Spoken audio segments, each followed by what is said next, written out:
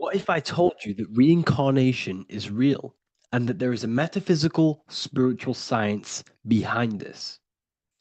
Most people leave this world just as lost when they entered it, that they carry their fears, attachments, and addictions with them, only to be born again, trapped in the same cycle, repeating the patterns of lifetime after lifetime.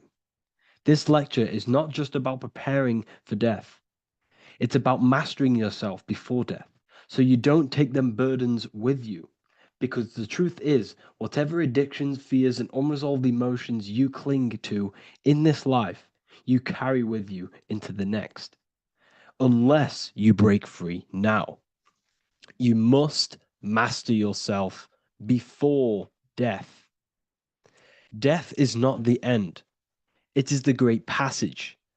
But how we transition depends on our mastery of the self. This was symbolized by the Ouroboros, the snake biting its tail. Every ending is a new beginning. It's an infinite cycle of consciousness. Now, your human body is basically an antenna tapped in to a stream of consciousness. Just like a radio is tapped into a specific frequency to play that radio. Your body is basically an antenna, a crystal picking up the consciousness of God. You are on an ever-ending journey, a journey of learning and expansion of the mind into new fields of thought. This was symbolized as the Ouroboros. When you die, it is a new beginning. It's a transitioning, not an ending. Everything is eternal in this universe as consciousness is formless and constantly transforms into new forms of life. Let's break down the word death. Death contains the word ether. Now, the ether can be found in the word heart or earth. Ether. Everything in this plane comes from the etheric plane. The etheric plane is the barrier between the physical plane and the spiritual plane, the astral plane. The astral plane is the screen that you have in your mind that allows you to imagine a red apple, for example. This is the imaginative plane where thought forms start to take form. Everything begins as a thought, then the thought form becomes an imagination, then energy, then physical. Everything in the physical plane is a shadow of thought, all objects manifested as thought. You came from the astral, you came from the stars. This is why we say reach for the stars, or this is why you say you are a star. Cis star, miss star, fraud star, stir is star. And when you become famous, you become a superstar and you gain a star on the Hollywood floor. You are a star. The ether. The ether is the infinite energy source which all things come out of and return back to. This is the cycle of life and death, summer and winter, day and night, sleep and awake. The ether is the infinite energy source which all things come from and will return back to. Okay, sorry about that little error. The ether is the boundless source of energy from which all things emerge, to which all things return to. We can see this in the cycle of the sun. The sun does this wave of creation. It rises and it falls. We have the day and the night. The daytime represents our conscious mind when we are alert. The nighttime represents our subconscious mind when we are inside the spiritual realms. The nighttime is spirit, the daytime is matter, spirit and matter. Awake and asleep, conscious and subconscious. We see this in the yearly cycle. Summer is life, winter is death. Spring is the morning, summer is midday, autumn is evening, winter is the night. Everything is a macro and a micro cycle of being born out of the ether and returning back from life and death. Life and death is manifested within the cycles of the sun and everything outside of you, as within, so without. This is why we say sleep is the cousin of death. The macrocosm is death, the microcosm is sleep. Every time you go to sleep, you are essentially it's a miniature death. You're entering into spirit and then returning back into matter in the morning. when the sun rises. Everything is a reflection of the macrocosm cycles. Preparation for death. The first thing we must do in order to prepare for death, for life after death, in order to stop being reincarnated in this cycle of materialism, in order to progress as a soul, because remember, you are a soul in a body. Just like the sun gives power and life to the earth, your soul gives power and life to your body. When you say I, you're referring to the soul. And your soul can be stuck underneath layers of false identifications. Who you believe yourself to be is merely a collection of subconscious programs running within your mind. Now that's very deep. That is very, very deep. Who you think you are is a part of your thinking mind. Your name, your job, your reputation, your family, your friends. These things are not you. They're all aspects of the thinking mind. What happens if you meditate and you turn off the mind? Then all these things do not exist. You're left with the pure soul, the pure awareness, the pure observation. If you turn off the thinking mind, you're no longer your body, you're no longer your reputation, you're no longer your friends, you're no longer your job and your labels. You are the soul. That's the true you, the observation of the mind, not the thinking mind. The ego is the echo.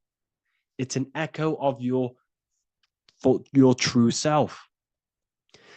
The ego is your mind's perception of itself shaped by experiences, trauma, emotions, and beliefs.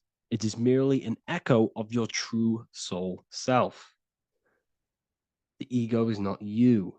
Your mind is not you. You are the soul. And this is the true self that we must express within our life and we must connect with before we die. Because when we die under the echo, under these false layers of the emotions, the traumas, the experiences, the addictions, the emotional attachments, when we die underneath all of this, when we don't know our true self, the soul is still hidden. The true you is hidden underneath these layers of false identification. We must remove these layers of false identifications. We must remove them. We must destroy the echo. Remember, the ego, you never had an ego when you were a child. When you were a child, you were pure. You didn't, you didn't show off things. When you were a child, you were pure. You expressed yourself freely with you didn't hide anything. You didn't hide any aspect of yourself. You didn't suppress any aspect of yourself to fit in as a child, as a baby.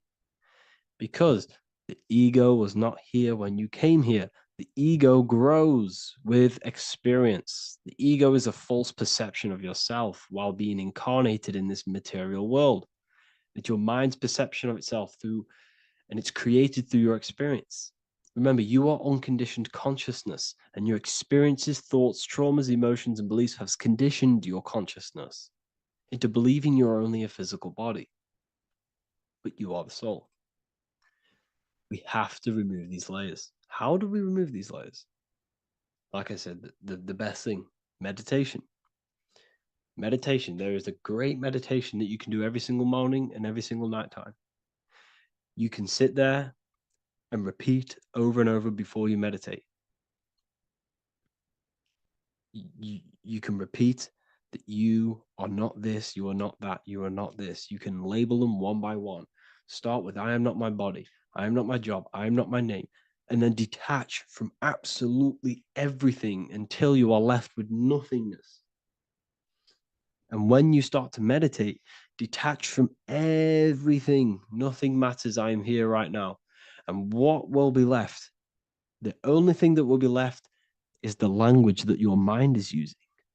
Now, this is very deep. Not many people will tell you this, but I've lingered in meditation many times. And I can tell you from experience, that the only thing left once you detach from everything is the language that your mind is attached to. So whether that's English, Italian, French. Once you detach the language of the mind that that little voice in your head's using, you're left with the soul. Once the mind is switched off, you're left with the soul, and you have detached from all of these external things. You're left with the soul. That's you. That's the power. That's the source of all creation, where everything you've ever done has come from.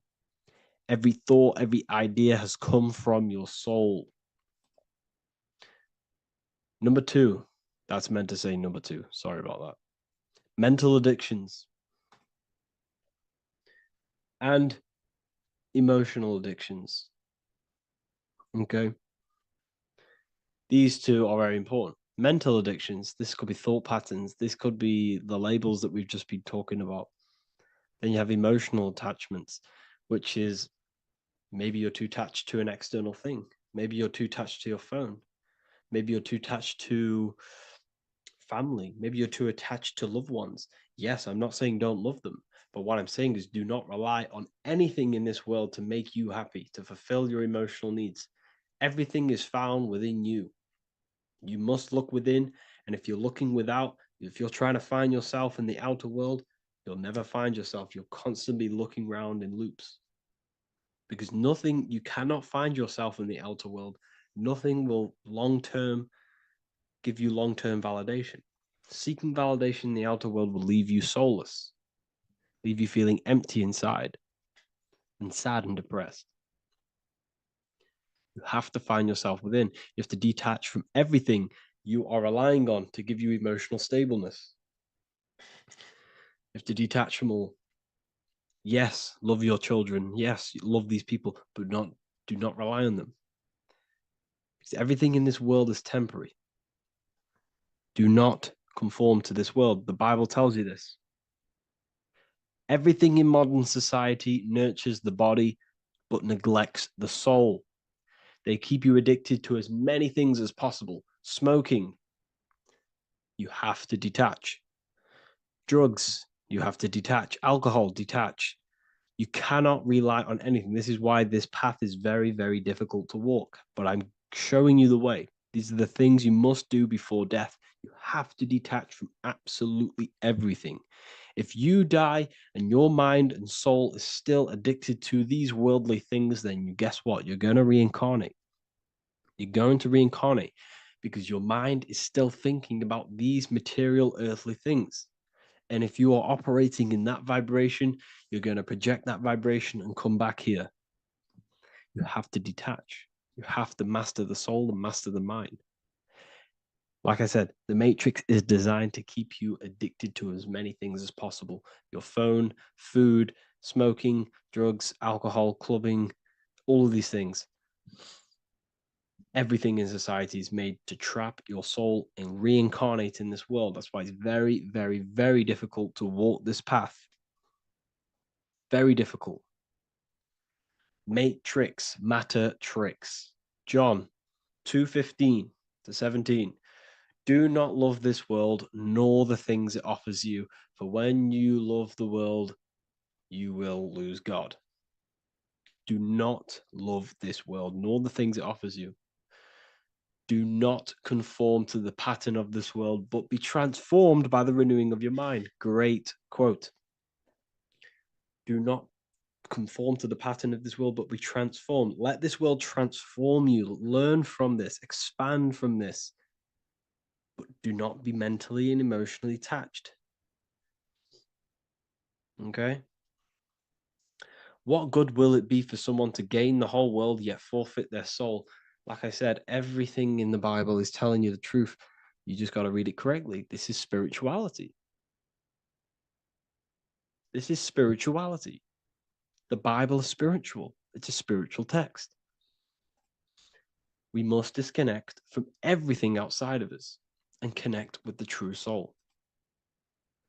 Here we have the Egyptians showing you the soul leaving the body. Here we have the soul here. Here we have the Masons showing you the soul coming out. The soul is real. You are the soul. And when you leave this physical plane, you will go into the astral plane. That's where you came from. You came from the astral. You came from the stars. You incarnated into this physical body. Your consciousness fell into this material form to experience limitation, to experience a 3D world. So in order to ascend properly before we die, we have to let go of all the attachments. Every addiction you have, write them down. And one by one, tackle them. Before you die, you have to, or else you will reincarnate. This is the teachings of Egyptians. This is the teachings of Masonry. All of these addictions contribute towards life after death. Everything must be controlled, and we must be attached to the soul. I'm not saying I'm perfect. I'm not saying I'm perfect, people. We're all not perfect. We're all under psychological operation by the government. We're all in a very difficult situation with this awakening. I'm simply pointing out what I know from my journey and what I've been learning through occultism and research and reading lots of books and many different things. I'm on this journey just as you are. Maybe I'm further. Maybe you're ahead of me. We don't know. But this is what I'm sharing with the world. This is what I'm sharing with my research. And this is what makes sense. It's common sense. Look at everything around you. Everything's made to feed the body, not the soul. So, my beautiful watchers and fans and supporters, I appreciate every single one of you, and I hope this video has supported your journey. If you're feeling lost in life, if you're searching for deeper answers, whether you're seeking clarity, looking to expand your studies, or ready for personalized mentoring, this is your chance to connect with me live and receive insights tailored just for you. Start your path to self-mastery and enlightenment inside the world's best esoteric school. Your journey starts now. Tap the link in the description if you want to join Ethereal University, or feel free to check out my books. I thank you all, and I really appreciate for 100,000 subscribers on YouTube. I love every single one of you. Make sure to drop a like, a comment, and subscribe to the channel if you're new. Let me know some ideas for, lectures, anything that you want to know. I can make lectures on them. Just drop it in the comments. I appreciate every single one of you. Take care.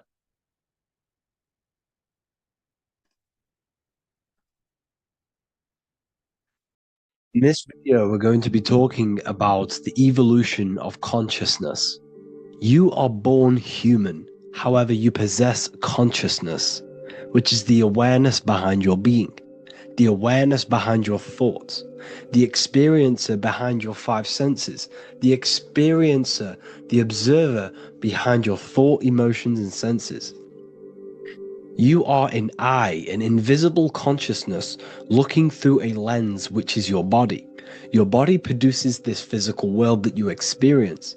Your brain produces this world. Your brain and body is a technological computer. However, you are an infinite, ever-expanding consciousness behind this physical body. And there is an evolution of consciousness, a cosmic journey of expansion. And this is why we see so much pyramid symbolism in the occult and esoteric world, and especially within Freemasonry. Because the pyramid represents climbing, an evolution, a raising state of consciousness, a journey. Steps symbolize a journey upwards. This is the raising and the evolution of consciousness, our inner world. The transmutation of our inner selves, of our souls and consciousness and our minds. So when we see this pyramid, we're seeing a evolution, a way up to source consciousness. And the eye in the pyramid represents your source consciousness. It represents illumination. It represents divine guidance through this evolution of consciousness. This is why we see the ladder Consciousness is ever expanding on an infinite journey of evolution. Each individual is a part of this cosmic process, contributing towards the ongoing expansion of both mind and awareness. As we evolve, we collectively explore deeper levels of existence, expanding the boundaries of thought and consciousness. The mind has the ability to expand infinitely into new realms of thought, into new dimensions of mind. The mind cannot be filled up. It is not a physical substance. The body can be filled up because it is a physical thing, but you cannot fill the mind. Therefore, the mind is constantly expanding, ever expanding into new fields of thought. So what we see in Freemasonry, the ladder, is again a journey, an elevation of consciousness. When we are born with an infant consciousness, and as we gain older, we gain an adult consciousness. Our inner world, our inner mind, and our emotional intellect changes and evolves. We are significantly different from when we were very young as an infant. It's because our consciousness evolutes, it changes, it alters like water. So, just like this evolution of your own consciousness as growing up, there is consciousness of beings existing in cycles beyond our own. And their consciousness is unimaginably different from ours. They operate on a higher level of understanding and knowing, experiencing reality in ways that transcend our current comprehension. Our minds right now cannot comprehend the highest states of consciousness. There are entities, there are beings beyond our own, existing in higher dimensions of consciousness that we cannot comprehend because they have expanded. They are on a further way up the ladder of consciousness. However, we are all on the same journey. None of us can take the same journey. There is one ultimate goal, reaching source consciousness. However, this is always ever expanding. However, we are all on a different journey. There is one truth, one source, one goal. However, there are billions in different ways of reaching it, and we are all on these different paths to source consciousness, to this ladder, this evolution of universal evolution. Okay?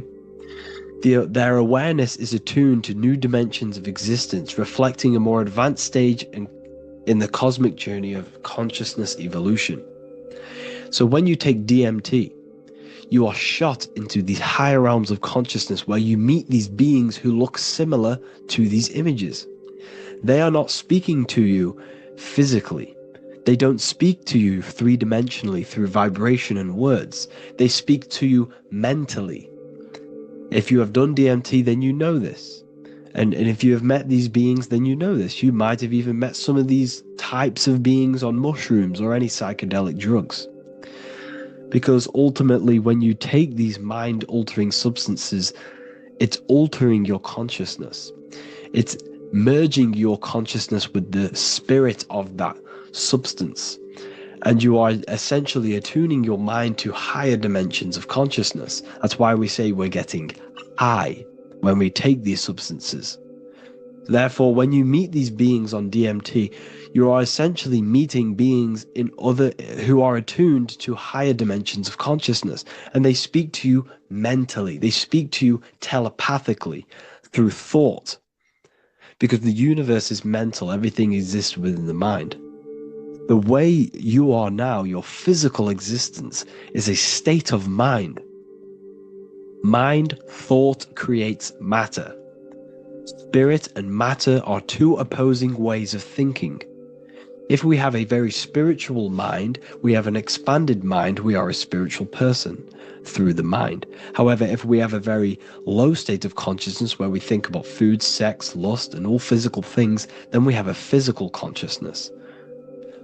Matter and spirit are two opposing forces, two ways of thinking. The mind attunes itself to different levels of understanding in different dimensions. So, essentially, this is what we're looking at. The body is a vessel for the fluidic, formless consciousness, a temple that houses the essence of our awareness. While the five senses are limited to perceiving only the physical plane, the mind transcends these limitations, capable of perceiving the full scope of reality. It is through the mind that we access deeper truths beyond the material, tapping into boundless nature of existence. Physical existence is a thin band, a thin layer of reality. It's like 0.001% of reality. And your five senses are only tuned into this layer of reality. But the five senses are, by design, only allowed to perceive physicality.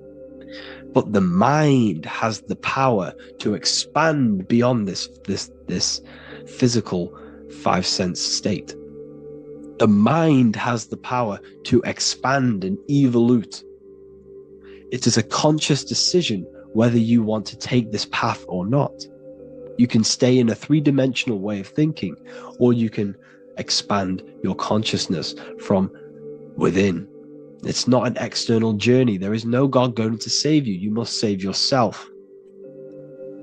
Therefore, behind every single one of these eyes is the same source consciousness. However, we are all different cells in a different journey. The organs in your body, the cells in your body are all alive. They all possess same consciousness, universal consciousness. However, we are all on a different journey of evolution. As above, so below. As the baby is in the mother's womb, when the baby becomes conscious, there is a world outside of its mother. What does it do? It presses and seeks a way out to be born in the other world outside of its mother. It is the same with your consciousness, your mind. When your mind becomes aware that there is realities beyond the immediate surroundings, it seeks a way out. And this is exactly what I'm doing to you now. I am now expanding your mind and telling you there is other ways of reality. There is other dimensions of consciousness which you can access through inner transmutation, through different ways of thinking, spiritualism, and meditating and connecting with yourself and detaching from external things. We can upgrade our consciousness. Your body is a womb. Why Jesus says you must be born again to see the kingdom of God, because you are born physically and then you must be born again spiritually, awakening your inner consciousness. So like I said, as the baby is in the womb, it's the same principle. As above, so below. You were a baby, you were in your mother's womb, and you figured out there is a world outside of your mother, so you seek to weigh out your mother to be born in another world. It's the same now. You must do this now. This is your spiritual evolution. This is the evolution of consciousness. It's ever expanding. When you die, this is a transition. You must learn to not fear death.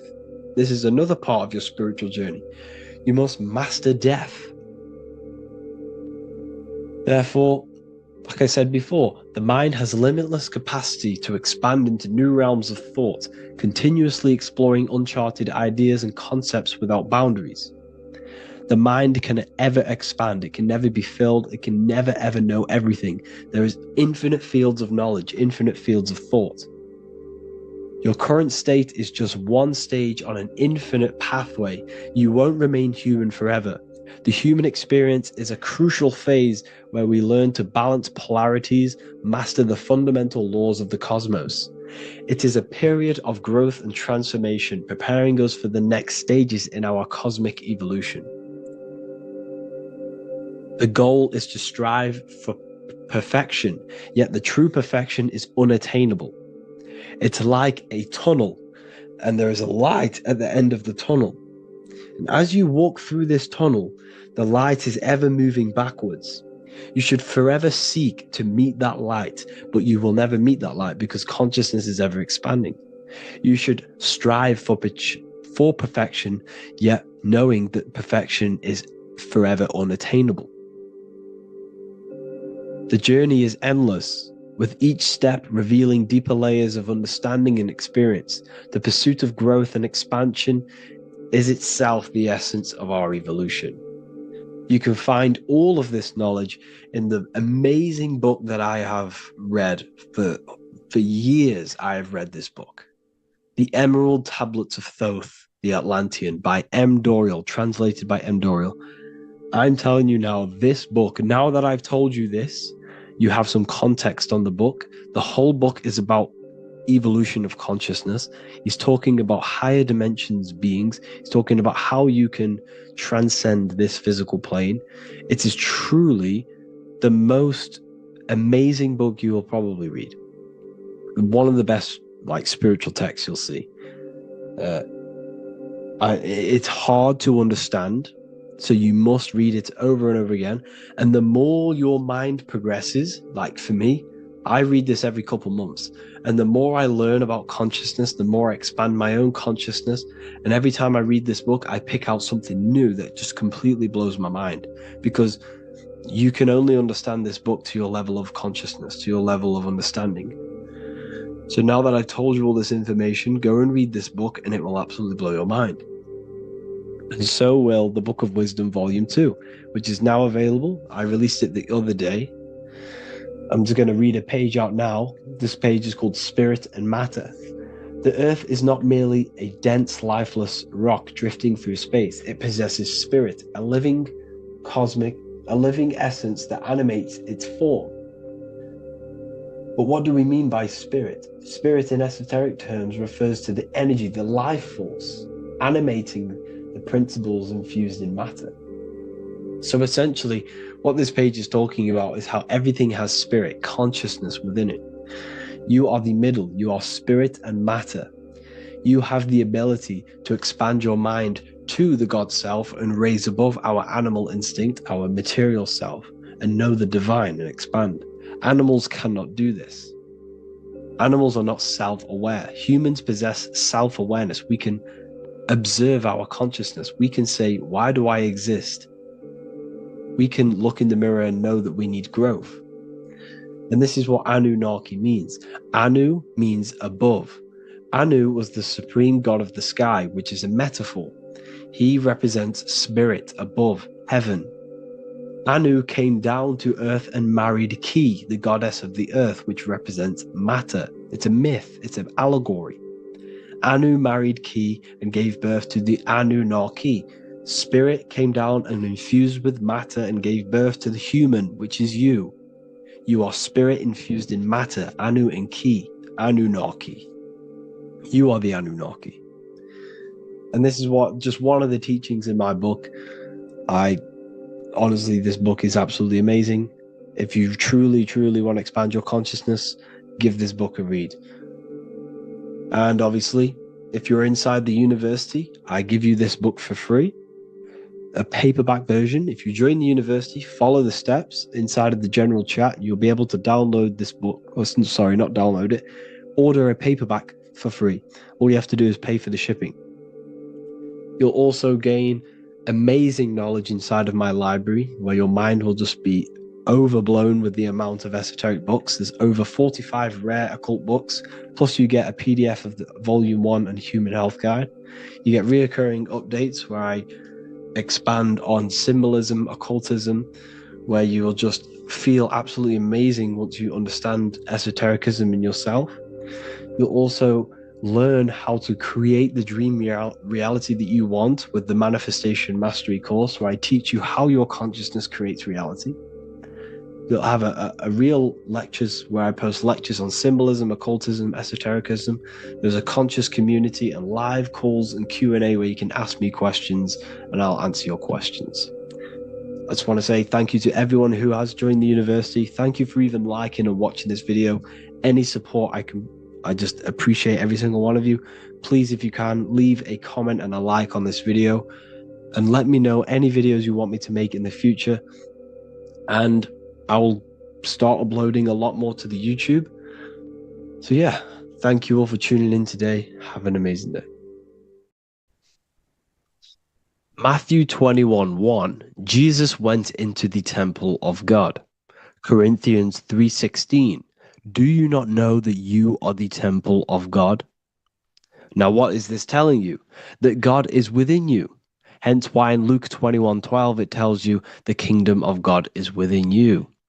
And the side of your head region is called a temple for a reason. Because the brain encapsulates the mind. The brain is a physical manifestation of the mind. The heart is a physical manifestation of emotion.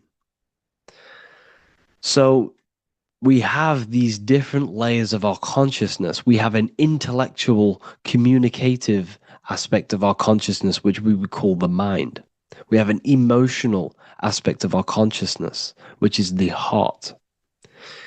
And to communicate with the divine, it's all to do with the mind. Hence why the ancients always symbolize the mind being God.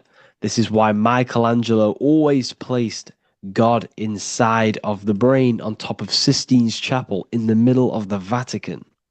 He understood that God is in the brain. God is within you, not outside of you.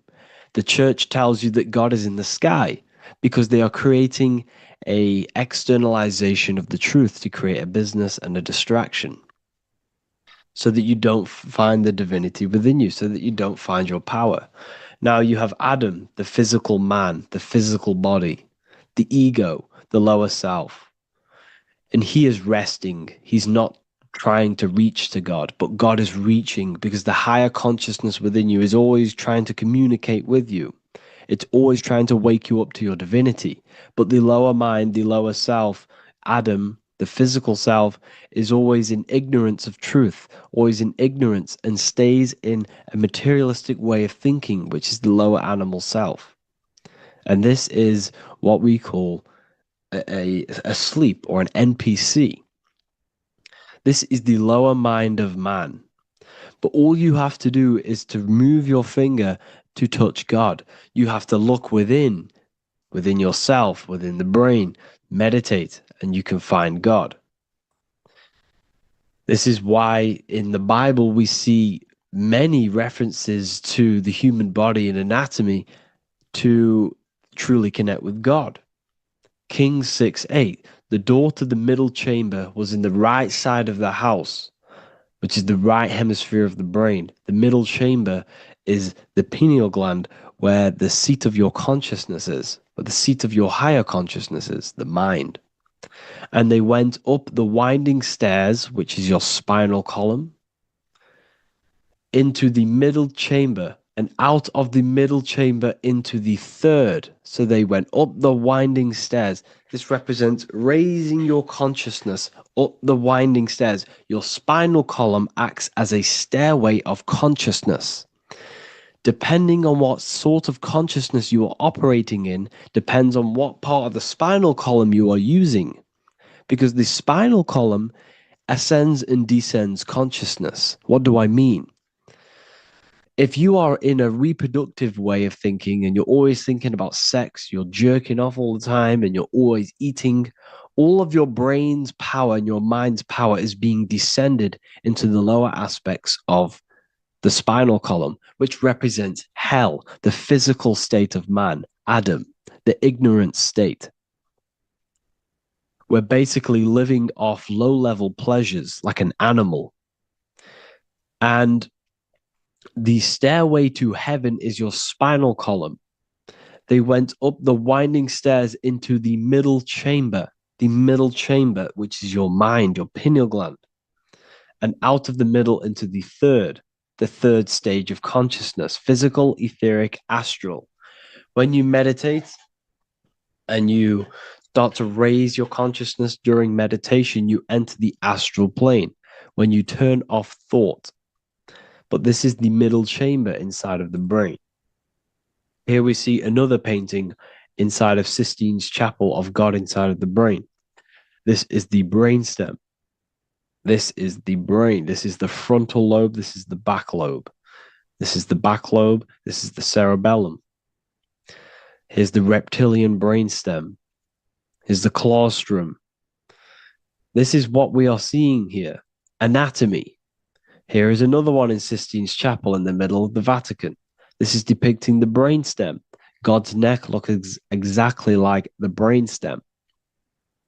Here we see a real brain compared to God's neck, because the neck is just below the brainstem. And this is what they are symbolizing, because they knew that God is within you. God is a part of the human body. God is inside of the body, because the body is a vessel for consciousness, for universal consciousness. Inside of you, inside of me, is the same spark of consciousness. And this same consciousness is spread out into every living essence, because everything comes from the one source, the one God, the one consciousness. Matthew 6:22-23. The light of the body is the eye. If therefore thine eye be single, thy whole body shall be full of light. Practicing the single eye. What is this? This is meditation. This is entering within yourself. So the Bible's telling you to practice the single eye.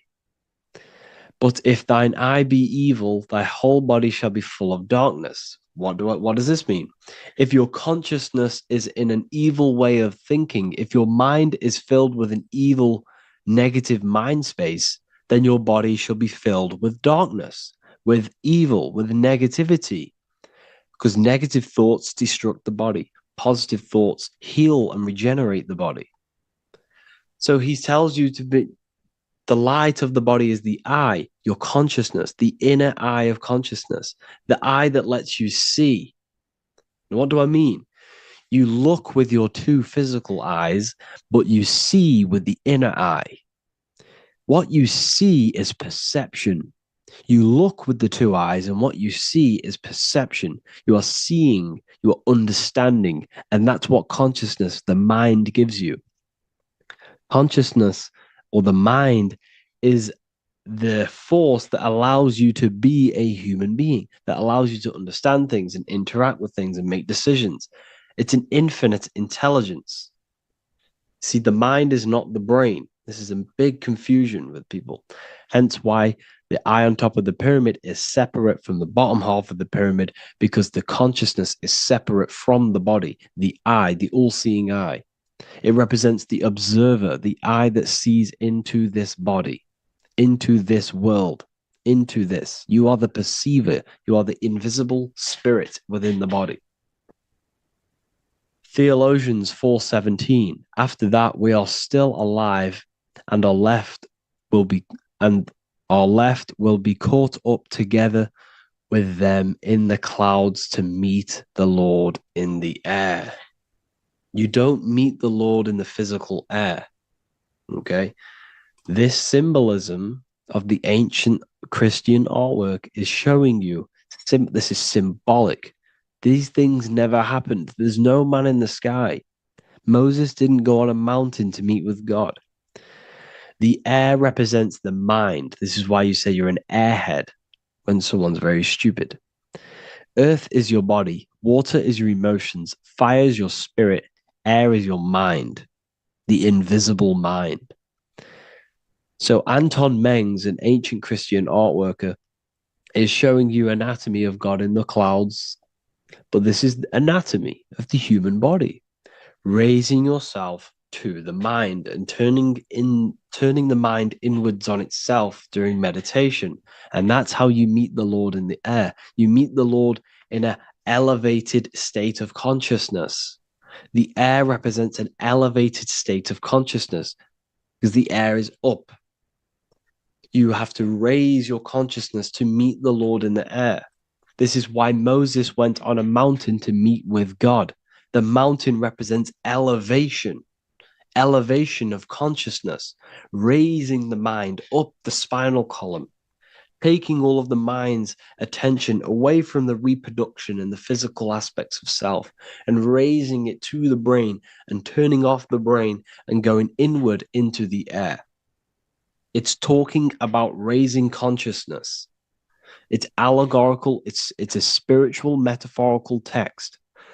The side of your head's called a temple because inside that where that temple is, right in the middle of where you call the temple, is the inner chamber, the open room, the holies of holies in the Bible, or the land flowing with milk and honey, or Mount Zion. There's so many different names for the brain, or the upper room where Jesus meets his 12 disciples, the 12 cranial nerves in your brain. This is the temple of God. Your body is a temple of consciousness. It encapsulates the consciousness. It encapsulates the mind and soul.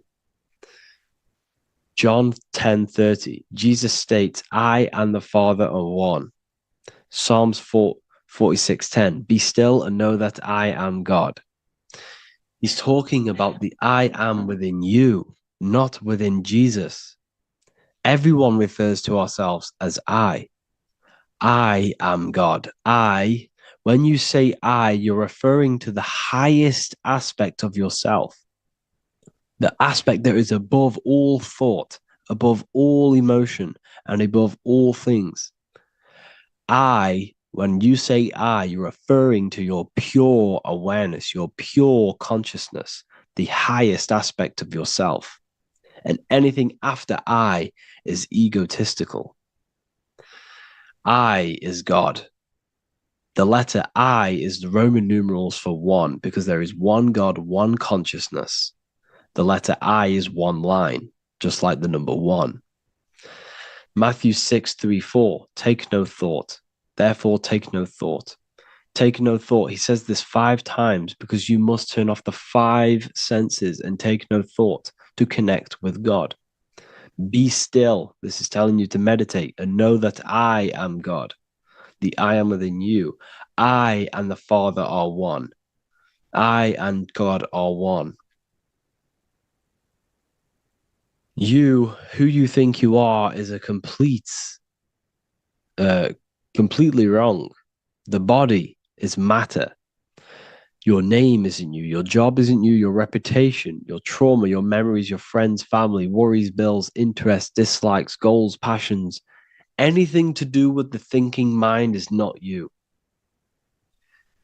Who you think you are is a part of your thinking aspect of consciousness. But once you remove thought, you are no longer your name. You are no longer your body. You're no longer your reputation. You are the I. You are pure awareness, pure consciousness. Pure consciousness. And this pure consciousness has latched on to this name, this job, the body, and your traumas. Your pure consciousness has attached itself to this character who you're playing in the physical world. And this is essentially who you think you are, but you are not. You are the I, you are the self, you are pure awareness.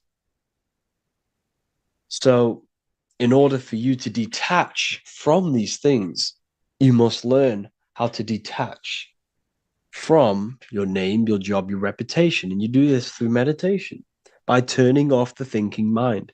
Turning off the thinking mind allows other aspects of your consciousness to open up. What do I mean? Your whole life you've been thinking, and all of these thoughts has attached you to this physical body. You haven't allowed your consciousness to open up. And you can only do this by taking no thought. That's why Jesus tells you, take no thought. When you turn off the thinking mind, other aspects of your consciousness starts to open up. Other aspects of your being can open up. And this is how you astral project. This is how you do all these mystical things and things to do with consciousness. It's taking no thought. Imagination, emotions, thought, and memory are all to do with consciousness. These things are not physical. You can't touch thought. You can't touch emotions. You can't touch these things because they are not a physical thing. So you must turn off these things for other aspects of your consciousness to open up. Okay? So essentially, the Bible is a metaphorical, astrological, numerological, metaphysical, spiritual, encoded text that talks about human anatomy, spirituality, and the true nature of the human experience. Everything they would teach you in school is to make you think that you are this body. Everything they teach you in church is the externalization of the true teachings of Jesus. Jesus was telling you to meditate. Jesus was telling you to practice the single eye. Jesus was telling you to look within yourself and find God. He wasn't telling you to pray to him. Mark 16:19, he was taken up to heaven and sat at the right hand of God, the right hemisphere of your brain. John 21:6, cast the net onto the right hand side of the boat and ye shall find fish. Fish is understanding. The boat is your body, your brain. Cast your awareness into the right side of your brain and you will find understanding, because the right side of your brain is all to do with the creative aspect and the intuition and the spiritual sides of your consciousness. This is why God is here. This is why Michelangelo depicted God in the right hemisphere of your brain, because this is all human anatomy. And I speak about all of this in the brand new Book of Wisdom, Volume 2, which is now available. The start of the revolution has begun. This book is truly going to change the way people see the world. It's got so many more topics than the last one. It's truly a revolution. It's written in so much detail. It's very practical. I cannot wait to share this one with you. I just want to say thank you for the opportunity for me to create this book, because without you, I couldn't have created this. And I just love sharing my work with you. And I thank every single one of you for the support, the watch, like the views and the likes, everything, especially the people who have joined the university and stuff like that. And for people who have joined the university, you do get a free Book of Wisdom paperback if you just go to the general chat and follow the description, follow what the instructions that I gave you in the chat, and you'll be able to order a free Book of Wisdom if you are inside of the university. Plus, you get all of my other books, 2 books, and over 45 occult books on occult and esoteric things. You get lectures, live calls, a community, a manifestation mastery course, and a whole library and reoccurring updates every month, every week. So yeah, I hope you all enjoyed this video. Thank you all. Please leave a comment to help the algorithm, and leave a comment on what videos I should make. And yeah, I'll get to uploading on the YouTube a lot more now. The second book is now released. I have a lot more time on my hands. No longer using my energy to create the book. I'm now going to redirect this mental energy into the YouTube. So there will be a lot more content coming. So I need some content ideas. So feel free to comment some ideas, some YouTube videos that I can create. Thank you all, people. Have an amazing day. Welcome to Revival of Wisdom. Welcome people, we're back with another video, and this video is about Freemasonry and their connection to the Illuminati. Please, as always, to make sure to hit that like and the subscribe button and turn on the notifications to never miss a video. On May the 1st, 1776, the founder of the Illuminati, Adam Weishaupt, founded this secret organization, and this date can be found in Roman numerals underneath the all-seeing eye pyramid on the $1 bill.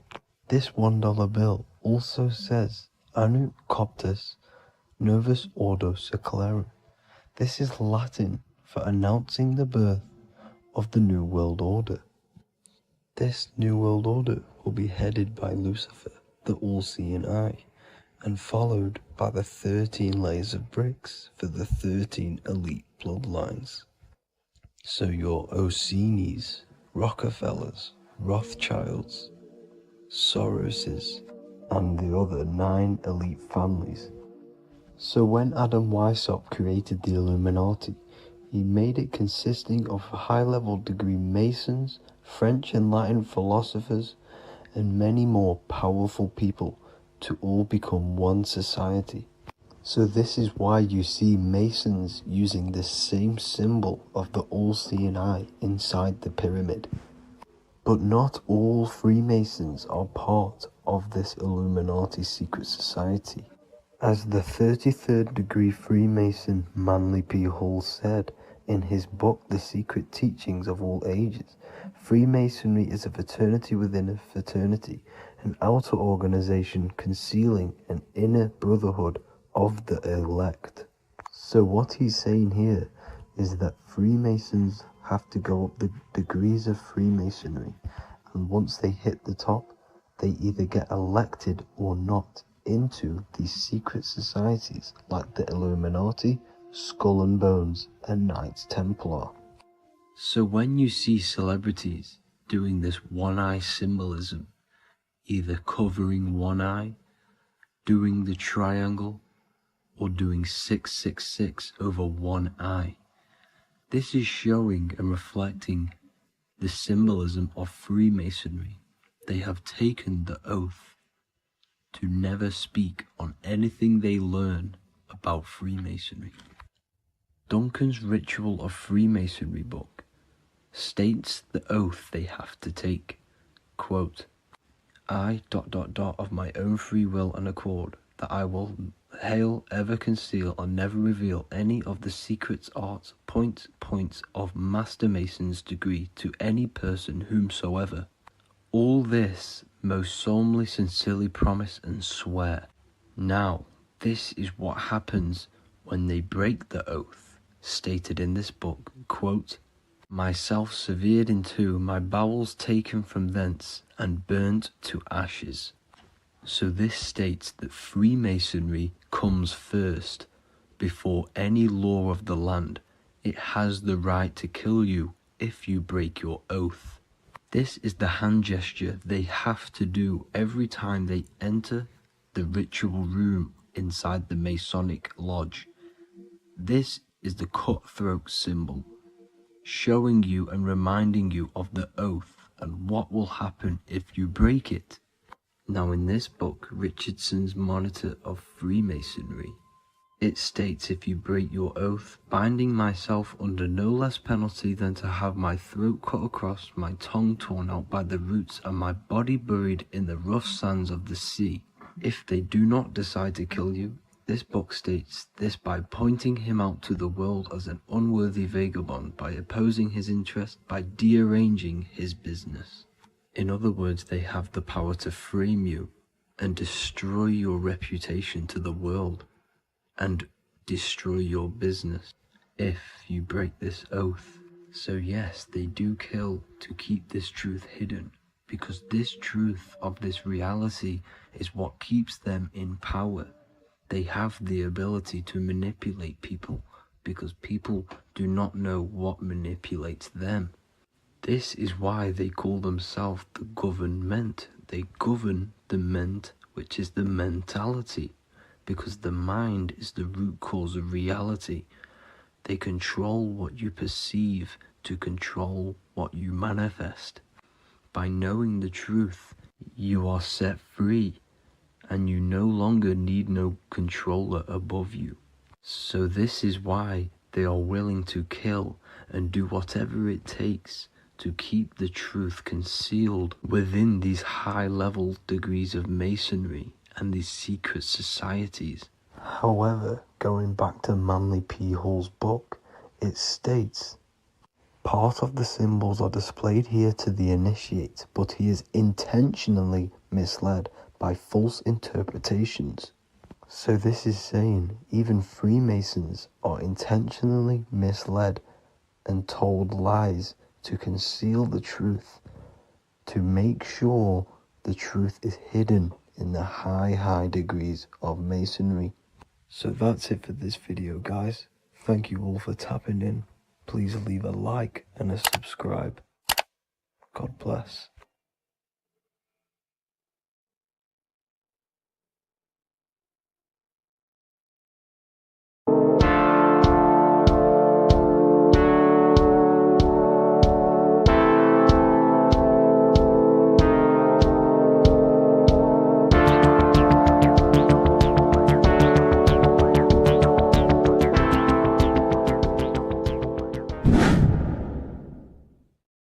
What is good, people? It's Revival of Wisdom. I hope you're all doing well. of this video is how to raise your holy oil or your kundalini. Let's get straight into this. So this is a monthly cycle. Every month, when the moon is in your zodiac sign, this oil is released. Now, the moon is in control of monthly cycles. For women, it's the menstrual cycle, and as well, this holy oil cycle. The moon changes sign every 2.5 days and passes through the zodiac signs in 27 days. So the moon tells the day, the sun tells the time, the stars tell the month. This reality is a massive clock, if you like to say. It's a cycle. Okay.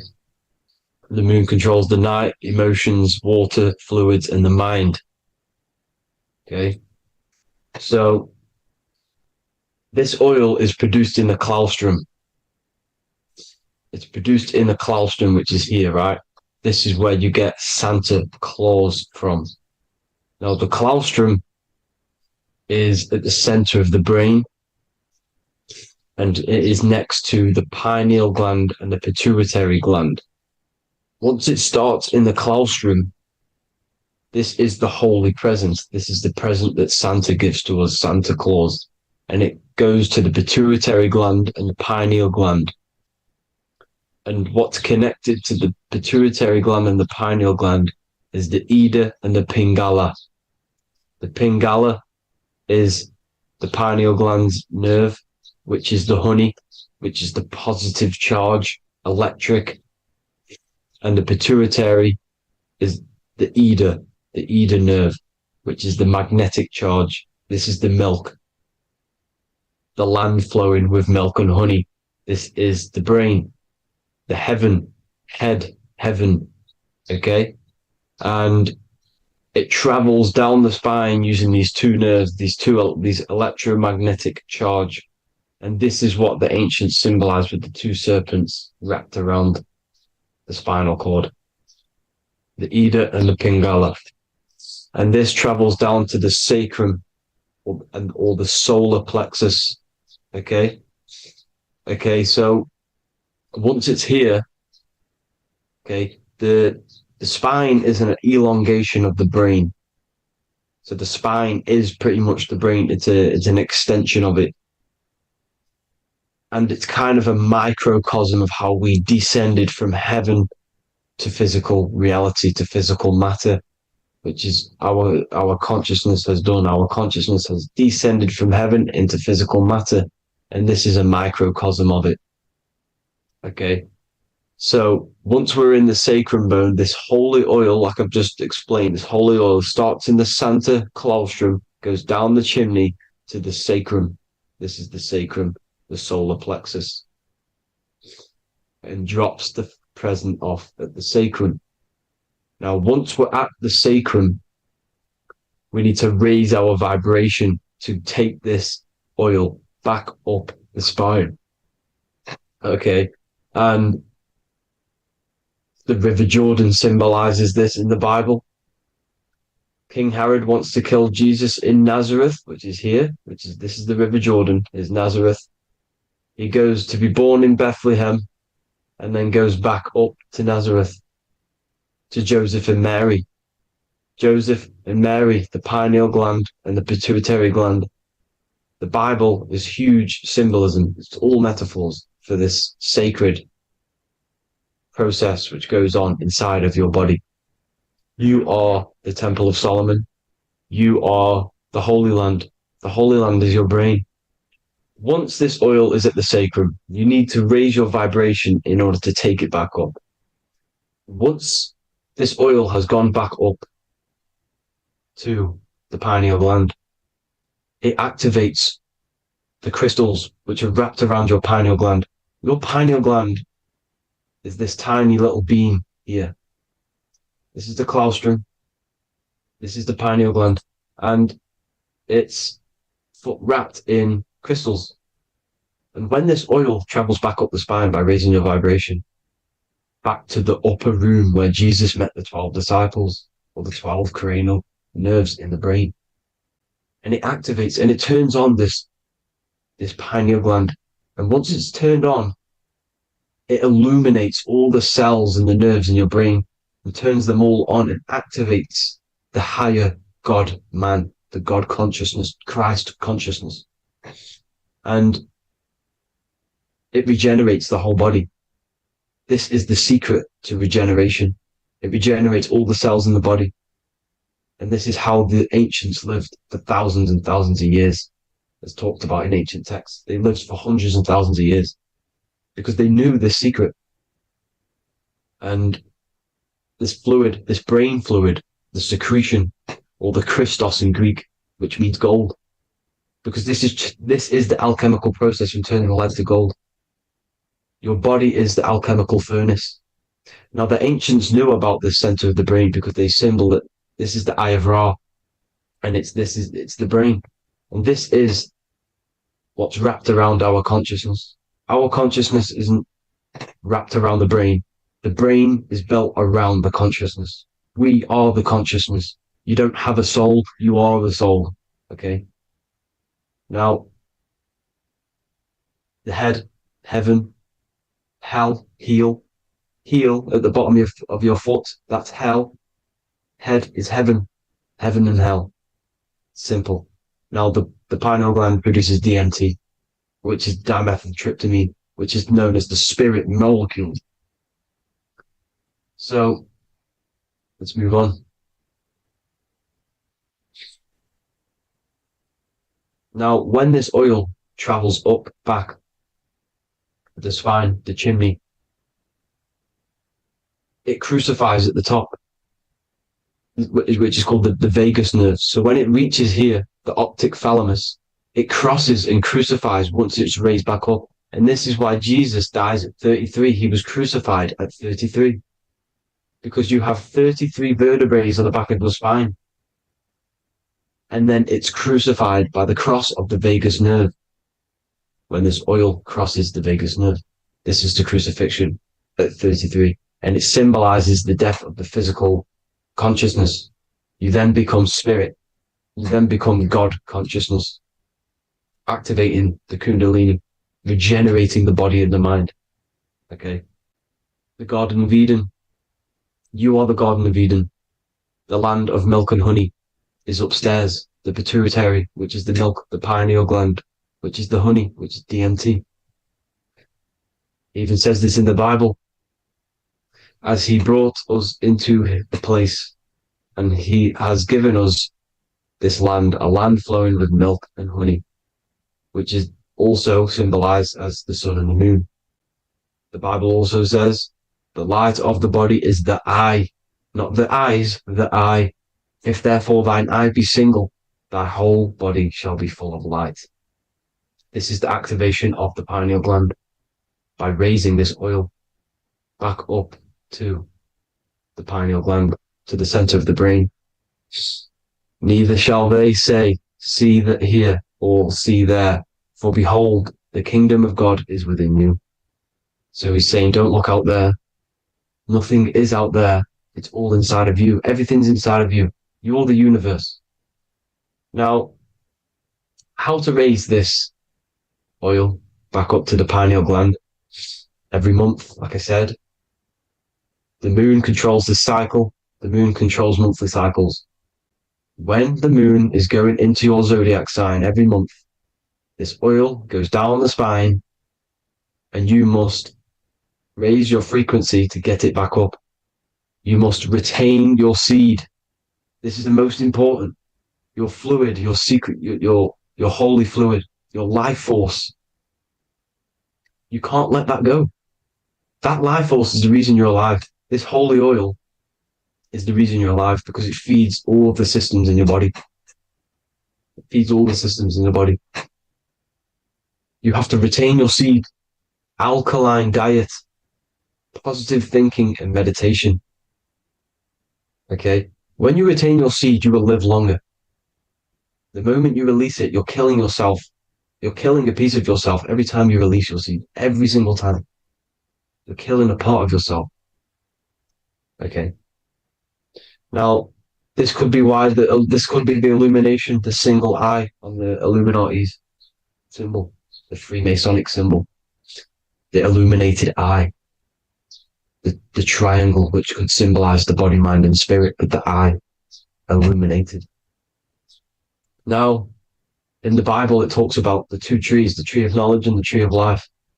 The tree of knowledge is the tree of good and evil, which is the most important system in your body, which is the nervous system. The nervous system, the most important. The tree of good and evil, and the tree of life, which is the cardiovascular system. Now, this oil, when it's released every month, feeds these two systems, and these two systems feed everything. Now, it's important you understand that. Okay? The ancients knew all of this knowledge. The Bible's telling you this knowledge, but it's in a metaphorical way. You have to understand the context behind it so you can read it properly. Now, eating of the tree of life, which is when it talks about in the Bible, eating from the tree of life is actually symbolizing a bad diet, ejaculation, because you're eating from these two systems. You're killing yourself with a bad diet. You're killing yourself with an ejaculation. Okay? So that's important to understand. Now, this is Jacob's ladder in the Freemasons. Jacob's ladder, which is the spinal cord, it's the stairway to heaven. And this is Jack and the Beanstalk when he goes up the beanstalk and finds the golden egg in the grey clouds. The grey clouds symbolize the grey matter in your brain. Now, the Garden of Eden talks about the 4 different rivers in Garden of Eden. As we see here, the North Pole map, the ancient North Pole map, because the center of the earth is the center of the torus field. Everything's the torus field. Atoms are torus fields. Everything's torus fields. You are the universe. Everything is within you. The North Pole is your spinal cord. This is why they say Santa Claustrum comes from the North Pole. This is the North Pole. And the Santa Claustrum is the center of your brain. Now, there's 4 rivers which come from the Garden of Eden. There's the blood, the Christ oil, which is the oil we're talking about, urine, and saliva. These are the 4 sacred oil, 4 sacred fluids in your body. And these are constantly abused in today's society. Also, these secret societies are targeting these fluids. Okay? This is why porn is free. They sexualize society through Disney. Go and look at some of the Disney movies. There's so many subliminal messages which sexualize these children because they want you sexualized. So you release your seed, which is one of the holy fluids in your body, especially your semen, your sexual energy.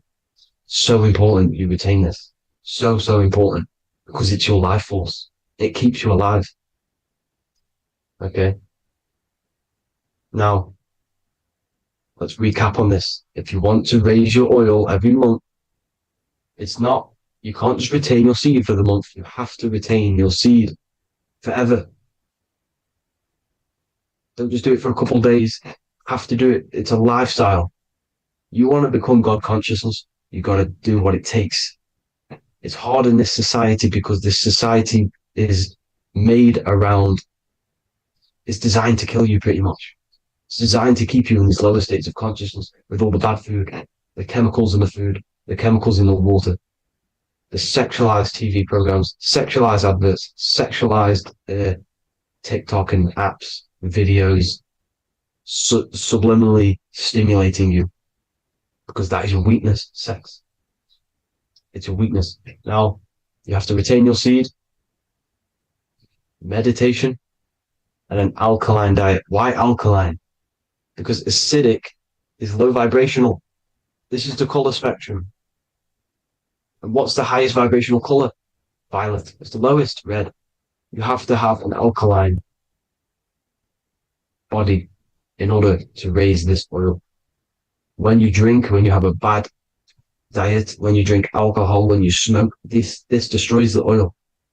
It destroys the oil in your sacrum and it can't be raised again, can't be raised up. This is why it's so important. Without that oil, you don't live. That oil makes you live. It feeds everything in your body. It's crazy how we're not taught this. It's insane. But that is how you raise the oil, people. I hope you all gain some knowledge out of this video. And I hope this assists you on your journey, your spiritual journey. And please like and share this video. We need this knowledge out to the public to wake up humanity. Thank you all, people. God bless.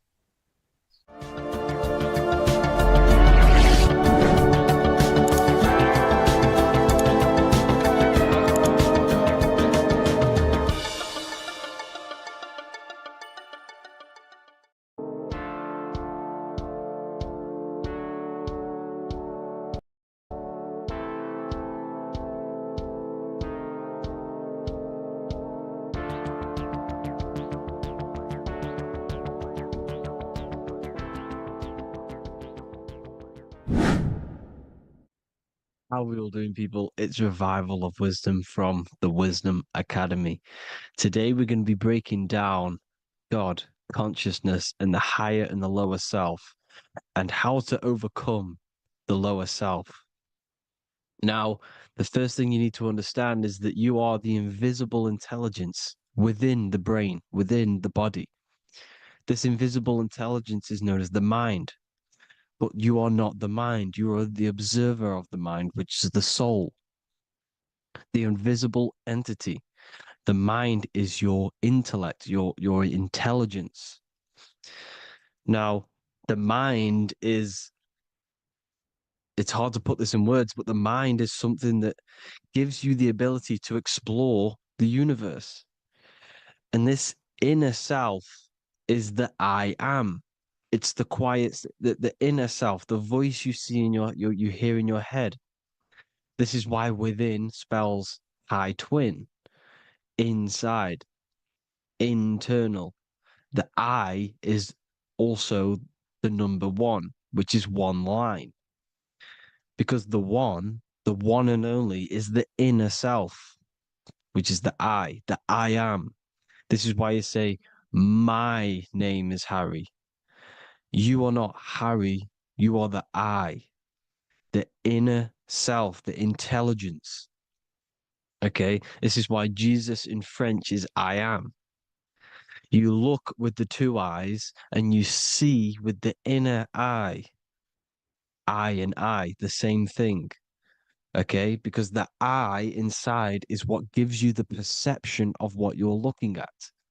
So when someone's trying to explain something and then you catch on saying, I see now, it's because you're seeing with your inner eye, the one that gives you perception, gives you intelligence, gives you the the ability to understand things.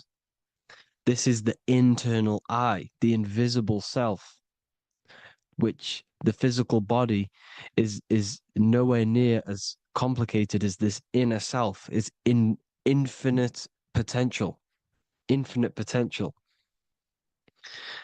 God, God, generator, operator, destroyer, soul, mind, and body. Brahma, Vishnu, Shiva, the Father, the Holy Spirit, and the Son. They're all the reason why you see God is always a triad is because it represents yourself. Your invisible intelligence is God. Me and you are the same invisible intelligence. We are the invisible intelligence experiencing the program being ran by the central nervous system and the brain. I always say this in my videos, but I have to, in order for you to understand the things that I'm going to say later on in the video, you need to understand this concept, is that you are the consciousness experiencing the nervous system, the tree of knowledge of good and evil, which is you here. You would be in this invisible intelligence right here in the center of the brain. Now, this is why the ancient Christians show God is in the brain. This is the brain stem. This is the brain. This is also the brain stem and the brain. The brain stem and the brain. It's all depictions of the brain because the brain's the computer, the electromagnetic computer, which decodes the demands created by the invisible intelligence, the I, the inner self, you, your true self. The person moving, if you observe what someone moving, this is going to sound, but if you observe someone walking, it's not the body. The body is moving, but the thing telling it to move is the invisible intelligence. Before you kick a football, a decision is made within your invisible intelligence, your mind. And this consciousness, this invisible intelligence, is either stuck between the lower self and the higher self. Okay? When the invisible intelligence, meaning the true self, identifies itself with the physical body, it will trap its mind within physicality. This consciousness that we have is either operating in the lower self or the higher self. It's either feeding the material body or it's feeding the spirit. Okay? But because we are physical and spiritual, we need to be even. We don't want to be meditating all day long because we do have a physical body as well whilst we are here. We are playing a game in physical matter. Okay? Now, the reason that you incarnated here is to learn a lesson because the mind can manifest anything it wants within the astral planes, within the world of imagination. It can manifest anything it likes, but it incarnates into matter, into this game, so we can understand labor, because anything in matter, you have to labor to manifest. But in the astral, you can manifest at the click of a finger. You come here to learn the knowledge of good and evil. And your consciousness, I came out a bit off topic there, but your consciousness is experiencing the lower or higher self. The lower self is manifested in the lower parts of the body. Sex, food, and power, the lower three energy centers. These centers are like mini brains. You are literally thinking with these centers. And when your mind is stuck within these lower centers, you'll think, have you ever heard the term of thinking with your penis or thinking with your, you know what, as a man? Even females maybe, but mainly this is a boy saying, you're thinking with your penis. This is a truth. It's truth in plain sight. You think with these energy centers. When you're living off the lower three centers, all you care about is sex, food, and power. Eating, sleeping, and greed. Power's kind of like greed. Now, when we move up to the higher parts of the body, when we live our life within the higher parts of the body, this is considered heaven. Love, expression, intuition, and wisdom. This is what we need to be aiming to do, moving out of the lower half of the body and living our life within the higher self, the higher parts of the body, thinking with the higher energy centers, thinking with love, expression, intuition, and wisdom, spreading love, expression, intuition, and wisdom to others. Heaven is even. This is why Jesus is pointing at the heart chakra, always pointing at the heart. Earth rearranged his heart because in earth you're manifested as a physical being. You're in the heart, good and bad. You need to be balanced between the good and bad. Because love can be a demon too. That's a whole nother video, but love can be a demon. Now, the seven chakras are known as the seven seals in the Bible. When the Lamb opened the seventh seal, there was silence in the heaven for about half an hour. This is a verse from the Bible. The Lamb is Aries, which is the higher brain, the cerebrum, Ram, Aries. Because when the Ram opens the seven seals, you enter the kingdom of heaven. Because these chakras seal your invisible intelligence. They seal your true self. You are behind these seven seals, your true invisible self, your true consciousness. Because behind these seven seals, you do not think about anything materialistic. Your intelligence is not material. It's not physical. It's not from the physical world. It does not desire the physical world. The body is the beast. The body's the animal, the lower self, which can corrupt our intelligence. It can corrupt the intelligence. Okay? Now, we need to balance these chakras so that we gain a deeper connection between this intelligence and the brain. Because when there's a strong connection between the brain and the intelligence, your body and the intelligence, you have a strong connection. Therefore, you can manifest what the intelligence is saying at all times. Meaning, when, for example, your higher self, this is intelligence, the higher intelligence is always speaking to you. It's always guiding you. It's always telling you the right thing to do. You can feel it when you're doing something wrong. You can feel that you're doing something wrong because this higher self, this intelligence knows what it needs to do here. And when there's no connection between the body and our intelligence, our true self, when we strip away, when you close your eyes for long periods of time, you will figure out you are this invisible, infinite, creative being. There's no words that I can't describe what it is, but it's the voice inside of your head that you can feel when you close your eyes. You are this being inside of the heaven, because this is heaven, this intelligence. And when there's a strong connection between the body, you can manifest everything it's saying. When everything is balanced, when you're no longer thinking with the lower centers, when they're all balanced, you're not thinking in particular with every center, you balance them all, you can manifest everything it says. Your body will act out what the intelligence is always saying. This is God in the brain, the intelligence, trying to touch Adam, representing the lower self. This is why they're not touching. Notice how Adam is resting, but the intelligence is always reaching out, stretching, symbolizing metaphorically saying it's guiding. I'm always reaching out. The intelligence, your intelligence is always guiding you. It's always reaching out to you. But Adam is ignorant of it. The lower self is ignorant of it.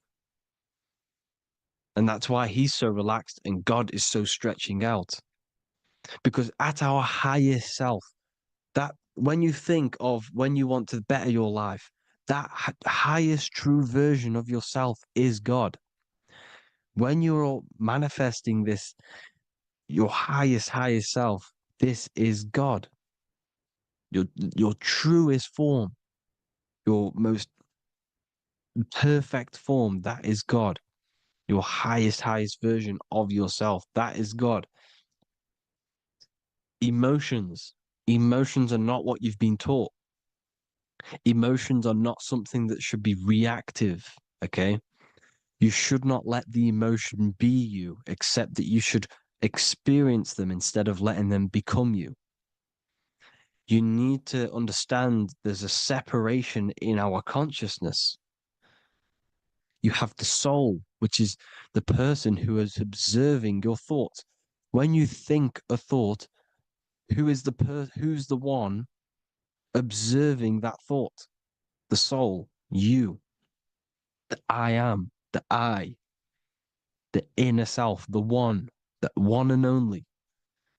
And inside of every single body, inside of me, inside of you watching this video, there is this same intelligence that is inside of me, inside of you. And it's the exact same intelligence, experiencing a different body. And this is what we mean by the universe is mental. We are all sharing the same ball of consciousness in a different body. The animals, the fish, the cells, all expressing this one consciousness. Me and you are the same. This is why the golden rule is treat others like others should be treated, because I am you and you are me in a different body. Now, going back, you need to identify that there's different levels of consciousness: soul, mind, emotion, and body. Okay? Your emotions are on a separate layer than the body, the mind, and the soul. So when you identify there's a difference between all of these, you do not let them become you. You do not let your mind rule you, because your mind can be corrupted. Your soul is the one that is pure good, pure love, but your mind can be corrupted. Okay? Your emotions can be corrupted. The body can be corrupted, but the soul can never be corrupted, only layered on top.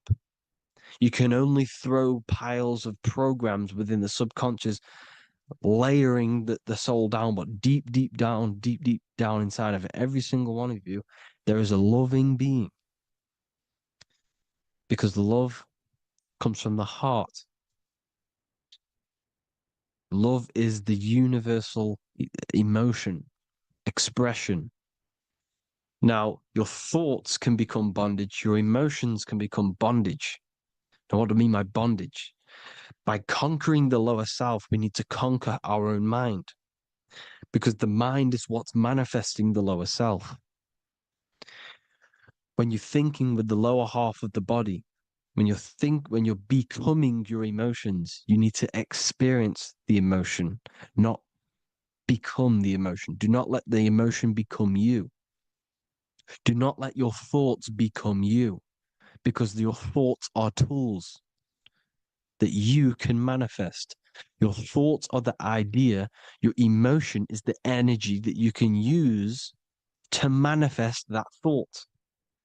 Your emotion is energy in motion, emotion. You use emotion to manifest, to feel as if you already have the thought. Therefore, you become that vibration.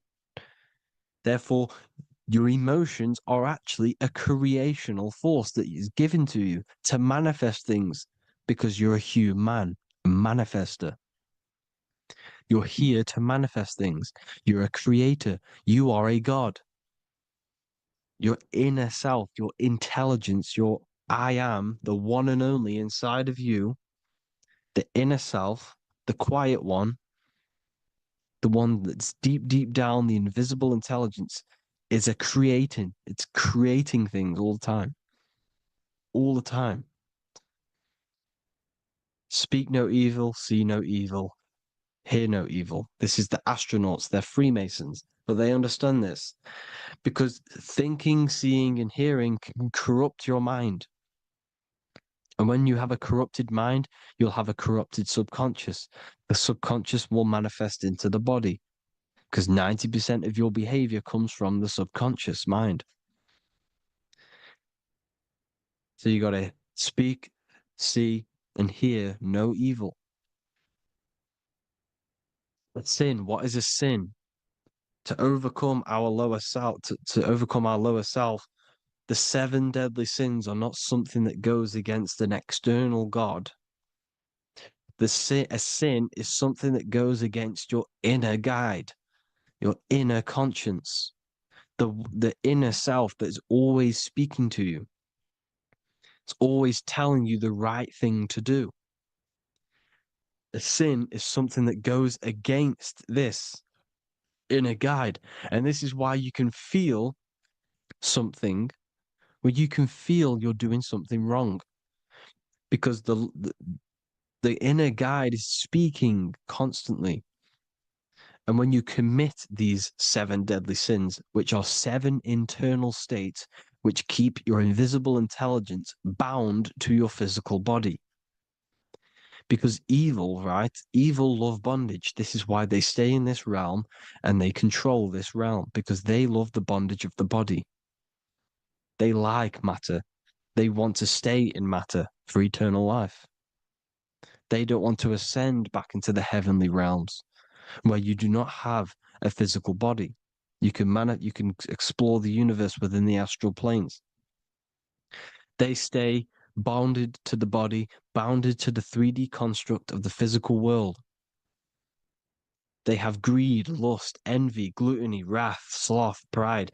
They want all of this. And if you want that, that's okay. But deep, deep down, you don't want that because your soul is always telling you the right thing to do. Your soul knows what to do to get out of here. It needs to detach from the external world, detach from all of these 7 internal states which bound you to your lower self, your lower centers. That's what a sin is. You have a left and right brain. The left brain is always analytic. The right brain is metaphorical. So the right brain is producing a holistic view of reality. Now, what do I mean? And not view, perception. When you see, because your eyes are parts of the brain, so when you look at something and you look, that image is produced in the back of the brain in the visual cortex. And then the right brain produces a perception, a holistic, it breaks down what you're seeing into a holistic image, a holistic perception. So, for example, if you're in a woods, the right brain sees the whole woods as one big woods. The left brain is breaking that perception down into individual trees, branches, and leaves. So the left brain's to do with duality, the right brain's to do with wholeness, unified. The left brain's dualistic, analytic. This is necessary so that we can pick things up and manipulate them and break things down. We need the left brain, we need the right brain. I'm not saying any of them's bad, but the left brain, sinister in Latin, means left. Because when you're left-brained, you see everything in dualistic. You see everything is dual, when everything's actually one. We need to be focusing and strengthening our right hemisphere. I'm not saying sit in the right hemisphere all the time, but we need to be strengthening our right hemisphere. And this is why left is sin and right is right. Because when you focus on the right hemisphere, you see the holistic perception of creation. The right hemisphere sees humanity as one unified consciousness. The left hemisphere sees everyone as individual persons and egos. Because the left hemisphere is dualistic. And this is why the Bible says, cast the net onto the right side of the ship and ye shall find. John 21:6. What does that mean? Cast your energy, cast your perception into the right hemisphere of the brain, and ye shall find unified consciousness. You shall find your higher self, the one and only. If then you have been raised with Christ, seek the things that are above, where Christ is seated at the right hand of God. Wow. Powerful. What does this mean?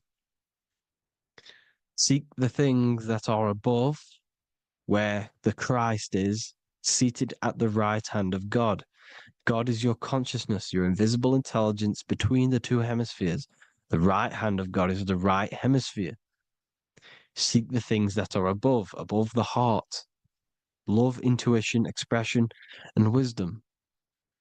Seek the things that are above the heart, the higher self, the higher part of the body. Because when you seek the things of love, expression, intuition, and wisdom, you create a strong aura. You attract the same frequency. And this frequency is heaven, God. This is the Sumerian artwork showing the lamb. This is a step symbolizing stepping upwards, raising up. He's stepping over the lamb up to the bird. His hand is going to the bird. The lamb symbolizes the lower self. Okay? The bird with the wings is in the sky. It represents the higher self. This is why angels always have wings, because it represents the higher self in the sky.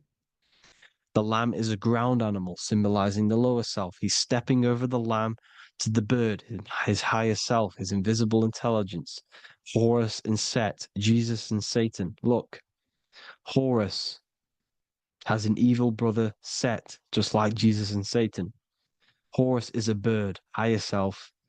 Set is a ground animal, lower self, which is the devil and the angel on your shoulder. You see? The right and the left hemisphere, the two wings. So the devil and angels always speaking to you.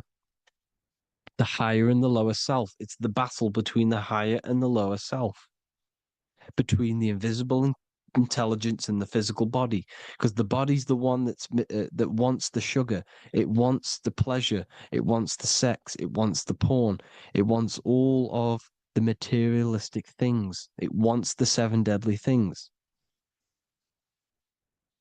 Okay, it wants this. There's a battle between the higher and the lower self, your intelligence and the body. This is why you need to become balanced, so that there's a deep connection between the body and the invisible intelligence that I am. You need to master your mind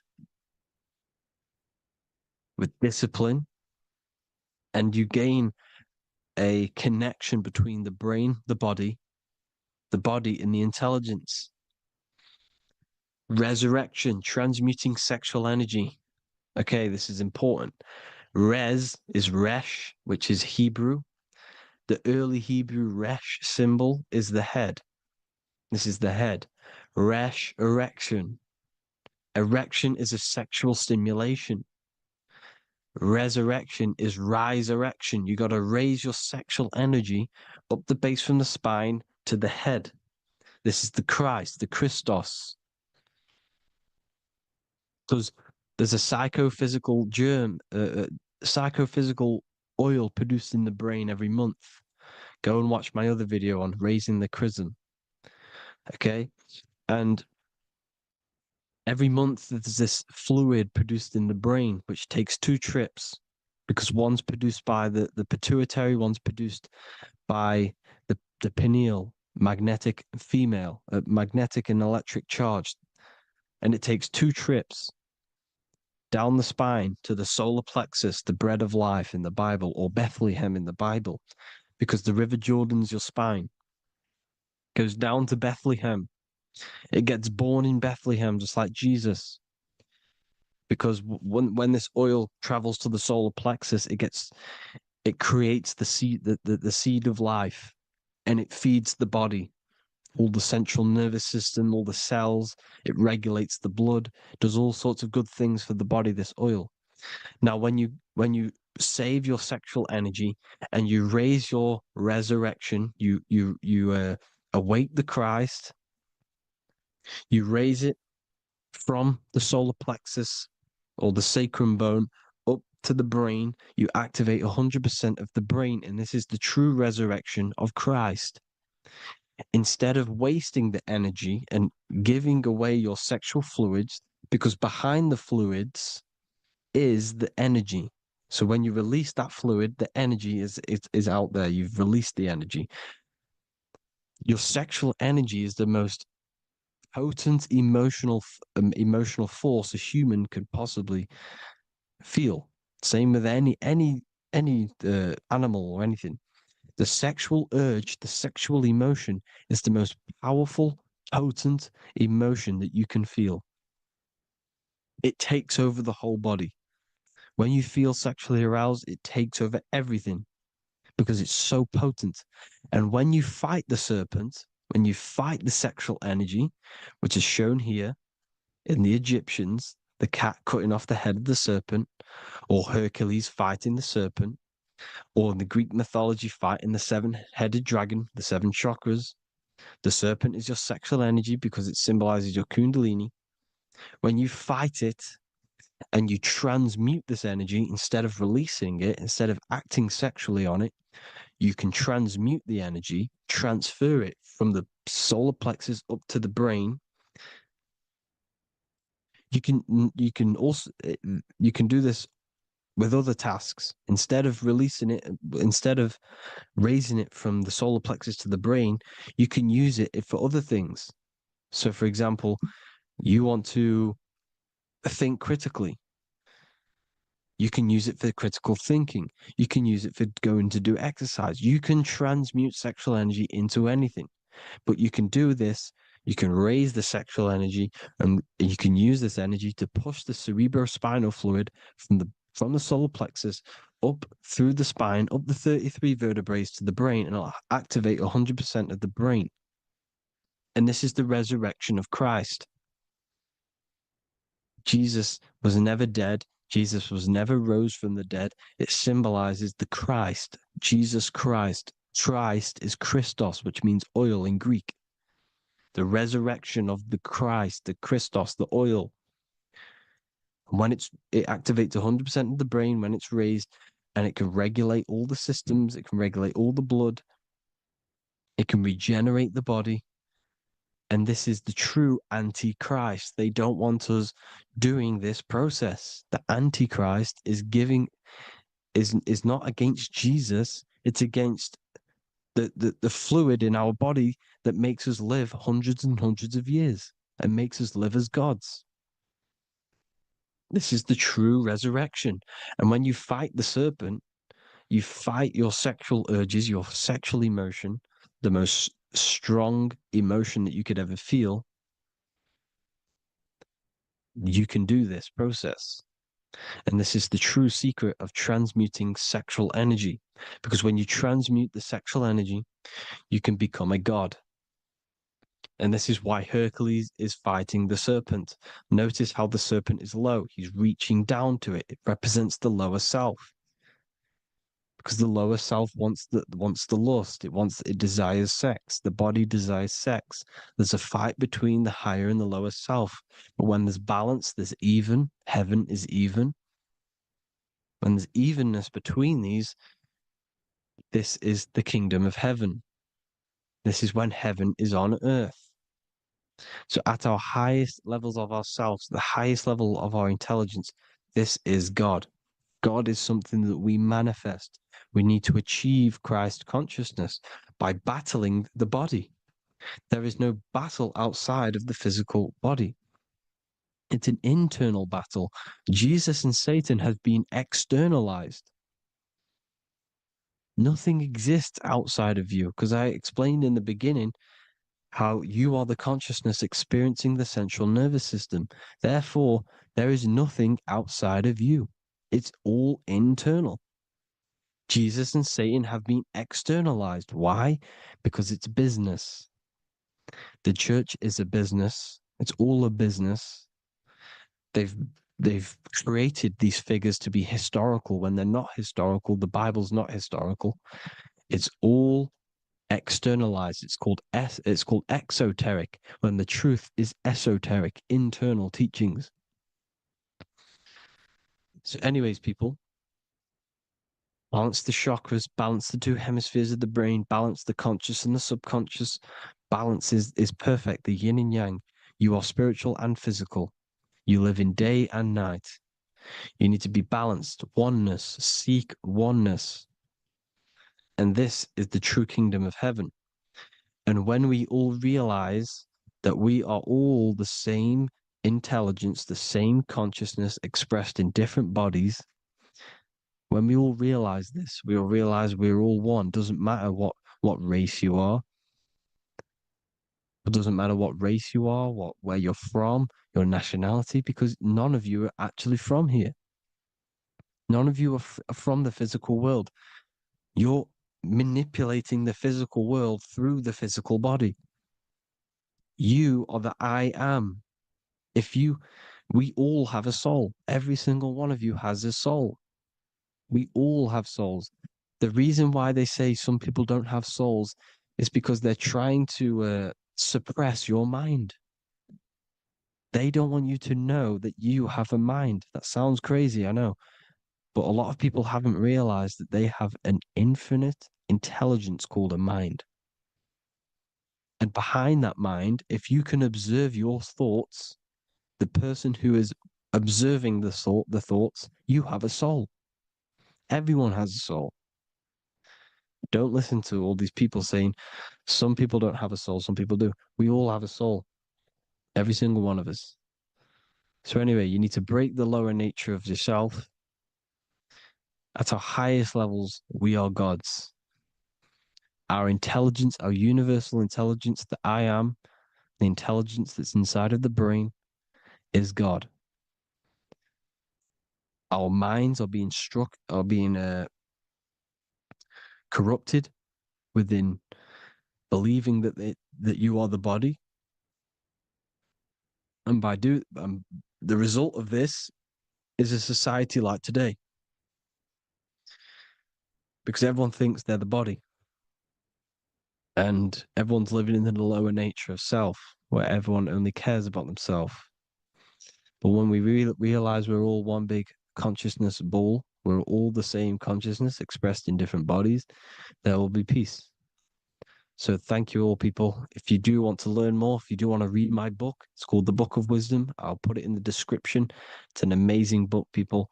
It's going to give you the best understanding possible about creation, yourself, and the world. It's amazing. The Bible, everything. I have just launched a new cymatic library. A friend of mine has just added this to the website. He creates beats, and he creates the purest beats. So they are actually the frequency that it tells you. Most of the stuff on YouTube and Spotify and Apple Music it says it's a certain frequency, but we know these major platforms are all playing with the frequencies of the app. So if you want a real binaural beats, solfeggio scale frequencies to meditate on or listen to throughout the day, join the Occult Library. You can get a 2-day free trial. I'll put the link in the description. Thank you all, people. Hope you all enjoyed this video. God bless you all.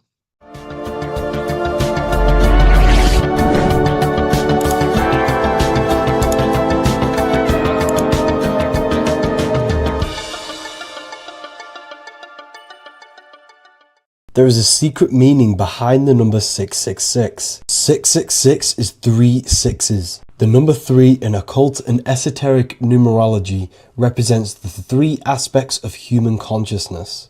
We see this symbolism in the all-seeing eye with the light and the triangle. The triangle is the number 3, the eye represents consciousness, observation, and the light represents the light of consciousness, because consciousness is pure light. The 3 aspects of our consciousness is thoughts, emotions, and actions. Every thought creates a feeling, and the feeling creates the action.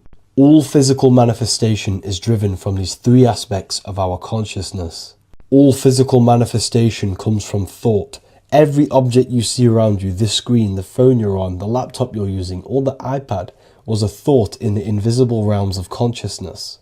Then it was brought into physicality through feeling and action. This is because man is made in the image and likeness of God. We are all mini creators. We are all extensions of God's creative consciousness. Therefore, the number 666 represents 3 sixes. 3 is thoughts, emotions, actions. The number 6 represents the cube, because cubes have 6 sides. This material world that we experience, everything has 6 sides. Everything's created by cubes. We can move forward, we can move backwards, we can move left, right, up and down. This is the cube that we are stuck in. Therefore, 666 represents our 3 aspects of our consciousness, thoughts, emotions, actions, all contributing towards our physical self, material world, material pleasures, completely cutting ourselves off from our spiritual, true, divine self, which means 666 is representing a state of consciousness. A state of consciousness where we only operate from a place of material needs and survival things.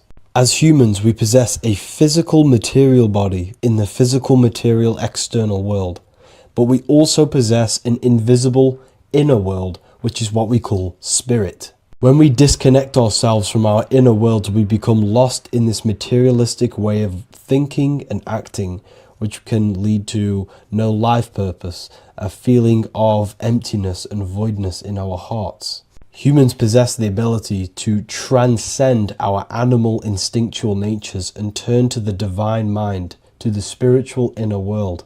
It is our inner world that is projecting our outer world. The outer world is just an effect of our inner state of consciousness. It's important as we go through this human life to not lose ourselves and look for our validations outside of ourselves. The external world is simply just a mirror, mirroring with mathematical precision what happens inside our consciousness. When we change our inner world, we produce effect in the outer world. To get back on track about this number, this represents when we are lost in our material self and we are completely cut off from our true divine self. The devil is always having goat horns, which represents a ground animal. This is the lower animal self of man. He's always red. The frequency of red is the lowest vibrational color, and it also represents the root chakra. This is all to do with survival mode and our physical needs and physical self. Red represents chaotic and intense emotions like hatred and anger. This is why the devil is always red, because it represents anger and an uncontrolled state of emotion and consciousness. You see, we've been taught in the church and all through religion indoctrinations that the devil is an external deity which influences humans. And in fact, this is nothing but a metaphorical story. The devil is a character which represents an aspect of the human mind, the lower aspect of the human mind, a facet of our own consciousness and psyche. The voice that we have in our head that tells us to do these negative things is not an external deity pushing us to do something bad. This is an aspect of our own mind. Jesus and Satan are just two characters which represent the two voices that we have in our own consciousness. In fact, the word devil was never present in the early Gospels. Instead, what was mentioned was a spirit of evil. A term spirit of evil was not meant to denote a specific deity or being, but rather any force of negativity, whether it manifests as a destructive thought, emotion, or action. The spirit of evil represents the darker sides of our mind, the part that leads us astray and brings forth negativity in our lives. The reason why they want you to believe in a devil is because they don't want you taking responsibility for your creations. They don't want you to realize that the external world is truly a mirror of your inner state of consciousness. Instead, when something bad happens in your life, you blame it on some external devil or Satan who tempted you. Everything is your creation in your life. When you realize this, you take full control and you begin to reshape your external world by changing your inner state of consciousness. Welcome to Revival of Wisdom. Today we're going to be breaking down Saturn worship and how the occult are linked in with Saturn. Okay, so first of all, let's start with the celebrities. All these celebrities are doing 666. Okay, covering the one eye, which also symbolizes the all-seeing eye, which is another occult symbol. But we're focusing on the 666, the 6 with the 3 fingers. Also, we have CERN with the 666 within their logo. Also Disney, okay, as you can see here, 666 within their logo. Pepsi, Coca-Cola, and even Cadbury's. Monster Energy with the 666 in Hebrew numerals. Unleash the beast. So what is 666 to do with Saturn? Because on Saturn, there is on their north pole of Saturn, there is a 6-sided hexagon, okay? So Saturday is named after Saturn Day, the 6th planet. It is also the 6th day of the week and has a 6-sided polygon on its north pole, 666. Not only that, when you create a star out of the hexagon, you will create a 6-pointed star, okay, with 6 triangles within the star and a 6-sided hexagon, which all adds up to 666. Okay, so this is why all these symbols contain 666. So why do they worship 666? Saturn. Because Saturn is the god of time and death, okay, and order and lessons. Okay, Saturn is a very cold and dry being. That is the 6th planet from the sun. Okay, Saturn represents the winter, which symbolizes death. Okay, because all nature dies within winter because the sun's not there. So it represents darkness and death. It rules the zodiac sign of Capricorn. Okay, so in the celestial cycle, Saturn is always opposite the sun. So it's the opposite of the sun. So they're worshipping this energy which is death-like. Okay, this God which is death and does not bring life. Okay, also is the God of time. Okay, also in the Roman and in Greek it's called Chronos. Okay, which is just a translation for time. It's also known as the Father Time, aka the Grim Reaper. Okay, the Grim Reaper. Keep that in mind. We'll come back to this. Here are some more logos with Saturn. Okay, NAG, Internet, Wi-Fi. Okay, all these occult logos all worship Saturn. They are a satanic occult. They worship this death god, this evil god. Okay, this is where the cube now comes in. Okay, because what color is associated with Saturn? It's black, because it's the absence of light. It's opposite the sun. So black is the color associated with Saturn. Each planet has its own color associated with it.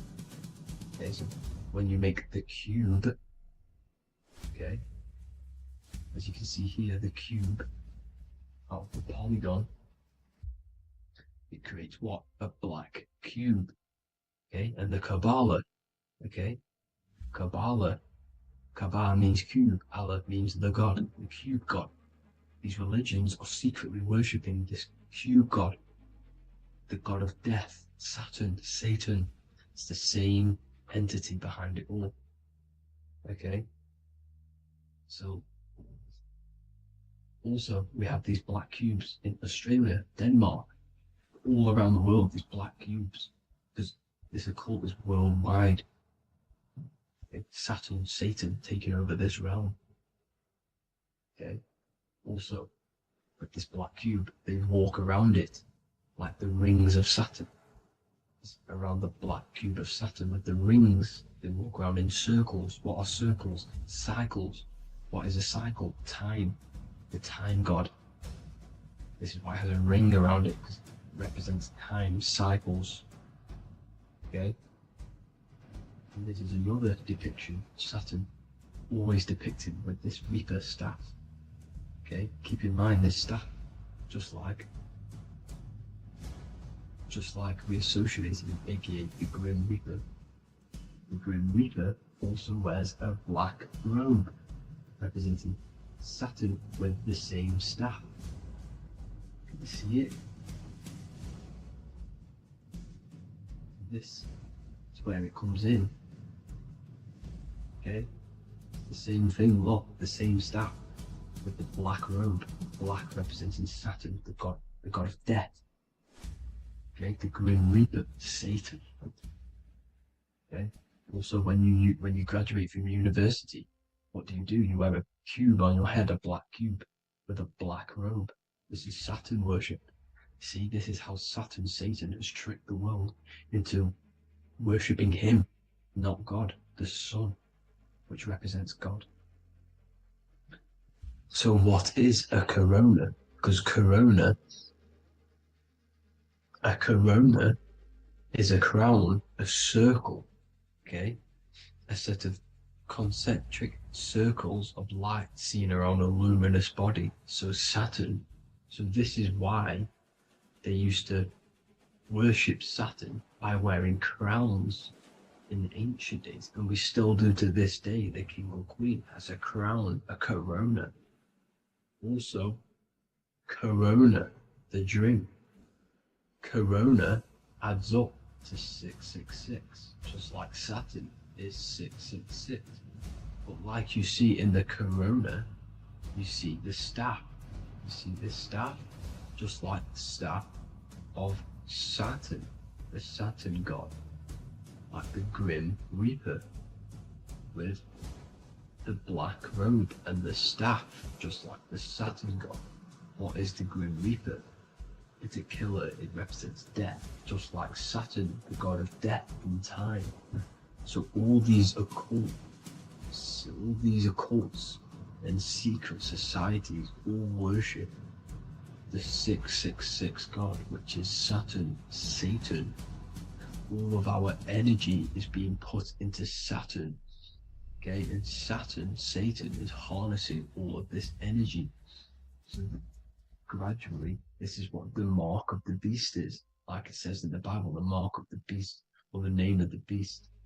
Here is wisdom. Let him know that you have to understand and count the number of the beast, for it is 6. It is the number 6 of a man, and is 6. 600, 3 score is 6, 666. So this is what the mark of the beast is. They are going to eventually put green chips, just like Neuralink, which is what Elon Musk is pushing. Okay, so this chip is the mark of the beast, and it's going to be implanted to our hands or brains.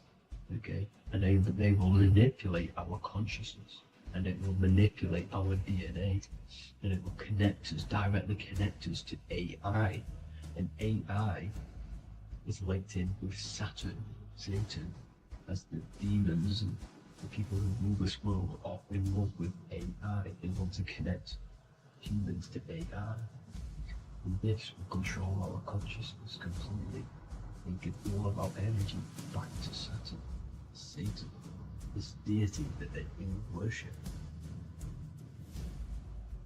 Just like when you get married, you wear a wedding ring, the rings of Saturn, over the finger, which represents the sun.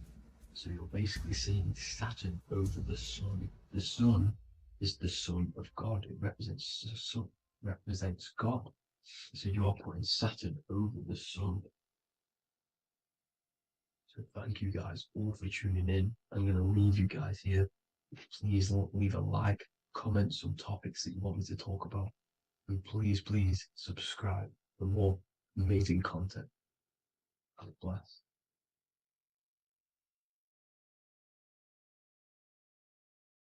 Welcome to Revival of Wisdom. Today, we're going to be talking about portal symbolism, what portals are, okay, and how they show them to us, because they have to tell you the truth, guys. This is the thing with the universal law. They have to tell you the truth, and they tell you through symbols, they tell you through movies, and different things like that. But let's jump straight into this. So first, I want to talk about the Freemasonry symbols. Okay, so first we got, obviously this is some Freemasonry art, but notice how you've got the ladder with a key. Okay, so this is ladder symbolism with a key. So maybe this is talking about ascending. Okay, because look, because this is ascending into the heavens, because it's a ladder with humans going up it with a key. In order to ascend, you must have the key. Okay, so what else do we have with a key? Well, the Netflix show Lock and Key, which is all about portals and keys. Because what the keys do, they open doors, gateways. Okay.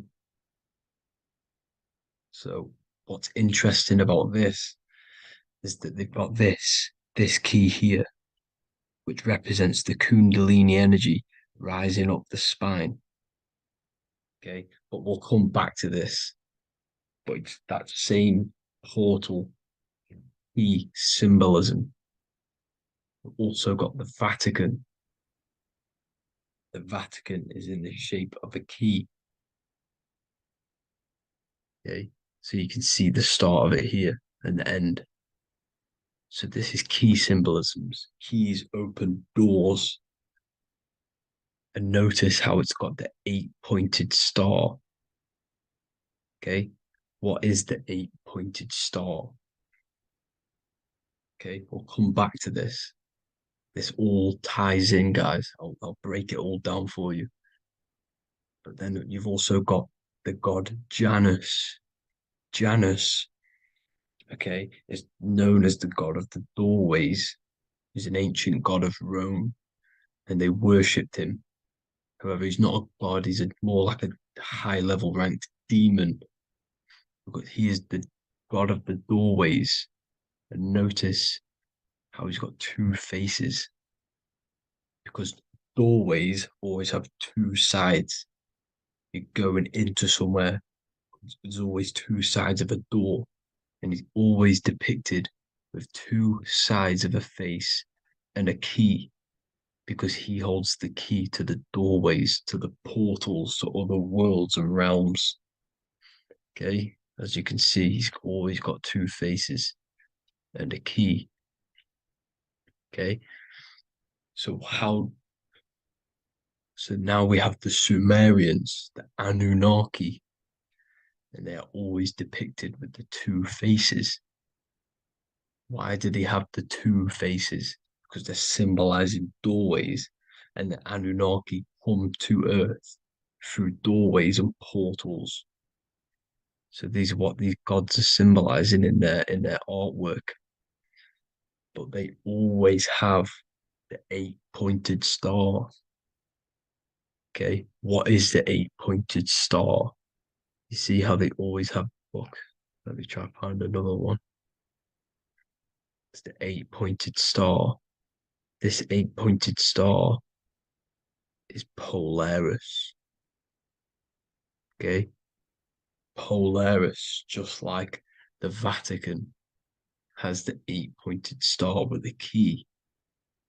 Polaris is the center star. Polaris is a fixed star, it doesn't move. Okay, so the Anunnaki's symbol is also the 8-pointed star. So this is symbolizing the portals and doorways that they come through in order to get to the earth. But Polaris is that center star which does not move. It's always symbolized with the 8-pointed star, just like a compass. Why is a compass the 8-pointed star? Because at the center of our realm is where the most electromagnetic energy is stored.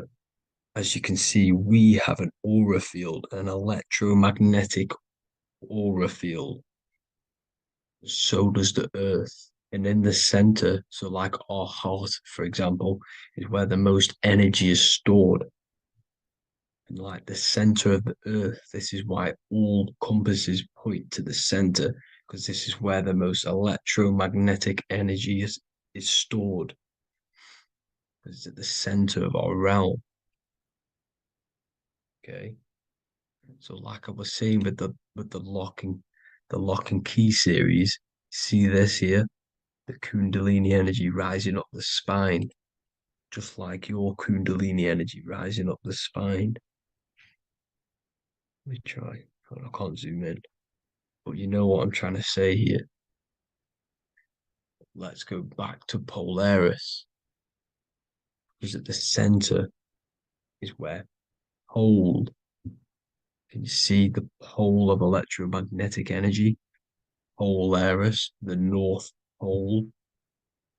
It's symbolized. The truth is in the words. It's like a pole of electromagnetic energy. And this is where the aurora borealis comes from. Notice how it's got the word aura in it, because it's the Earth's aura, electromagnetic field. Just like you have an aura, also known as the northern lights, because it's coming out of this center hole in the center of our realm, where the black sun is. And this is where the electromagnetic energy is coming up from. And this is what the aurora borealis is, or the northern lights. It's just electromagnetic energy. And it's symbolized through our symbols, the original O. Okay, because it's like a pole through the middle. Polaris. So this Polaris is the sky vault. It's the portal into this realm. Because this is what the Anunnaki are always talking about. Always symbolize it with the 8-pointed star. And just like a compass, It's the 8-pointed star pointed to the center, to Polaris. Okay. See here on the Sumerian tablets with the 8-pointed star again. And how we know it's talking about portals with this 8-pointed star is because CERN 666 are opening up portals to the underworld, letting in demonic entities into this realm. How do we know it's a portal?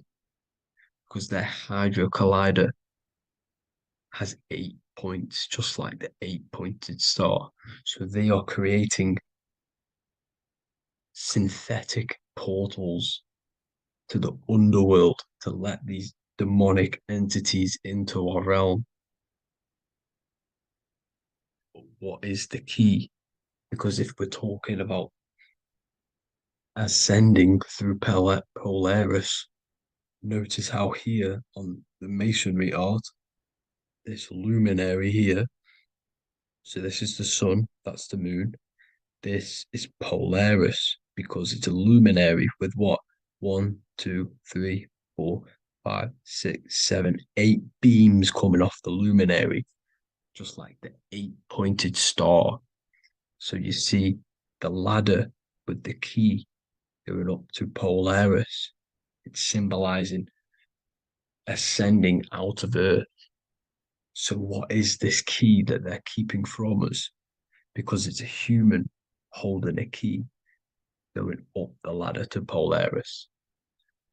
Well, chakras. We have 7 chakras. Okay, so this is what they are telling us in the lock and key symbolism. The Kundalini energy rising up the spine.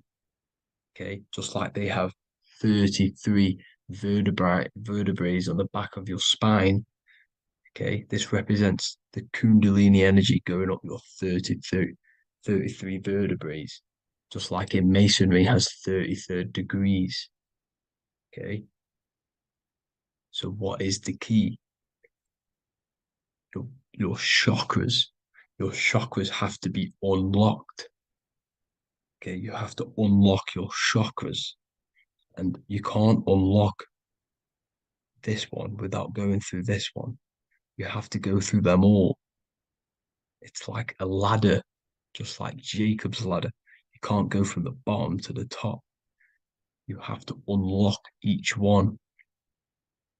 Okay, just like you have 7 chakras, you have 7 layers of your aura.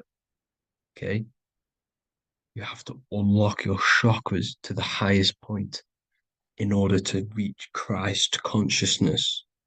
And this is the key that they're talking about. They're symbolizing the organic portal within each and every one of us to ascend out of this realm. Okay, so this is the key that they're talking about, and they're holding back this knowledge to keep us trapped in this 3D realm. Okay, so like I was saying with the 33 vertebrae and the Kundalini energy coming up the spine, 33 vertebrae, you can see this sort of symbolism going up to the light, because it's the light. You see here, your crown chakra turns on and becomes enlightened, just like the Illuminati symbol. Can you see it? But also, Jesus also died at 33. So this is symbolizing, okay, they're symbolizing the death of the ego, the body. So once you open up your chakras and reach Christ consciousness, which is your 33rd vertebrae, once your Kundalini energy goes up your 33rd vertebrae, your body technically, not physically, but spiritually dies, because you then become formless. You reach Christ consciousness. So then you can travel other worlds. Okay.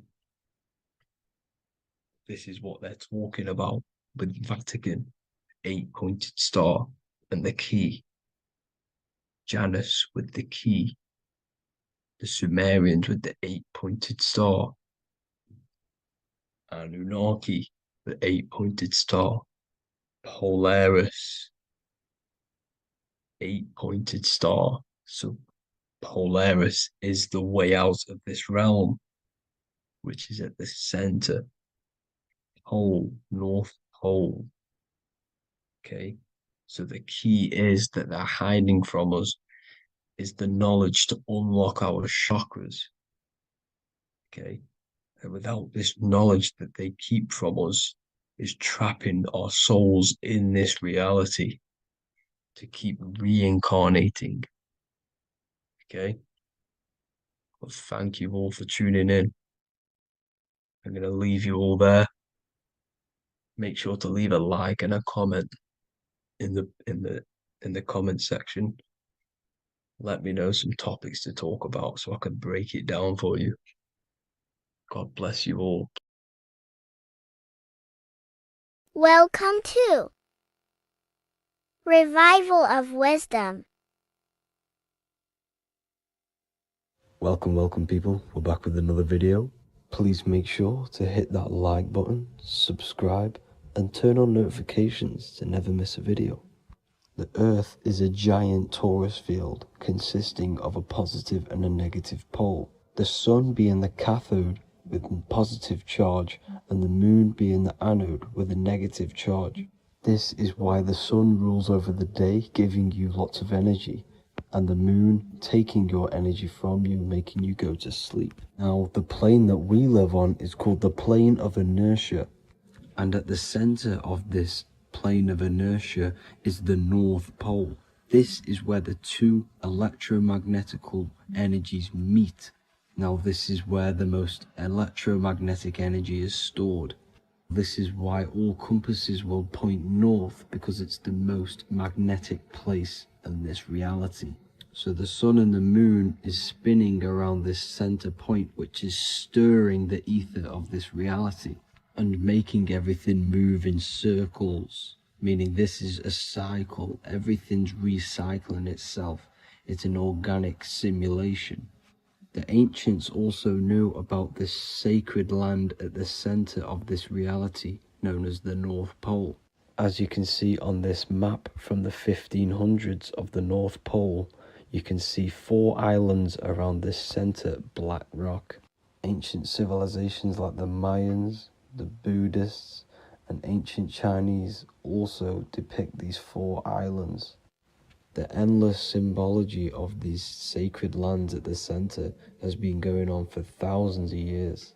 These sort of secrets are now kept by the elites, but as always they have to show the truth in plain sight, and this is what they are doing with the Windows symbol and also the Wizard of Oz. Now in the Wizard of Oz, as you can see, there's something called Munchkin Land. Munchkins are these unusually short people. Then on the ancient 1500s map, it says Pygmy. And then the Pygmy people in mythology are also these unusually short people. Just like Santa and his elves, they come from the North Pole. And elves are these unusually short people. These stories that we are told about Santa and Munchkins are putting truth in plain sight about this sacred land. This sacred land at the center of the earth is where the aurora borealis comes from and is being emitted from this black hole in the center, also known as the black sun. The aurora borealis is the earth's aura, hence why it has the word aura inside of it. It is the life-giving essence to all life within this realm. As this dualistic reality we live in consists of both physical and spiritual, the black sun is like our sun for the spirit. It's our spiritual umbilical cord, connecting us to the spirit realm. And the rising sun is the opposite. It's our sun for our physical 666 carbon suits, known as our human body, our physical aspect. As it states in the 40,000-year-old emerald tablets, deep in Earth's heart lies the flower, the source of the spirit, The flower of life is as thine own place of spirit, and streams through the earth as thine flows through thy form, giving off life to the earth and its children. So the North Pole is the core of this spiritual reality, and the closer you get to it, the more spiritual and lucid it becomes. So the elites have covered this up in order for us to forget the true nature of this reality. And they did this cover up by introducing the globe model. Nicholas Copernicus was around in the 1400s, and he introduced the globe model. As you can see, he is a Freemason. He depicts himself with a globe and a Masonic compass in all of his paintings and portraits. Galileo was also a Freemason, as you could see in all of his portraits with a globe and a Masonic compass. He was also a massive part of introducing the globe model after Nicholas Copernicus. So yes, the globe model was a spiritual and political move to gain more control over the masses. After the globe model was then introduced, they introduced the theory of evolution by another Freemason, Charles Darwin. See how these two theories go hand in hand? They both degrade humanity, and they make you confused of where we actually came from. By hiding the true form of this divine creation and hiding the true power of each and every one of us, they maintain control over the masses. Now this is order out of chaos, known to be the 33rd degree slogan of Freemasonry. Now this is the Masonic Cosmology, and as you can see, you have the checkered board for the duality, the 5-pointed star for the 5 elements, the 4 corners for the 4 pillars, the all-seeing eye, which is Polaris, the sun, the moon, and the 7 stars. So even Freemasons are taught the flat earth cosmology and the true form of this reality. Now the true nature of the sun, the moon, and the earth is shown and reflected through the Masonic compass. The Masonic compass is the sun, the moon, Polaris at the top, and the black sun at the bottom. It makes sense why all the scientists who introduced the globe model all used the compass and the globe together, because it's truth in plain sight. As I explained in my other video, all Freemasons have to take the oath, so it goes to show, why are we all learning these theories from Freemasons who can't talk about certain topics that they learn about? Why should we believe their theories when they're holding back the real truth about this reality? Now going on to NASA. NASA means to deceive in Hebrew, and they are also funded by the government. They are not a private company. The old owner of NASA, Werner von Braun, on his grave has the Bible verse Psalms 91. The heavens declare the glory of God, and the firmament showeth his handiwork. Now why would the owner of NASA put this on his grave? Seems a bit suspicious to me, alongside with the NASA astronauts are all Freemasons. And not to mention the countless mistakes they've made on their live videos in space stations, the moon landing, and the CGI footage of the Earth, which is obviously photoshopped.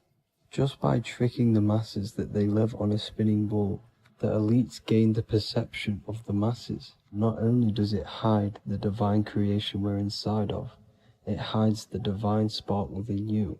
It hides the creator, the source. And by believing in space and we live on a spinning ball, it makes people come to the interpretation of that we are a coincidence and we do not have any purpose. And of course this is false. When you come to realization that we are all a divine creation and we can create our own divine life in this reality, life becomes more sacred and you start to enjoy little things. The elites want you to believe everything exists only in the 5 senses. They want you constantly looking outside of yourself because they know that will keep you on lower states of consciousness. Now this brings me to our next point. By tricking the masses into the heliocentric model, the elites started to advertise aliens in the movies in cartoons and magazines in the late 1940s. Now this is subconsciously programming us about aliens and extraterrestrial threats, which then they can use to their advantage. And this is something called Project Bluebeam. They are more than likely going to fake an alien invasion to push this 2040 agenda, which is for one government and one ruling currency. That's it for this video, guys and girls. Hope you all enjoyed. Please make sure to leave a like and a comment. God bless you all.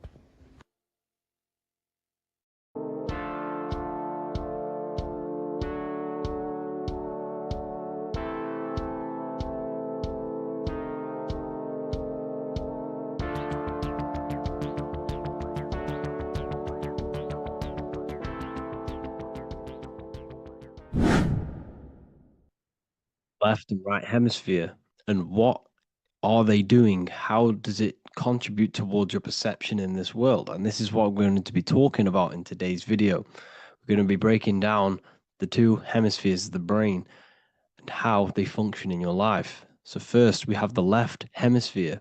This is the logical hemisphere. This is the analytical, divided, scientific, or verbal hemisphere.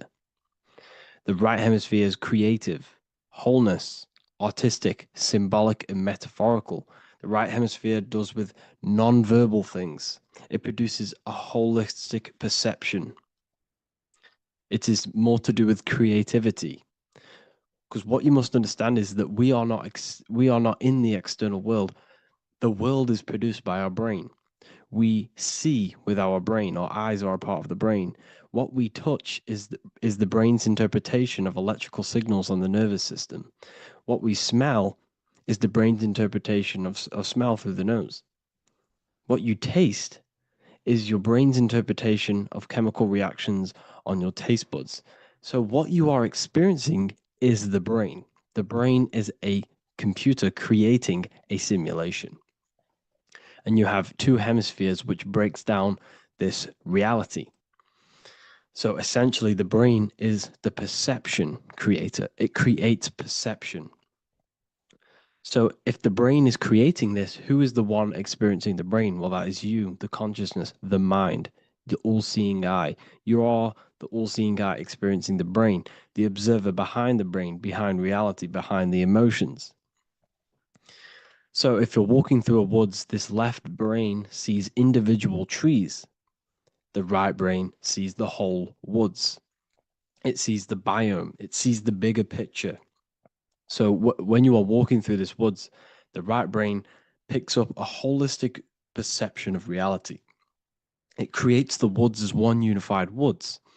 The left brain's job is to break this down and analyze it so that we can see individual things. And this is also necessary for humans to have the ability to break things down and manipulate things in this world. So without this left hemisphere, we could not manipulate things and break things down.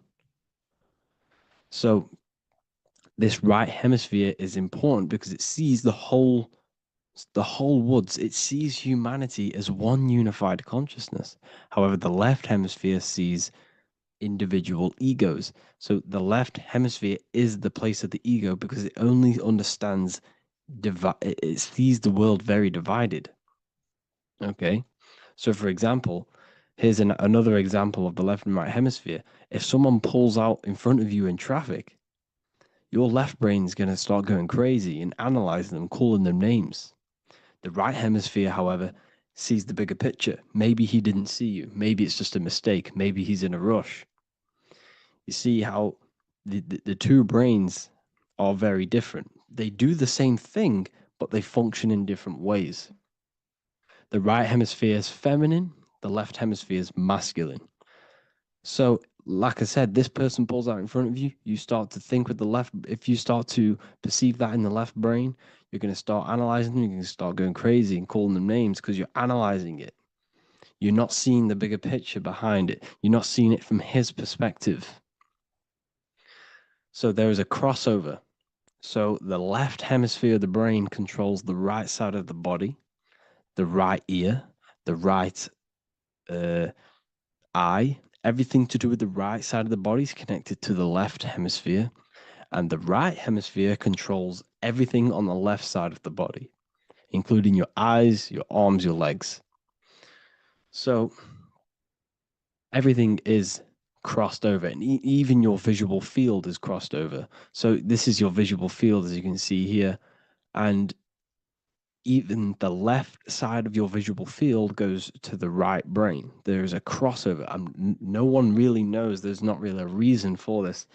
However, this is how the human body is designed. As we all know, the human body is the most advanced piece of technology on the face of the earth. They cannot replicate the human body. And they tell you it has no creator. This is crazy. People are that brainwashed, they can't even understand that their body is the most advanced piece of technology. Your body is so advanced, the computers that you use are mimicked of the body. Everything they create is mimicking nature, but they don't show you how intelligent nature is because they don't want you to understand you're in an intelligent design. So anyways, let's get back on track. There is a crossover in the brain, and this is why they teach you to write with your right hand. And I was speaking to someone who's in a nunnery, or whatever you want to call it. They were a nun, or they knew someone who was who was a nun, and they forced these people, these nuns, to write with their right hand. You had to write with your right hand. This is why, I'd say at least 70% of the world, or 80%, is right-handed and right-legged, because they taught us this to activate the left hemisphere more because of this crossover that happens in the body. So when we are using this right side more, we are using that left hemisphere more. Why? Why are they doing this? Well, they also called it writing. Writing is a spell, to cast a spell on you to use that right side of the body so that you use this left hemisphere, because they want you to see the world as a divided perception. They don't want you using the right hemisphere, using that left side of the body to activate the right hemisphere to see the bigger picture and see how everything is all one and everything is created. This left hemisphere domination keeps you from seeing the connections between everything, because that left hemisphere analyzes, it breaks things down. So when we are left hemisphere dominated by using the right side of the body, we are essentially seeing everything as divided. And this is why so many people will not understand my work, because my work connects dots and connects fields of knowledge, and makes you see the bigger picture. So people who are left hemisphere dominated will see my work and think this guy's crazy.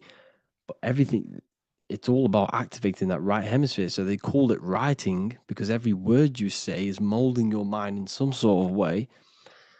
The things you see is molding your mind. Everything you take in through the five senses is molding your mind. And language is a massive spell, especially the English language. They called it writing so that you use that right side. It's a spell because your subconscious mind picks up everything you say. And 90% of your daily basis behavior and thought patterns is produced by these subconscious programs within the subconscious mind. Essentially, your conscious mind is only the 10% of you. The conscious mind is just what you're aware of, what you're wearing, how you're feeling, what you're thinking. That's your conscious mind. The subconscious mind is controlling every system in your body. It's telling your heart to beat without you being conscious of it. So essentially, this is what they're programming. They're programming this system in the back of the mind, which is controlling everything through the words. And this is what spells are, because it's all about creating perception in the subconscious. So they want you to use that right side more. I truly believe the ancients, they were balanced. They used the left and the right side of the body. They didn't have a stronger side because they understood this science of the body and how the body works. So this is actually called phonetics. It's not etymology. Etymology is the study of root words. Phonetics is the study of how words sound similar. The way words are spoken. So phonetics, phone, is why we call them a phone, because you speak into a phone. So this is write and writing, to use that right side to activate the left hemisphere more. So your hands are a manifestation of your brain. The left hand is the right brain. The right hand is the left brain. And as a child, we were always taught that when you place your hands together like this is the size of your brain, which is true because your hands are a part of your brain. They're an extension of your brain. Everything, every part of your body other than your brain is an extension of the brain. Everything's working and feeding back information to the brain because you're experiencing the brain. So another trick that you can do or another exercise is looking in the mirror and closing one eye at a time. If you close your right eye, if you take your top off, for example, you'll analyze your body if you close your right eye because you're using that left hemisphere. Sorry, other way around. If you look at yourself through your right eye, you'll use that left hemisphere, which will analyze yourself. You'll see individual body parts. If you close the right eye and use the left eye, you'll see your body as a whole. You won't really analyze it. This is how you can analyze yourself using these two hemispheres. So this whole system is created to keep you thinking logically and to restrict you from creating and restrict you from understanding symbolism, allegories, metaphors, and teamwork. They want you stuck in a logical way of thinking and a logical way of seeing the world. This is why when you go to school, you are told exactly what to do. You're told to think this way and no other way. You're told to do orders, do this. It's a very left-brained system because if we all started to open up this right hemisphere, we'd all see, wow, everything is all one, everything's all connected. And this is what my work is doing. I'm showing you everything is one. The physical world is an illusion of duality, but everything comes from the one source, the one mind. The universe is a giant mind. I am mind, you express mind. We all possess mind. Behind the physical body is the same mind consciousness. And we are all expressions and fractals of this infinite consciousness called mind. And this is what they don't want us to figure out, is that we are all just one consciousness expressed. It's an infinite consciousness. It's even in the squirrel, it's in the dog. All of these different animals, they're just different bodies, but behind the bodies is the same consciousness, which is mind. That's what the pineal gland is. The pineal gland is not the mind, and it's not the third eye. The third eye is your mind. If you have a closed third eye, it just means you have a closed mind. If you have an open third eye, it just means your mind has expanded from beyond physical things through astral projection and mystical experiences. This is how you gain an open third eye. It's just an open mind. A mind that has astral travel, that has explored the realities within the mind. So everything they do is to keep us in a divided state. Divide and conquer, right? That's their motto. All to keep you thinking how everything is divided. Everything they've done is division. Postcodes, countries, everything is divided. Like football teams and all this stuff. It's also a natural process when you grow up, because as you grow up, your brain is constantly analyzing the world. So this is sort of a natural process of how you become more left hemisphere dominated, because your brain is always analyzing. And unless something awakens you, you can awaken that right hemisphere where you can start to see the bigger picture. Even the music, all tuned to 440 hertz, shuts down the right hemisphere of the brain. 440 hertz, Spotify, Apple Music, the radio. Every time you turn on the radio, it's tuned to 440 hertz. This was specifically tuned. It never used to be tuned to this. It was in the 1950s. It was changed. The standard music tuning was changed to 440 hertz because it shuts down that right hemisphere of the brain. They don't want you thinking, seeing the world in this way and perceiving things as one. And I'm going to show you. It tells you this in the Bible. Cast the net onto the right-hand side of the boat and you will find the fish. What was Jesus saying? You see, people read the Bible and they don't understand it. If the Bible is not talking about you, then it has no meaning. The Bible, everything you read in the Bible is about you and how it can better your life.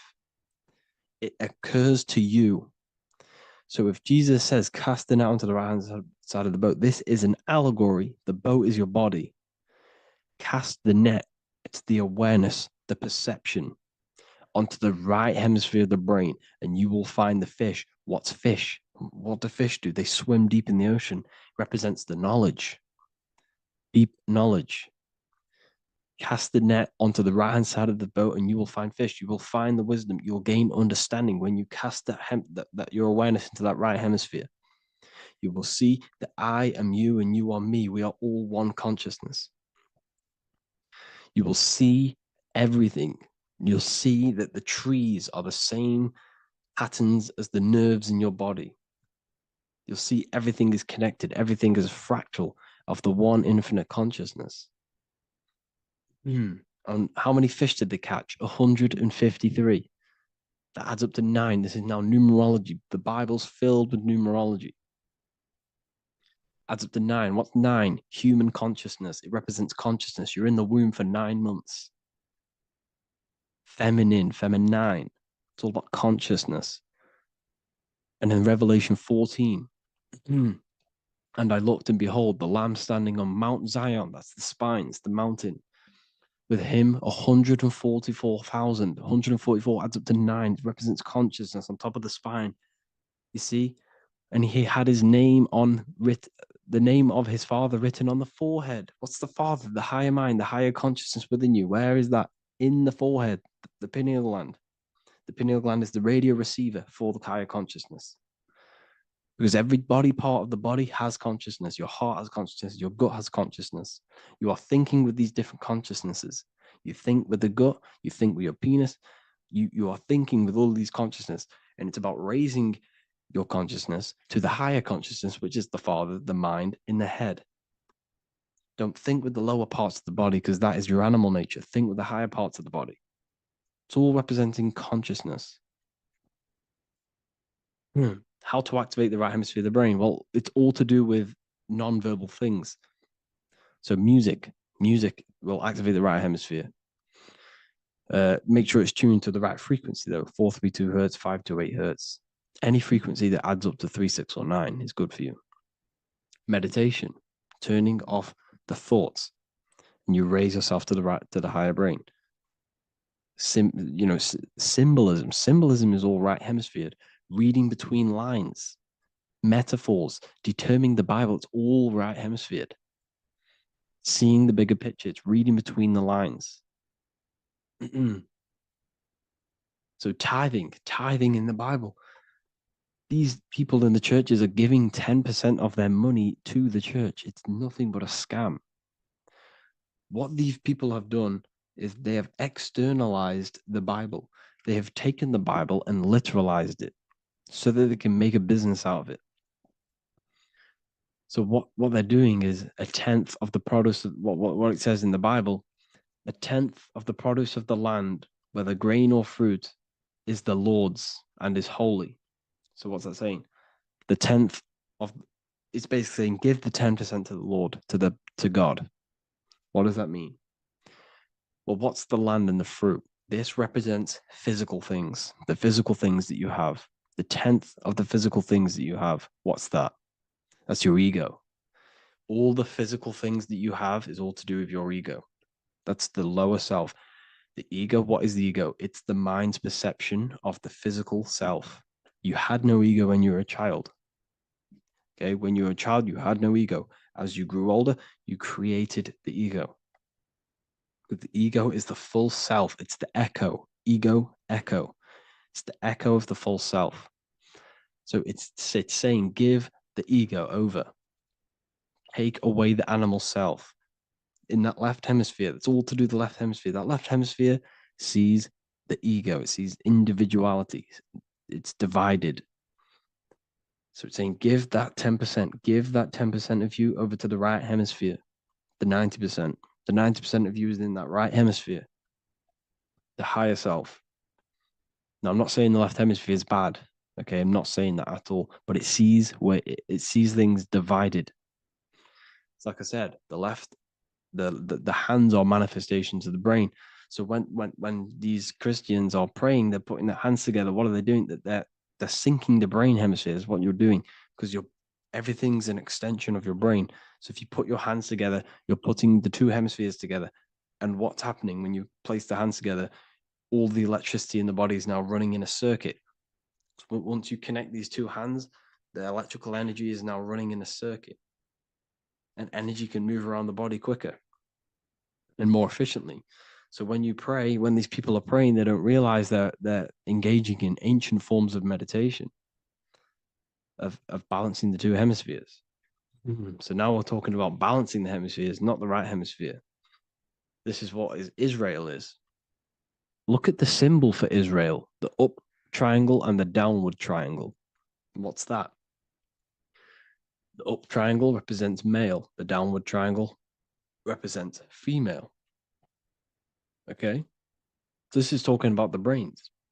Israel is Ra, Isis, which is female, the Egyptian god, Ra, El. El means God. Electricity. That's the force of the physical world. It's the force that runs this world, electricity. It's the force of God. El, consciousness. It means God. Is Ra, El. Isis, Ra, and El. It's the two hemispheres of the brain, the holy land of Israel. It's the holy land, it's the brain. Once these two hemispheres are synced, this is how you unlock your consciousness. This is the easiest way of astral projecting. Hemisphering, I forgot the word for it. Hemisphere syncretization, something like that. It's about syncing the hemispheres. This is how you unlock your consciousness. Once the brain is running as one electrical system, this is how you balance the two masculine and male opposing energies. Once these opposing energies are no longer in war with each other, the brain, they come together to work as one. You unlock your consciousness. You are born again. What happens when a male and female have sex? It creates a new child. It becomes one. You are born again. Once the two hemispheres of the brain, you are born again. You can then have an out-of-body experiences.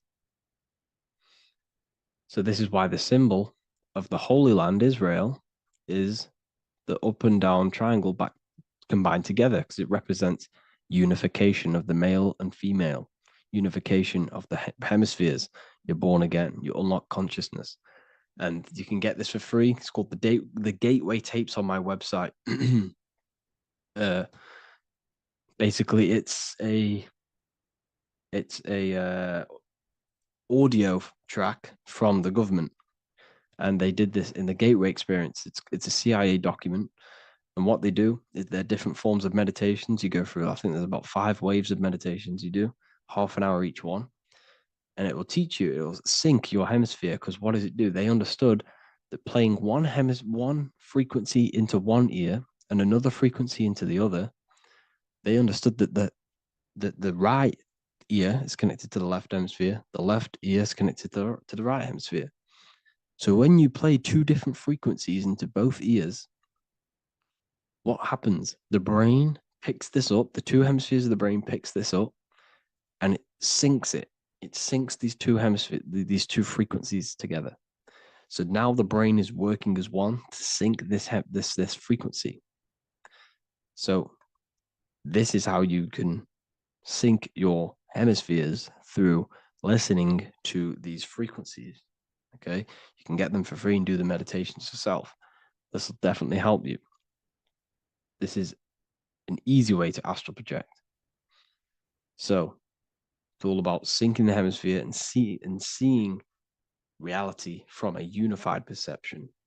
We should all aim to get out of that left hemisphere. I'm not saying don't use it, but we should now start to see we should not start to read between the lines of the Bible, read between the lines of the symbolism they're showing, study symbolism, study allegories and myths. What are they trying to tell us through these allegories?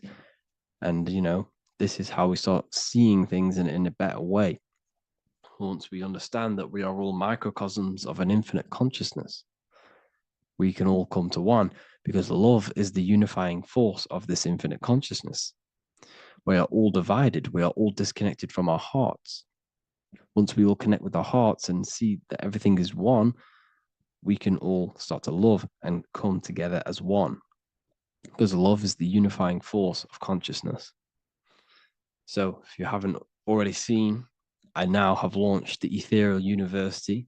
I will be doing lectures like this one, but even better, deeper, and even releasing knowledge that I can't talk about online as they are censored. I'll be doing lectures every single week. I'll be doing live calls every single week. You also gain access to my library, which is filled with over 45 occult books, filled with knowledge. Okay, I'll show you now. Plus, you get my book, The Book of Wisdom, PDF form, and the Human Health Guide, PDF form. You also get all of this stuff, the health section, Q&As, Ethereum meditations. We've got some celestial studies, cosmology, numerology coming soon. You also get the brand new Manifestation Mastery course, plus the library. And there'll be new books, new lectures, new live calls every single week. Or you can get the Book of Wisdom, use the code WISDOM in all capital letters to gain 40% off. This sale will be ending very, very soon. So if you're watching this, be very quick to get yourself a physical version or a PDF of my book. You can get it in all these languages. Hope you enjoyed this video, people. I'll see you inside the Ethereal University, the real university. Have an amazing day.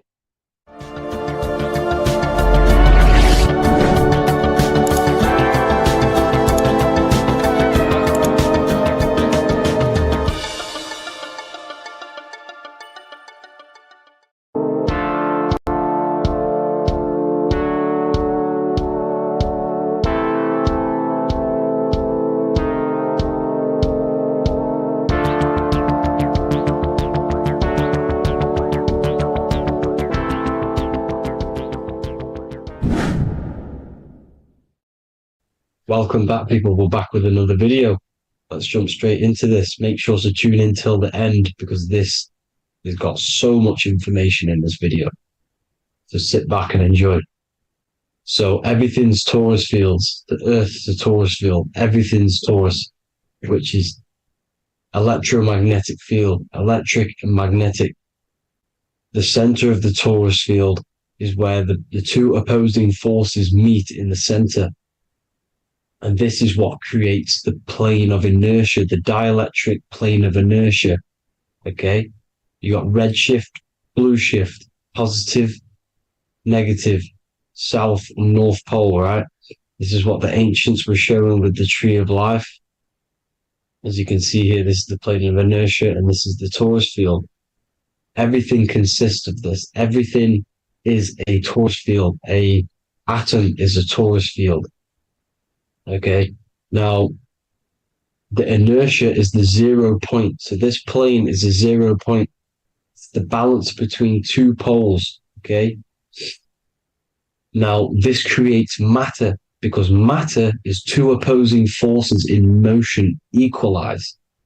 So these two forces coming together is what creates matter on this physical plane. And this is why we can't see the electromagnetic field, because it consists of one of the elements, which is either electric or magnetic, but when they combine together, it's what creates this physical plane, which is physical matter, which is light in motion. Now, everything is one. Don't get confused by duality. Duality is two opposing forces, but them two opposing forces are created by the same substance. It's two aspects of the same substance. So, for example, water and ice are the same thing, you know what I'm trying to say, but it's two aspects of the same substance because all is one. The whole universe is one. All goes back to the one, which is God, the creator, or magnetism, whatever you want to call it, because magnetism pulsates. Electricity has two poles, red shift, blue shift. Okay, so red shift, blue shift is electricity, and electricity vibrates, and all vibration always comes back to a standstill point. But magnetism is what pulsates. This is why your heart pulses. You breathe, which is a pulse. This is the breath of the universe, magnetism. Now, this is why the earth is green, okay? Earth can be spelt heart. If you just move the H to the beginning, it spells heart, okay? Because the heart is the center of the torus field, which is the heart chakra for us humans, okay? We consist of the same field, as you already know.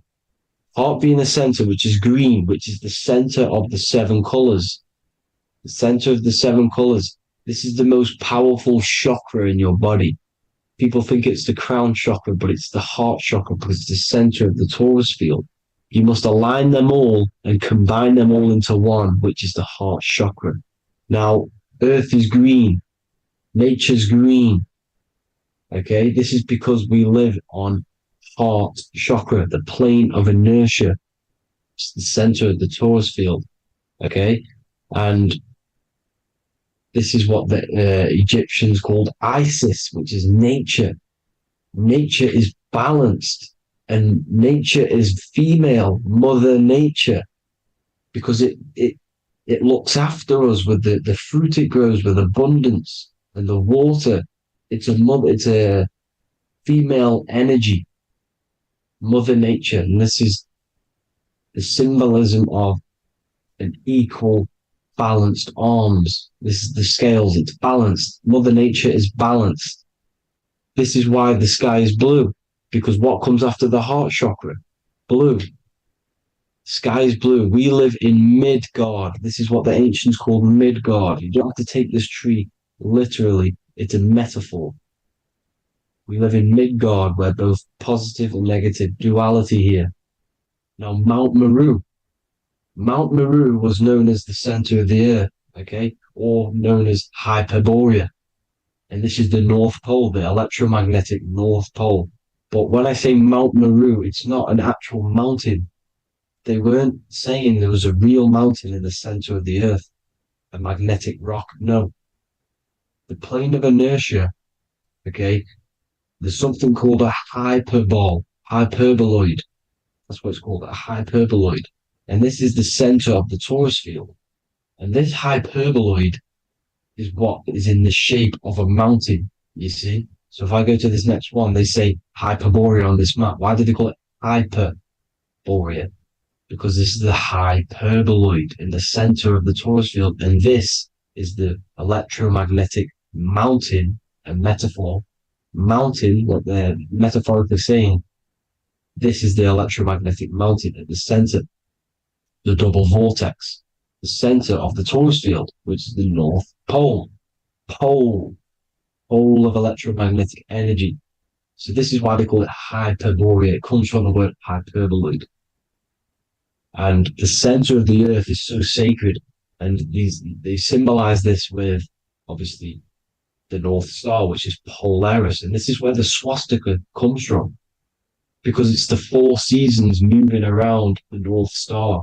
This is the Big Dipper constellation moving around the North Star, which is Polaris. There's that pole again.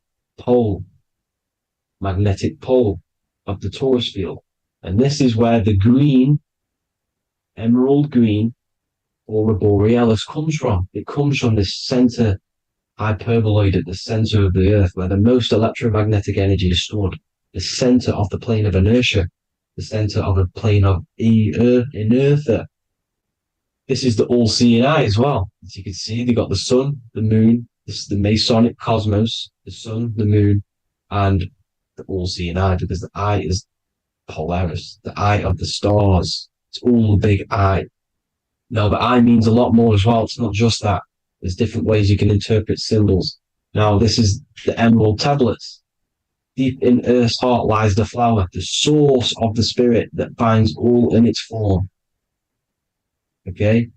The flower of life is thine own place of thine spirit, and stream through the earth as thine flows through thy form, giving off life to the earth and its children, renewing the spirit from form unto form. This is the North Pole. This is what he's talking about. He's talking about the aurora borealis. Aurora borealis. It's the Earth's aura. Emerald green. heart chakra, plane of inertia, green, earth, heart, you see, all related. Now, there's many symbolism of this, so much symbolism of the ancients, the 7 layers of heaven, which are the 7 planets. Okay. These planets are the solar system. It's the solar system because we are the soul, we are the sun, the soul. And we're inside of a solar system, which is the 7 planets. That's why there's 7 layers of heaven. Okay. The rings of Saturn, the rings of the planets are moving around us. Okay. So this is what the ancients were depicting in their cosmology. Now, this is the Hebrew cosmology of the earth. This is the Mayan cosmology of the earth. You see, it's all an enclosed system. We live inside of a giant torus field. All is atum. It's what the ancients said, ancient Egyptians said. All is atum. Atoms are torus fields. Don't be tricked by the modern science today with the current model of an atom. It's completely wrong. They're hiding the torus field. They're hiding the electromagnetic field, which is in everything. Absolutely everything is in motion, and motion comes from this field. And you see, this is upside down, but this is the I think it's pretty sure it's candles, but the 7 candles, the 7 planets, the 7 Elohim. You see, it all goes back to the stars and the heavens. Now, this is how the earth really works, with the stars on the outside of the cosmic egg, and then the torus field spinning around the sun and the moon, the positive and the negative charge. The sun gives you energy, the moon takes your energy. The moon controls monthly cycles. Moon is mon. This is etymology. Mon, month, money, demon, monster. Stir is star, moon star. We are all stars. Youngster, minister, superstar, Hollywood star. We're all stars. We come from the stars, which is heaven. Our soul comes from the stars. You see? We are the universe, the image of man is made in the universe. We are a microcosm of the universe. The universe is a macro. We are micro.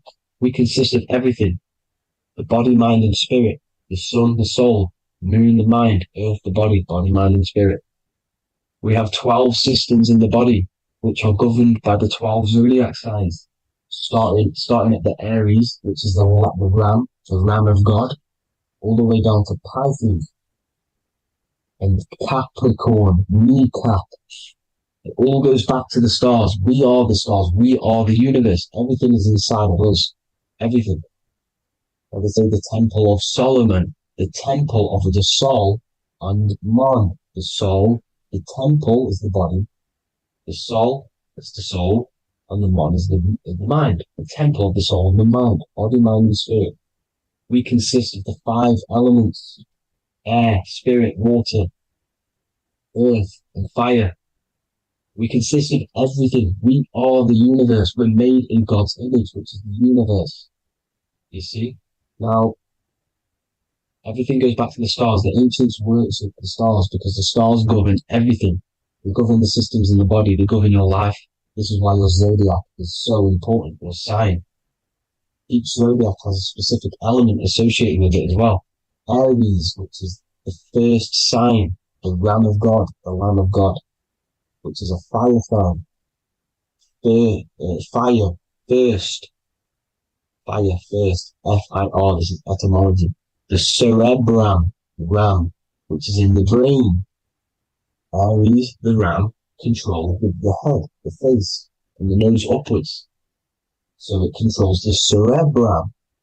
The Torah, which is, I'm pretty sure it's a Hebrew Bible, which is the Taurus.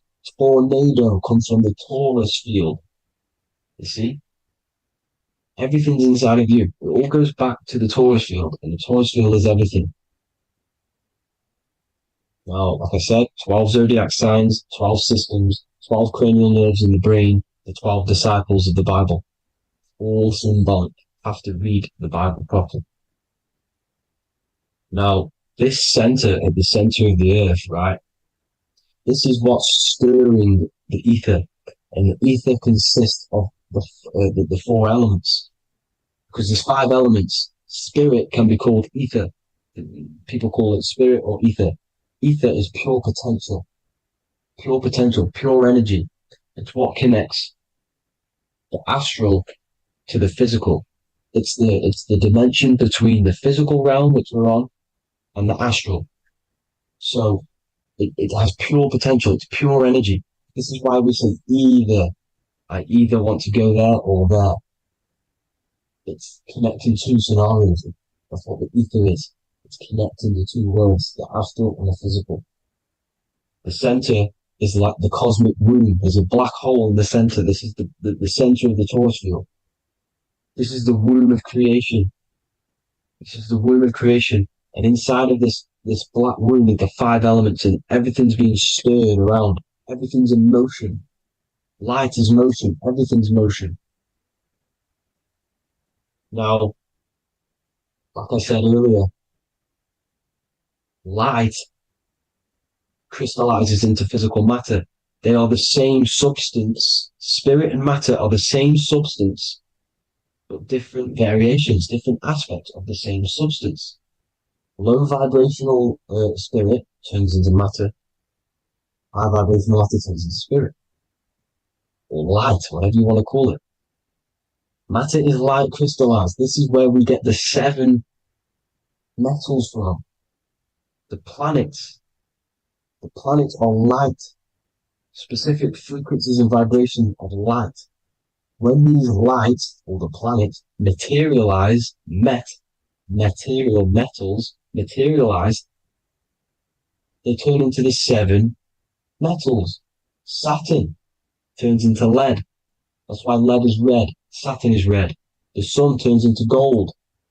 That's why the gold is yellow and the sun is yellow. You see, Saturn is the time god. What happens in autumn?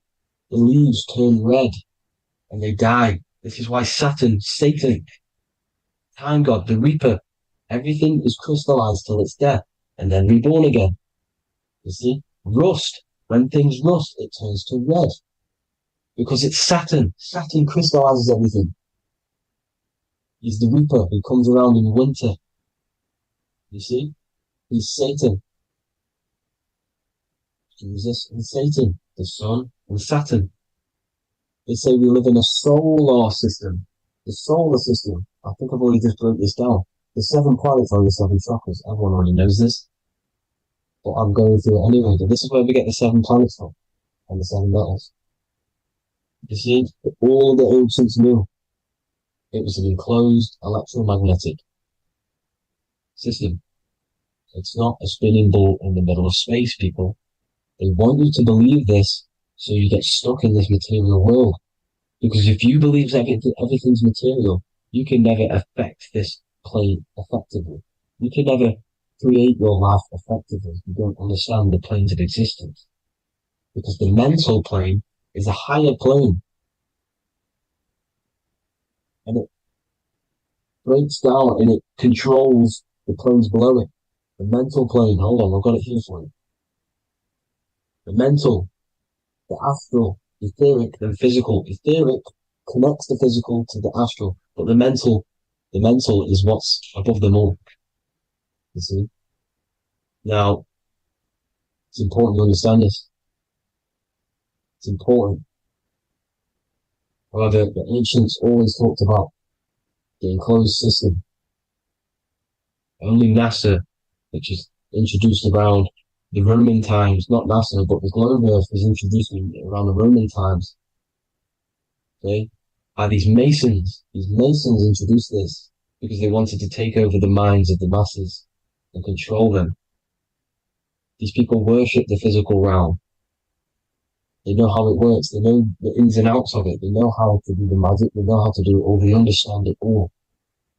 That's why Masonry have to take the oath. The oath of not speaking. You're not allowed to speak about anything you learn about in Masonry. Because they're discovering the truth about your mind and how it creates reality and stuff like that. So this is the Masonic cosmology. The 5-pointed star, the 5 elements. The checkerboard for duality, positive and negative. The 2 aspects of every substance. This is another ancient painting depicting the firmament, the stars inside the firmament, the sun. You see, the ancients worshipped the sun because it's so important for sustaining our life. It's the only reason we're alive is because of the sun. But then people think it gives you cancer today. They brainwash you to think the sun gives you cancer when it's the number one source of all life. They want you to believe it's a big, spinning, dangerous ball in space. It's not. It's here to give us life. It's God's son. That's why Jesus is known as God's son. It is the son of God. God created that to sustain us. You see? So it's important you understand the true cosmology of where you are, because if you don't know where you are depleted of all of your morals. You're depleted. You're demoralized. You're lost. You don't know where you are. You don't know where you exist. Okay? Once you accept the globe model, the heliocentric model, you will subconsciously think that you come from nothing. This is why they implemented the evolution theory just after the globe model was introduced by Charles Darwin. Charles Darwin came in after the globe model. He's a Mason. He was another Freemason, and implemented evolution where we came from monkeys, because they want you thinking less of yourself so they can manipulate your mind. You see? They want to manipulate your mind, and they have done since you got here. Since you came through that portal, you were manipulated from that day to believe this, believe that. The true cosmology, the truth will set you free. You will understand things better. You will feel better in yourself when you know the sun is here for you. You'll feel better in yourself that you know that you didn't come from a monkey. You were created as a human, a manifester, a creator. You're so intelligent. Your mind is amazing. You can manipulate matter, mind over matter. See? Thank you all people for tuning in. Tap in with yourself. Love yourself. Find the truth. Spread the truth. Nothing dies. Nothing in this creation dies. Everything's energy. Everything's light. Light can never die. You're a light being. That's why it says Hugh. Hugh man. Hugh is light in Hebrew or Latin. Either one of the two. You are light. You're a light being. You never die. Ever, ever, ever die. Ever.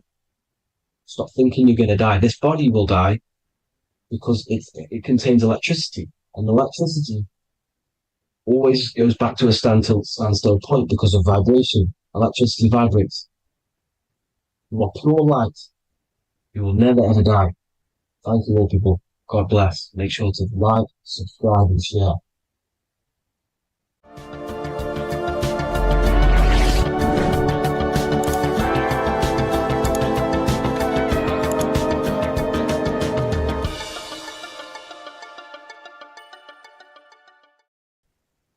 As above, so below. This is one of the most crucial teachings within esotericism, occultism, or what we like to call it today, spirituality. I don't like calling it spirituality because it's not spirituality. I teach human consciousness. I teach the science of you and your consciousness alone and your being. And in order to fully understand you and this world around you, you must understand this number one principle of as above, so below. There is many misconceptions of this, and there is many simple teachings of this, but I'm going to break it down today from the most simplest to the most complex, and you will see the connections between all things. This is the most important lesson you could ever learn, and I'm going to teach it you today. So what you must understand is with the term as above, so below, it applies with everything you see in this world and about yourself.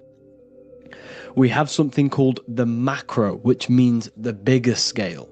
On the bigger scale, we have the whole earth. If we look down from the sky on top of rivers, this is what we see. We see this tree pattern. Then on a smaller scale, we see trees have the same pattern. Then we look even closer. We're going smaller and smaller into the leaves of the tree. We see the same pattern. Then we go even more micro into the human brain and look at the human brain cells, and we see the same pattern. This is proof this is a fractal universe, and everything is in the micro is reflected in the macro. As above, so below. As within, so without. On the macro is a reflection of the micro. So now that you understand this, we can go a bit further. A yearly cycle of spring, summer, fall, winter is a macro. A micro is a daily cycle. So a day is a mini year. The summer is the midday. Autumn is the evening. Night is the winter. And spring is the morning. This is a macro, a reflection. We have a miniature cycle of the zodiac every single day.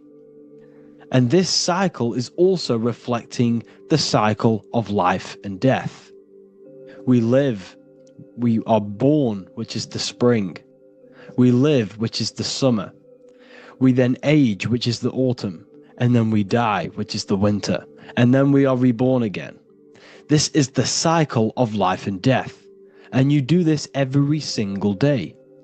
You see, death is a macrocosm of sleep. This is why we say sleep is the cousin of death. Because you die every single night. You do this process of life and death every single day. As above, so below. What's in the micro is in the macro. So when you go to sleep, you are essentially dying. And then in the morning when you wake up, you are then born again. This is a fractal cycle that we live in. Everything in this whole world is fractal. Everything applies to as above, so below. We have the sun, we have the moon, we have the day, we have the night. We have the life, we have the death. We have the conscious, we have sleep. As above, so below. We have the conscious mind, because now we're diving into as within, so without. As above, so below more refers to the external world. As within, so without is referring to your inner world and the outer world. What you must understand is about yourself. You exist in two realms. You're an individual. The dual nature of you. You exist in two realms at once. You have an inner world of your thought, emotion. This is the inner world that no one else can see but yourself. And you have an outer world with a physical body which everyone can see. So you exist in two worlds. You have the inner voice, you have the outer physical voice, which I'm speaking to you with now. But I also have an inner voice, which no one can hear, only but me.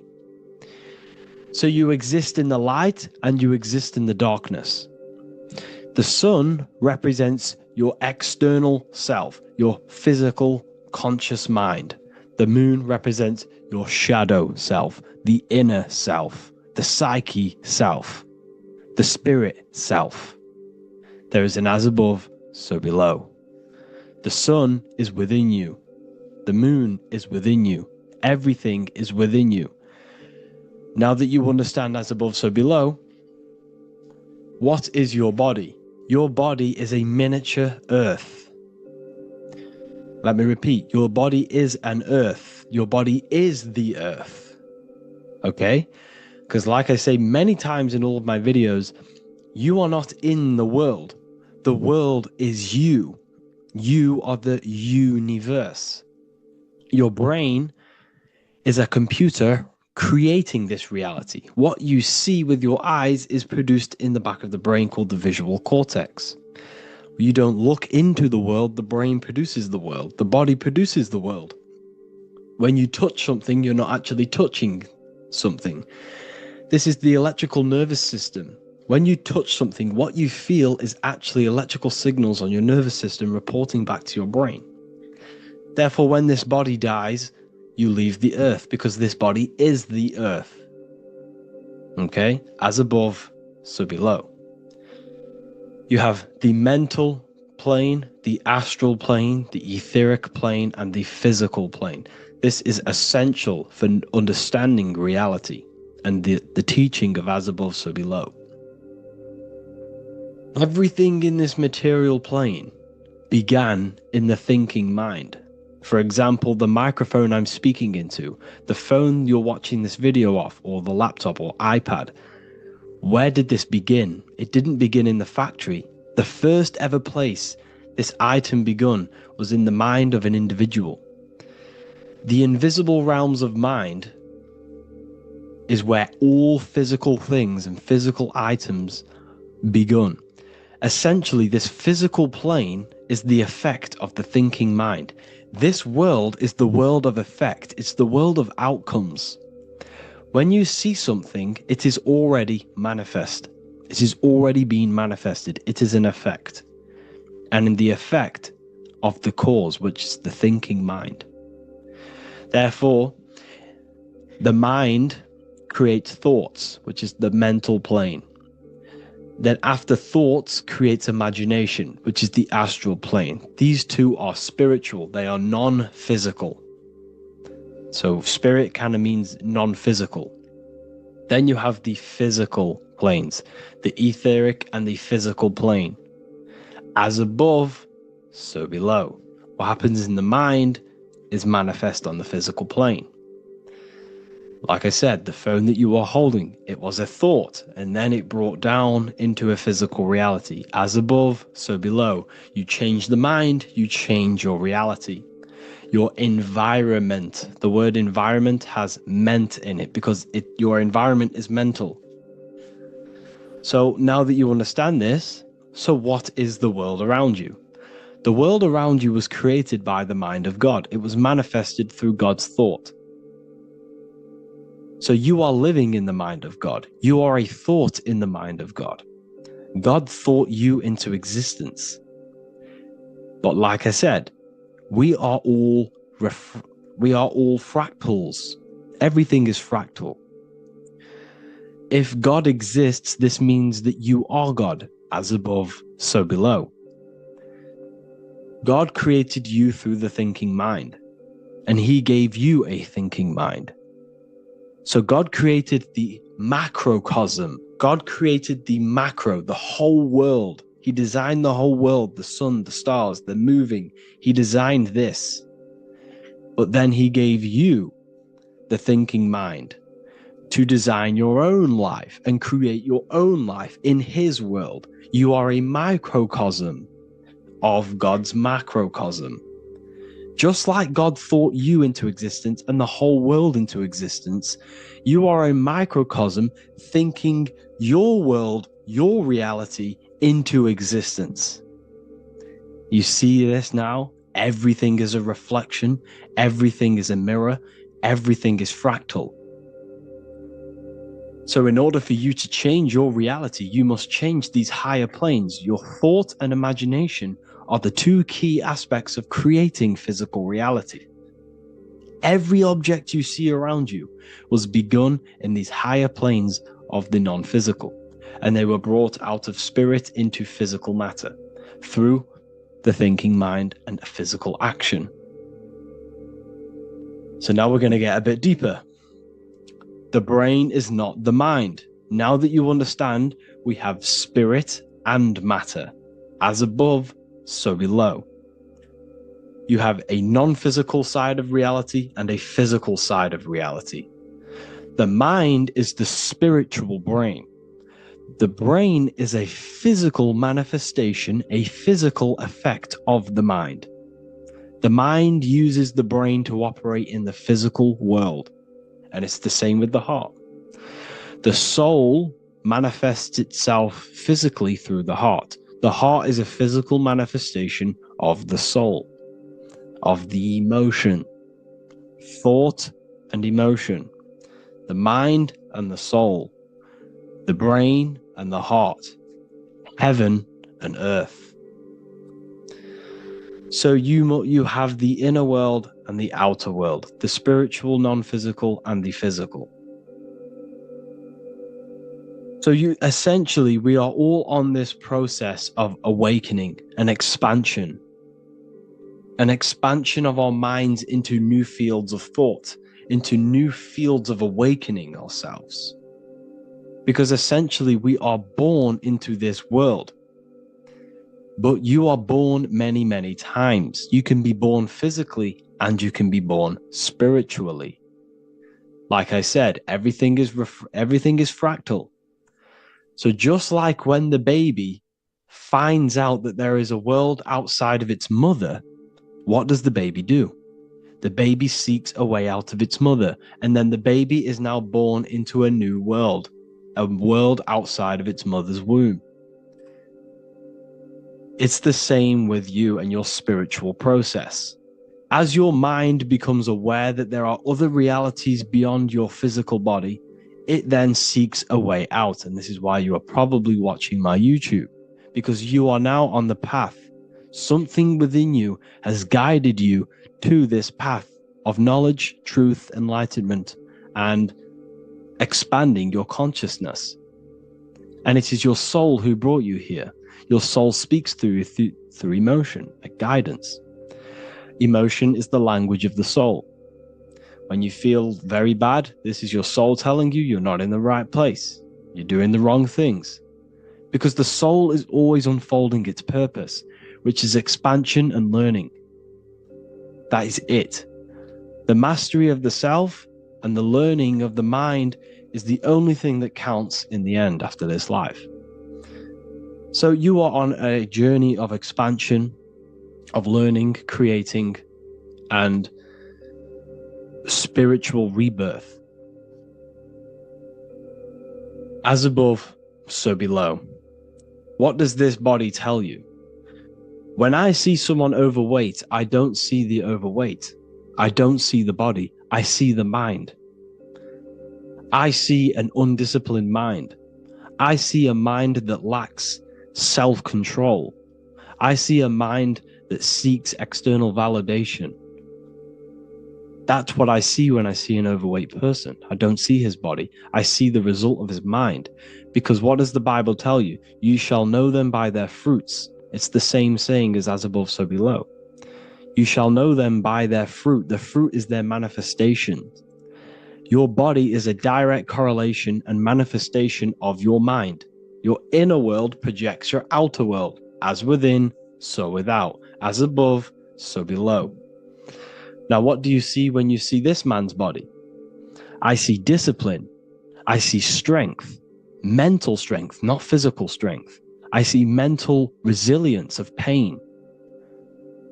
Because all of this man's mental energy has been manifested physically within his muscle. This body is a direct manifestation of this man's mind's pain and suffering. And it shows discipline. This is why people instantly respect you if you are in shape. You walk into a room and you are in shape, people will instantly give you respect because they know that you are mentally disciplined. The body is a reflection of your inner world, and it's the same with your friends, your family, your connections with people. If you think about yourself very negatively all the time, and you don't have a good connection with yourself, you don't have a connection with your true self, this will manifest into every single relationship you have in your life. If you don't have a good relationship with your inner self, you don't have a good relationship with the people and the friends around you. Because as within, so without. If you think negative about yourself, you will only pick up the negative in other people. If I think very highly of myself and I think very happy and good things about myself, I will then see the good things in other people. Because it's as above, so below. As the inner world is, so is the outer world. It's the same with your life circumstances. Your life is a direct correlation of every thought you thought in the past. If you possess millions of pounds, millions of dollars. This is because you have thought this into physical reality. You live the life you are deserved. You live the life that you manifest through your thought. If you live a very poor life, this is a reflection of your mind. This is a reflection of what you have thought into physical existence. Because like I said, everything begins in the mind. As above, so below. And this is even present within the body. So where is the head? The head is at the very top of the body. And where does all manifestation begin? In the mind. That's where the mind is, in the head. And then the thoughts we think travel down the body into the heart, which is the emotion. Every thought we think is in the emotion. Every thought we think creates an emotion. This emotion then drives the action. Where does the action come from? The feet, because the feet move our body. We move with our feet to take action. Our hands. You see, so the body is even a micro reflection. I can't even say it. Reflection of the order of manifestation. This blew my mind when I figured this out. You see, the head, the thoughts begin here. This is the beginning of all manifestation. Then it comes down to the heart. This is the emotion. Then you take the action. The thought and emotion then sparks the action, which is taken with the hands and the feet. And where's the lowest point on the body? The feet, and that's touching the physical earth. So the head is where the thought is, the non-physical, and the lowest point on the body, which is touching the physical earth. So the head represents spirit, the feet represent matter, spirit and matter. Your room, if I walk into your room and I see a messy room, I don't see the room, I see a messy mind. The room is a reflection of the mind. If you have a messy room, this is your mind. It's an externalization of your unsorted mind, undisciplined mind. So like I said, we are all God, and we must find the God self within us. And I teach all of this inside the Book of Wisdom, Volume 2. This is not just a book, this is a revolution. This is the beginning of a new age with this book. If you have read it, I congratulate you. You should feel very proud of yourself if you have an open mind. You should feel proud of yourself for watching these videos, because not many people have an open mind. Remember this, people. You are special if you're watching these videos. You have the mind. You have the ability to see through the illusion. And I take my hat off to you. You want to take this to the next step? Read the book. Or if you want to take it to the serious levels, join the university. The university, you gain access to every piece of my material that I've ever done, all of my books, all of my lectures that are hidden from YouTube, that are hidden from everywhere else, the lectures that give you real power. And if you feel alone on this journey, we have a conscious community where you can connect with like-minded individuals, because I've been there. I've been there when you feel lonely, because you feel like no one else is thinking the way you are feeling. You can't talk to people about these things because people just think you're crazy. That's why I put together this, so we can connect, so we can unite, so you can connect with people, so you don't feel crazy about thinking about this stuff, learning about this stuff. And if you truly want to level up your life, people, and take your studies serious, this is for you. We do live calls, we do lectures. There's a whole library filled with books you can read. It's the perfect place for the truth seeker. I thank you all for joining. Please leave a like, a comment, a subscribe. Let me know any future videos you want me to make in the comments. Thank you all. Have an amazing day.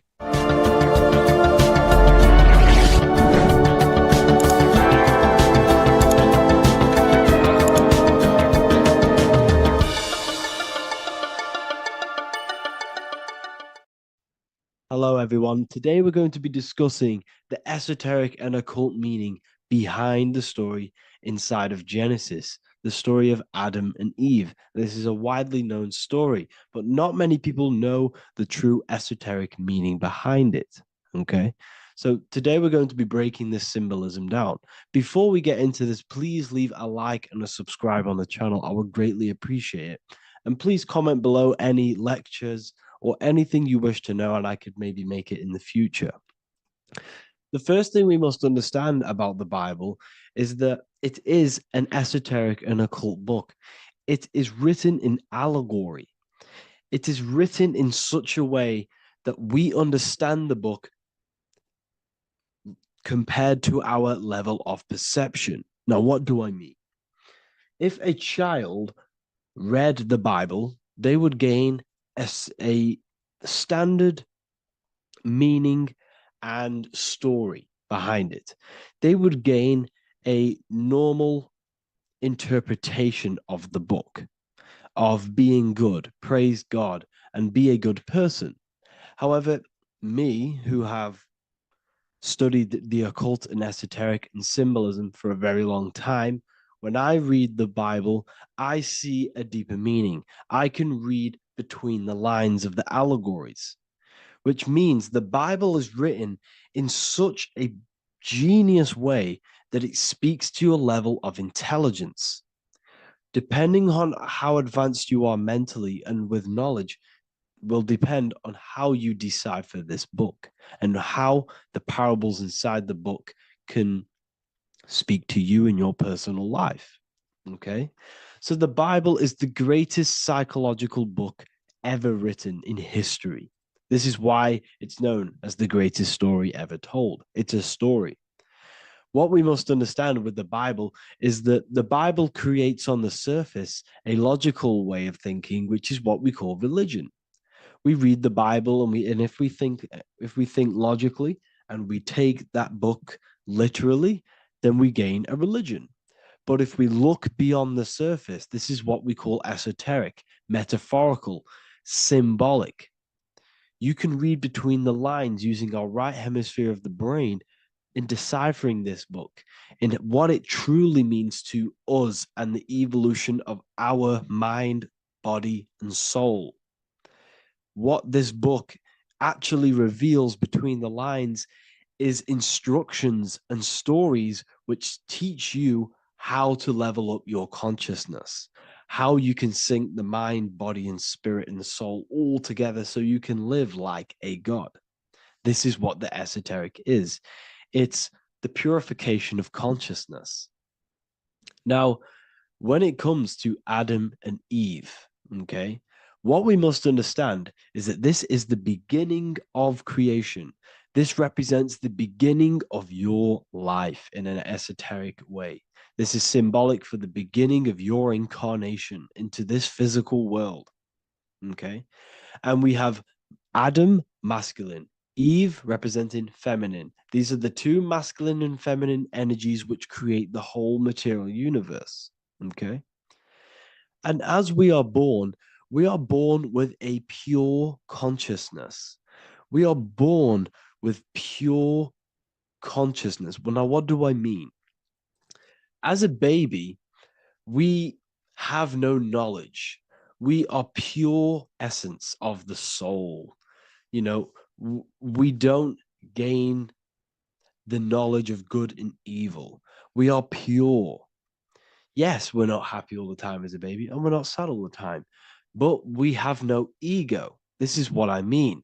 Our consciousness is not split. As a baby, you are whole. You have a whole consciousness. You are yourself. You have no false identifications, no limiting belief systems, nothing. You are pure awareness and the pure soul and the pure mind. Now, this is what Genesis is representing. As we grow older, the more experiences we gain, the more thoughts we start to think, the more knowledge we gain of this world, the more impure our mind, our heart, our soul, our spirit becomes, the more impure our body becomes. As we grow older, we're infected with negative beliefs, negative thoughts, and society norms. This is a big one. As we grow older, we are molded by society.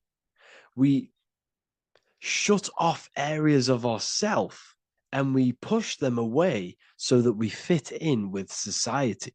We all know this. We all did this in school.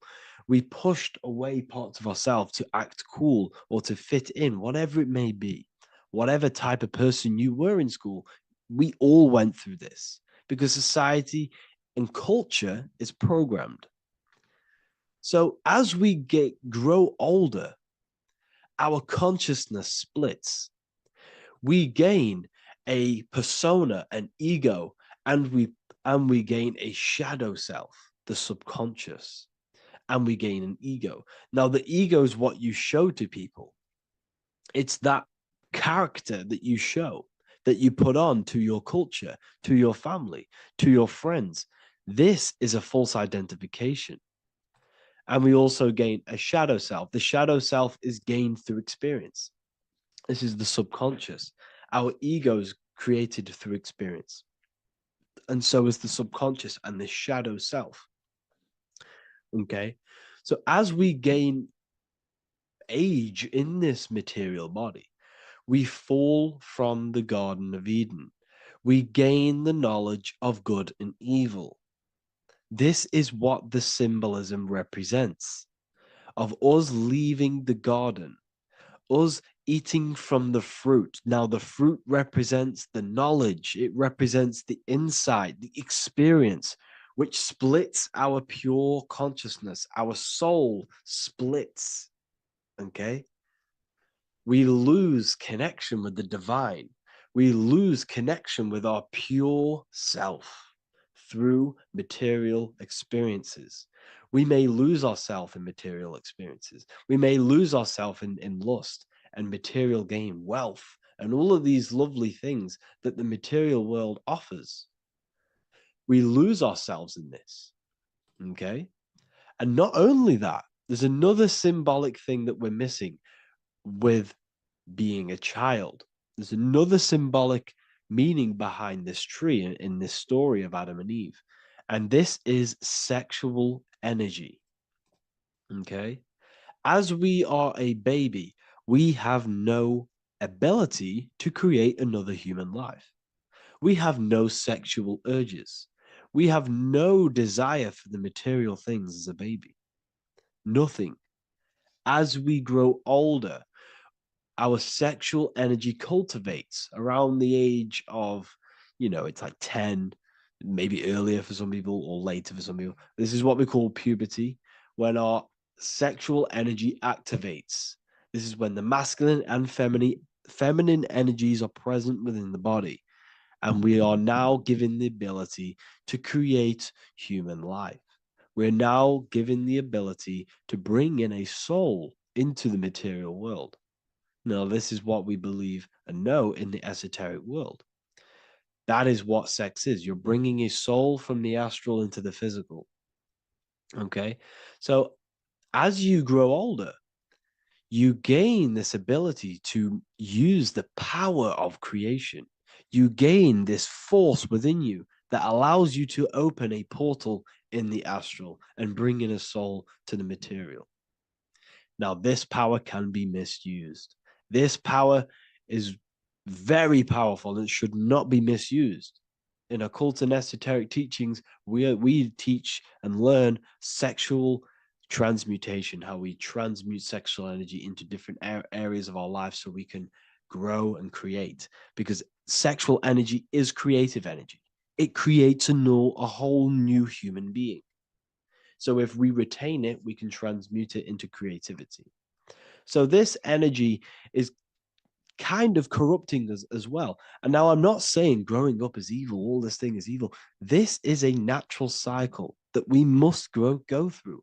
The soul of us must go through this cycle so that we learn, so that we overcome it, so that we gain mastery of ourselves, so that we expand ourselves.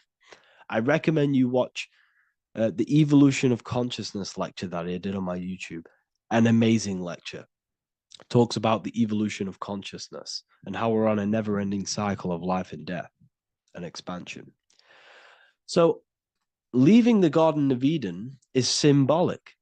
You see, Eve represents emotion. She's feminine. Adam represents action. That's why he bit the apple. You see, Eve takes the apple and tempts Adam because she's the emotion, she's the sexual desire, and Adam eats it.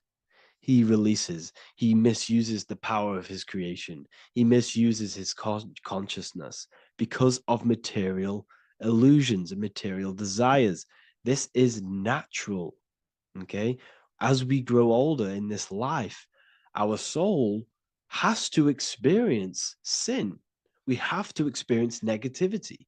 We have to experience evil. Okay, and we have to misuse this power within us to learn about it so we can overcome it and gain control over it. Now, this is why the Bible says in Genesis 3:6, for God doth know that in the day ye eat thereof, then your eyes shall be opened. Ye shall be as gods, knowing good and evil. This is very, very, very symbolic. We come into this world to experience a dualistic way of reality. We come into this world to challenge ourselves so the soul can grow, because the soul comes from pure love from God. But we come into this world so the soul may know what it's like to be evil. You see, we are like a seed. Our soul's like a seed. And when that seed grows, okay, and it's planted, them roots must grow to hell in order for the top of the tree and the roots to grow to heaven. In order for the soul to reach the highest states, it must descend down into the lowest states. Good and evil. This is the story of good and evil, okay? And this is the story, a psychological story of how the human mind has functioned in this life. This is what this story is representing of how our soul and mind is functioning, how our consciousness is splitting and growing up and evoluting. Okay. Like I said, snakes represent sexual energy. They represent, snake, when you've been snaked. This is why we say you've been snaked, because it represents a temptation of sexual energy. This is why the Kundalini is symbolized as a snake. This is the serpent within us that we can rise to activate dormant brain cells in our brain. Now that's called the Kundalini awakening. I'm not going to get into that into this video, but this is what it symbolizes, the tree and the knowledge of good and evil, because our body is the tree. Our central nervous system is the tree. The snake is our sexual urges and this false temptation that tempts us to interact with sin, the material world, okay, and go against our higher divine self. This is what it represents. Now, it's very, very symbolic. Not everyone is going to agree with this, but this is my interpretation of Genesis based on my research of occultism, symbolism, metaphors, and me studying the Bible. This is my interpretation, and I hope it resonates with you. It might not resonate with you, but this is what makes sense to me, and this is what has made sense to many other occult researchers who are in this space as well. Okay, so please leave a like, leave a comment, leave a subscribe. I'd greatly appreciate if you could, just give me some support on this channel. We're nearly at 100,000 subscribers, which is insane. I just want to say thank you all. And yeah, I will see you inside the university. If you join, I'll look forward to mentoring you, connecting with you on the live calls. There's a new symbolism course, which is going to be available very, very soon. And yeah, if you join the university, you also get a 30% discount on all of my products, astrology readings, one-on-one calls, all of my books. Yeah, so I hope you gain some insight on this video, and I'll see you in the next video, and I'll see you inside the university. Have an amazing day.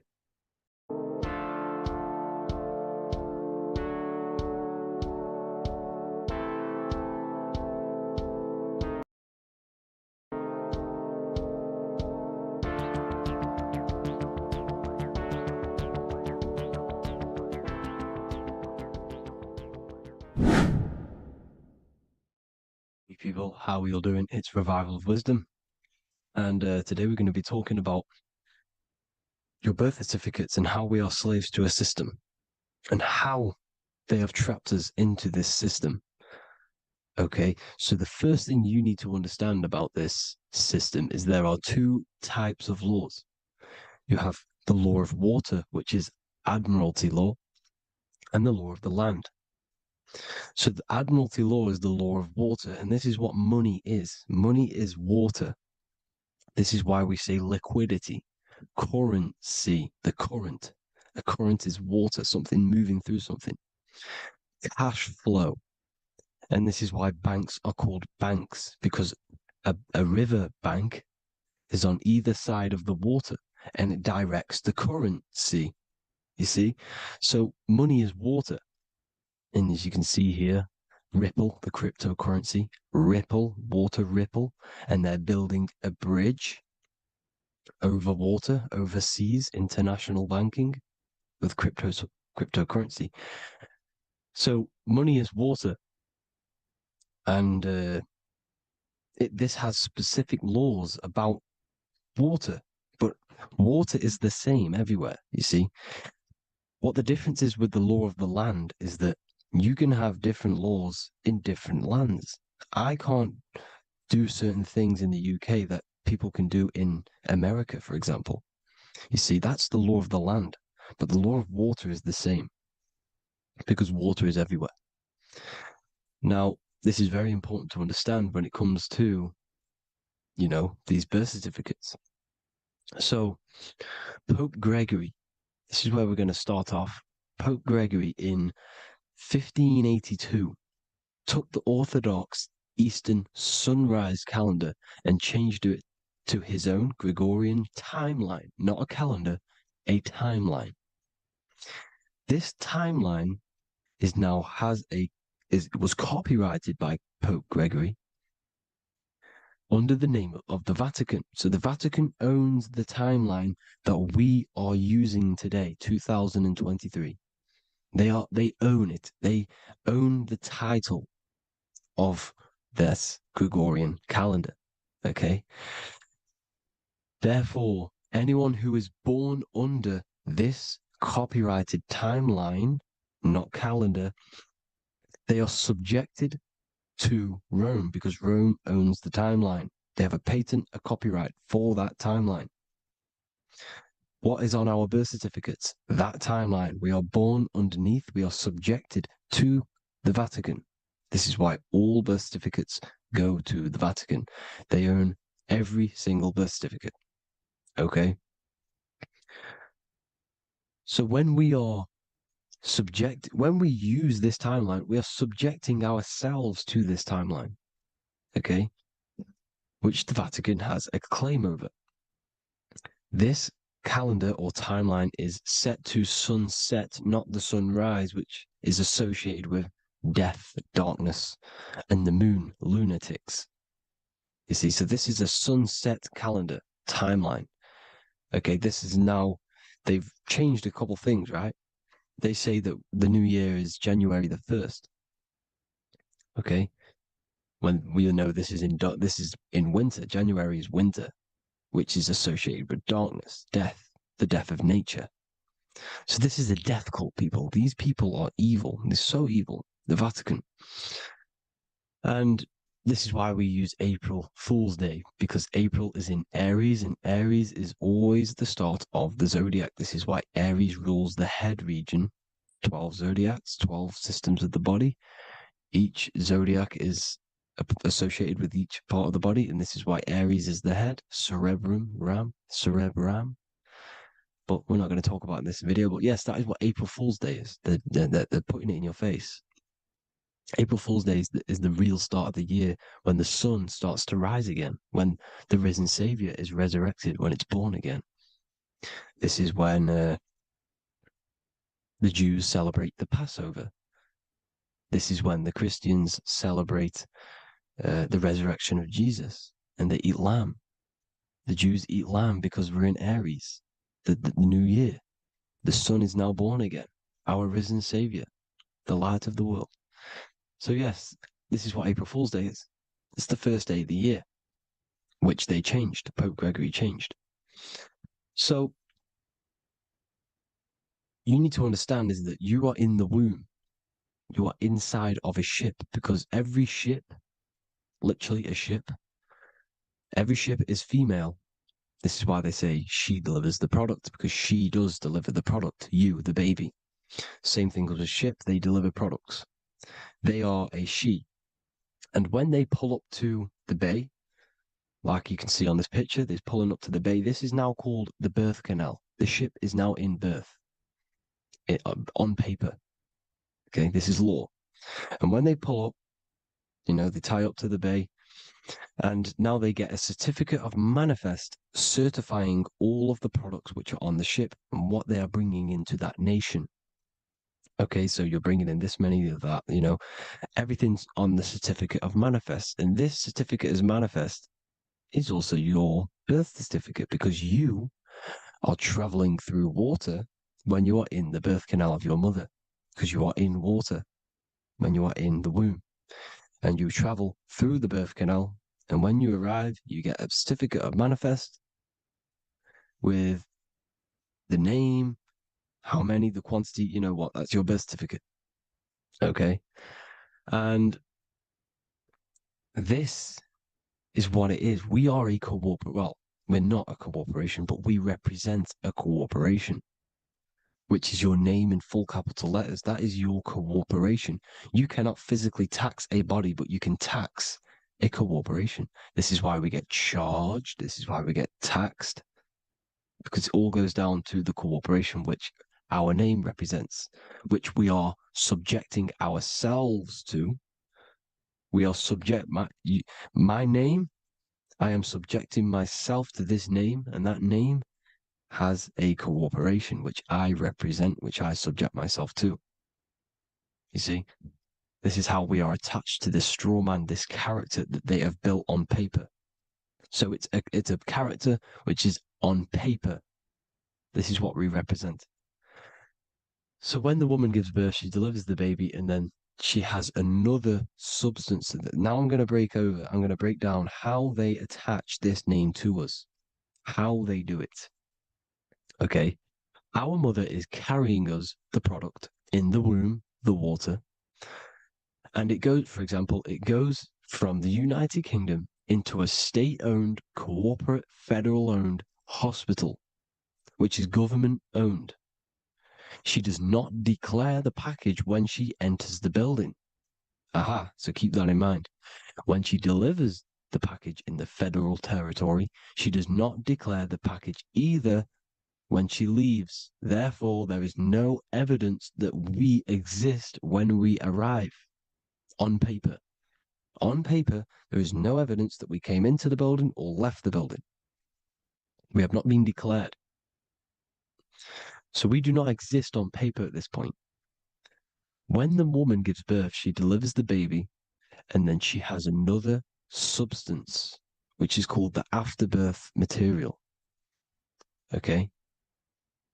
This afterbirth material has the same DNA as our physical body, with the body, mind, and spirit. Okay? This is how they get this corporation. Hold on. The afterbirth material does not get claimed by the mother nor anyone. Therefore, they salvage that substance, because we are under the Vatican. Every state is all Catholic. Your birth certificate is Catholic. No matter what religion you think you are, every single birth certificate is Catholic, because we are subjected to Rome. All roads lead to Rome. Rome runs all of this. Okay, we're still under the Roman Empire. Okay, so Rome are Catholic and they believe in salvation. This is how religion comes into this. This is how they use religion to get this. So they salvage the afterbirth material and they claim it, and they salvage it and give it and charge it to Rome. And they give it a name. Here's the legal term, born alive. Here's what it says. Each product of such birth is considered live, born, and fully recognized as a human person. So each product of such birth, so that could be anything, the afterbirth, the person who actually comes out, the baby. So your afterbirth, which we do not take with us, we take the baby with us. They keep that in the hospital. They collect the afterbirth, and they salvage it, and they give it the name, which it is us. We are a representative to that afterbirth material, which they put the name on. They claimed, which is subject to Rome. So we are walking around our whole lives as a representative to that claimed salvaged afterbirth material, which the federal state have. Okay. We are under the Catholic Church, Vatican. Therefore, the afterbirth material is a child of God. See, on paper, therefore, they believe in salvation and salvage the afterbirth material. This material has no mother or father. The state pick it up. It becomes a war to the courts and gets charged to the state. So we are a representative to that character they salvaged because it is the exact same DNA as you. Subject is the name or the title, and the matter is the physical aspect left behind in the hospital, which represents us. You see? So now we're moving on to Unum Sanctum. Unum Sanctum was in 1302, a very, very important year. Very important year. Unum Sanctum says this is basically how they claim everyone in the world. So the Vatican had all this power, all this gold, all these people under them. They need to get a claim for them so then they can rule over them and make them slaves. So what they did, they created Unum Sanctum. Pope Boniface VIII did this. And it says, the spiritual man judges of all things, and he himself is judged by no man. The spiritual man, keep that in mind, unless he invent like Manichaeus, two beginnings, which is false and judged by heretical, since according to the testimony of Moses, it is not in the beginnings, but in the beginning that God created heaven and earth. Furthermore, we declare, we proclaim, we define that it is absolutely necessary for salvation that every human creature to be subjected to the Roman pontiff. So they are claiming us in Unum Sanctum, and it's in the vaults in the Vatican. They will put a spell on it because they are sorcerers, they are magicians. They put a spell on it, they lock it up, and whatever goes on that piece of paper goes. And this Unum Sanctum is claiming all of us. So what does it say in the beginning? The spiritual man judges of all things, and he himself is judged by no man. The spiritual man, the man with the body, mind, and soul, the first baby that comes out the birth canal. That's you, your body, body, mind, and soul. You have the Christ, which is I am, which is grace. Grace means here, now, in the present. You have the Christ, which means I am. Therefore, you have a soul. If you can say I am, you have the Christ. You have a soul. But a creature can be anything with no soul. You see, so no man can judge the man with the soul. However, as it says in the second part, we proclaim, we define that it's absolutely necessary for salvation that every human creature to be subject to the Roman pontiff. So they are subjecting the afterbirth, not the man with the body, mind, and soul, but the afterbirth to the Roman pontiff, to the Roman Catholic Church. We are the ones who are claiming to be the afterbirth material, which is our birth certificate, which is our representative. We represent that because it is our DNA. This is how we are stuck. We are stuck because we represent this DNA, which is on paper, recorded. You see? So we, being untaught, uneducated in these subjects, we are subjecting ourselves to this system, to this slavery, because we just want to live. We just want to live happily. No just peaceful. Think about it. Where's all this coming from? Where's all this war, all this killing, deaths coming from? We just want to live. It's coming from the Catholic Church, these evil death cult, which has subjected us, which has used us as slaves, and we are still slaves, and it's just going to get worse and worse and worse. So this is how we have subjected ourselves to be the slaves to this system. It's a lot to take in, and there's a lot more deeper stuff which goes into this. I'm just going over the surface. I'm going quite deep, but there is little details that I still need to learn myself. But this is the general how that we've been stuck to this slave system. So we are batteries, okay? This is why we get charged. When you go in a court, you get charged, okay? Because you're a biological battery. This is why cities look like motherboards, because we are feeding energy to this matrix. Okay, when we look outside of ourselves, when we give power to so-called Jesus Christ, worshipping idols outside of ourselves, where attention goes, energy flows. We are feeding the matrix with energy.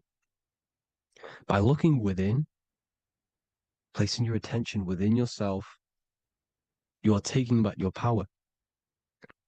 Because the I am is Christ. The you, the soul, is Christ. It's God. The awareness is God. Okay? However, we are subjecting ourselves to this system. We're subjecting ourselves to this system, and they're feeding off our energy.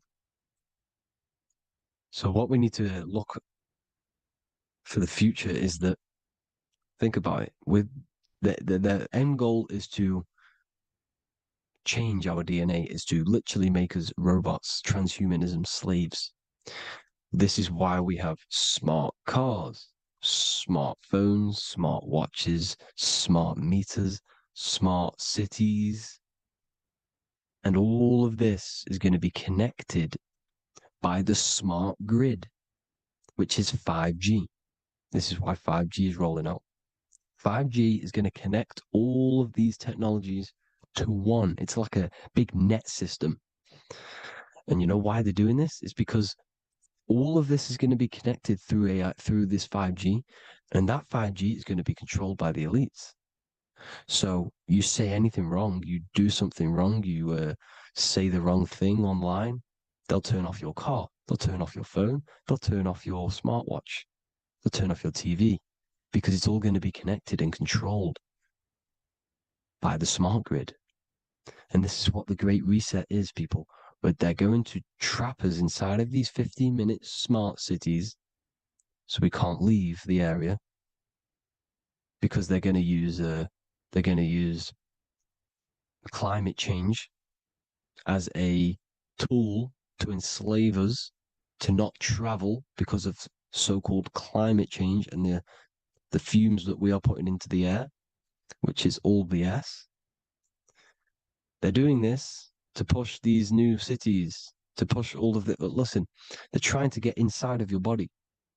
The only way they can do that is to get you addicted and using this technology. First, they got on the body with the smartphone. Well, first of all, we use the technology. We get used to it with it in our hand. The next step for them was to get on the body, which is the Apple Watch, as you see down here. They have now successfully got onto the body. The next thing is to get inside of the body. This is the brain chip. You see how they've slowly lured their way in, slowly got you addicted to this technology, got you dependent on this technology. And what they're going to do is that they're going to mold society to be dependent on the brain chip. So in order, for example, if you want to go and pay for food, you're going to have to get a chip to pay for the food, because it's all going to be digital money. And that digital money will be connected to the chip, and you'll need the chip to pay for things. You see? So This is how they're slowly transhumanizing us. These phones, these apps, these things which are all we are which are all using was created by Freemasons. Freemasons, Mason means traveler because they travel the depths of the mind. They understand human consciousness. They understand the brain. They understand the mind. By the deepest root cause, they understand it. This is what Masonry is. It's the occult. So these technologies is designed by these people. This is why they're so addictive, because they understand how it works. They understand how to get people addicted because they understand human consciousness, the brain, the body, and the mind. So this is the advantage Freemasons have over us. And these secret societies, which have gone through the orders of Freemasonry and progressed onto these secret societies, which are the evil side, because I'm not saying Freemasonry is evil, okay? But the societies which they go beyond Freemasonry, because you can go beyond the 33rd degree into these secret societies, and they use this knowledge for the bad, to enslave people. And this is what's going to happen. Transhumanism. So I hope you all learned some insight for today. Please do a bit more research on, the birth certificate and stuff like that, the straw man. And have an amazing day, people. Please like, comment, and subscribe. Peace.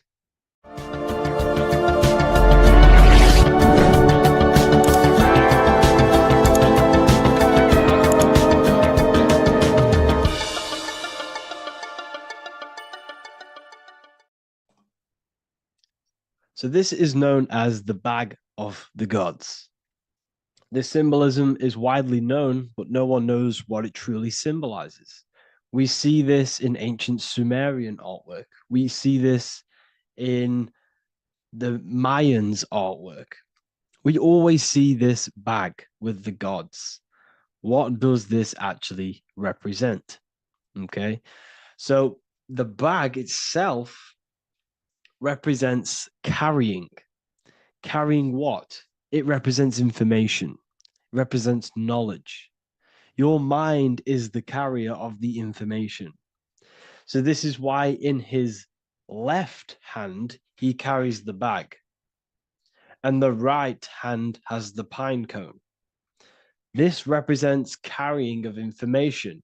Why is it a bag? A bag can be passed on to someone else. The information can be taught to someone else. This is the information of activation of the pineal gland or higher consciousness of humans. Because as humans, we all possess an animal nature, the nature that tells us to eat, to steal, to gain material wealth, to survive, to hate. This is our animal self. This is our animal behavior. But we also have a divine nature of consciousness, which we have access to, the higher planes of consciousness, the planes that manipulate this material world and create all things in this material world. The human mind has access to. The animal does not. The animal has no idea he exists. The animal has no inner dialogue, but humans have the inner dialogue. Humans can create infinitely. We can expand our minds infinitely into new realms of thought. So we have this higher divine nature and a lower nature. This bag of the gods is basically just representing the knowledge they possess of higher consciousness, of the higher aspect of life. Okay? Which is the activation of the pineal. The pine cone. The pine cone is in his right hand. The right represents wisdom. The left represents intellect, knowledge. Knowledge and wisdom are two separate things. Wisdom is applied knowledge. It's a feminine aspect. Knowledge is just gained information that you know, which is masculine. So in his right hand, he holds the pine cone. The pine cone can be opened and shut.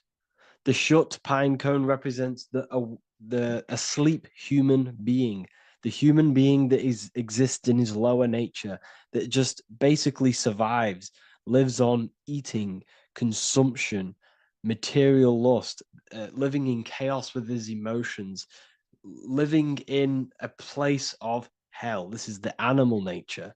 Then we have the awakened human, the one who has consciousness of himself, the one who looks within himself, the one who knows there is more to him when he looks in the mirror. He is far more than just the physical body.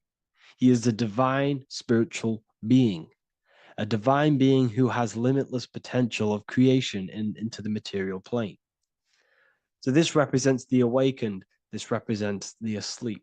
This is why he carries the pine cone in his right hand. It represents applied knowledge. This is the information. This is the intellect he possesses.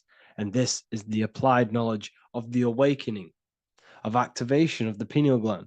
Because remember, the pineal gland is not your consciousness. The pineals, the same root word.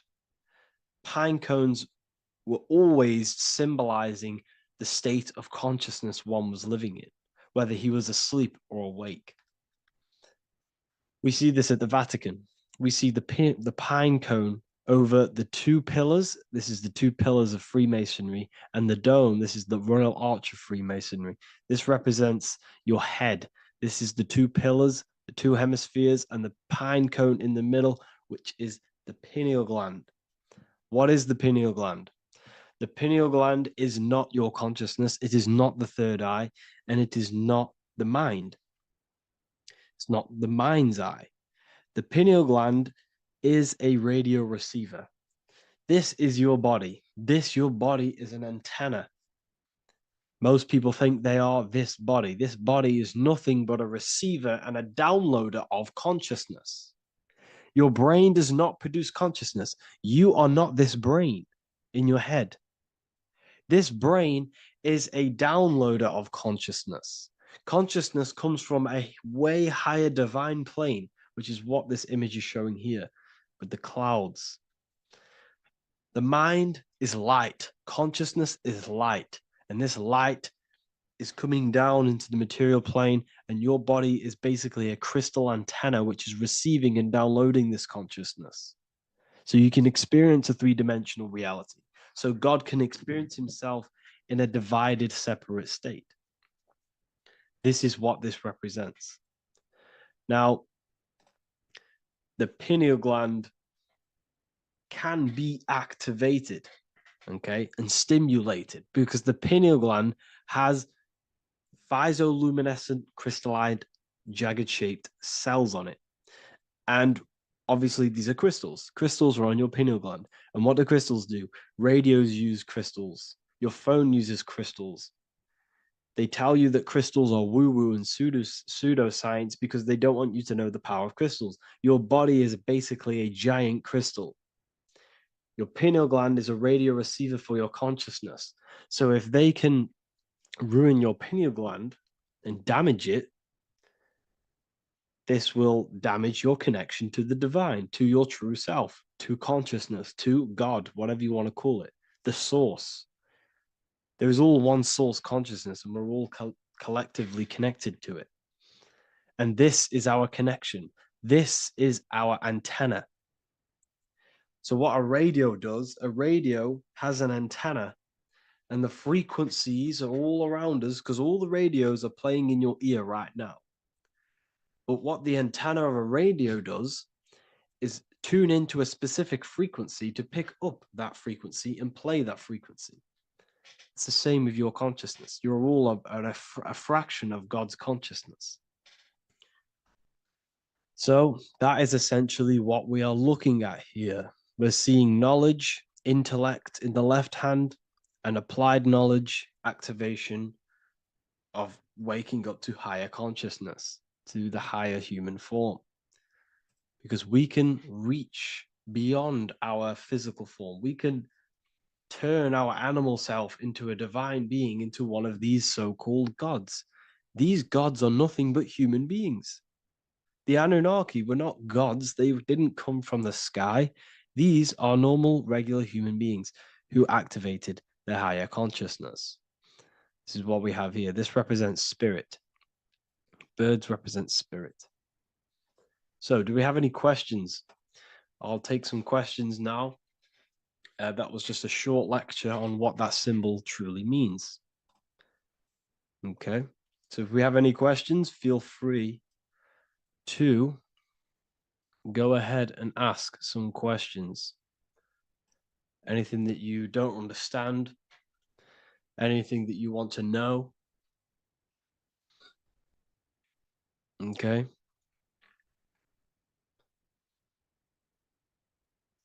So base reality would be where source resides. Yes, the base reality is your consciousness. Are these lectures available in the university?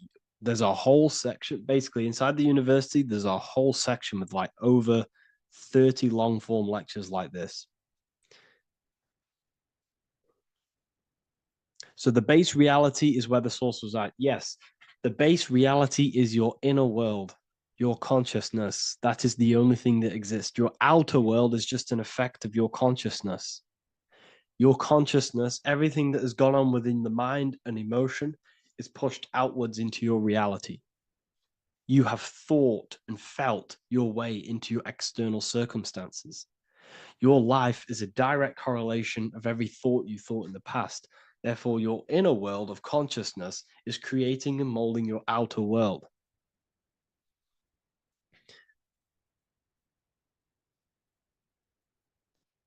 The best way to keep connection consistent, the best way to keep your connection to the divine or the higher planes of consciousness is through meditation and through imagination.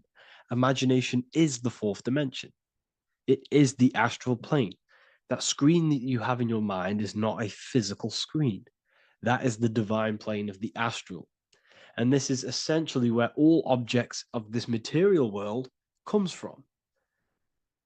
The phone that you are holding, the laptop you're watching this on, whatever you're doing, every single object you see in your room that you are in right now began inside of the plane of imagination. This is not a physical plane. This is a metaphysical plane that you have access to. And you have the ability to bring down this plane into physical form. That's what we call manifestation. That's what the ancients called magic. This is what we now call in science metaphysics. It's all the same thing. So yes, you all have access to the divine planes. Unlike animals, this is why humans are so advanced.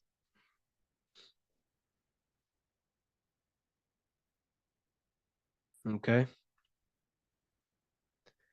Is the pineal able to constantly activated, or is it just a temporary experience?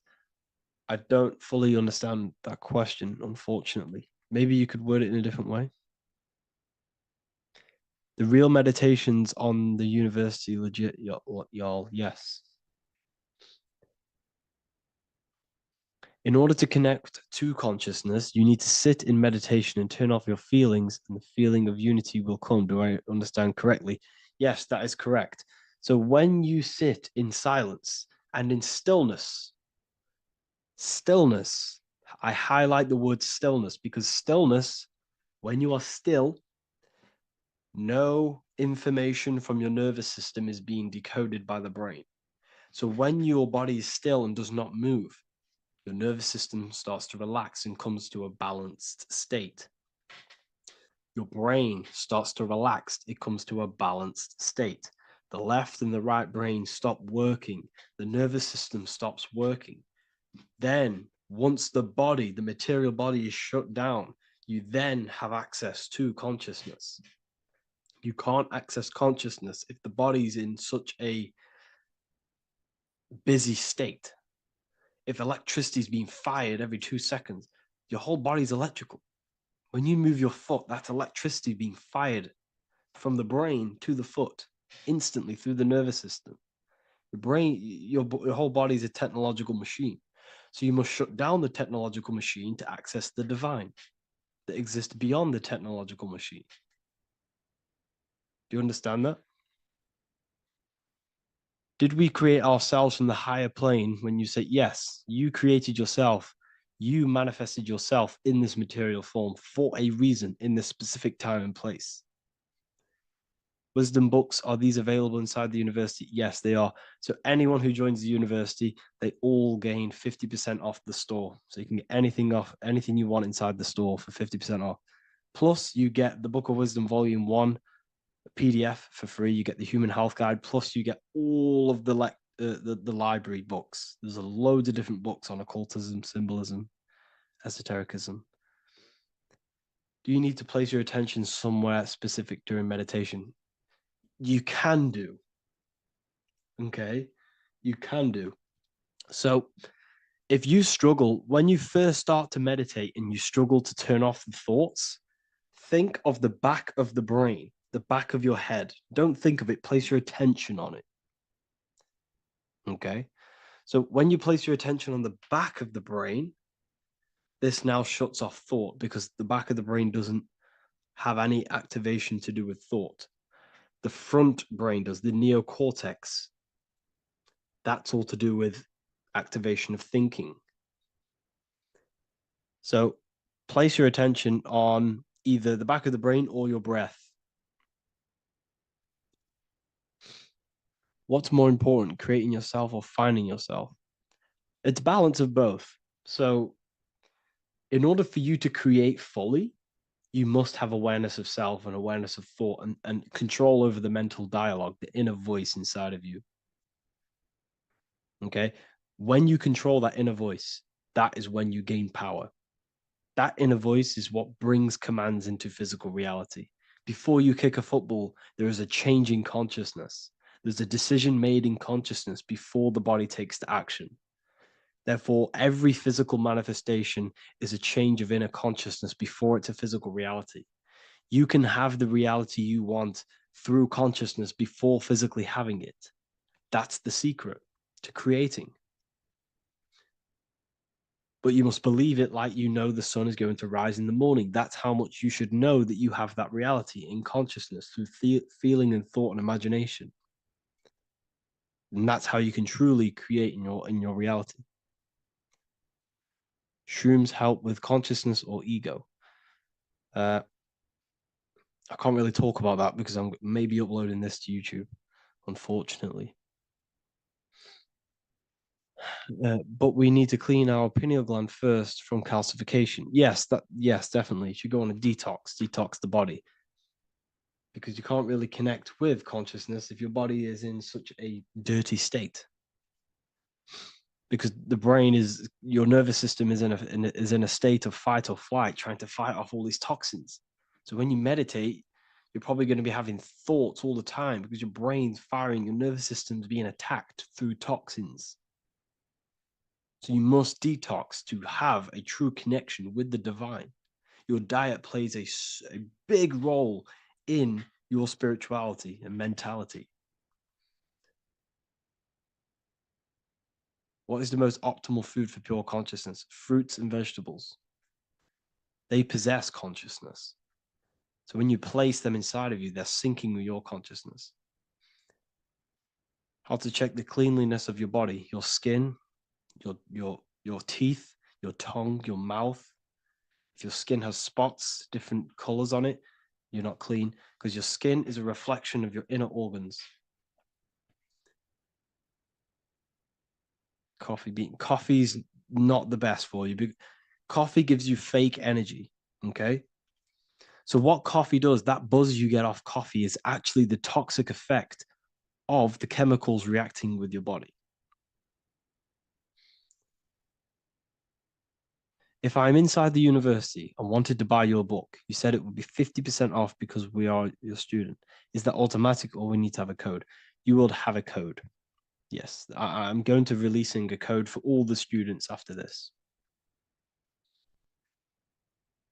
Caffeine equals neurotoxin. Yes, it fries your brain. It fries your nervous system. It fries your dopamine receptors.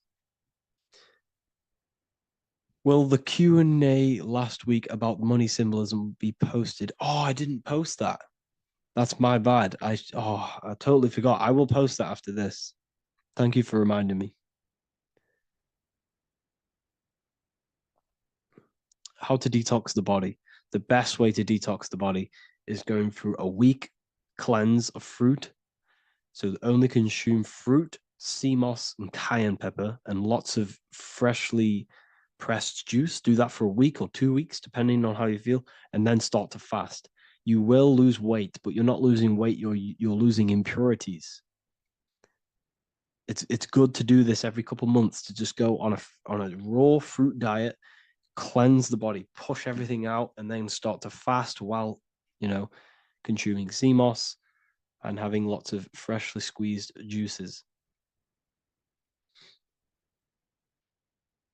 What is an alternative for coffee? Something with high energy levels. Okay. We're not taught the most simplest thing about the human body. It is an electromagnetic machine. It's electrical. It runs off electricity. The only energy you need is electricity, and that is found in fruits, vegetables. If you want energy, drink pure, fresh, pressed juice. That will give you more energy, more electricity than coffee. Can we cleanse ourselves through oil pulling? Do you recommend it? I do oil pulling every day with coconut oil in my mouth. Celery juice is a good one, very good one. Yes, celery juice.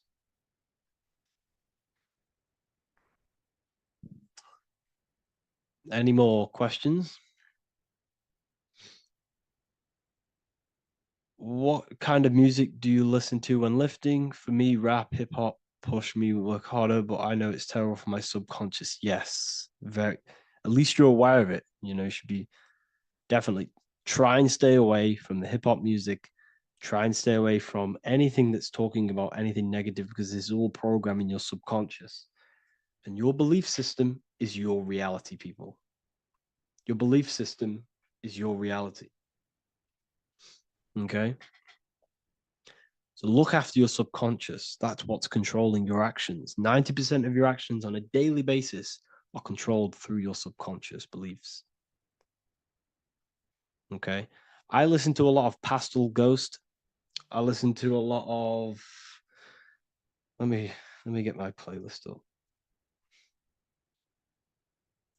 It's all like background music for TikTok. Do you know what I mean? Like Pastel Ghost. That's mainly what I listen to. That sort of music. I don't know what it's kind of called. I don't know what that genre is called. Does anyone know what that genre is actually called? Because there's not much words in it. The reason I listen to it is because there's not much words in it. And, it helps the subconscious. And I just love that music.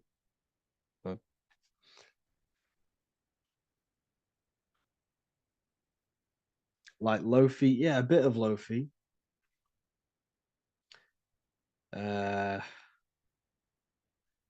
Most people won't even know this type of music.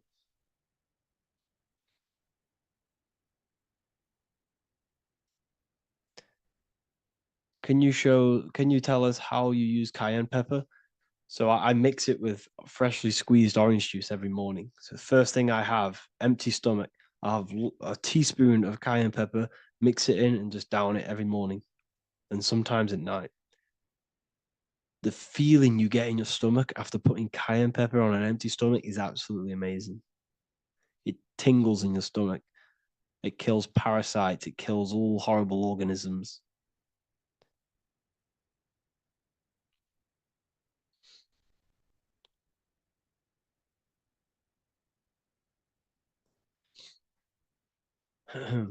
Mix it with hot water. Yes, hot water and key lime water. That I bet that's powerful.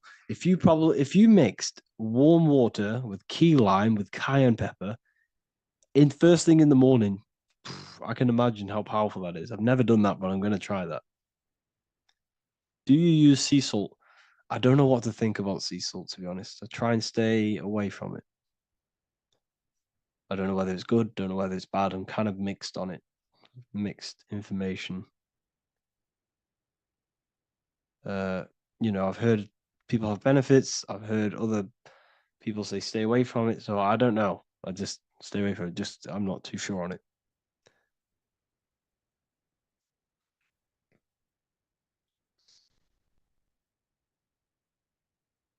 I drink fresh pressed celery juice every morning. Yeah, definitely. Is there any chance we could like move to like esoteric occult questions? The only reason I say that is because I might be posting this to YouTube, so it's like I don't want them. I don't want them thinking I'm giving health advice because I'm not. This is what I do. I'm not giving anyone medical advice. This is what I would do to myself. Because I can probably get in trouble for that. So the subconscious is the all-knowing. It is the all-seeing eye. The subconscious knows everything. Your conscious mind does not. Your subconscious knows every single cell in your body. Your subconscious is making your heart beat. It's talking to your heart. It's talking to every organ, every cell in your body is being connected and spoken to by your subconscious mind. It is the all-knowing. The subconscious has access to the astral plane, imagination, the fourth dimension. It has access to the mental plane, thoughts. It has access to the ethereal plane, energy. And has access to your physical body. It's the door. It's the portal. The subconscious is the portal to the divine. You must go through the subconscious in order to access the divine. Any coupon codes for book 2? Yes, inside the university, there will be a 50% off coupon code.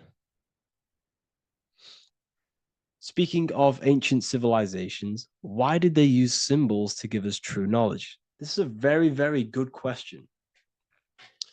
Very good question indeed. The reason they use symbols is because symbols are their keys. They hide meanings. They hide things. For example, if it was written down, if all of this sacred knowledge that I'm speaking now was written down, it can be easily taken. It can be easily misused. Someone can take it, read it, and steal it and misuse it and abuse the world and create horrible things. The reason they use symbols is because they're hidden. They hide the teachings. Only the ones who possess the key, that possess the knowledge, can read the symbol. So the symbols act as a guard towards this higher wisdom, this higher knowledge, which gives you power. All of the knowledge I teach you gives you power. And you can misuse it. You can misuse your imagination. You have no clue, unless you've put this into action, how powerful your inner consciousness is. You can become a Okay, listen. If you hate your job, it's not the job that you hate. Think about it. It's not the job that you hate. The hate is coming from your inner consciousness. It's the state of consciousness that you hate. So what does that tell you? You can change that inner consciousness to another reality, the feeling of another reality. You can become that consciousness within before you actually externally have it. And by becoming and knowing that reality, that's what produces effect on shaping your outer world. When you really, truly know that reality inside of you, of being free, of being wealthy, of having abundance, your outer world has no other choice but to rearrange itself to your new inner state of consciousness. That's what magic is. It's manipulating your inner state of consciousness. It's convincing yourself that you already have it, not believing it, knowing it. Okay? Knowing is different than believing. Believing is a lie. You should know thyself. Okay? So we can say that human overpopulation is intentional.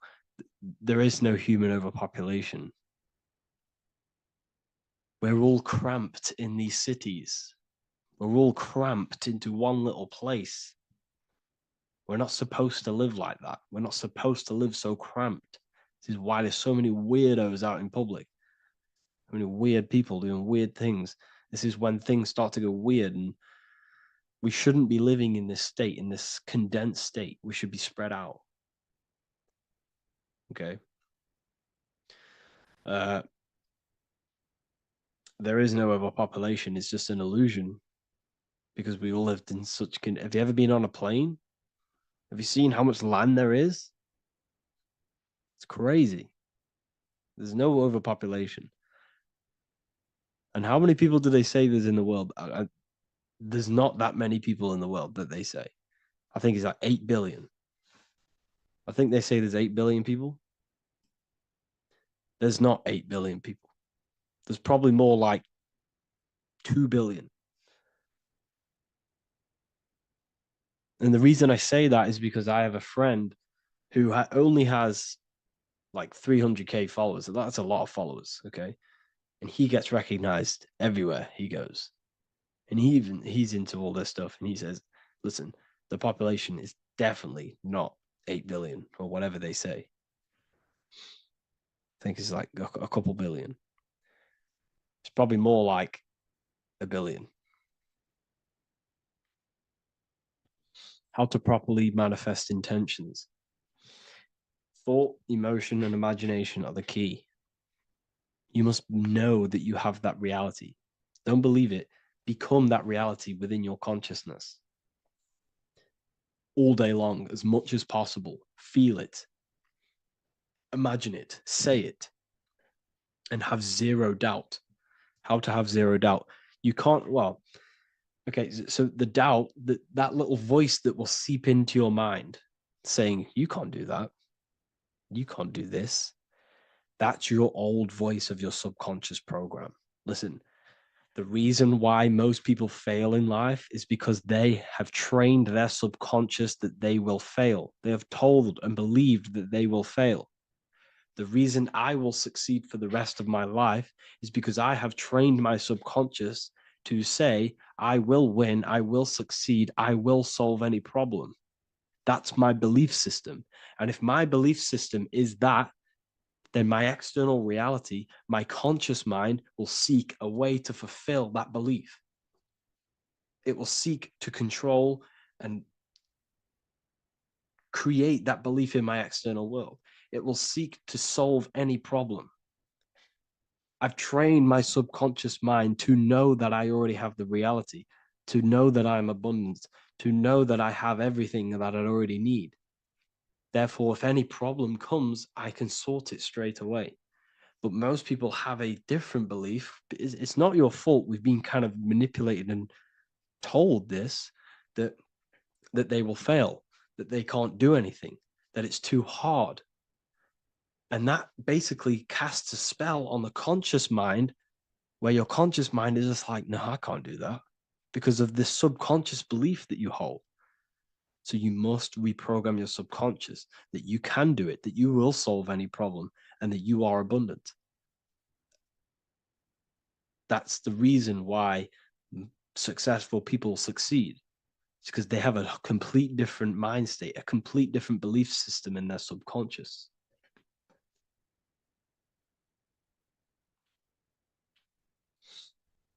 Do you offer mentoring? Yes, I do offer mentoring, but it's mainly for people who want to grow their online presence,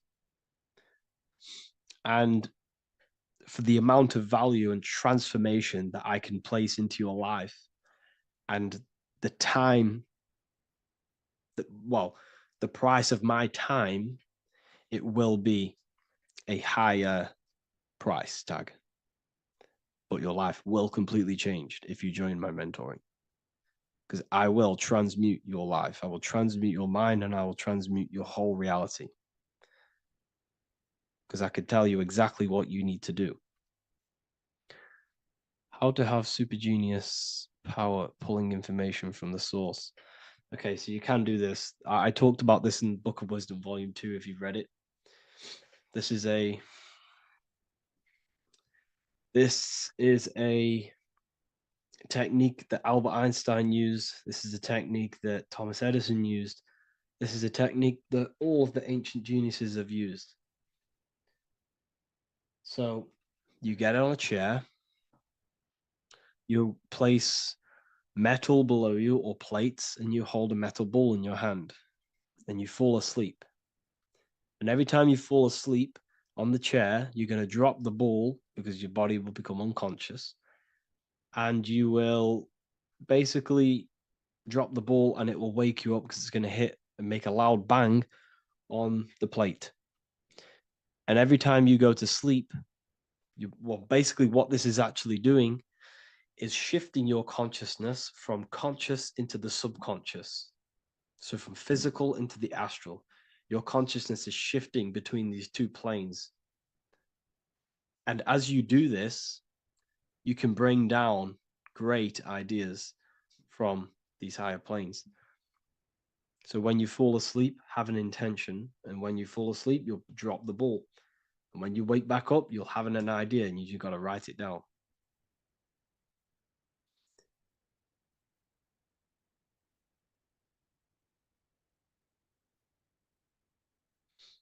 How to balance chakras. Don't focus on balancing your chakras. Focus on the mind. The mind is the cause of the chakras being blocked. If you have a blocked throat chakra, this is a problem in your mind, not the chakra. You see, the chakras are a result of the mind. You transmute the mind, you can transmute the chakras and cleanse them.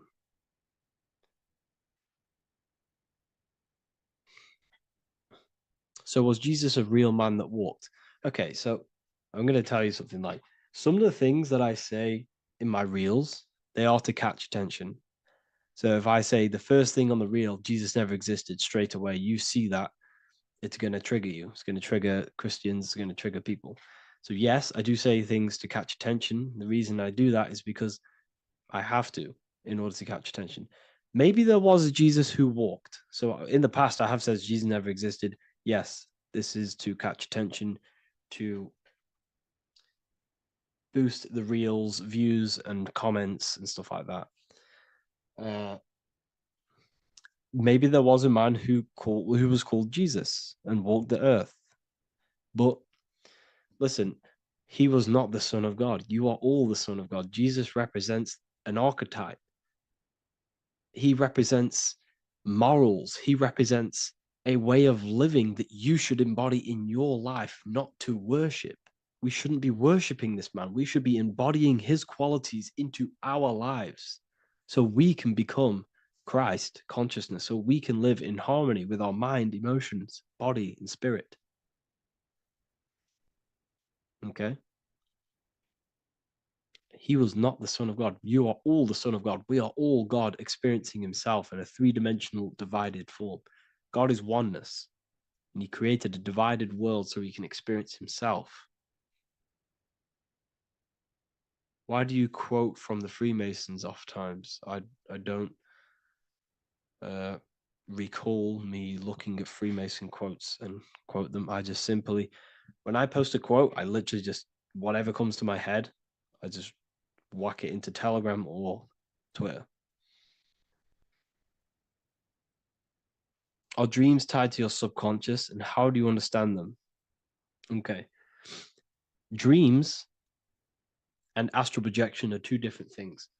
Astral projection is your soul leaving this plane into the collective consciousness, into the collective mind, the collective astral plane.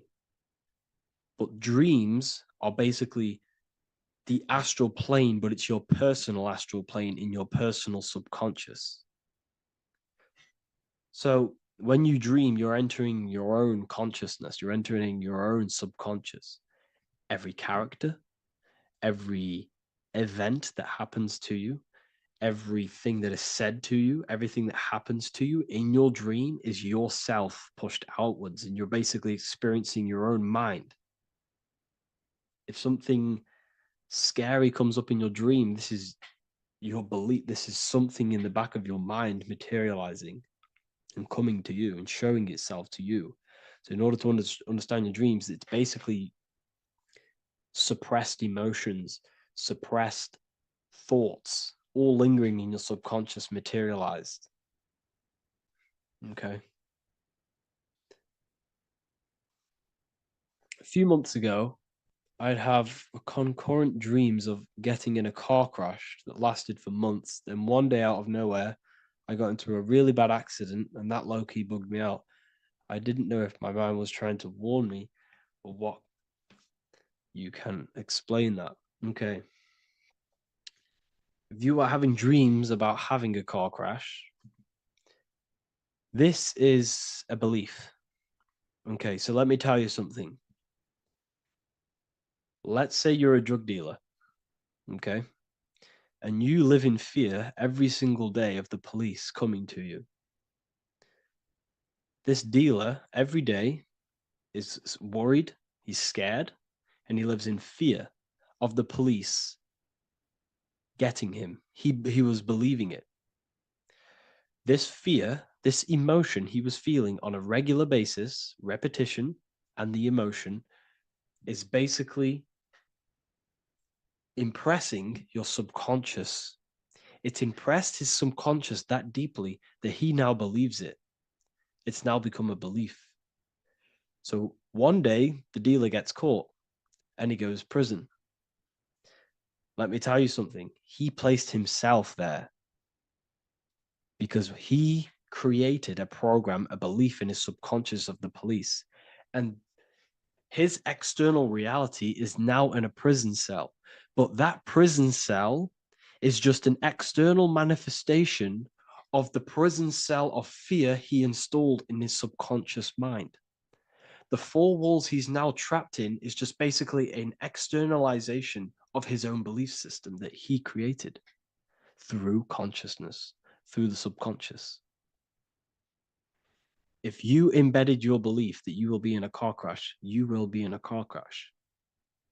He placed himself there. He materialized that reality through the thought, through the emotion, through the belief.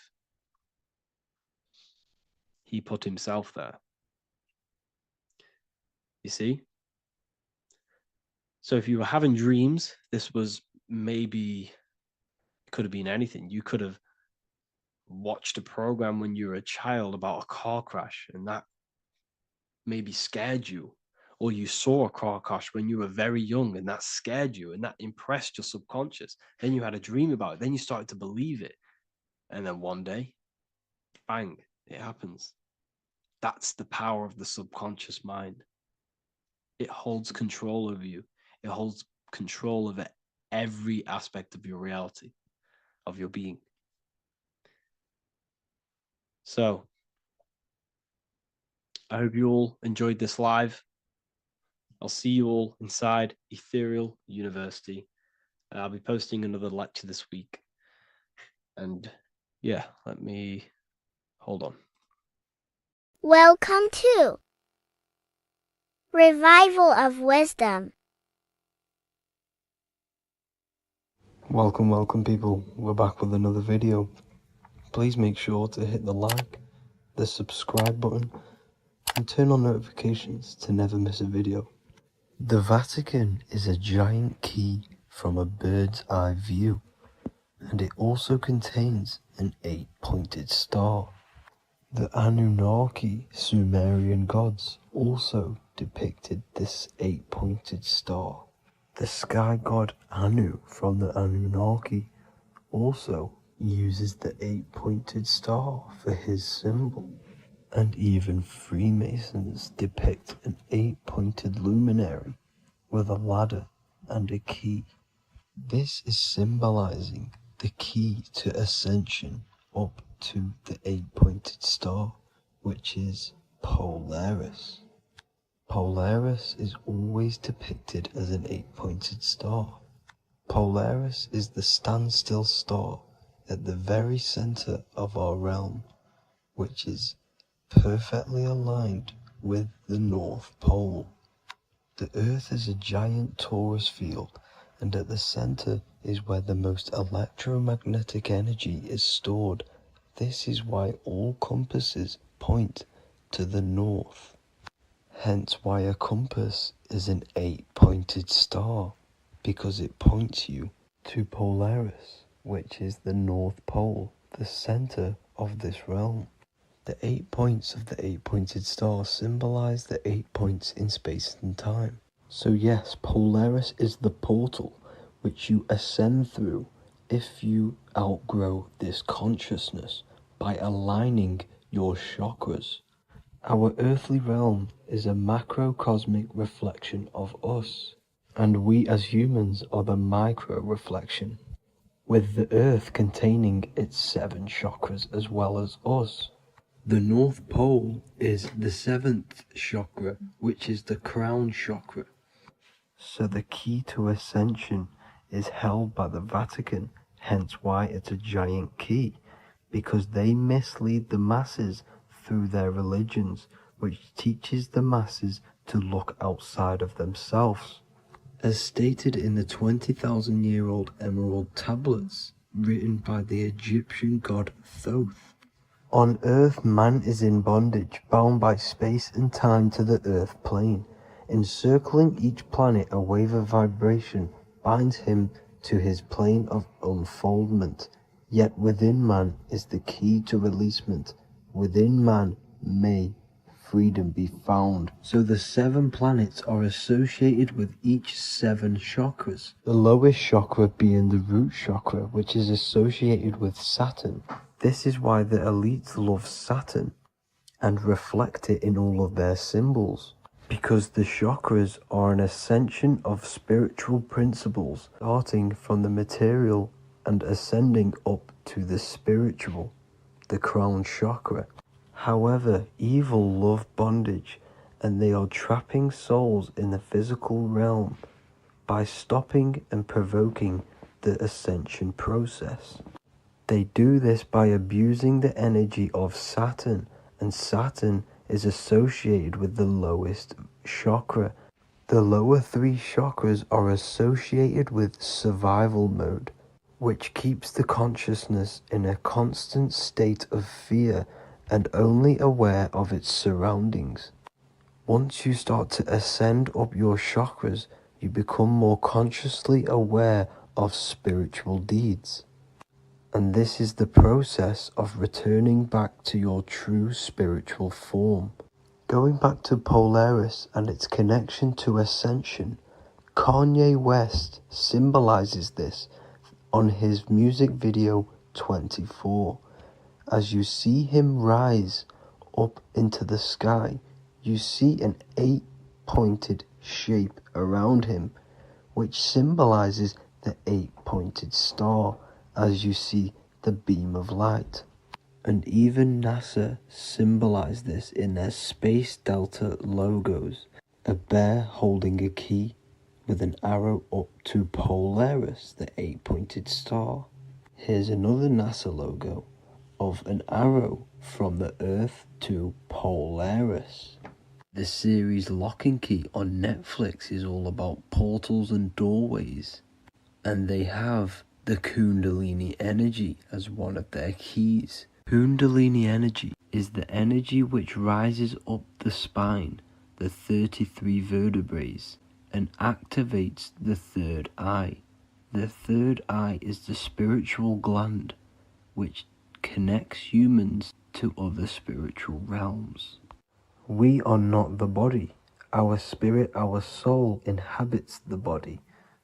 We exist physically, spiritually, and mentally. Therefore, we are multidimensional. The intellectual and spiritual inhabit the body. Therefore, this is just an avatar within this timeline. However, within each and every one of us, we all have the key to releasement, as says in the Emerald Tablets. This releasement is ascension, up until higher states of consciousness. As stated in the Emerald Tablets, man is in process of changing to forms that are not of this world. Grows he in time to the formless, a plane on a cycle above. And another one saying, man is a flame bound to a mountain, but we in our cycle shall ever be free. Know ye, O man, that when ye have progressed into the cycle that lengthen above, Life itself will pass to the darkness, and only the essence of the soul shall remain. That's it for this video. I hope you all enjoyed. Please feel free to leave a like, subscribe, and comment any subjects you want me to talk about. God bless you all.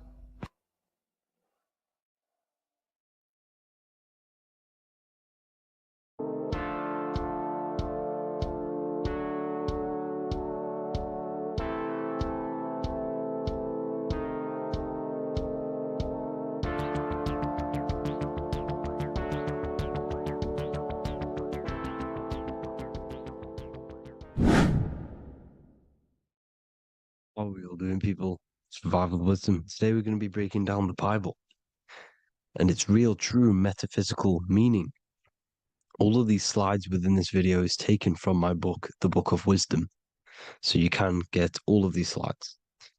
So the Temple of Solomon, you are body, mind, and soul, which is the Holy Trinity, the moon, sun, and earth. The sun is your soul because the sun is its infinite source of energy. It is its own source of energy. And that is what your soul is. It's its own source of energy. The moon is mind. This is why you call people a lunatic. You're a lunatic. Luna means the moon. And inside of your mind, you have a specific mood. Mood is moon. And mind in German is Mond. And the word Mon means moon. And earth is your physical body because your body contains of the four elements, the four physical elements. Well, the Temple of Solomon is the temple of the soul and the Mon, the soul and the Mon, the soul and the mind. And it's the temple of the Holy Spirit in the Bible. Everything leads back to one singular point in the center of the brain. The brain is not the mind. It's mind over matter. Okay? The brain is the physical manifestation of the mind. The brain is the electrical computer which decodes the light waves given to it by the mind. This is why everything in the body leads back to one singular point. And we'll go over this in a minute. But this is controlling the physical body. This is the within. If you rearrange within, it spells high twin because within you is your twin, your true self. And it's just an entity in the center of the mind. And if you shut your eyes, you can feel it. Your awareness is in the center of the brain. So there's just an empty chamber in the center of the two cherubs, the two brains. They are two separate brains. They're two hemispheres. And the empty chamber, when scientists chop it up and see it's just an empty chamber, well, because you can't see in that plane of reality, you cannot see the mind. You cannot see thoughts. It is invisible to the human eyes, to the visible light spectrum, to the two eyes. The reason why we call it the third eye in the center of the brain, it's not the third eye, it's your true self. It's the mind and soul.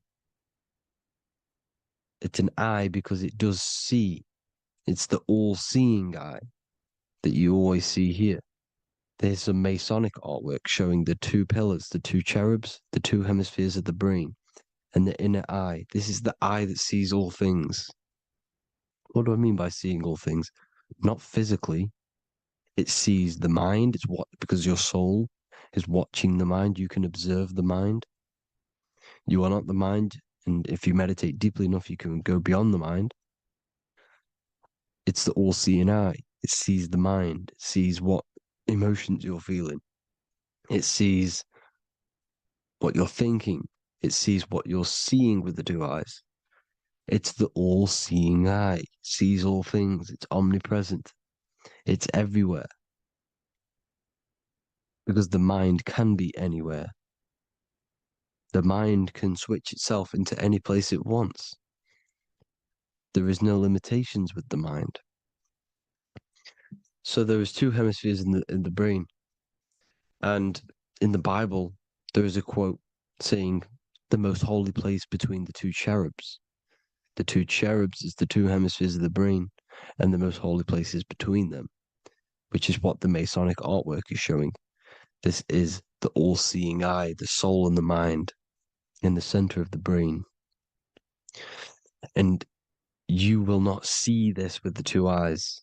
So when scientists come to seeing the empty chamber in the center of the brain, they wonder because they do not understand the occult side of the world. They do not understand the layers of reality. How the two eyes, everything physical comes from the unseen. Everything seen comes from the unseen. Now, the two hemispheres of the brain play a major role in our lives. The right hemisphere is the artist. The left hemisphere is the scientist. The right hemisphere controls the left side of the body. The left hemisphere controls the right side. So there's a crossover. Now, the right hemisphere is to do with your feminine energy, creativity, unification, metaphors, visualization, intuition. The left hemisphere is to do with sequencing, facts, materialistic details, language, and logic. So they keep us normally trapped within the male aspect of our mind, which is the left hemisphere. You know, if you listen to Spotify, Apple Music, and radio, they're all tuned to 440 hertz, which shuts down the right side of the brain, makes you left brain dominant. And we learn, well, 90% of people learn to write with their right hand. They're taught to learn with their right hand, which is to do with the left brain. You see, so we are being trapped within this left side of the brain, which is all to do with logic, thinking logical, not creative. You know, very analytic. But the right side of the brain is to do with your creativity. So the right side of the brain is perceiving reality as a holistic perception. Now, what do I mean? If you're riding through a woods, for example, if you're riding through a woods, your right hemisphere is seeing the whole woods as one unified woods. The left hemisphere's job is to break down the perception given to it by the right hemisphere and break it down into individual trees. So what am I saying? The right hemisphere is seeing humans and everything in creation as one unified consciousness. The left hemisphere is seeing individual egos. This is why the left hemisphere is the place of the ego, the right hemisphere is to do with the higher self. They're both needed, though. I'm not saying one's better than the other. It's balance. Now, they don't want you to see the unified picture, perception of creation. They want you to think everything is individual, everything doesn't come from the one, because all things come from the one. And we experience the two in this reality, dualism. In order to understand the one, we have to experience the two to advance. So, anyways, let's get away from the two hemispheres. The right hemisphere, like I said, is to do with the higher self. And this is why in John 21:6, it says, cast the net onto the right-hand side of the boat and you will find fish. Meaning, cast your energy, cast your perception into the right hemisphere of the brain, and you will find God, unification, and higher self. You will see things from a unified perspective. How we are all one. Because we are all the same consciousness. The same spark that is in me is in you. This is why I am you and you are me.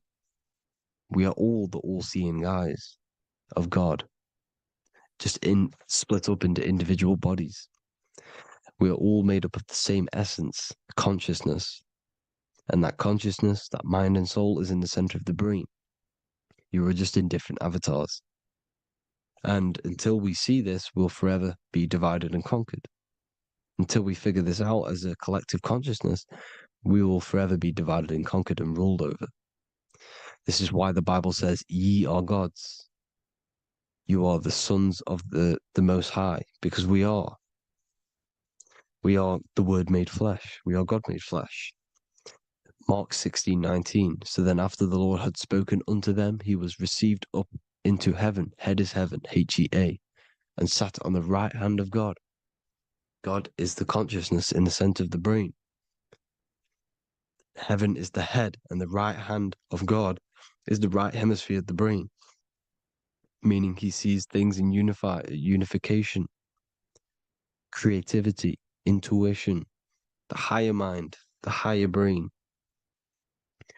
When Moses crosses the Red Sea is the corpus callosum, moving from the left to the right hemisphere of the brain to see unified perception of reality. Head, H-E-A, heaven, same root word. This is why the ancients always depict God in the center of the brain. Here you see ancient Christian artwork showing God in the center of the brain, the light. Here you see it here. Here you see Ganesh, an Indian god, which is the brain. Here you see the Father, the Son, and the Holy Spirit in the dome, the brain. This is the brain, because you are God made flesh. That's what consciousness is. The upper room where Jesus meets the 12 disciples. It's the upper brain on the upper room. The upper room is the chamber, the empty chamber in the center of the brain. That's the room. And the 12 disciples are the 12 cranial nerves in the brain, which pretty much rule the body, all the cranial nerves.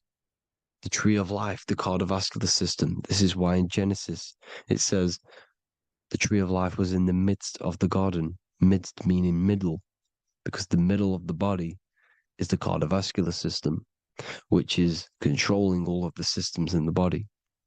The tree of knowledge of good and evil is the nervous system. It's the spine and brain. This is what's detecting good and evil.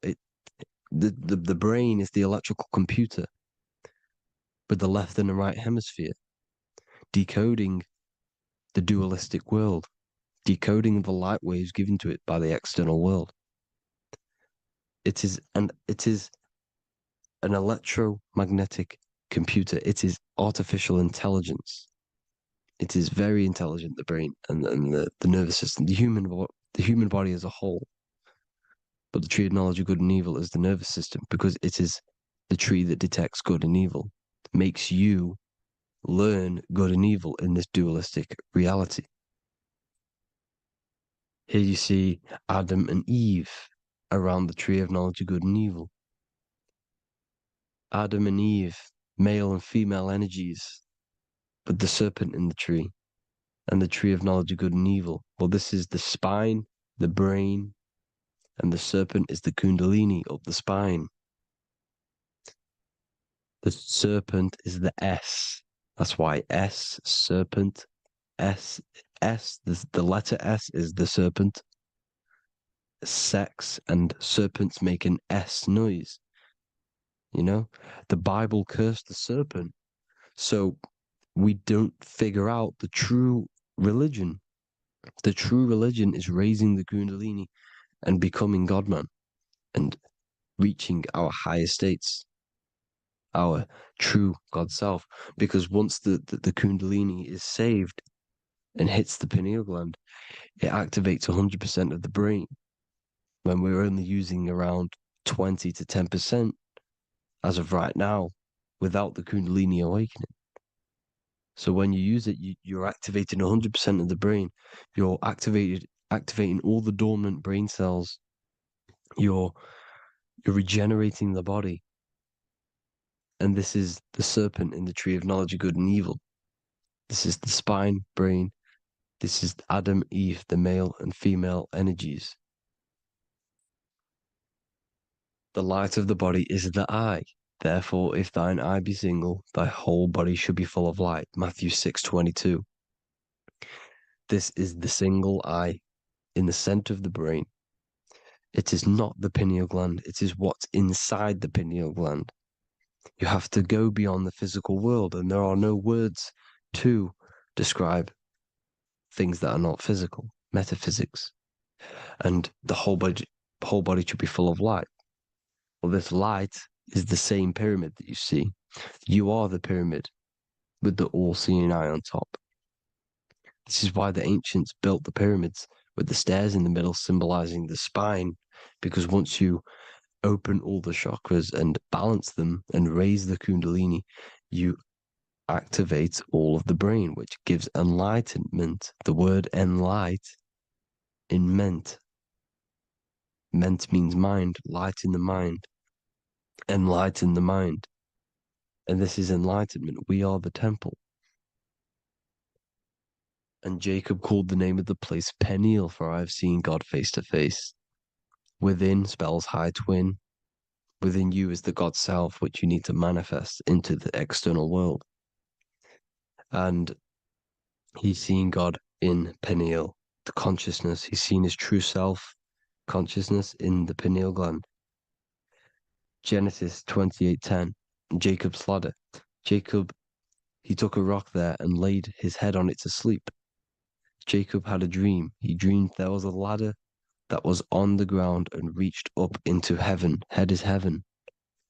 The rock he fell asleep on is the sacrum bone, because he's symbolizing the oil that comes down the spine, hits the sacrum bone and rests there, falls asleep, and it looks up and it sees the ladder to heaven. Because when you raise this oil, you become God man. You become God in heaven. You can leave the body at will. Do you not know that your body is the temple, that your body is the temple of the Holy Spirit? Corinthians 16:19-20. Or do you not know that your body is the temple of the Holy Spirit within you? Your body is the temple of the Holy Spirit, the soul and the mind within the center of the brain, the temple of Solomon, temple of the soul and the mind. Romans 8:10. Christ is in you. It's not external. When you give where attention goes, energy flows. When you give your energy to external things, your attention, your worship to external things, you're giving energy, meaning it's draining you, and you're feeding something within the astral plane, a mental thought within the astral plane. So with you realizing that the Christ is in you, that you don't have to worship anything outside of you, this means that you're internalizing your energy. You're not giving your energy, because where attention goes, energy flows, which means you become more present. You become healthier, because you're not giving off all of your special electromagnetic energy that's charging you. This is why the religions run by the Vatican is all external. They're exoteric. Exoteric means external teachings. The esoteric is the internal, the hidden teachings. In Psalms 82, I have said, ye are gods, and all of you are children of the Most High, because we are the Most High, split up into individual bodies. That's what consciousness is. Consciousness is the Most High, and we have to raise ourselves to the Most High. Brahma, Vishnu, Shiva, the Father, the Son, and the Holy Spirit. Why is it always a trio? It's a trio because it symbolizes us, the soul, mind, and body. The mind is the bridge for the soul to be in the body.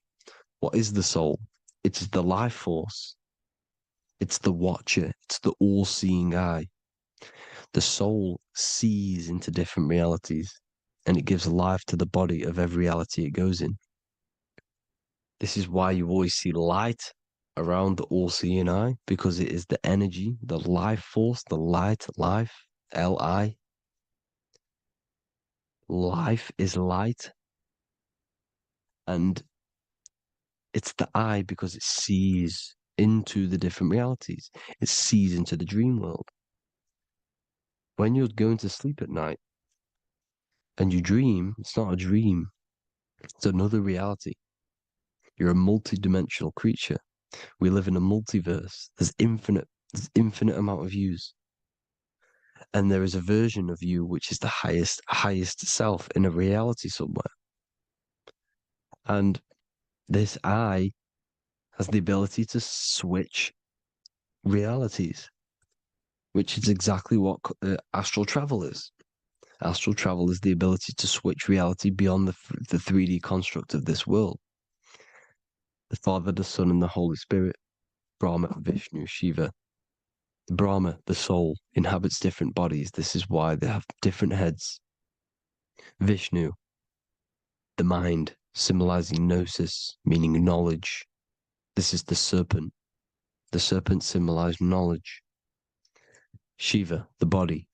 The Father, the Son, and the Holy Spirit. The bird, the soul, because the bird symbolizes the soul. This is why you have here the Egyptians showing you the soul leaving the body. Here you see here with the twin head, the same head, and it's a bird. This is the soul self. This is the ego self. The Egyptians knew this. They knew all of this. Of course they did. Now the whole story of Jesus is all metaphorical for the process which goes on within your body. Your neck and head is the holy grail which the sun and the moon creates. Sorry, the sun and the moon creates the fluid within the holy grail, the brain, the skull. And the moon creates the milk. Sorry, the moon makes the milk. The sun makes the honey, the land flowing with milk and honey in the Bible. The land flowing with milk and honey is the center of the brain in the Holy Grail. Here you see the Masonic artwork showing you the sun and the moon creating the fluid in the spine. Here's the serpent. Serpent symbolizing the two Kundalini channels, the Ida Pingala up the spine. Here's the furnace raising the Kundalini, raising the oil, heating it up and rising it to the crown. You see? So here you see more Masonic art, seeing the sun and the moon creating the holy fluid in the brain, in the cup, filling the cup. This is why it's a cup, because it's the Holy Grail. This is the holy oil in the center of the brain that gets released down the spine, which is Jesus coming down from heaven. It comes down the spine, down the River Jordan in the Bible. This is when Jesus goes from Nazareth to Jerusalem. He comes down the River Jordan, and Joseph and Mary are in Nazareth waiting for Jesus' return. Joseph and Mary symbolize the pineal and pituitary gland, which produce the two oils created by the sun and the moon. And he returns. When he returns, he gets crucified at 33, because there's 33 vertebrae at the back of the spine, and it crosses the vagus nerve. The crucifixion of the oil past 33 vertebrae creates God-man, and it creates your higher self, and it activates 100% of the brain. And you turn into spirit, you turn to your spirit self. This is why Jesus dies. He didn't physically die, it metaphorically dies and becomes his higher self. The ego self is left behind. It's the same with the whole story of Jesus. Jesus comes down from heaven, which is the oil. He dies in a cave for 3 days, which is the oil hitting the cave. Here's the cave. And resurrects after 3 days. If you resurrect the oil, comes up and gets crucified at 33 in Golgotha. Golgotha translates to a place in the skull. The three wise men from the east. Well, if you look at the Masonic artwork, they'll always show you a ladder up to the east. Okay? Here you see north, south, west. This would be east. Here you see east here. East here. The ladder up to the east. The east is the top, up. Three wise men from the east. The thalamus, pituitary, and pineal gland in the center of the brain. The most important glands in the body. Here you see the Egyptians with the spine, the sun, and the two hemispheres of the brain. What did I say at the beginning? The sun is the soul. The sun is its own source of energy. It's the life force, which gives life to anything it inhabits. The soul is the same thing. That's why sun and soul mean the same thing. So, what I'm saying is consciousness is God. And this is why when it refers to as God in the Bible, means your higher self, pretty much. And returning back to this higher self, because God is something that you need to manifest. Consciousness is God, and your body is a reflection of the creation by God. This is why everything in the body corresponds with the stars. The stars rule the body. We are an image of the stars. This body is an image of the whole of creation. Aries rules the head. This is the cerebrum, the ram in the brain is the ram, Aries. And we have something called the cerebrum, Aries, the ram. This is the Lamb of God moving to the higher mind. Taurus, which is the lower brain and neck, the cerebellum, the bull Taurus, the lower mind, and the cerebrum and the cerebellum, the ram and the bull, is what makes you ramble on. Ramble meaning walking.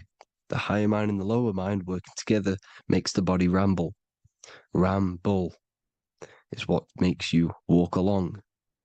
Thank you to Santos Bonacci. Gemini, the two twins, rules the two arms, the hands, and the lungs. These are the two twins of the body. Sagittarius, the horse, which rules the hips. Hips means hippo. Hippo means horse. Hippopotamus means water horse. Hippo means horse, and this is why we call them hips, because horses have massive hips.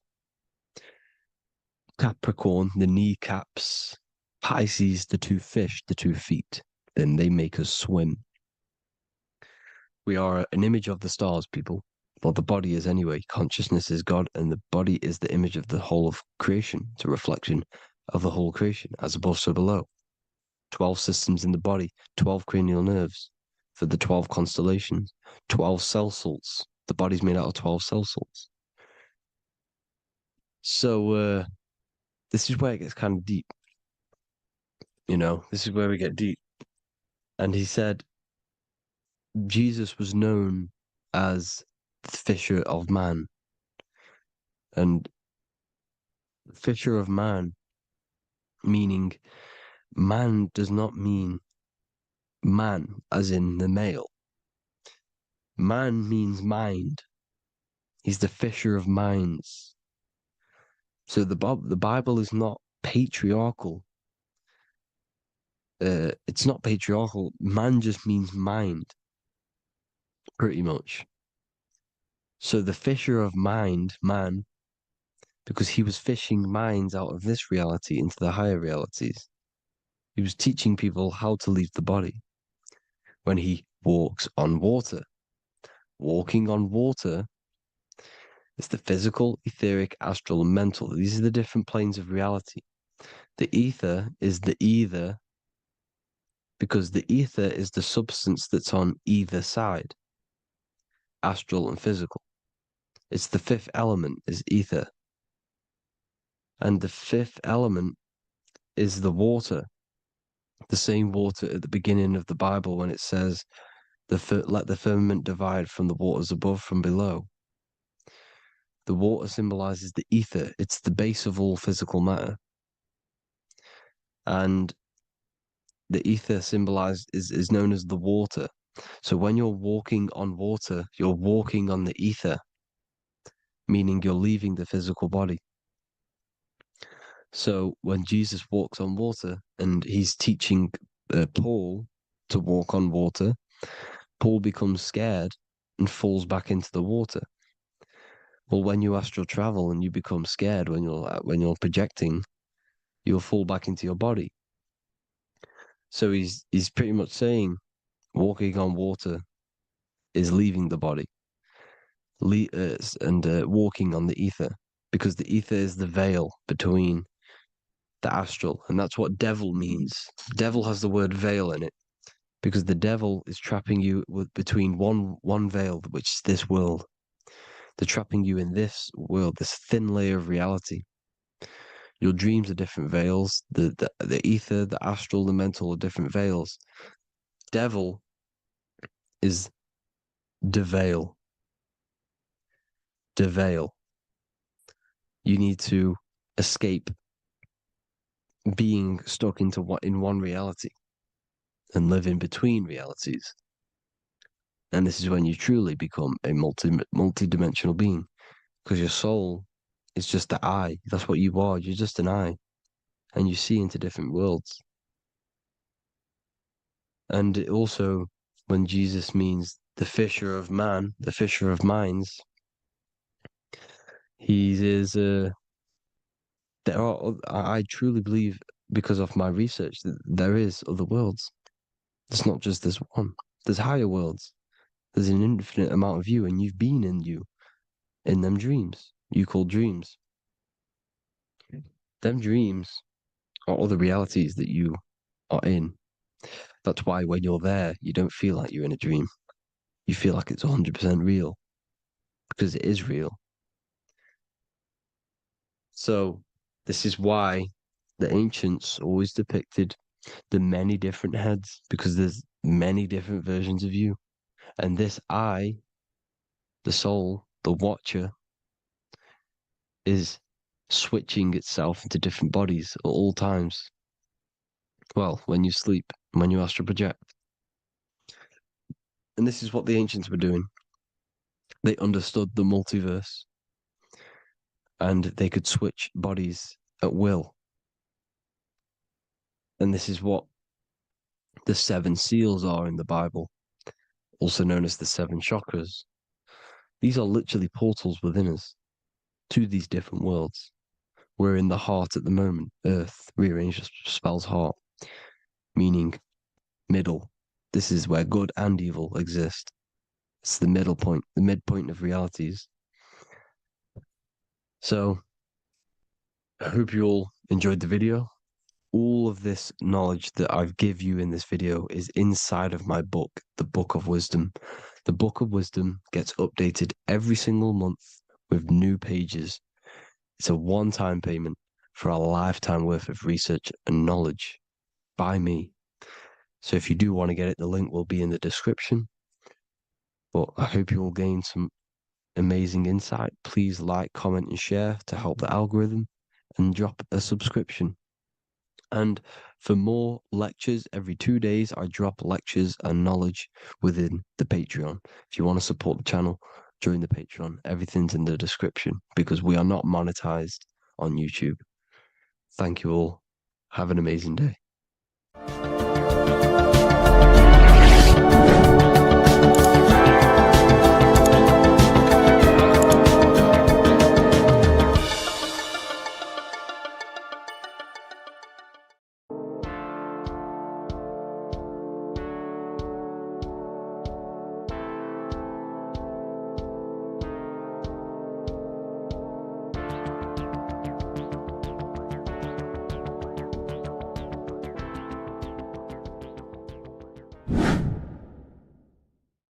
What is good, people? It's Revival of Wisdom. Today we're going to be talking about Saturn. I've done this video in the past. However, this video is going to contain a lot more in-depth explanation of Saturn. So the 33rd degree Mason, Manly P. Hall, said, Saturn is the key to crystallization, physical matter. Light is matter, matter is light. They are interchangeable. Low vibrating light turns into matter, high vibrating matter turns into light. And Saturn is the god of this world, this physical world. He crystallizes light into matter. This is symbolized as the Masonic checkerboard, matter and spirit, matter and light, light and matter. He's also the god of time, destruction, justice. He creates and destroys, because all things in time die. He creates and destroys you. So, because we live in this physical world, which is the electric world, this is why we say electricity, because it comes from the root word of El, Saturn. They used to call Saturn El, E-L. This is why we used to say Elohim is God. The real God of this world is Saturn, but it's being hid. This is being hid. Jesus is Saturn. All of this is Saturn. It's all Saturn worship. It's the real God of this world, So Physical matter is a result of two opposing forces equalized on the plane of inertia, because everything is created out of electromagnetic toroidal fields. And these two poles equalize on the plane of inertia, which gives you planet Earth, plane of inertia. The plane of inertia is what Saturn is. It's the ring around the center of the plane of inertia. Thank you to Walter Russell saying, physical matter is a result of two opposing forces on the plane of inertia. This is what Walter Russell says, so please check out his work. He's got many books, many books on light and electromagnetism and stuff like that. So I advise you to check him out. So the torus field gives you the binary code 0 and 1, the female vagina and the male phallus. This is the code for this world. Saturn crystallizes physical matter. Now Saturn is the most outermost layer of the 7 layers of heaven, where it says in the Quran it says, Allah, it is He who created the 7 layers of heaven. Saturn is the outermost layer. He's the top. He's the most high. So when we say the most high, we're referring to Saturn. He's the most high before the firmament, before the stars. So Saturn is the god of this world. He's the Lord of the Rings. He wears the crown. The crown is the rings. Crown, Chronos. So the planets are luminaries. They are lights. They are beings. They are energy, conscious energy. And we're in the heart of the solar system. Saturn is the outermost layer. He is the one of this world. He's the god of this world. Now, on the North Pole of Saturn, you have the hexagon. Add up all the sides. It creates the 6-pointed star. Or it can be created as a cube. The cube is very important. The 6-pointed star is very important. 6 points, 6 triangles, 6 side, 6, 6, 6. Black cube adds up to 6 in gematria. Now, what did I say in the beginning? Saturn crystallizes the physical world. He creates physical things out of light.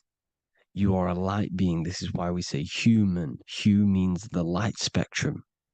Hue, man, we are light manifested into physical forms. Human.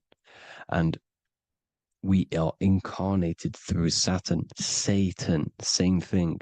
The number of the beast is 666, and the 666 comes from the 6.6 triangle, 6 sides of Saturn, 666. We are all known as carbon-based life forms. Carbon, the atomic structure of carbon, is 666, 6 protons, 6 electrons, 6 neutrons. We are materialized into our physical bodies through Saturn, through the number of the beast. These bodies are the beast, it's the animal. The divine, the Christ, is the consciousness within, because you're a physical, spiritual being combined into one, hexed into one. Hexagram. This is a hexagram. You're hexed into physical matter, spirit and matter, light and dark, combined into one. Now you contain of the mark of the beast, the mark of your body. Your body's the beast. It says in the Bible, Satan, who is the god of this world. This world. There are many different worlds, but this world is run by Saturn, and it says that in the Bible. Saturn is Satan. It's the same thing. And look at the crown of thorns are wrapped around the heart. The soul is in the heart. The mind is in the brain. The soul is wrapped around the rings of Saturn. You're wrapped in physical matter. This is what it's showing you. This is symbolizing the rings of Saturn wrapping you. And the cross on top is the cross of the cube. The cube, the black cube of Saturn, unfolds into a cross. So Satan, who is the god of this world, Corinthians 4:4 in the Bible, Satan, who is the god of this world, has blinded the minds of those who don't believe. Saturn blinds your mind because the God of this world materializes you and he blinds your mind when you incarnate into physical matter. When you enter this soul system, not the solar system, you hit Saturn first. He materializes you. And look at the symbol for Saturn. This is the symbol for Saturn. All of the planet symbols are created out of the Holy Trinity. The Earth, Moon, and Sun. Body, mind, and soul. The Sun is your soul, the Moon is your mind, the Earth is your body. Your body's made out of the 5 elements. The Sun is your soul because the Sun is life force. Gives life to everything. Your Sun is a soul. Your soul is the sun of your body. The Moon is the mind. The Moon is the moon of your body, the mind of your body. Intelligence. So all of the symbol of the planets are created out of these. The Saturn symbol is created out of the Earth cross, matter, and the Moon crescent, moon, mind, matter over mind. This is why Satan, who is the god of this world, has blinded the minds of those who don't believe. He blinds your mind. Look at the symbol, it's showing you. The Saturn symbol is matter over mind when it should be mind over matter. So we descend into a soul system, into our 666 Saturn carbon suit bodies, and we are matter over mind. Then we have to move up the spine to go back up to spirit, to mind over matter, where you manipulate your own reality. Now look at this. It creates the number 5. 5 is the number of change. You're moving from this side of the number sequence over to the right side. You're moving from the spiritual into the physical world. You're incarnating into the 5 elements, the 5 senses. So the cube, the black cube of Saturn, is another major symbol. Very important symbol. Here you see the cube, and the color black is associated with Saturn because Saturn's associated with death. He creates and destroys, light and dark.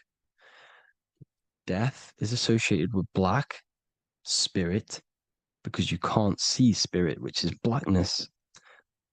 So the black cube is black because Saturn rules the nighttime, which is dark, blackness, and he rules the winter, which is death, blackness. So Saturn is the black cube. Cubes have 6 sides: up, down, right, left, back, and forward. Cubes are 6-sided. Everything is 6-sided inside of this creation because you're incarnating, you're materializing, crystallizing into the cube, the world of the cube. Everything's a cube. Everything's got 6 sides. Here's Leonardo da Vinci showing you that you're in the cube. Leonardo da Vinci did this famous painting. You're in the cube, you're hexed into physical matter, where you're incarnated into the 3rd dimension, the 3-dimensional world, which is a cube, 3D. And black cube adds up to 6 sides of the black cube. The Kabbalah means cube god in Arabic. And look at what they do. They worship the cube, the black cube, and they stand in rings like the rings of Saturn. Australia, Denmark, Manhattan, Santana all have these black cubes. You go to New York, you will see the black cube there as well. These black cubes are everywhere because it is the real God of this world, So look at the cross. The cross unfolds into the cube. Xbox, Nintendo GameCube, Sega Saturn, anything to do with a simulated gaming reality, they put Saturn in it because we're in the simulation of Saturn. This is a simulation. And this is why they reflect this through the Xbox, GameCube, Sega Saturn, anything to do with gaming, simulations, is all Saturn. Because we're in the cube of Saturn, the black cube. We're in the GameCube, the Xbox, the Sega Saturn. As above, so below. So they reflect it through the simulations that they create inside of this simulation. Cubes have 8 points for the 8 points of time and space. 8 is the number of time. Everything's cycling, infinity. So look at the cube. The cube is symbolized as in Judaism. The Judays have the black cube. They wrap themselves in a black band and they cover their eyes into blackness. The black cube, for the black cube of Saturn, they use the star as Saturn, and they worship their god on Saturn Day because it's all Saturn worship. And look how the Saturn god is wrapped around with these thorns or leaves, just like Jesus is wrapped around his heart. And Jesus on the cross is us on the cross. We are in the cross. We are in the cube. The cross is the cube. And the cross is even in the Saturn symbol. This is another symbol for Saturn. There's two symbols. You got this one, the one I've just broke down. And there's this one. This is the cross of Saturn, the cube god, the simulation, the game cube. Now, Chronos is another word for Saturn. Chronos means time. When you clock into work, you go to the Chronos machine. Well, I did anyway. And I'd tap my card on the Chronos because Chronos is time. Anything to do with time is Saturn. He creates and destroys. Look at the artwork of Saturn with the sand, the time.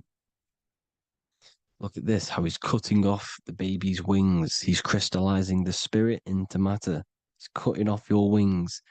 Satan, in the Bible, he falls from heaven into earth and he loses his wings. He becomes a serpent. You see, it's all symbolic for us.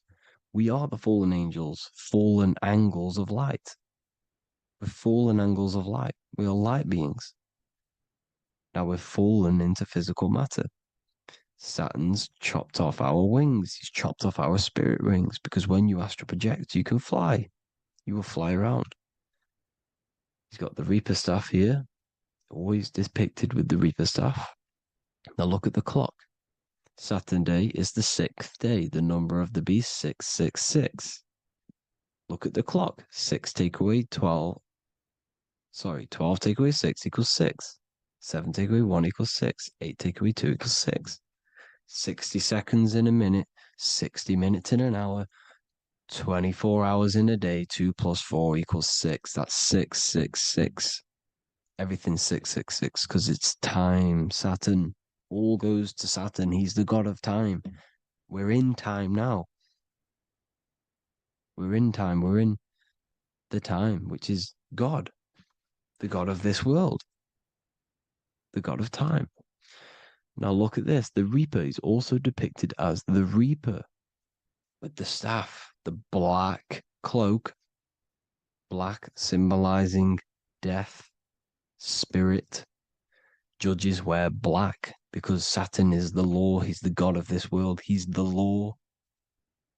This is why they wear black cloaks. When you graduate from university, you wear a black cloak and a black cube on your head. You've been hexed. Funerals, you wear black because it's all to do with Saturn, Father Time, Father Crystallization. Now, Saturn, here's another one of him cutting off the wings of a child because he cuts off the wings. He creates and destroys your body. We're in the electrical world. Everything that is electrical vibrates. All vibrations have to come back to a standstill point, which is death. This is why your body dies. Your atoms stop vibrating. Corona. Look at the crown. The crown is the corona. Corona means crown. And look at this is an alcohol brand for beer. You can see the staff of Saturn in the symbol with the moon crescent. Corona, which is the crown, Saturn, the crown on Saturn, the rings. And then you've got the staff. It's all Saturn worship.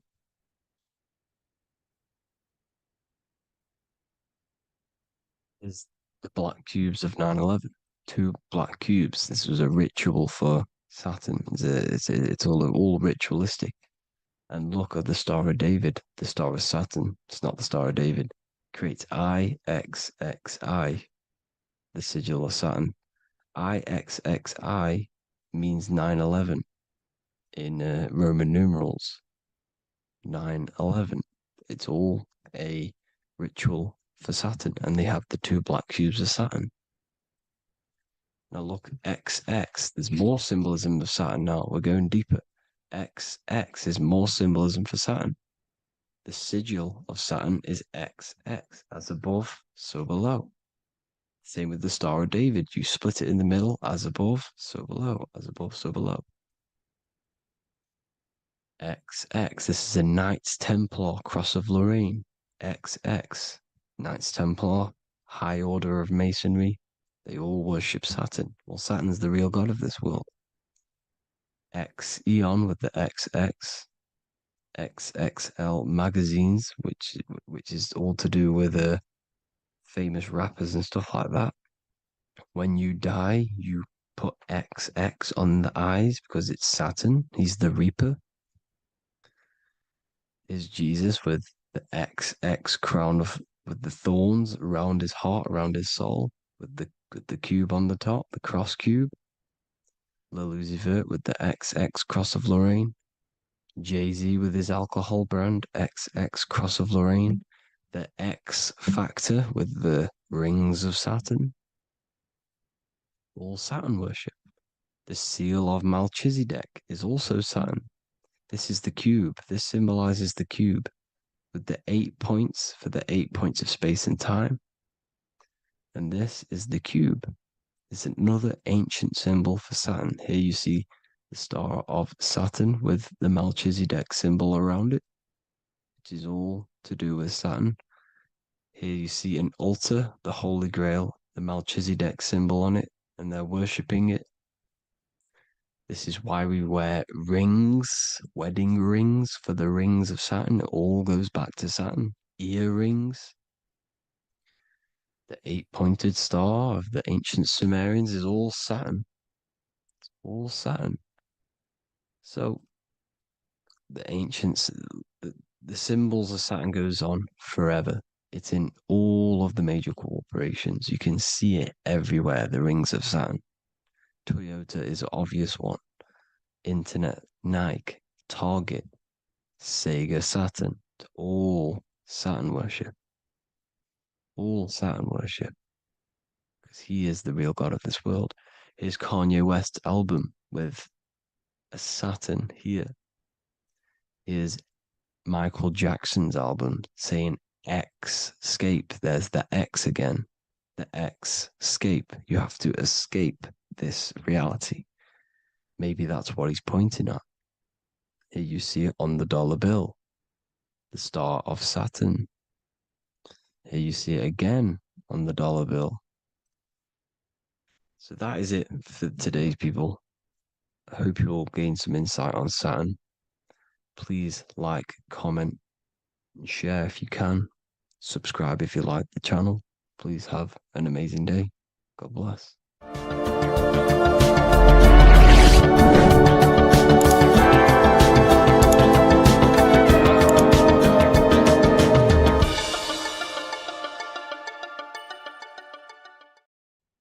What if I told you many people around you have probably sold their souls? It's more popular than you think, and it's very easy to do. Selling your soul is not something that you can just go and meet the devil and do it. It doesn't work like that. But before I tell you exactly how you can sell your soul and how not to sell your soul, what is the soul? So looking at Jesus, we always see two lights surrounding his head, one surrounding the heart. And as of course, if you've been watching my channel, you know Jesus represents you. He represents the divine essence of the universe made in human form. Each one of us possess a fractal of God's infinite consciousness. We are all God. We are all God experiencing himself in a three-dimensional divided form. separated from his oneness. God wanted to experience himself. So he made this world. So each one of us possess a soul, and the soul is the spark of God's infinite loving consciousness, filled with God's loving moral law. So the reason why Jesus is always have a light above his head and a light on his heart is because this represents the brain and the heart. The brain is not the mind. The heart is not the soul. The brain is the physical manifestation of the mind. It is the physical mechanical computer for the spiritual mind. The heart is the physical manifestation of the soul. The heart is a brain. In fact, it contains 40,000 specialized cells, which are the exact same cells found in your cranial brain. Yes, your heart is an emotional brain. Your cranial brain is a thought brain. It's a computer. Okay? Everything that exists physically exists non-physically. This is what the ancients called spirit, just means invisible force. The mind, the thoughts are not made of atoms. You can't touch, you can't find tangible thoughts, imaginations. These things exist spiritually in metaphysical counterspace. It's the same with your emotions. The emotions are spiritual. They are not physical. You can't touch them. So thoughts are the language of the mind. Emotions are the language of the soul. Sometimes we can become eluded by thought and we can become eluded by emotion. If we are led purely by emotion, we can create illusions in our perception. The same if we rely only on thought. We must balance these two. Okay? So the mind is the creator. The soul is the operator. Every thought we think is being judged by our soul. The soul is the judge. The soul tells you what is right, what is wrong. And even the Freemasons depict this spirit and matter in their black and white checkered boards. White is spirit, black is matter. Matter is dead, spirit is life. This is what this represents. Physical reality is not just physical. For every physical object, for every physical manifestation, there is a spiritual force bringing it into existence. Consciousness brings everything into existence. Before you kick a football, there is a change in your inner consciousness before you take that action of kicking the football. Everything exists in spirit before matter. You existed in spirit before you were physical. We also see this in alchemical Freemasonic artwork. This represents the clouds. This is the mind. This is the heavens. And then coming down into the heart, which represents the earth. The light entering the mind into the heart, because every thought we think is being judged by the heart. The heart speaks to you through emotion. The soul speaks to you through emotion. Every thought you think, your heart is telling you that is right, or it's telling you that is wrong. Why? Why is this? Emotions can guide us, okay? Emotions are the language of our soul. Our soul guides us to our soul purpose. Each one of us contains a purpose in this physical life. There is a reason you are alive. There is a reason why you came from spirit into a material reality. Your jealousy reveals where you need to be in life. If you are jealous of someone, this is your soul saying you need to be there. That's where you need to be. Your fear reveals your greatest growth in order for you to reach your life's purpose. If you fear something, this is your soul telling you you need to overcome this in order to reach your life purpose. This is the next obstacle.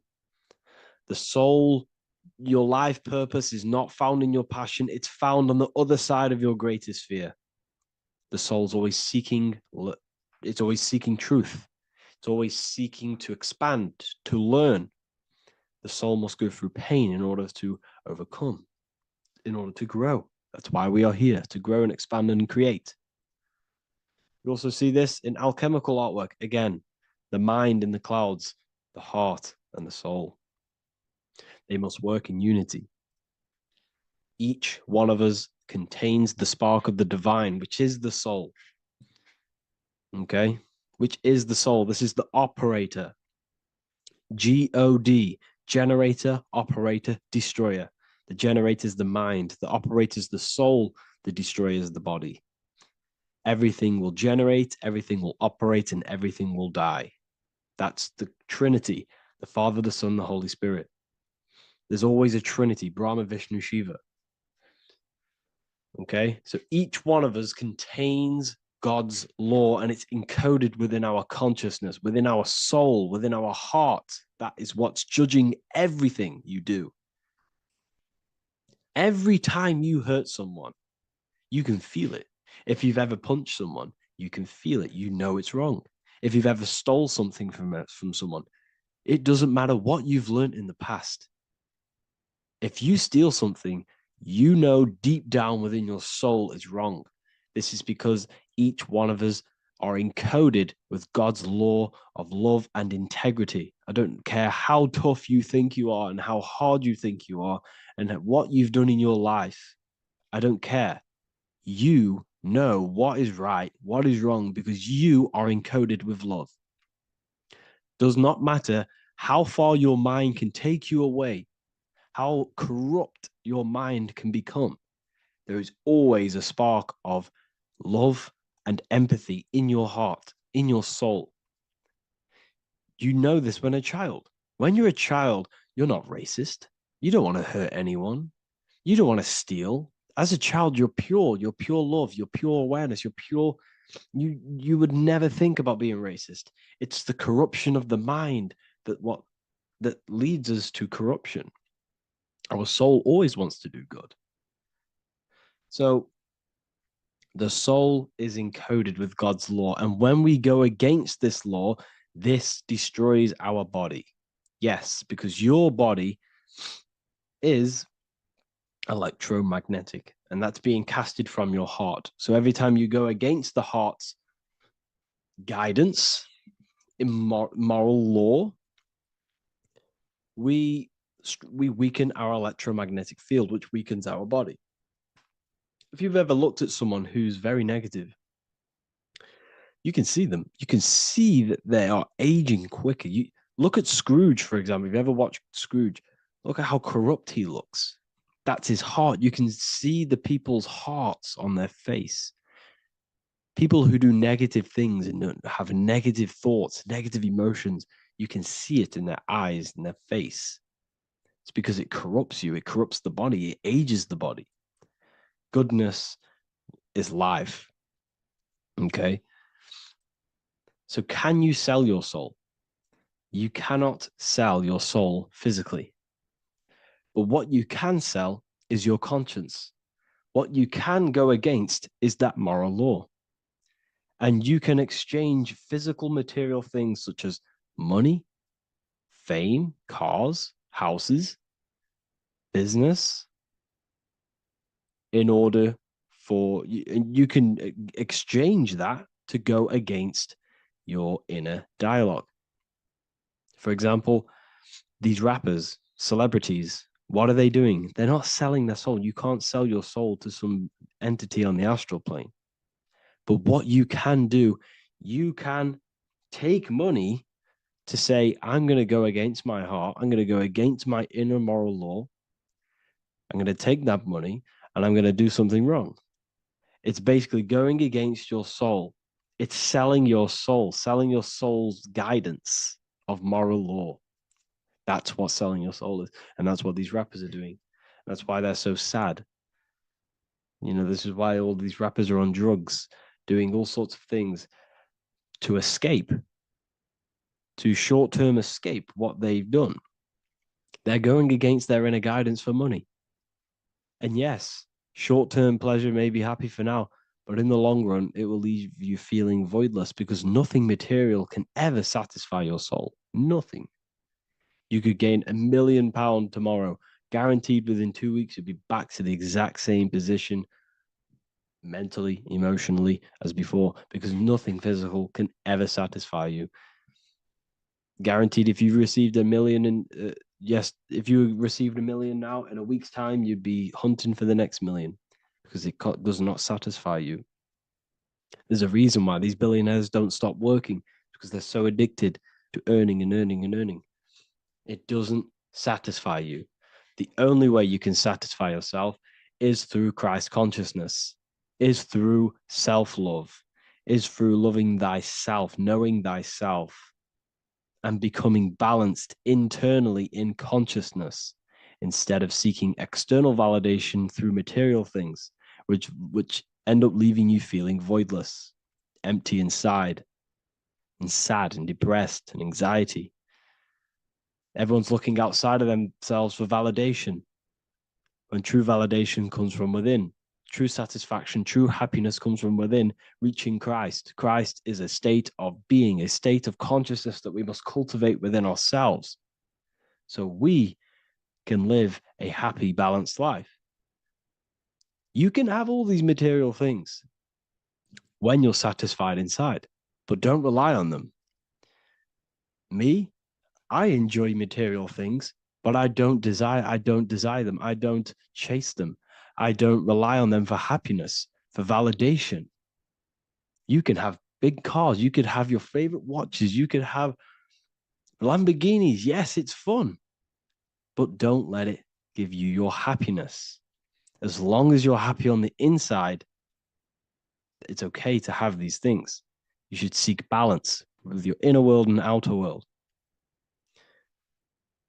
Okay, so this is what they are doing.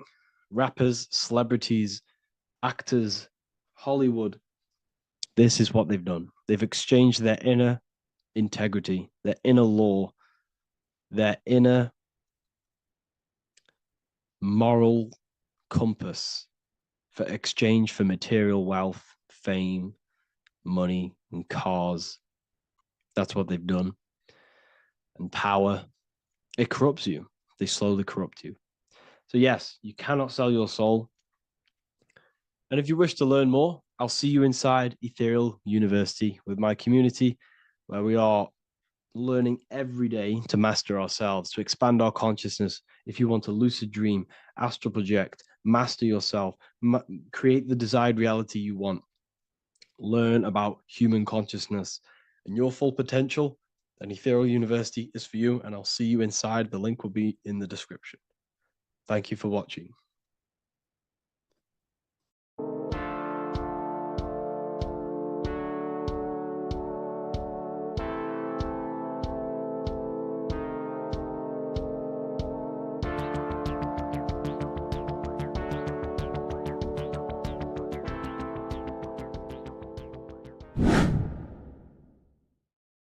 How are we doing, people? It's Revival of Wisdom.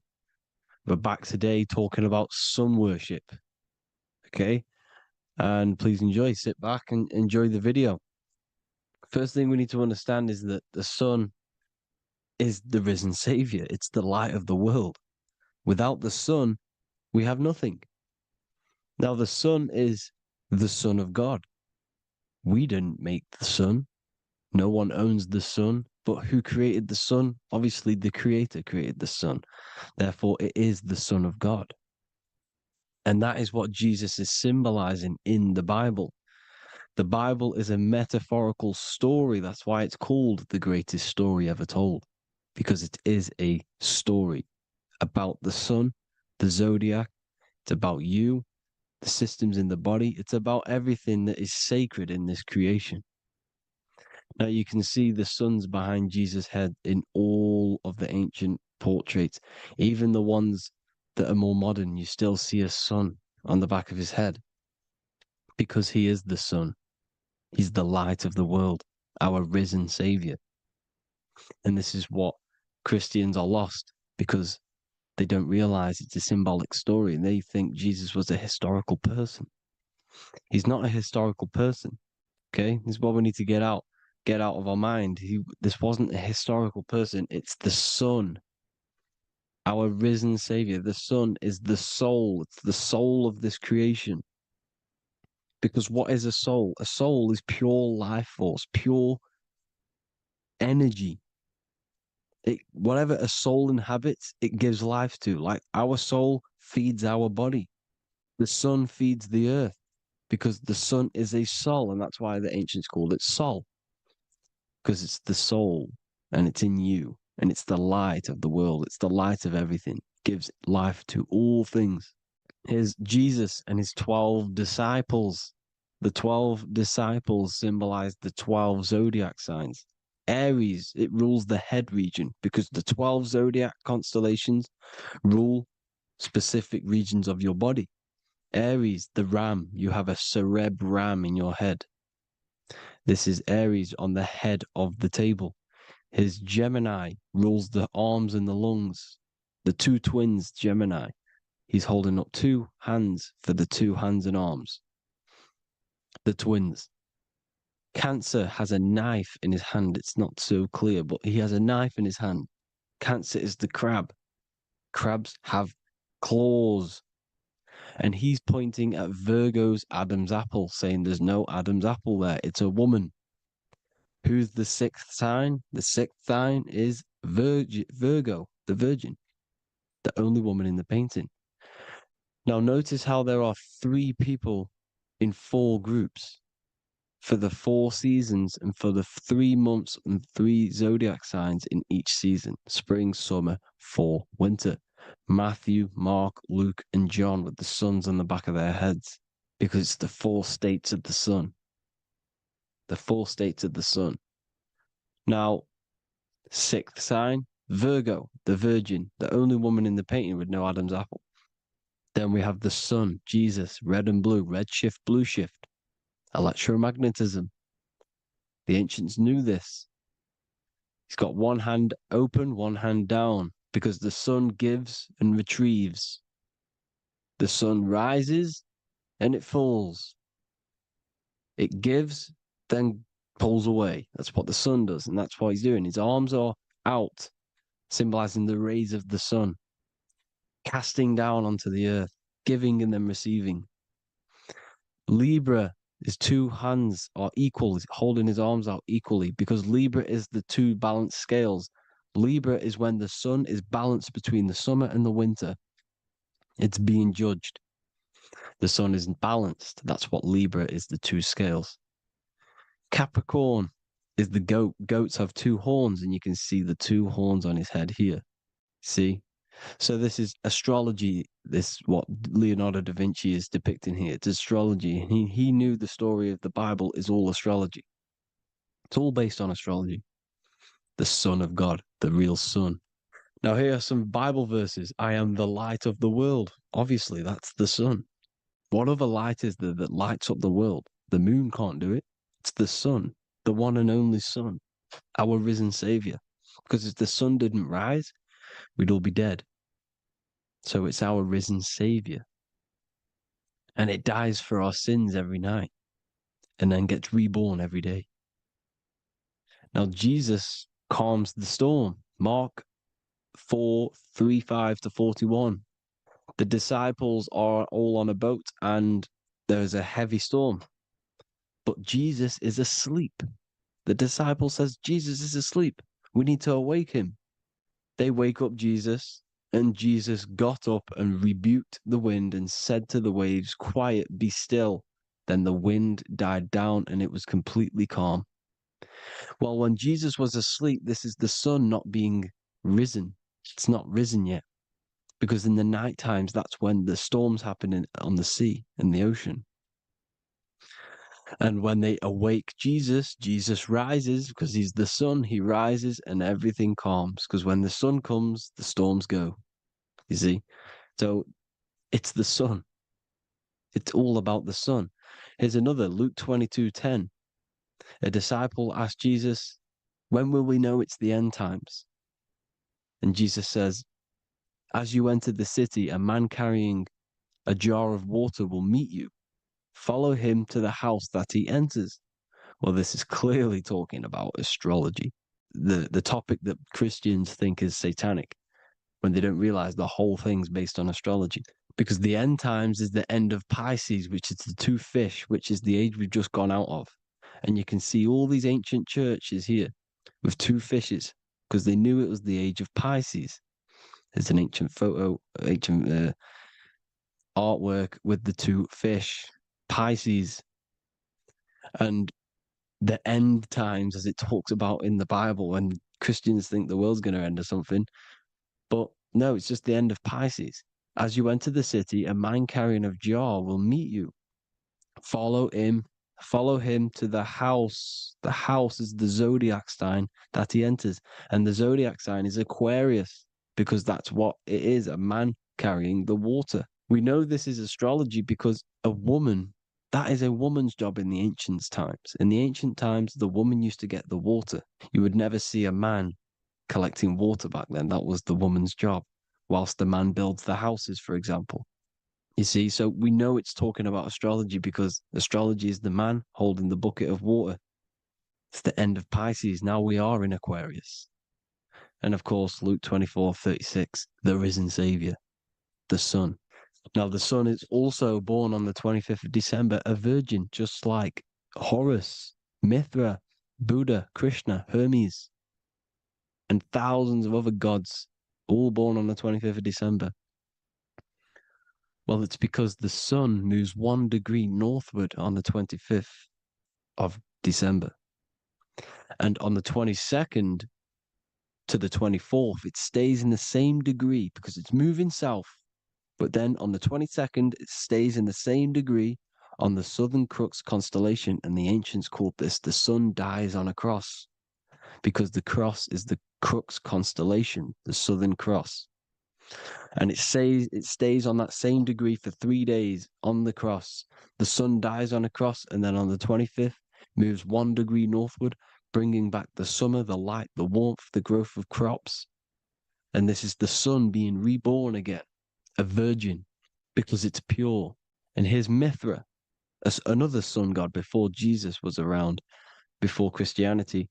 It was Mithraism, and Mithra, Ra is Ra, the sun god, Egypt. It's all about Ra, the sun. You can see the crown of thorns on Jesus' head, symbolizing the rays of the sun. And here are the rays of the sun on the back of Mithra's head. Krishna, the sun. Buddha, the sun. Horus, horizon. All born virgins, all did miracles, all resurrected. Dead for 3 days. Well, here he is, dead for 3 days on the cross.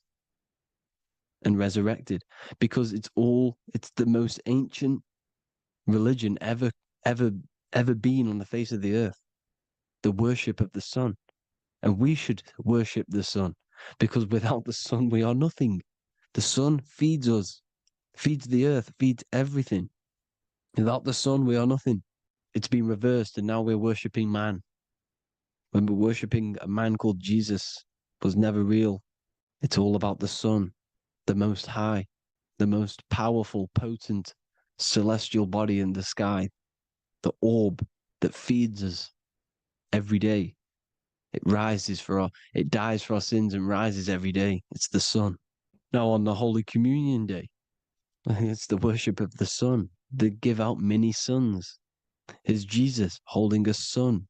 And they raise the sun on Sunday because they go to worship their sun god on Sunday. Not Saturn Day, not Moon Day, Monday, but on Sunday when the sun is exalting.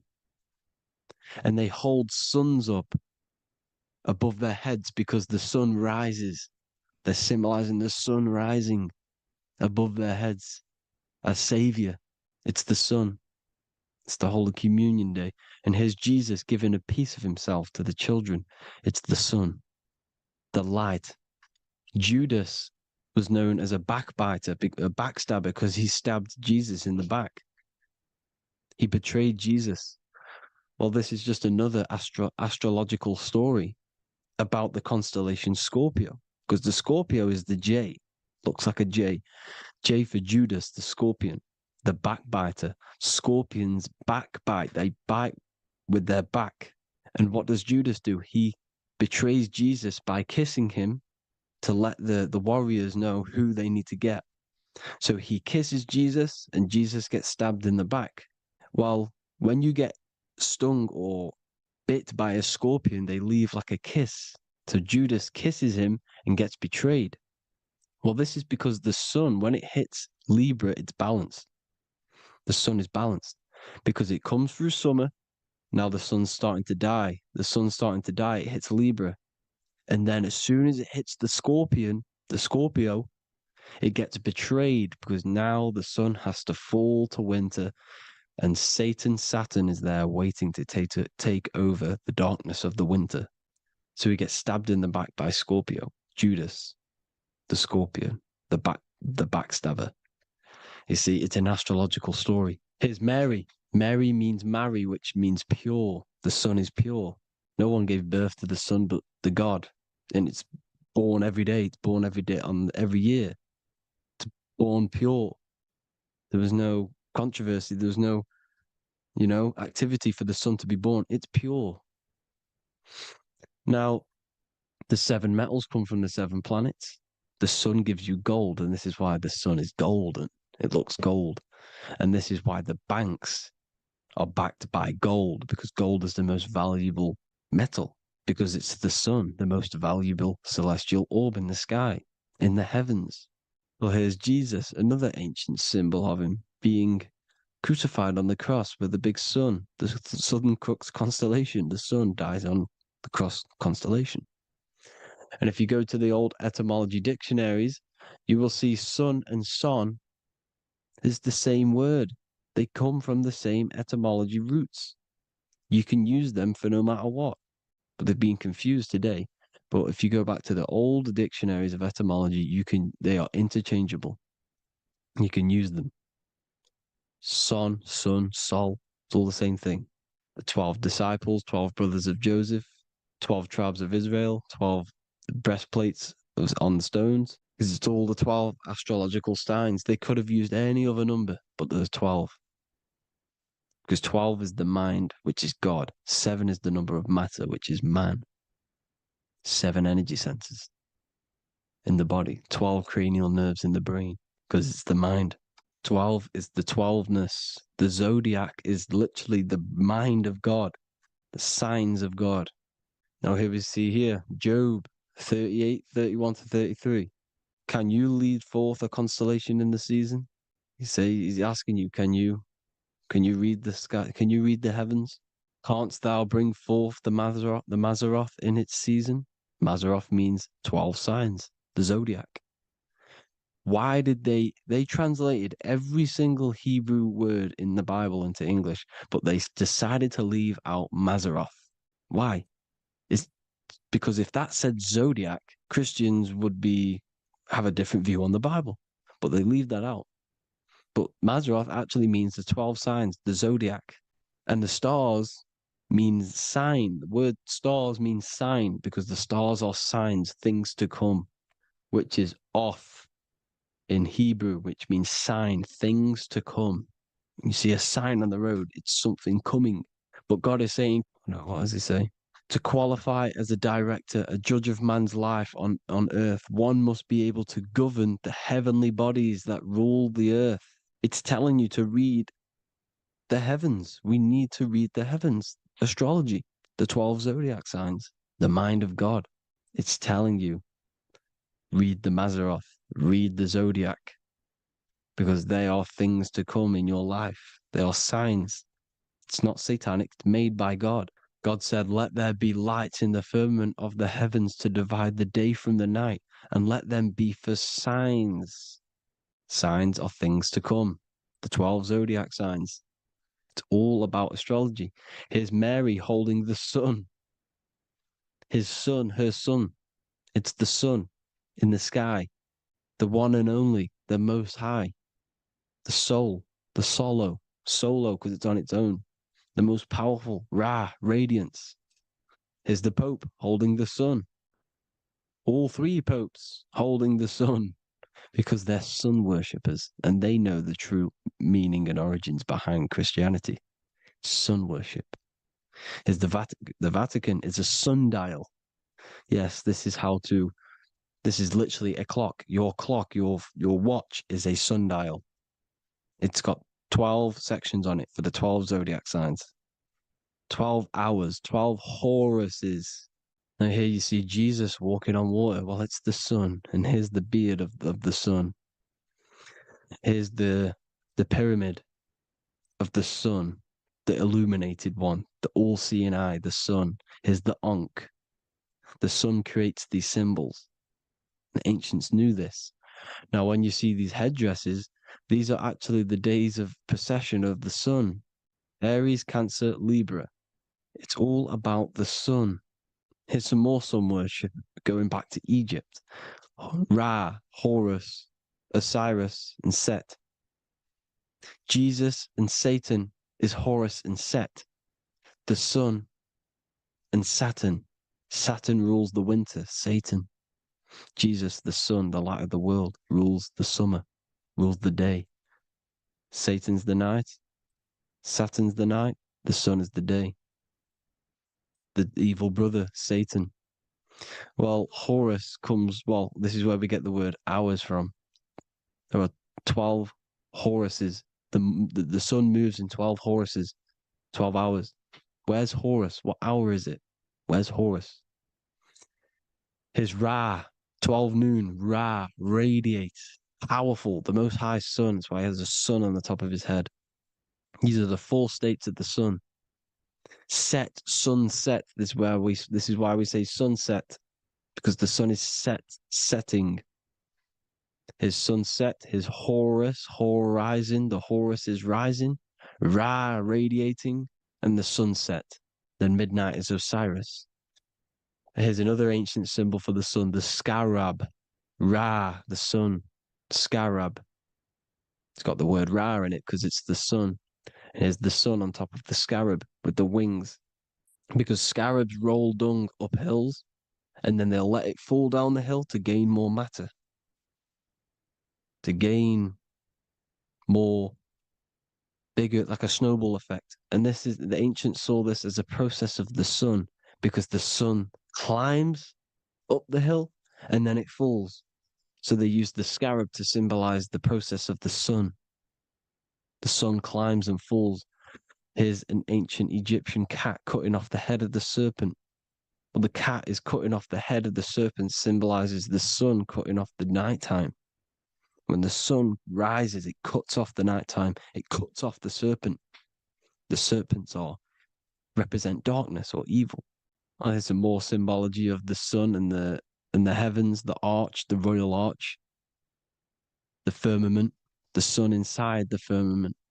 These are all ancient churches, and they all depict the firmament with the sun inside.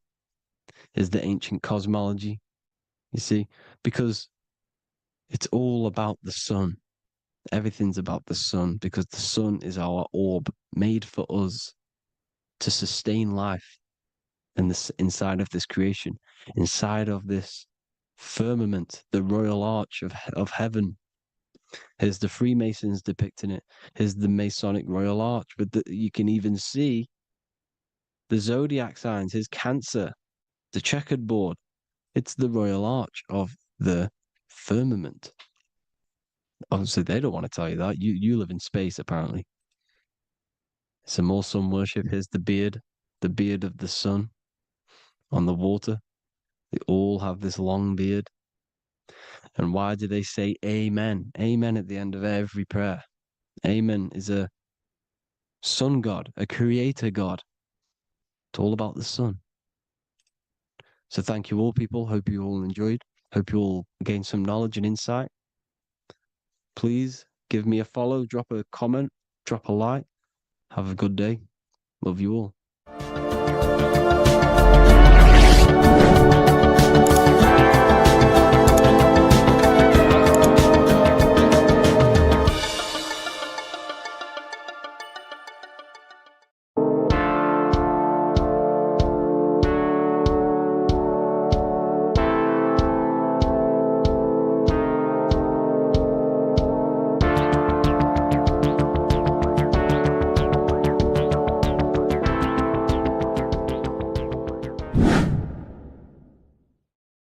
What is good, people? We're back with another video, and this is going to be talking about the connection between the micro and the macro. You are the universe. Everything is inside of you. So the first thing you need to understand is that the law of mentalism. We are a thought in the creator's mind. Everything's being thought into existence. We have a spark of this mind, this same mind of the creator, and everything is a state of mind. Particles or atoms, whatever you want to call them, are a mental thing. They're a product of the mind. Everything's thought into existence. Thoughts influence everything. Thoughts are energetic effects which send out waves into the quantum field around you. And your consciousness is actually the universe experiencing itself, expressing itself, and viewing itself. So we are the creator, but viewing itself in separate bodies. And this is why they call the material world the world of illusions, because everything's separate here, but we all forget that we are all one. We've all been brainwashed to think we're all separate, but we're all one. We're all the same mind, the same consciousness, everything. So everything's created out of toroidal fields. God created the toroidal field. That's the only thing that exists because the atoms are toroidal fields.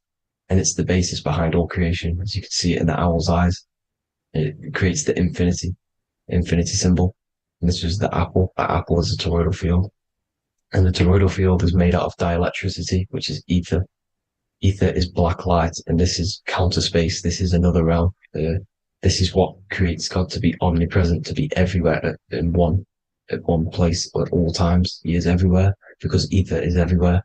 And ether is infinite potential. It connects everything together, and that's what energy moves through. It moves through the ether, and that's black light. Everything is light, as it says in John 4:2. God is light.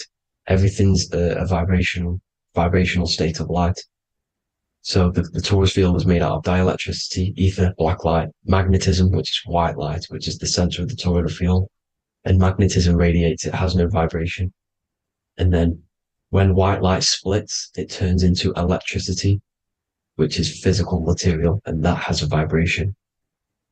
This is the Holy Trinity, the sun, the moon, and Saturn. Saturn, the god of materialism. If you've watched my videos on Saturn, you know that Saturn is crystallizing everything into physical matter.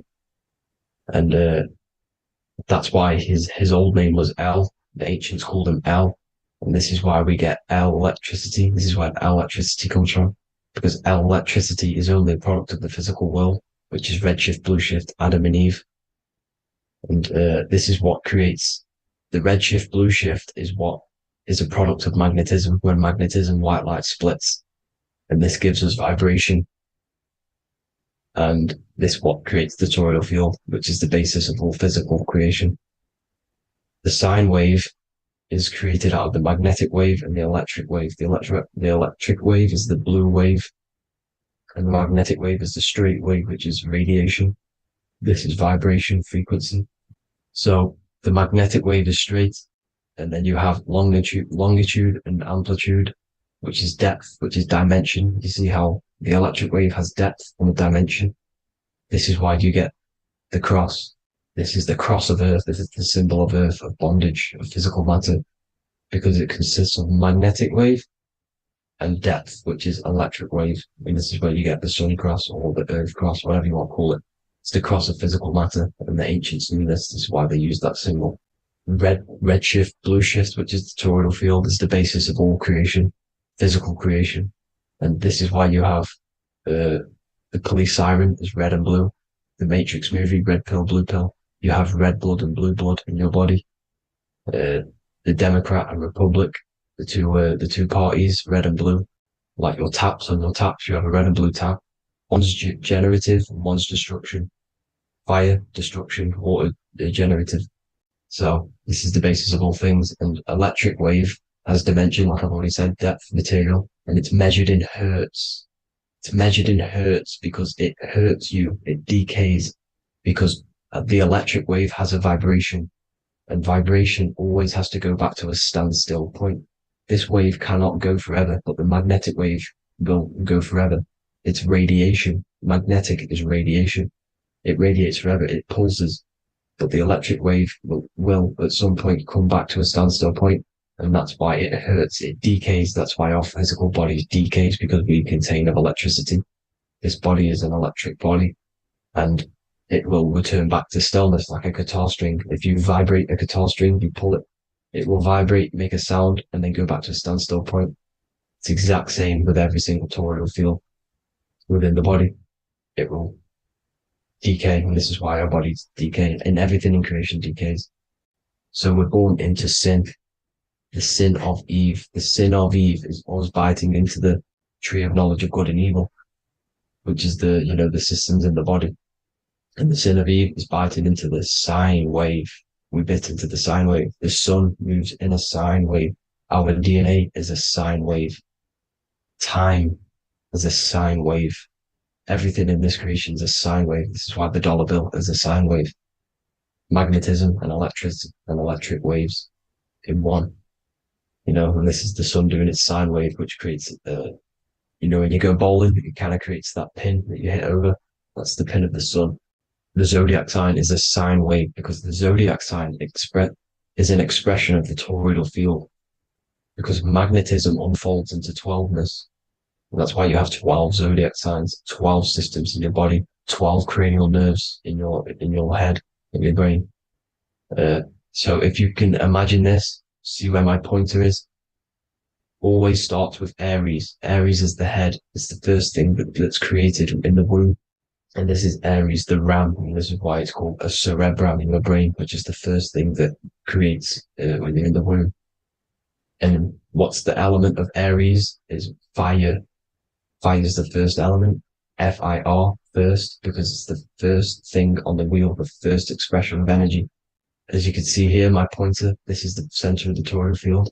It would go Aries, Virgo, Capricorn, Pisces, Scorpio, Cancer.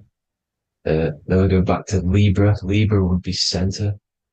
But you see how the toroidal field is the expression of the 12 energies. That's what the constellations are, the energy expressions of the toroidal field. So it would go outwards, starting from Aries here, all the way back to Pisces, which is beyond the bottom half. But Libra would be the center. That's why Libra is the equinox. It's the equinox. Libra is when it goes from summer over to autumn. It's the equal. It starts to transition into the winter side. Equinox, equal, which is Libra. And that's why Libra has the two scales. It's symbolized with the two scales. That's because of, the sun moving over. It's being judged. It's equal now, but then it's going to tip over into the winter. That's why Libra is here, the center of the sine wave. Like I said before, magnetic energy unfolds into 12ness. Magnesium is number 12 on the periodic table. It's the sacred number. And this is why the scientists are trying to, NASA is trying to bring in another constellation to destroy the holy science of astrology. So Aries rules the head, which is Mars. Taurus rules the neck, the lower head. Gemini, the two twins, which is your lungs, your two twins, your arms, two twins. Cancer, the breasts, the chest area. Leo, the heart, which is the sun, which is fire, the center of the toroidal field. Virgo, the belly, which is the intestines. Libra, the kidneys, the two scales, the kidneys, balancing out everything. Scorpio, the sex organs. Sagittarius, hips and thighs. Capricorn, I've missed that out, which is the kneecaps. Capricorn, kneecap. Aries, which is the ram, which is the cerebrum in your brain. And then Aquarius, the calves and the ankles, and the Pisces, the two fish, the 2 feet. So everything corresponds, as you can see here. This is an ancient way of depicting it, of the folded human. And this is everything. Each constellation rules that part of the body, gives energy to that part of the body, makes you do certain things. So magnetic energy unfolds into 12ness, electricity unfolds into 7s. That's why when you get electric, the light spectrum that we see, it consists of 7 colors. Why we have 7 planets. The 7 planets give us our 7 metals and the 7 solfeggio scale frequencies. So the rota, this is the rota, and rota is an anagram for Torah. The Torah, which is I think it's the Hebrew Bible. Don't quote me on that, but it's one of the holy books, which is the Torah, the Taurus. Everything goes back to the Taurus field because it's the basis of all creation. So the chief cornerstone, it says in the Bible that the builders rejected the chief cornerstone. The chief cornerstone You are the builder. You decided to incarnate into the physical world, into the electric world, the world of Saturn. When you are created in the womb, it takes you 9 months for you to be created. So, for example, if you went into the womb here, it'd take you 9 months. So let's say you're born in Scorpio. So you'd go back 9 months. 1, 2, 3, 4, 5, 6, 7, 8, 9. You consist of all of these 9 energies because it takes 9 months or however long you took to be born. Some people are born earlier. You'd have to find out how many months you were in the womb for. But you consist of these 9 energies, and each constellation has a cell salt associated with it. And these cell salts are vital for your health, and your cells and the optimal health of your body. So the chief cornerstone that you rejected is these 3 cell salts, these 3 constellations. So you're mineral deficient in these 3 constellations. For example, fluoride, magnesium, phosphate, and potassium sulfate. So that's the chief cornerstone. And a cornerstone, people always get it rejected with the cornerstone. The cornerstone is not, it doesn't say the cornerstone in the Bible, it says the chief cornerstone. The cornerstone is a cornerstone of a building, but a chief cornerstone is the top of the pyramid. This is where we get the pyramid of the wheel. So you're mineral deficient in whatever 3 zodiac signs you're not.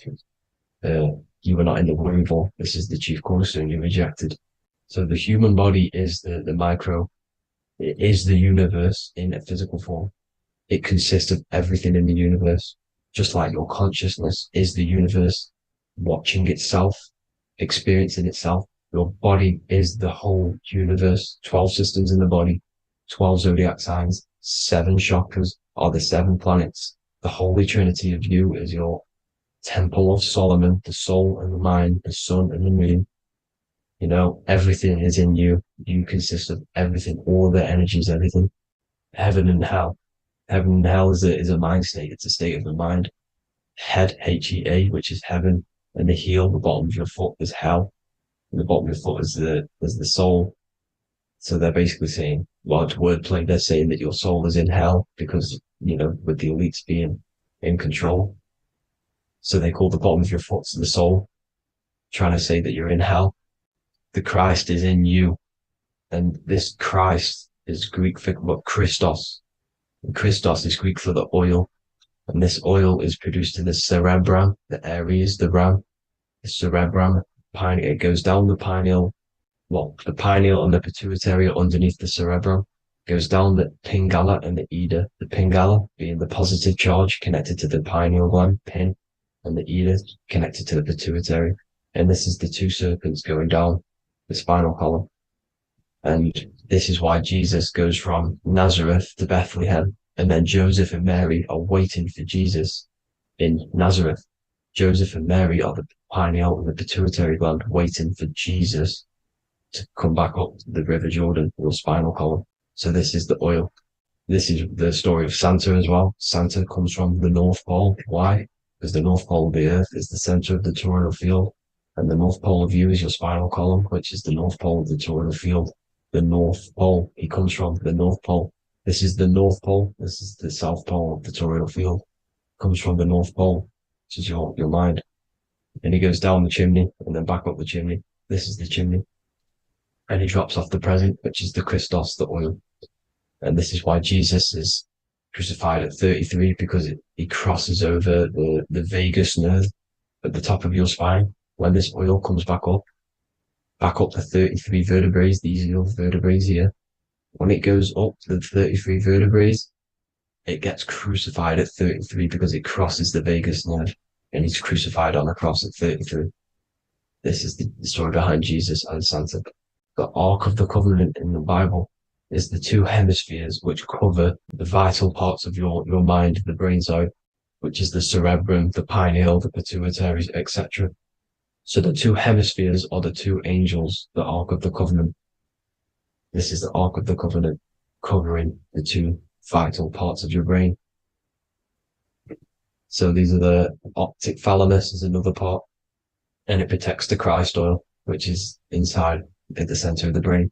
See, the Bible is all a massive metaphor about yourself because you are the universe. You are a microcosm of the universe. Your consciousness is experiencing itself, and the universe experiencing, and your body is the whole universe. Your head's heaven. So Moses crosses the Red Sea. These are the two hemispheres of your brain. This is the corpus callosum, the Red Sea. So he's pretty much saying that he's uniting the two hemispheres of your brain, because most people in this generation are stuck in the left brain, which is just logic, reasoning, science and maths, writing. And this is what school teaches you to do. It keeps you stuck in your left brain.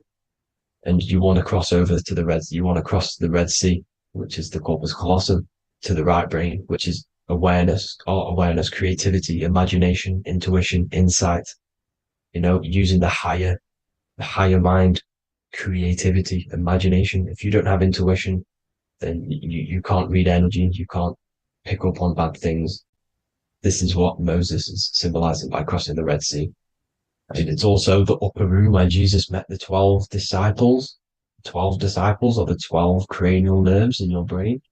It doesn't just represent the 12 zodiac signs, the 12 disciples. It symbolizes many different things. It's like I said, energy the universe consists of 12ness.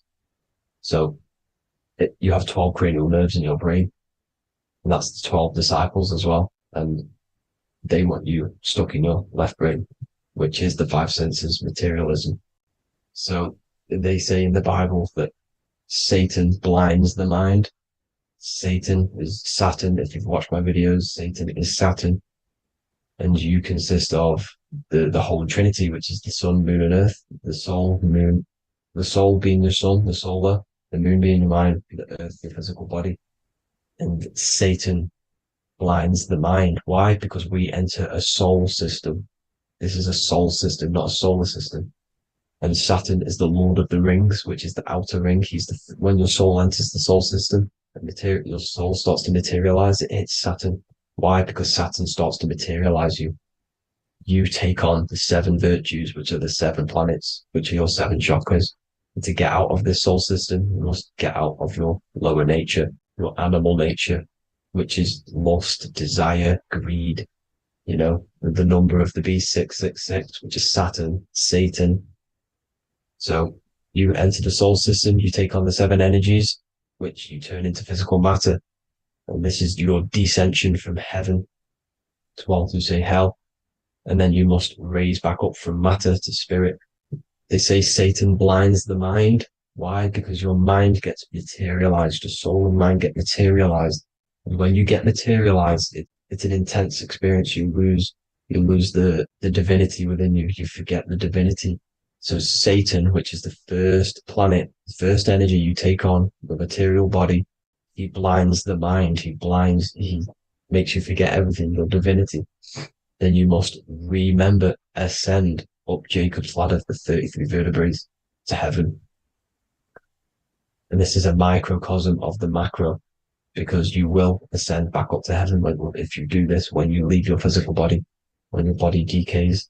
So when it talks about in the Bible, completely destroy them, the Hittites, the Amorites, the Canaanites, all the ites, this is what God says to the Israelites. It says completely destroy them. It's basically symbolizing saying destroy your lower nature. The Canaanites, cannibals. We're under a Canaanite system now, which is cannibalism. And this is flesh eating, lust, greed, all the demonic stuff, all the lower vibrational stuff, the lower nature, eating, sex, and survival, the lower 3 chakras. You must get out of these lower 3 chakras and return back to spirit, which is heaven, which is spirit, love, being holy, being truthful, being passionate, going back to Satan blinding the mind. All of the planets are made out of these 3 symbols. Satan blinds the mind. And that's why Satan's symbol, this is the symbol for Saturn, Satan. This symbol for Saturn is the cross, which is physical matter, the earth, over the moon. The moon is your mind. So the Saturn symbol saying matter over mind. He blinds the mind. Satan blinds the mind once you enter the soul system. And you must remember, in the Bible, it talks about the Genesis, which is Eve, the sin of Eve, which is biting of the tree of knowledge.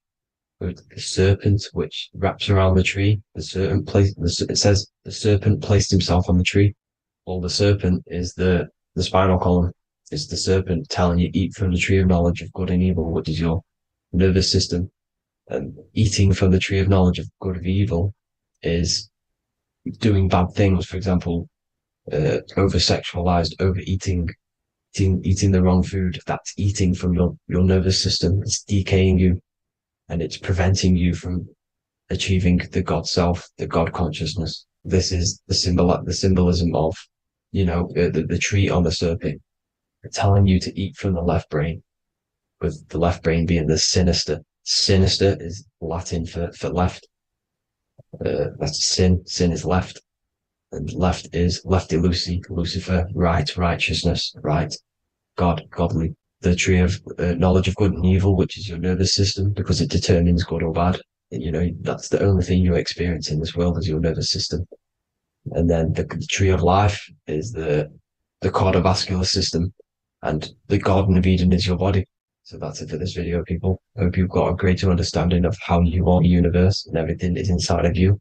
Just keep in mind you are the universe experience in itself, and your body is a reflection of everything. The 12 constellations, the 7 planets, everything's inside of you.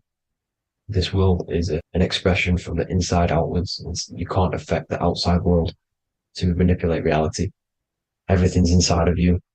I hope you got a greater understanding of this. God bless.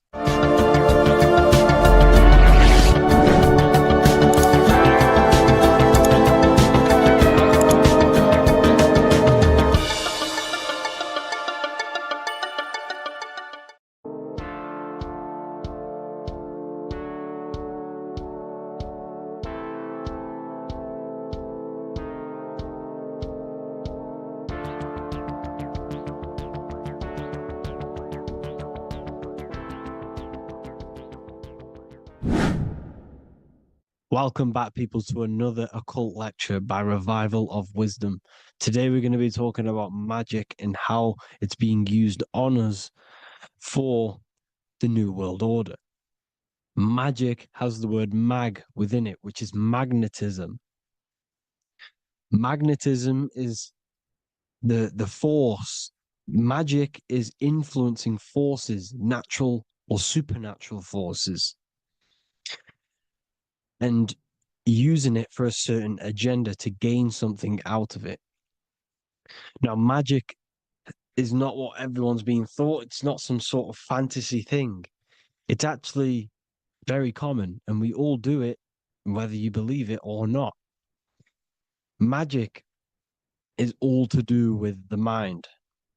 As I said, always say in my lectures, your mind is what creates matter. Your mind is what creates your external world. So it's all about manipulating and planting seeds within the mind, because your mind is a garden, and thoughts and words are seeds which are being planted in that garden. Your life, your physical life, the people you have in your life, your friends, your car you own, the job you have, is all a reflection of the thoughts that you've been thinking in the past. You are where you are in life because of the thoughts that you've been thinking. Therefore, your life is a direct reflection and manifestation of your mind, the Garden of Eden. Okay? The mind is what they are targeting. What you see, say, and hear has a direct effect on your mind. Me talking to you is influencing you. The words I'm saying is planting seeds within your mind. Now it's up to you to consciously act on these thoughts or these words, or to maintain these words. As above, so below. As within, so without. What's inside of me is outside of me. What comes into the storehouse comes out of the storehouse. You have the left, you have the right, you have the up, and you have the down. As above, so below. Whatever is in your mind will be expressed in some sort of way, consciously or subconsciously, spiritually or physically. The mind is what manifests everything. And this is what we need to understand. we need to understand is that the mind is not physical. All things spiritual manifest physical. All things seen come from the unseen. The words you're thinking, that everything you have is coming from the unseen. The actions that you do come from the unseen mind. Another expression for as above, so below is you are the universe itself. You are a universe, a mini universe. But just because you are mini does not mean you are the whole thing. If I take a little piece of infinite, let's say there's an infinite light source. Let's say I take a little chunk of that infinite light source. That little chunk I took is still infinite because it's been taken from infinite. You are the universe. Your awareness, your mind is the universe. It's information. You are the universe experiencing itself. This is why we say we are all God. As above, so below. What is in me is outside of me. The sun, the physical manifestation of the sun, is your soul. The 12 constellations are manifested in the physical body. The 5 elements are manifested in the physical body. They're manifested in the 5 fingers you have. As above, so below. This is manifested, well, this is a symbolized in Freemasonry and secret societies as the 2 pillars. The mirroring reflection, the reflection of reality, the mirror, as above, so below. What happens in the mind, what happens in the astral, happens in the physical. This is Aleister Crowley. This is all symbolism. This is the 2 pillars with the all-seeing eye and the triangle at the top. Aleister Crowley was a master magician, very powerful dark magician, black magician. There's 2 types of magic. You have white and black, just like the checkered board, the Masonic checkerboard. You have white and black, you have good and evil. White magic is influencing natural forces to gain something that will help the collective consciousness, help the collective, help the earth, help other people. Black magic is something you manipulate something so you can get something personal out of it. Doesn't matter if it's good or bad. It's still considered as black magic because you're being selfish. Everything you do should be contributing towards the collective consciousness and helping others. And this is why the ancients lived in a system where everything was in unity. We understood that I am you and you are me. What I do to you happens to me because I am you and you are me. We are the same mind substance on the inside. We're all the same mind substance being expressed in different bodies. So what I do to your mind will have a ripple effect on my mind because all of our minds are connected within the mental plane. So this is why they know all this knowledge. They know all this knowledge. So yeah, this is the mirroring effect of reality, the 2 pillars, or symbolizes the number 11. The number 11. We'll go deeper into that. The technology we're using is magic. It's a form of magic. Television is tell a vision. They're telling a vision into your subconscious mind, into your memory. And when you turn on the television, you get a program because they're telling a vision to create a program within your subconscious mind. You see, the conscious mind is only 10% of your mind, which is to do with your, what you're aware of, your 5 senses. What are you consciously aware of? Well, I'm aware I'm here, I'm talking. I'm aware of what I'm wearing, the 5 senses, what I can hear, taste, smell, hear. What I'm wearing, I'm aware of what I think of. But the subconscious mind is the 90% of your mind. It's the hidden part of the mind, which is telling your heart to beat, telling your body to breathe. It's storing all of your emotions. It's storing everything you see, storing all the belief systems that you have. It has everything. It stores all of the habits you have, the values. It stores everyone's name that you know. All the words that I'm speaking right now is all coming out of the subconscious. Everything is subconscious.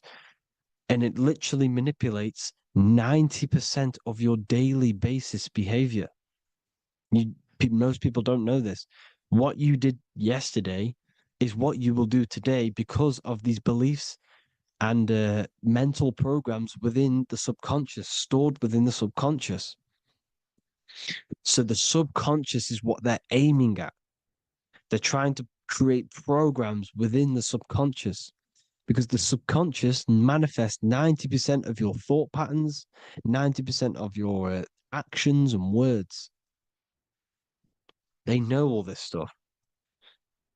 So the subconscious mind is the most powerful part of the mind. Another way the subconscious manifests and influences your life is, let's say you were in a car crash years and years ago, 10 years ago. Let's say you're in this car crash, right? And you really hurt yourself. The emotion you felt in that time when you were injured in that car crash had a great impression on your subconscious mind. You see, the stronger you feel something emotionally, the stronger impact it has on the subconscious. You can remember and recall that moment and very vividly because of the impact it had on the subconscious.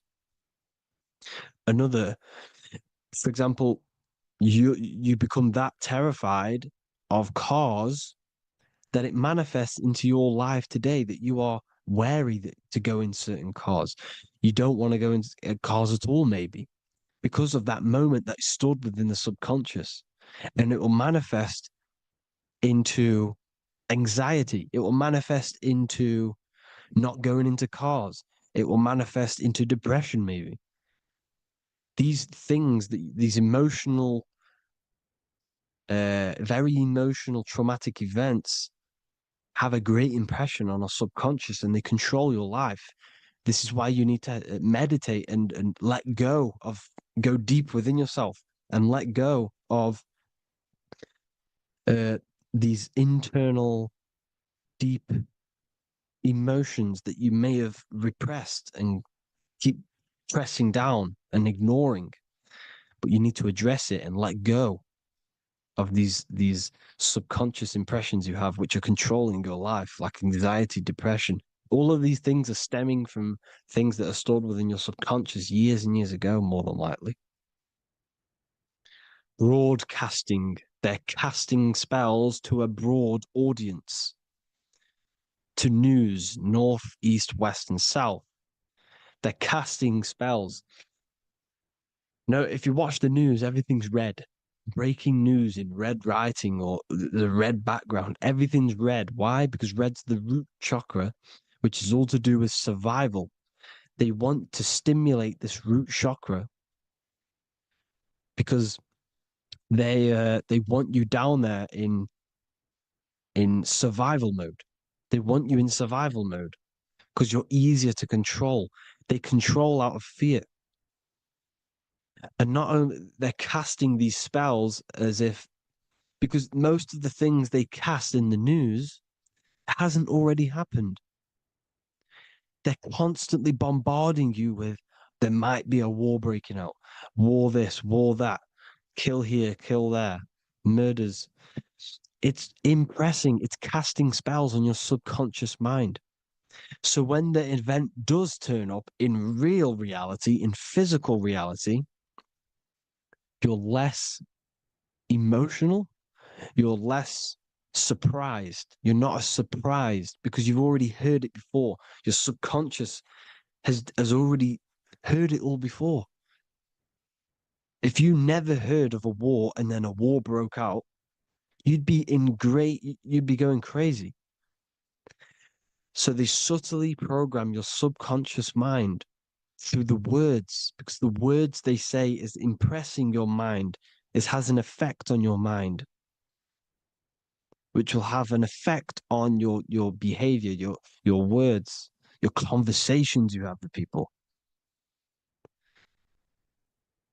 They're casting spells to north, east, west, and south on the tell a vision. They're telling a vision by broadcasting, by saying spells. This is why we call it spelling.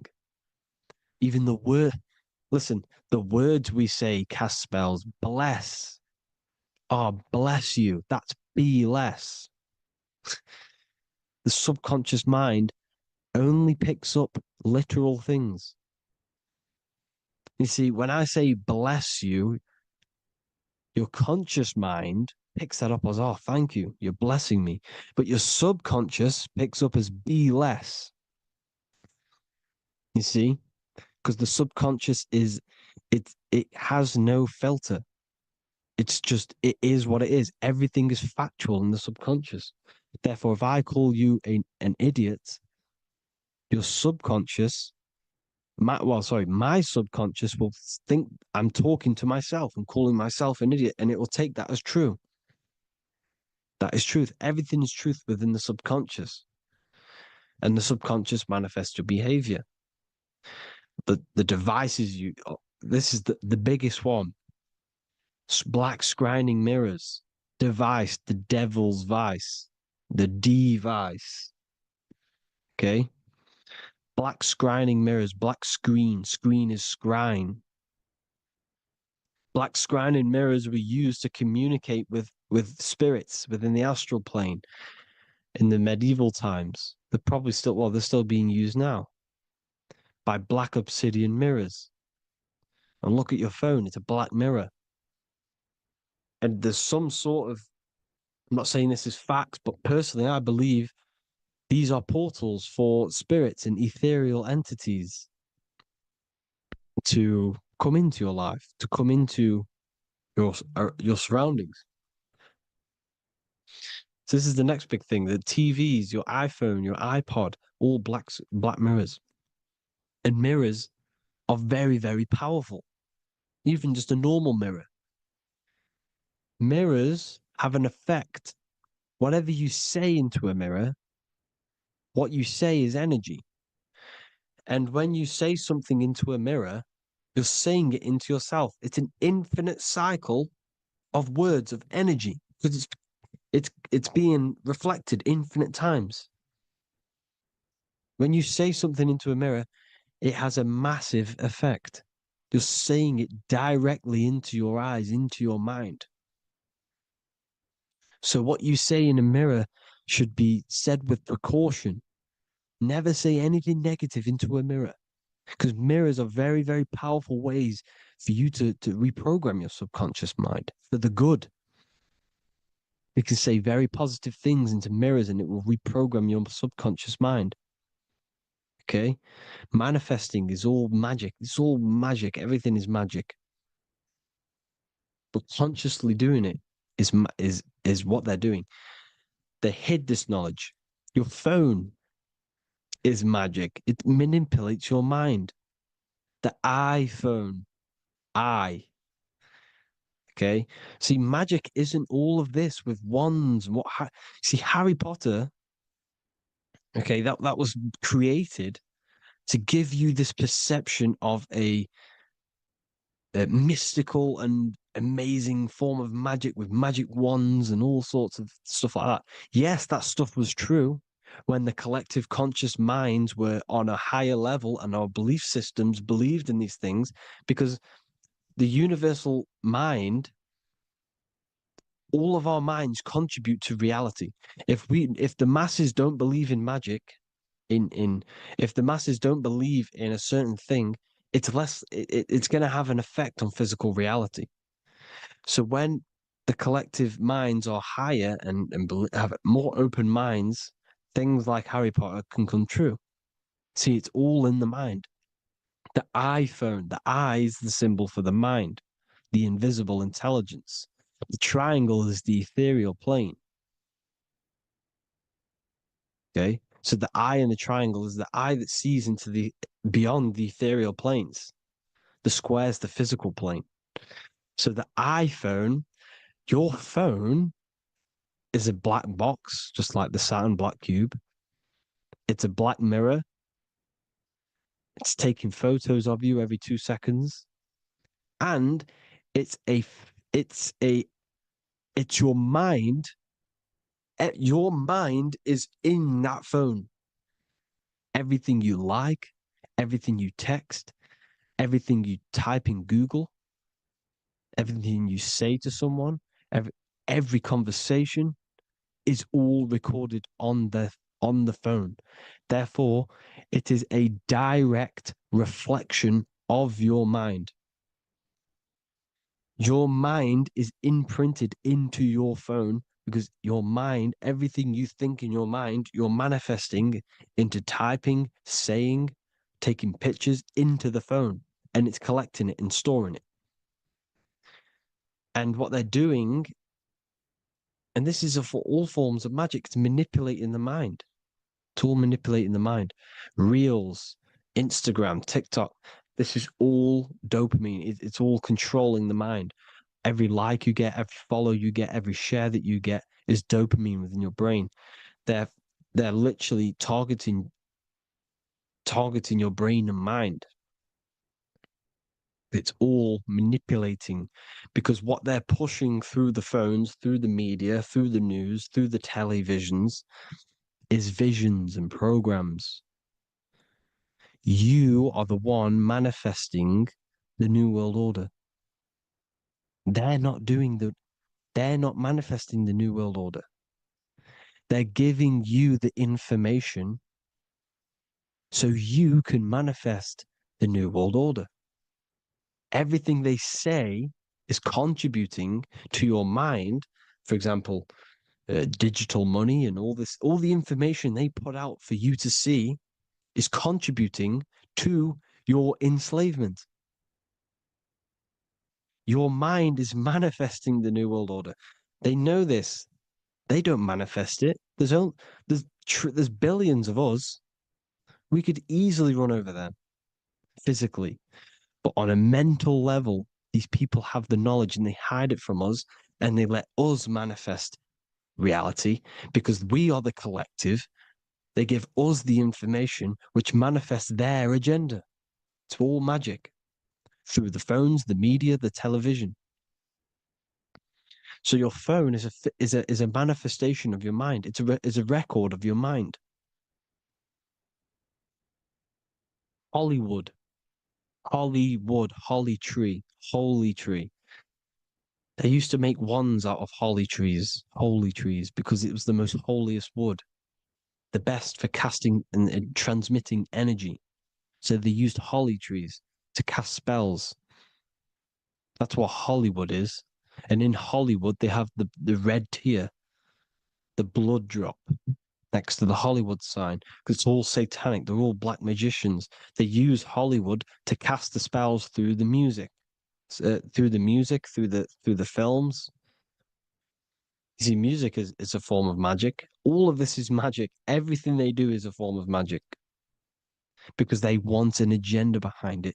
But it's not black magic. They're letting us create our prison. This is what you have to see. Yes, they're evil, but they're not doing anything evil, or else they would face the karma. They let us manifest this agenda through giving in the information by telling you what's going to happen in the movies. Everything that happens in a movie, it's all there on purpose to program your subconscious, to plant a seed within your garden, your subconscious, your mind.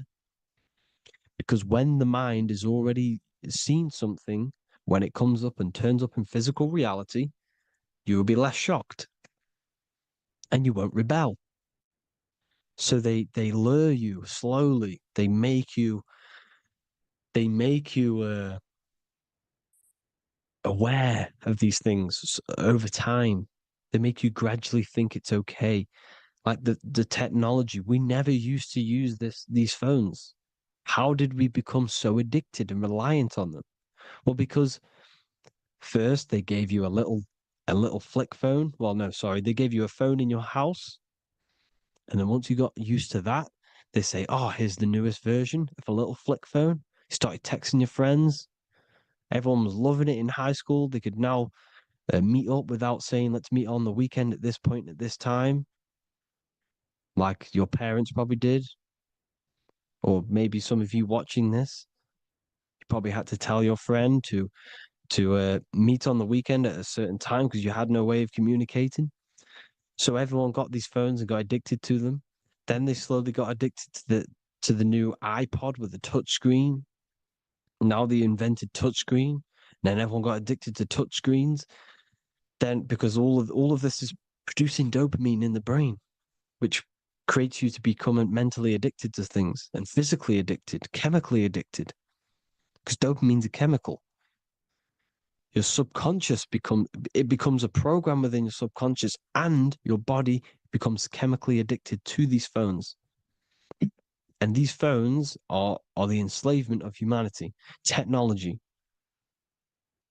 Without this, we wouldn't be in this mess without technology.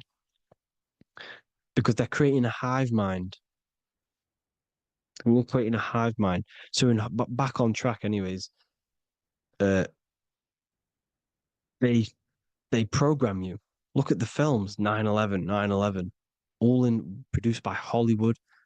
Here's the 11, like I said at the beginning, the two pillars which reflect reality. What happens in the mind happens in the physical. What happens in the astral happens in the physical. Okay, what happens in the physical happens in the mind. It's the two pillars, the mirrors. 9/11. 9 plus 1 plus 1 is 11. Flight 11 was hijacked. New York is the 11th state. New York adds up to 111. This is not a coincidence. It's all a form of magic. It's a ritual, energy harvesting ritual, because your mind produces energy. Your mental attention produces energy, and they're feeding off this energy in the astral plane, these demons. Music is the most powerful. Personally, I think the music is one of the most powerful forms of magic they're using. Okay. Music is hypnosis. It puts your brain in a hypnotic state. It influences your electromagnetic field through vibrational energy. It reprograms your subconscious mind. Why do you think you remember the lyrics? You see, your subconscious stores all of the memories. Remember, the subconscious manifests 90% of your behavior. So therefore, the music you're listening to is manifesting your behavior.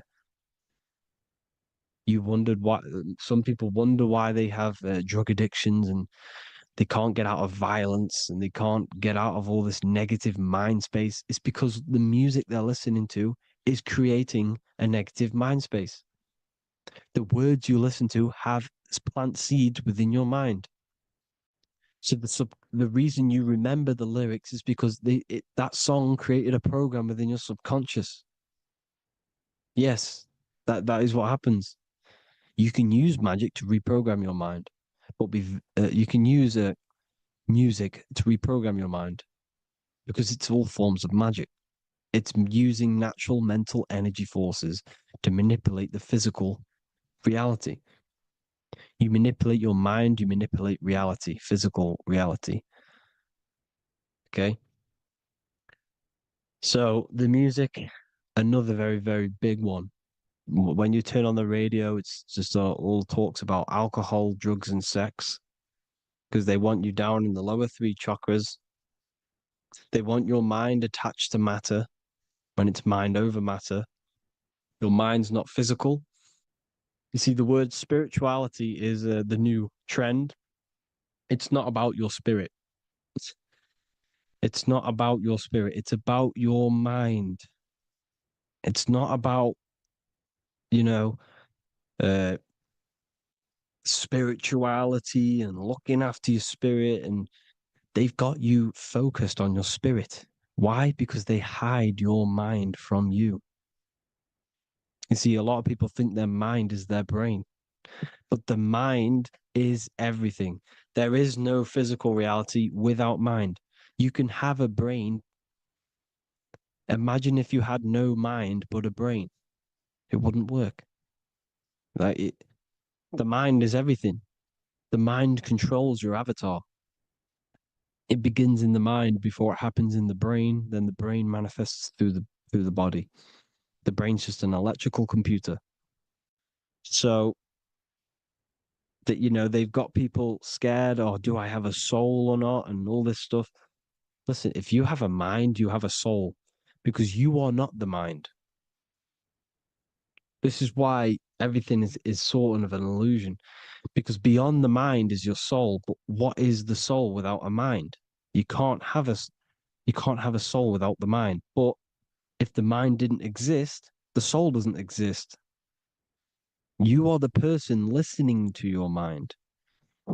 I shouldn't say person, because you're not the body. You're the entity behind the mind. But if you didn't have that mind, you couldn't understand what you even were. You would just be an observer who couldn't think. So yes, we all have a soul. If you have a mind, you have a soul. Everything is mind. Everything has mind. Mind creates everything. God is mind. And then manipulating your mind through TV, your phone, every little thing, the school, it's all about the mind, people. Control your mind, you control your reality. Just the last thing, here you go. Aleister Crowley, the dark magician, Kanye West doing the exact same thing because they're implementing magic in the music. Here's the Beatles with Aleister Crowley in the background. Bet you never noticed that. Aleister Crowley was influencing music and placing magic within the music to influence the subconscious. This is what Baal worship was. This is why they kill children. They sacrifice these children. Why? Well, because in order to ascend, in order to raise your consciousness internally, godly, by being good, God, or being in order to be good and raise your consciousness and to get something in the physical world, you have to sacrifice yourself. And what do I mean by that? In order to raise your consciousness and ascend, you have to sacrifice the lower nature of yourself. You got to abstain from having sex to retain your sexual energy, to transmute it, or staying away from negative, some poisonous foods like meat. So, staying away from blood. We shouldn't be consuming other animals' blood. We should be keeping our blood pure. We are humans. We shouldn't consume chicken blood, chicken germs. We are the most divine creatures on this creation. We are the most intellectual creatures in this creation. Therefore, we should keep our temples pure. We are not animals. If you want to associate yourself with an animal, go out in the wild, go and find a wild boar and go and try rip its guts out with your bare teeth, because you can't do it. You're not a cat. You're not a carnivore.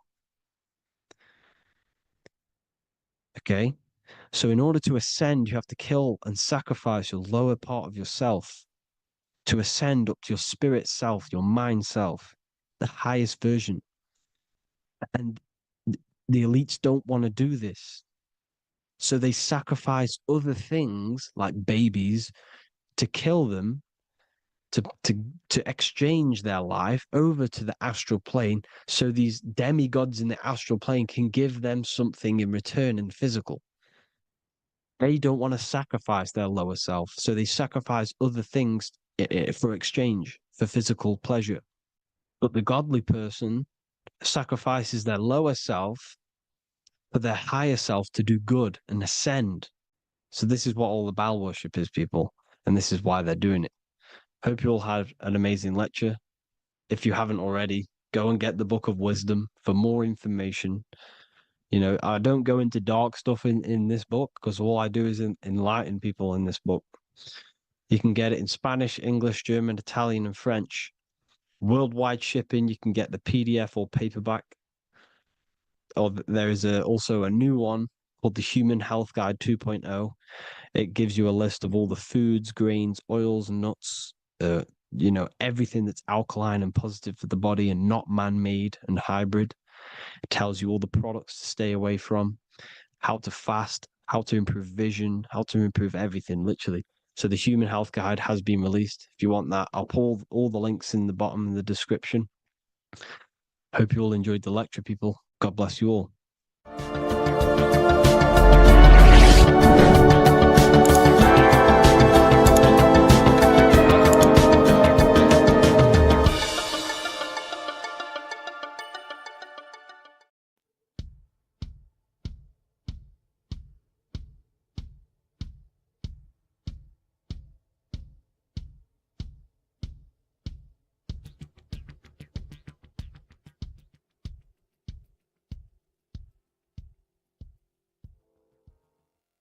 Welcome people, we're back with another video. I will now be keeping track of my YouTube and trying to upload every week. In this video, we'll be talking about the chakras. The chakras are the 7 attributes of God, and they are the 7 planets. These are literally vortex portals within us that connect us to these vices and characteristics of God. Each one of these energy centers are a spinning wheel of energy which controls the cells and organs in that particular area of the body. For example, it's literally a mini brain for that area of the body. Each chakra has a vice which you need to turn to a virtue in order to climb up through the system. They work like a stairway system. You have to go through each chakra in order to unlock the one above. This process is turning matter into spirit as you descended from spirit to matter. Saturn is Satan, that's why it's the lowest chakra, and that's why the devil is red, because red is the lowest vibrational color. When you are in these lower states of consciousness, you are in your animal nature. This is your physical side of your nature, and you are mainly being driven by your animal instincts, or your ego. Moving back to your higher self or your spirit self is not an easy process, it takes a while. However, with discipline, consistency, and motivation, you can achieve this, and this is what the ancients called Christ consciousness. Once you have achieved this, it is basically a state of mastery of the mind. You no longer lust for the lower animal nature things. Now, let's start with the root chakra. This is located at the base of your spine, and you can feel this chakra by tensing your anus. This energy center is in control of your survival needs, your vitality, stability, and security. Now, if this chakra is unbalanced, you will feel insecure, fear, anxiety, unstable, low self-esteem, anemia, over or underweight, and constipation. In order to balance this chakra, you need to feel grounded, embodied, stable, calm, centered, a sense of safety, and trust in yourself and the world around you. The next chakra is the sacral chakra, which is located around the belly button area. You can feel this chakra just by sucking in your belly. This chakra is to do with relationships, self-worth, creativity, empathy, and most importantly, sexuality. This is the most important one in order to start to raise your vibration overall, is giving up the over-sexualized nature. In order to balance this chakra, you need to come into harmony with all the toxic relationships that you have. Get rid of the fear, the anxiety, the isolation, and 100% get rid of the over-sexualized nature. Lust is one of the most lowest vibrations you could possibly feel. It is literally manifesting hell. In order to work on this chakra, you need to feel self-worth. You need to do creative things, empathy, healthy relationships, and 100% being confident. The next chakra is the solar plexus. This is to do with personal power, will, metabolism, eating, happiness, and your self-esteem and self-identification. You can feel this chakra just above your belly, below your ribs, and you can suck in this area.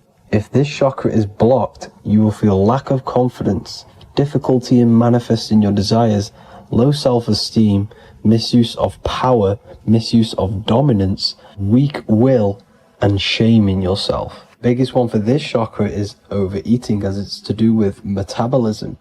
If you are overeating, you are literally unbalancing a lot of your lower chakras, not just the solar plexus.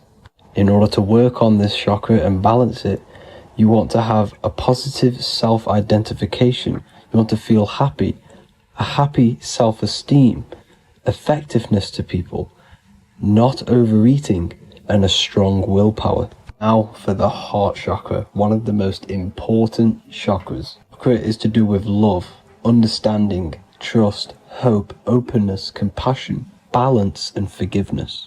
The most important because your heart is the tree of life in the body. It is the center of the toroidal field. It is the most powerful chakra. Your heart is 5,000 times stronger magnetically than your brain. Once you have hit the heart chakra and you start surpassing the heart chakra, you are now turning matter into spirit, as the lower three chakras are dense and physical, and the above the heart chakra are turning to spirit. As you can see already, this is a hard and long process of working on yourself physically and internally. The symptoms of a blocked heart chakra would be lack of love or too much love, difficulty to accepting or giving love, lack of compassion, loneliness, and lack of emotional fulfillment.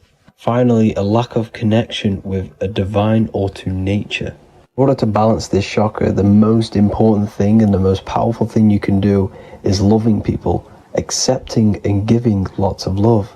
Second most important thing to balance the heart chakra is balance. You need a balanced life. You need balance in all aspects of your life. Now for the throat chakra. This is a very important chakra as it's to do with communication. A symptom of this being unbalanced is a lack of self-expression and putting on a front all the time, acting with the ego. In order to balance this chakra, you need to constantly self-express yourself. You can't be putting on a front.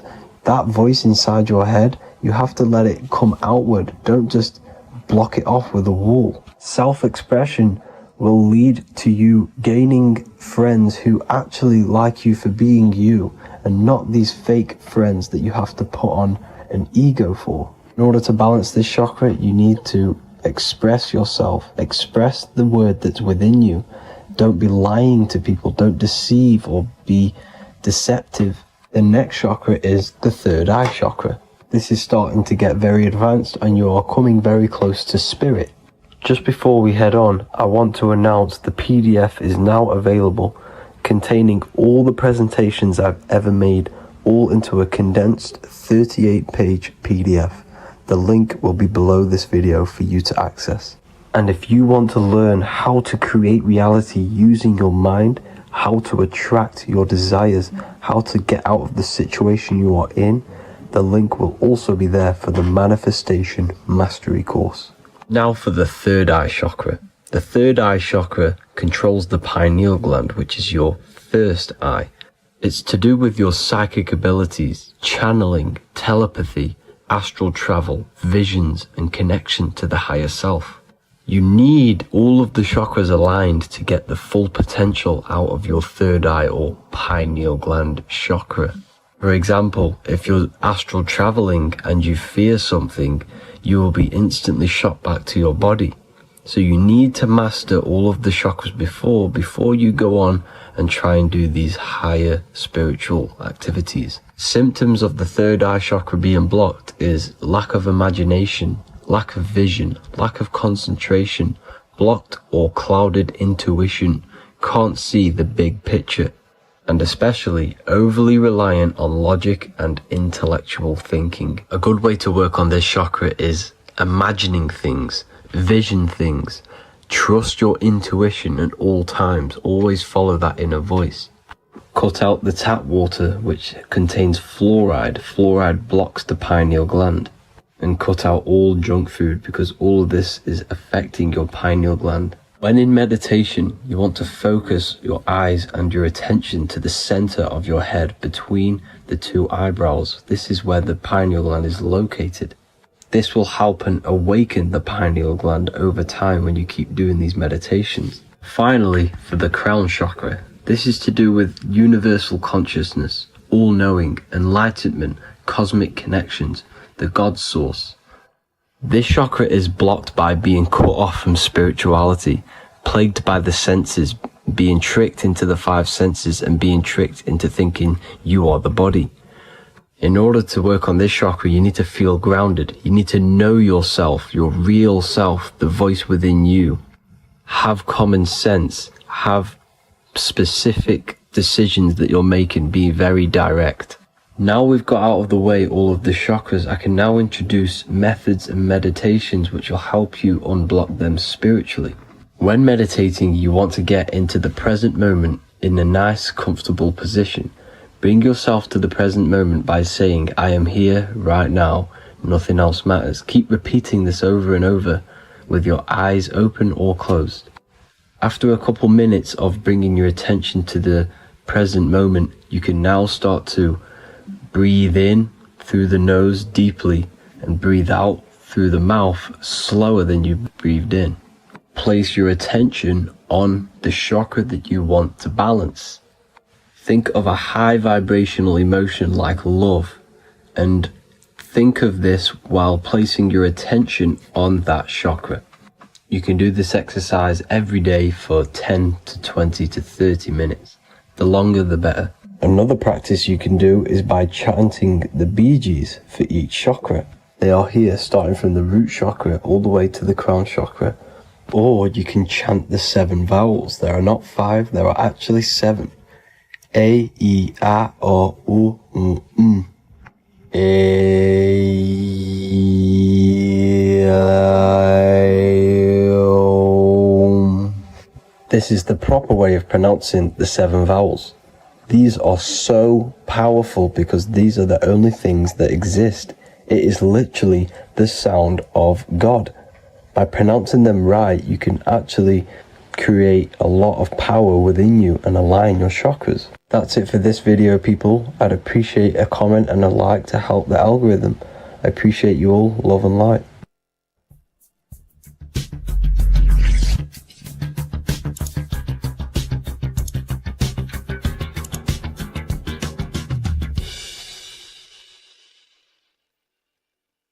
Welcome to Revival of Wisdom.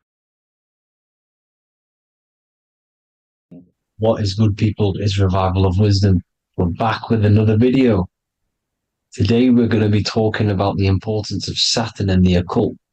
Let's jump straight into this. So Saturn is the god of the earth, right? It's the time of God, change, destruction, physical matter. He creates and destroys because the energy of Saturn is the key to crystallization.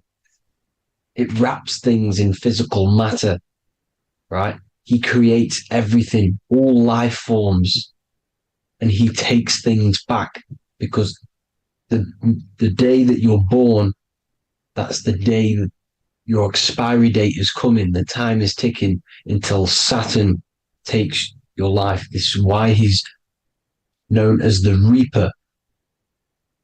Okay? As he's personified as eating his child here in this ancient Roman painting. As you can see, he's eating the child. We are all children of Saturn, right? He creates physical matter, our physical bodies, right? He's the god of time because he's the slowest moving celestial body. He's the Lord of the Rings, as you can see here.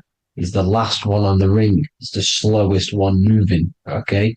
So he is the Lord of time, destruction and creation, okay? This is why his name is Saturn, Satan. He's the devil, okay? But I'm not saying Saturn's evil, guys. It's a part of life. Everything lives and dies, right? He's the key to crystallization. Now, as we have the clock here, our god Saturn, or Chronos in Greek, just means time. He's also the god of time, as I've already said. 60 seconds in a minute, 60 minutes in an hour, 24 hours in a day. Add 2 plus 4 equals 6. 60 seconds, 60 minutes, 2 plus 4 equals 6. That's 666. Okay? And as you see on the clock, 6 take away 12 equals 6. 7 take away 1 equals 6. 9 take away 3 equals 6. 6 is the number of Saturn. It's associated with Saturn, right? He's the god of time, of justice. Everything goes back to the Reaper in the end. Everything lives and dies. Now, the artwork of him, he's always got the Reaper staff. You see, it's personifying death. Now, when you see this, the Romans were not saying Saturn was a real person, a real god in human form. No, this is personification. This is what the ancients always did. They personified, just like the Bible. It's all personification. So the personifying Saturn eating its children because it eats, it's the Reaper. No one can escape the Reaper. No one can escape death. Now, Saturn is 666, which is in the Bible, the number of the beast, right? The number of the beast, Satan, 666, right? So on the North Pole of Saturn, you have a hexagon which makes a cube, right? Now this hexagon, when you join up all the corners, creates the 6-pointed star known as the Star of David, right? In the Jewish religion. Now, as you can see, the 6-pointed star has 6 points, 6 mini triangles, and a 6-sided hexagon. That makes 666. And also, you have Saturday is named after Saturn, the 6th planet, the 6th day of the week, and has a 6-sided polygon on its north pole. That's also 666. Now, this Star of David, this symbol goes back thousands of years, and it originates from Saturn. It's not the Star of David, right? It originates from Saturn. It symbolizes the physical and spiritual aspect combined into one, which makes us humans, right? Also symbolizes the male and female combined into one. These two sacred energies create the human. We consist of both male and female energy, also known as the Seal of Solomon. And we all know if Solomon was a real person, he talks about communicating with 72 demons. He could apparently, in the text, he could communicate with 72 demons, and this is sorcery. This is black magic. Now, this symbol is associated with hexing people. When you place a hex on someone, that is a form of witchcraft, which a hex is just a curse. When you're cursing someone, this is black magic. Now, the black magician would stand in the middle of the symbol and cast his spells onto other people. Now, this symbol is obviously on the $1 bill, twice on the $1 bill. And it's very, very ancient symbol. And it originates from Saturn. And let's keep going. So the cube. So I've just said how you see the cube on the North Pole of Saturn, right? The cube is limited. It's a 3D shape. It symbolizes limitations to the physical 3D dimension, the third dimension, the physical realm which we are in. Now, as you can see, the color associated with Saturn is black, right? Black is infinite potential. Black is the creation of all things before there was light. Light is born out of blackness, darkness, okay? Now, black is physical matter. And as you can see, the black cube, black symbolizing physical matter, the cube being limited, as the physical realm that we are in is limited. It's not like the fourth dimension where everything can exist in a thought. The third dimension is limited, right? And this is what Saturn is. It limits you to the 3D 666. Your body limits you to your physical body. Now these black cubes are placed everywhere, as you can see: Australia, Denmark, Manhattan. There's one in New York. As you can see, the Apple have a cube. The Nintendo GameCube, Trump Tower is a black cube. This is worshipping the energy of Saturn, the god Saturn. Okay, it's not a god; it's a celestial energy. However, it rules over Earth because it pretty much created the physical realm. Now, as you see, when you go to a funeral, you wear black, a black suit symbolizing Saturn, which is the color associated, black. And as you see in Mecca, they walk around the black cube in rings. As you can see here, they're stood around in rings, like the Saturn, the rings of Saturn. The Mercedes symbol. You probably wouldn't notice that, but yes, it's Saturn. And when you graduate from university, you wear a black cube on your head. This is all symbolizing Saturn. Okay. Now, as you can see, the Jews here have a black cube on their third eye whilst they pray. Notice how he's shutting his eyes into blackness, darkness, and he's wrapped around a black strap around his arm. This is symbolizing the wrapping of physical matter, of how physical matter wraps things into existence. And as we all know, the Star of David is a Jewish symbol. So he has the black cube and the Star of David, right? So all of these religions are secretly worshipping Saturn. Okay, this is all Saturn worship, Kronos, the god of time and destruction, the physical reality. Now, as you can see, it's symbolized everywhere in all major corporations. Pepsi, internet, that's obvious. NASA, of course, NASA. NASA means to deceive in Hebrew. Universal, Walkers, that one's so obvious. Nike, Toyota. So many different ways they symbolize it. You either see the rings of Saturn or the black cube, as I just showed you here, the Nintendo and the Mercedes, right? It's absolutely everywhere. Now, they also use 666 to symbolize it, as I've just broken it down to you. 666, the World Economic Forum. We all know how they're trying to enslave us into this new world agenda. Google Chrome, CERN, Disney, Coca-Cola, Cadbury's, all of these have 666. Now, every UPS barcode has 666. And even www. Is Hebrew for 666, as you can see here. Monster. It's the same Hebrew letter that means 666. Drake, 6 God. That's his God, Saturn. Why? Because they love physical realm. They love the physical dimension, the third dimension. Because they can rule here through riches. They can build an empire here. It's not like the fourth dimension. They don't want to ascend. They want to stay down here in the physical realm. Okay?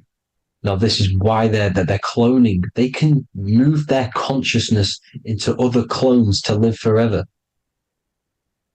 This technology exists. This is why they love the third dimension. As you can see, all of these sellouts here, Drake, Leonardo DiCaprio, you know, all of these people doing 666 because this is their God.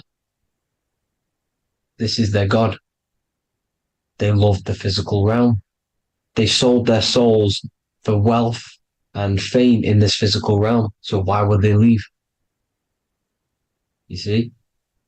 Now, this isn't all just evil, okay? So you have 7 chakras, right? You have 7 days of the week, 7 solfeggio scale notes. These are frequencies, the solfeggio scale. Now, it's called the Saturn moon matrix because the moon symbolizes your mind, because you're created out of the Holy Trinity, which is body, mind, and spirit, right? That's the triangle, the equal triangle, body, mind, and spirit. Now, the 3 main celestial bodies are Earth, Moon, and Sun. The Earth being your physical body, the Moon being your mind, and the Sun is your soul, hence why it's called solar. It's a solar soul.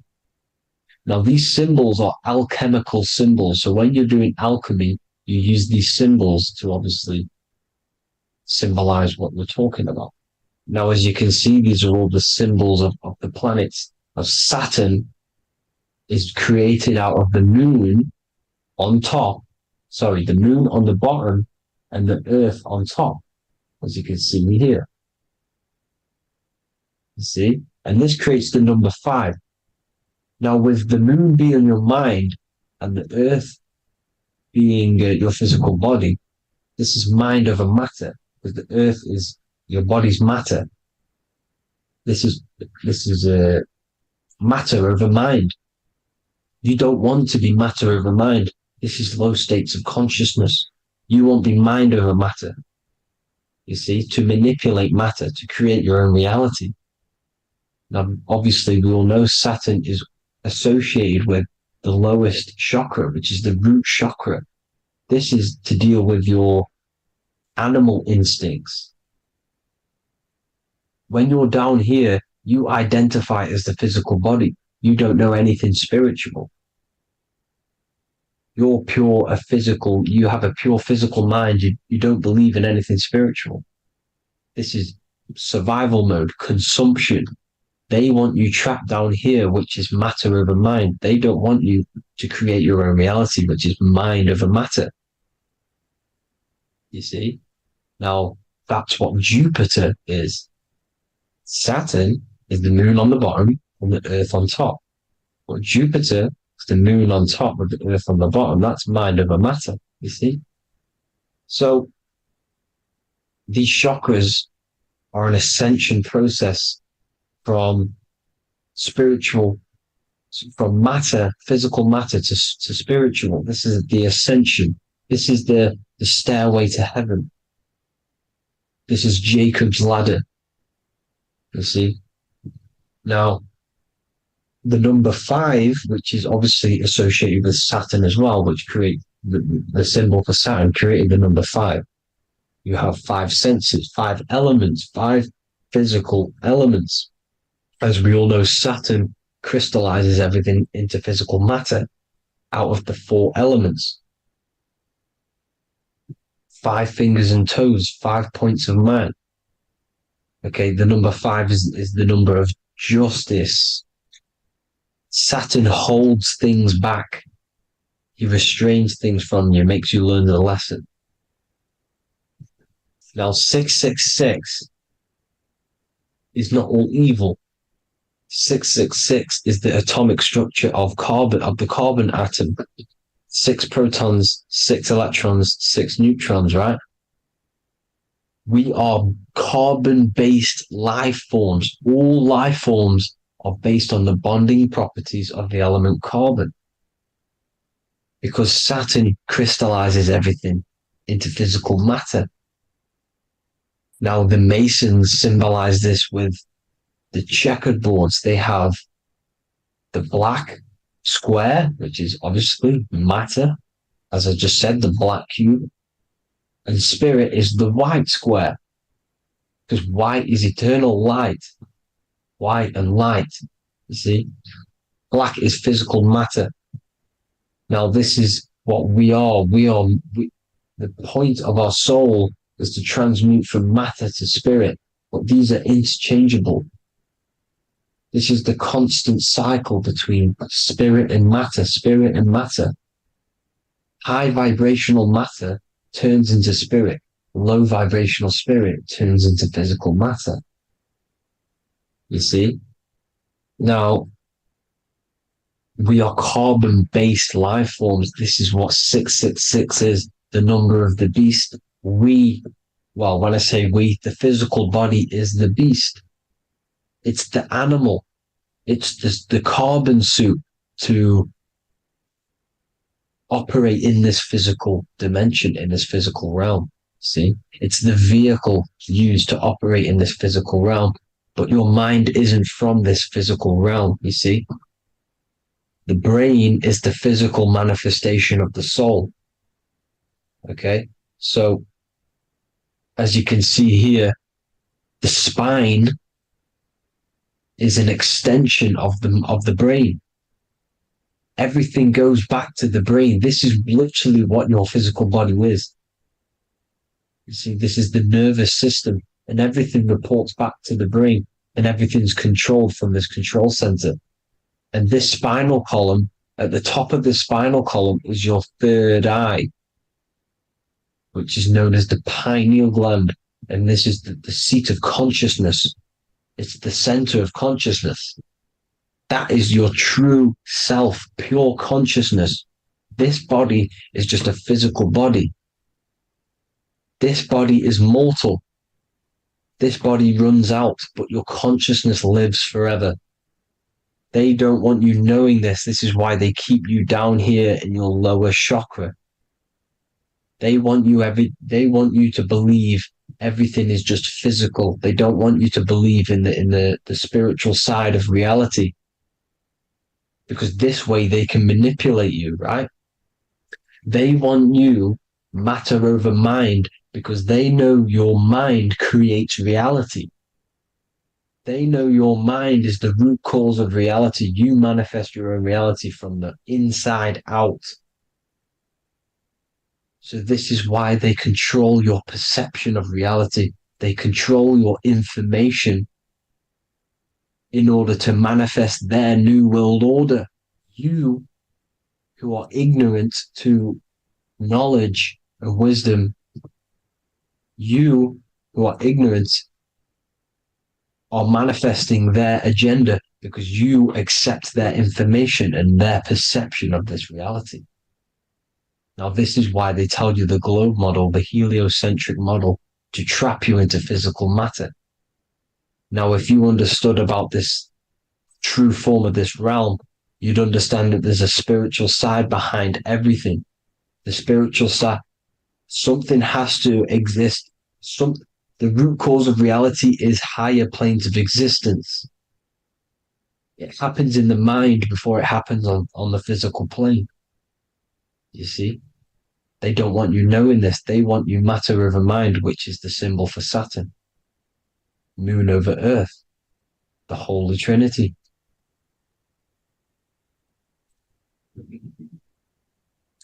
Now, as you can see, the cube also makes IXXI. This is Roman numerals. This is Roman numerals, and when it's translated from 9/11. Yes, 9/11. This is the secret code of the One World Order. The two twin towers, when the two become one. Okay, when the two become one, this is how you reach the higher states of consciousness, the physical and spiritual. Now, as you can see, the 9/11 memorial are two black cubes. It's two black cubes. This is all Saturn worship. Now, I'm not saying that Saturn is an evil celestial body, right? No, everything has a good side and a bad side, right? It's duality. The spirits of Saturn on the dark side are the most evil demonic spirits. Now, these are the spirits that these are invoking through these rituals, right? Yes, 9/11 was a massive ritual. It's a satanic ritual, okay? Now, we all know Elon Musk. Elon Musk is coming with the mark of the beast. And English gematria, this equals 666, right? 666, as I said, is the number of the beast. You are the beast, your physical body. You see how the Bible twisted things up to make things more confusing, right? But it's there. You just have to have the knowledge to be able to read the Bible properly. As we all know, we had this virus. I'm not going to say the name because I'll get flagged. This virus adds up to 666 because this is all part of the New World Order. It's all part of keeping you in this physical dimension. Okay, now as you can see here, Novus Ordo Secularum on the back of his shirt, on Elon Musk's shirt. This is also on the $1 bill, Novus Ordo Secularum. This means New World Order. Yes, New World Order. This is on the back of Elon Musk's shirt. And as you can see here, he owns Neuralink, which is the brain chip, which they're going to be putting into implanting this onto your brain. This is the New World Order to connect you and merge your consciousness with AI. Neuralink and Meta, he owns Meta as well, which is the metaverse. These are going to be linked in, hence why they have the same symbol, but just in a different format. It's the infinity symbol. And the infinity symbol comes from the torus field, as you can see here, your electromagnetic field from around your body. Now, the end goal is for this New World Order is to trap your consciousness inside of an alternative reality being projected from the metaverse. Because the metaverse will be the reality. Neuralink will be the brain chip inside of your brain, projecting your consciousness into an alternative reality while they harness your energy of your physical 666 body. Now, this stuff gets real deep, people. Now, this is the end goal of the New World Order, is to connect you with AI. This is why they're trapping you and keeping you in these lower states of consciousness in the Saturn associated root chakra. So you don't find out about the spiritual side of reality, because if you knew the truth of this reality, you wouldn't connect to AI. You see, you have the power within you to travel to other worlds, the astral plane, for example. You travel to different worlds when you are sleeping. Okay? They want you to know it's just a dream. However, their end goal is to trap your consciousness and feed off your energy, spiritually and physically. Okay? I don't know why these people are just pure evil. As I said, evil love bondage. They love the physical dimension. They don't want to ascend to other realms. These evil love the third dimension. This is why evil spirits will inhabit bodies, exorcisms, because they miss being in the physical realm. They miss it. Evil love bondage. So this is why they're cloning and putting their consciousness in clones to stay in this third dimension, to stay as further away from the source as possible. Okay? This is why they're doing it. And this is how it's all linked in. So I hope you all enjoyed this video. Hope you gained some wisdom. Please feel free to join the Telegram. And please leave a like and a subscribe. Thank you all, people. God bless.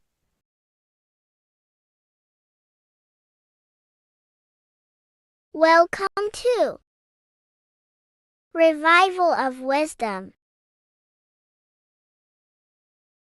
This video is going to be about the flat earth and the breakdown of the whole cosmology. We're going to be digging very deep. I've got a lot of pictures and images to show you, and a lot of dots to connect. So let's start with the Freemasonry art. So this artwork we have here is the Freemasonic cosmology, as they know and believe. So what is it symbolizing? We obviously have to start off with the 4 pillars representing the 4 corners of the earth. The 4 corners with duality. You see, there's everything on earth. There's good and evil. Good, evil, positive, negative. Good, bad. This is the checkerboard. This is what it symbolizes. Okay. Obviously, we have the sun, the moon. The sun gives you energy. It's the anode. The moon is the cathode. It's the opposite. It takes your energy. So therefore, you become sleepy when the moon comes out. You see, everything on earth, everything in the universe is balanced. There's complete balance symbolized by duality. There's always 2 opposites. We have the all-seeing eye, and obviously 7 stars representing the 7 planets, but not planets as in we know planets. They're not physical spinning balls of gas. They are energies. They are lights emitting from the realm above this realm. They are lights through the firmament, through the electromagnetic field. So let's go through that again. The 4 corners, duality, positive and negative, cold, dry. Everyone on earth has an opposite. Everyone, there's 2. Okay, and then we have the sun, the moon, the 7 planets with a 5-pointed star. What's the 5-pointed star? Of course, it's the 5 elements: spirit, water, earth, fire, and air. Okay, that's what the 5-pointed stars symbolizing, the 5 elements of earth. And then, most importantly, we have the compass. The compass is very, very important, hence why it's in the center.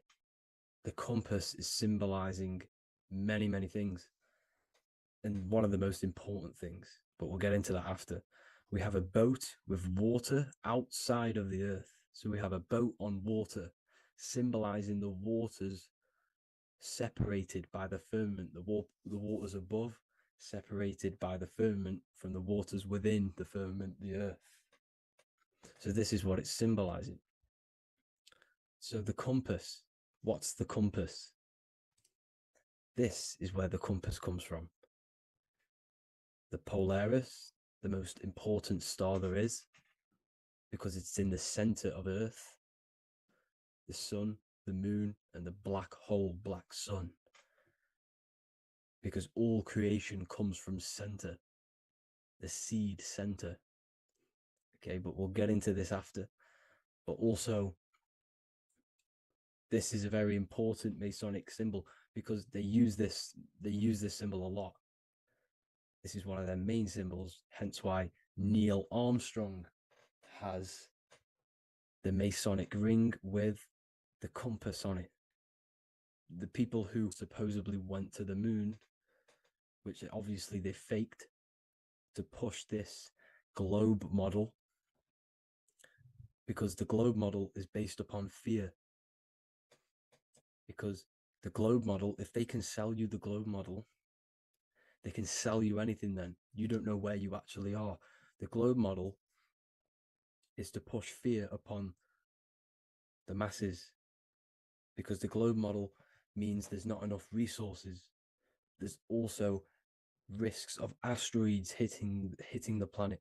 There's also risks of space extraterrestrial invasions, global warming, asteroids.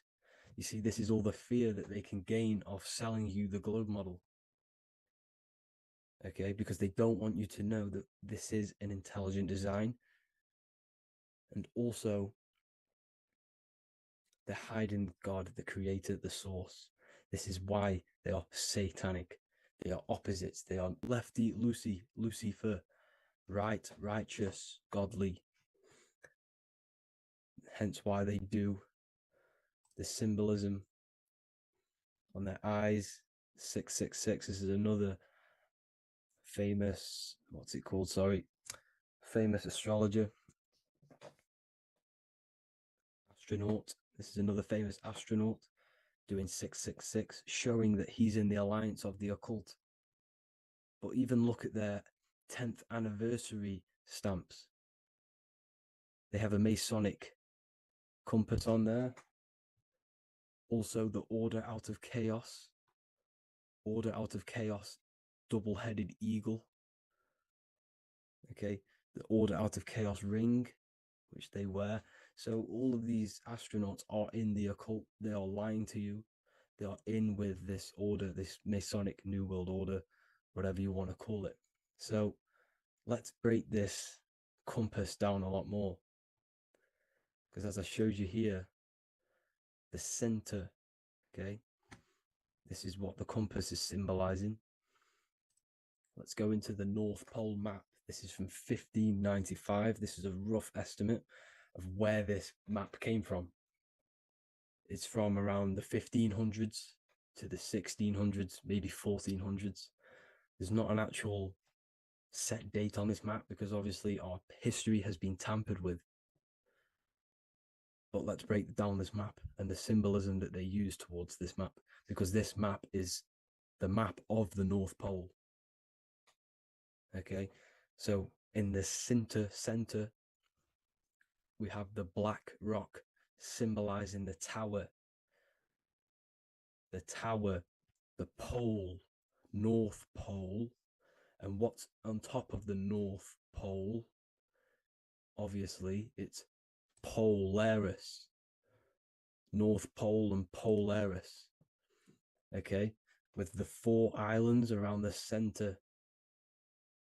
Okay, 4 islands around the center. And this is what blew my mind, right? They say that Santa sounds similar. And if you look at this pole that's pointing to the North Pole, you see this line here. So this is obviously from the 1600s. What color is Santa? He's red and white. Just like this map pointing to the center is red and white, and Santa comes from the North Pole. So it's not a coincidence that they use red and white. They're mocking this map because obviously they took over after the 1500s, 1600s. They took over around the 1800s. So they're mocking this map with Santa coming from the North Pole with this red and white line to the North Pole.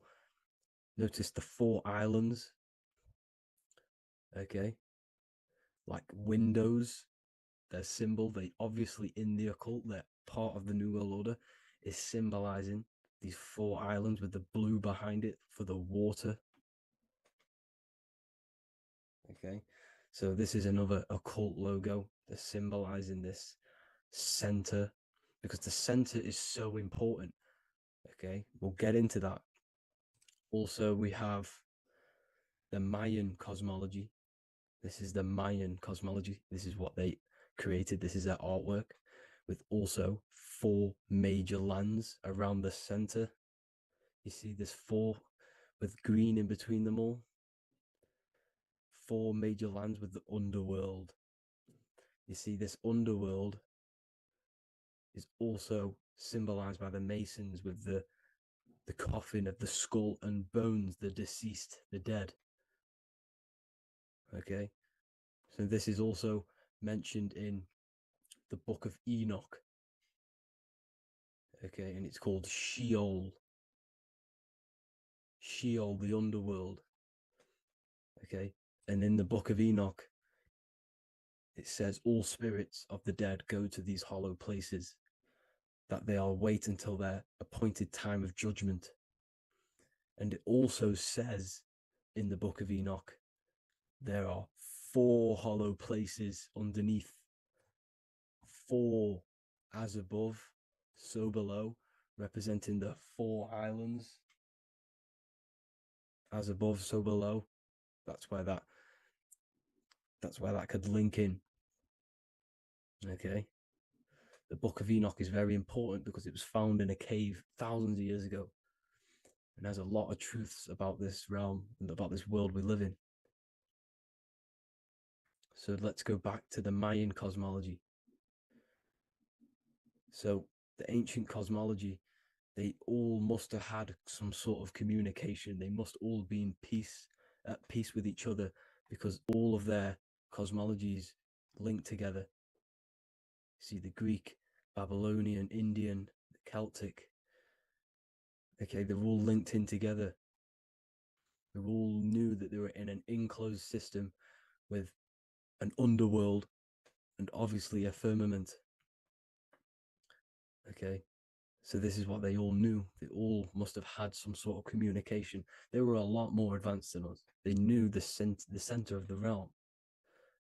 Okay, and obviously the United Nations flag also symbolizes their center. You see how it has like a grid with a circle around the center. It's symbolizing that center of the realm, because that center of Earth is so important. The United Nations flag, all have it.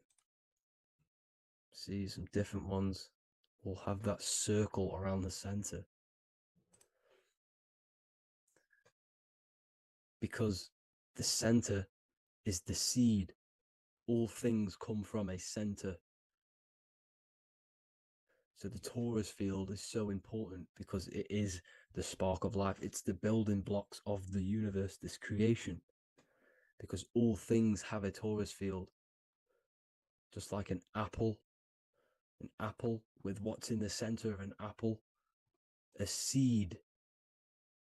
Because the center is where the energies hold, is where the energies meet, and it creates that spark of life. Just like your heart is the center of your body, and it has an electromagnetic field. Because the center, all things come from the center. So this is why the North Pole is so important, because this is why it's so important, because this is where the creation sparked from, the center. This is where the most electromagnetic energy is stored. So this is why the northern lights come from the center. It's electromagnetic energy. This is what the northern lights are. It's being emitted from this black hole in the center. Okay? And obviously what else is on the center? Polaris. Polaris is the center star. Okay? So the center star is what sits on top of this North Pole, Polaris, because it's a pole of electromagnetic energy, symbolized as a black rock, a black hole, pole. You see, because all creation comes from void.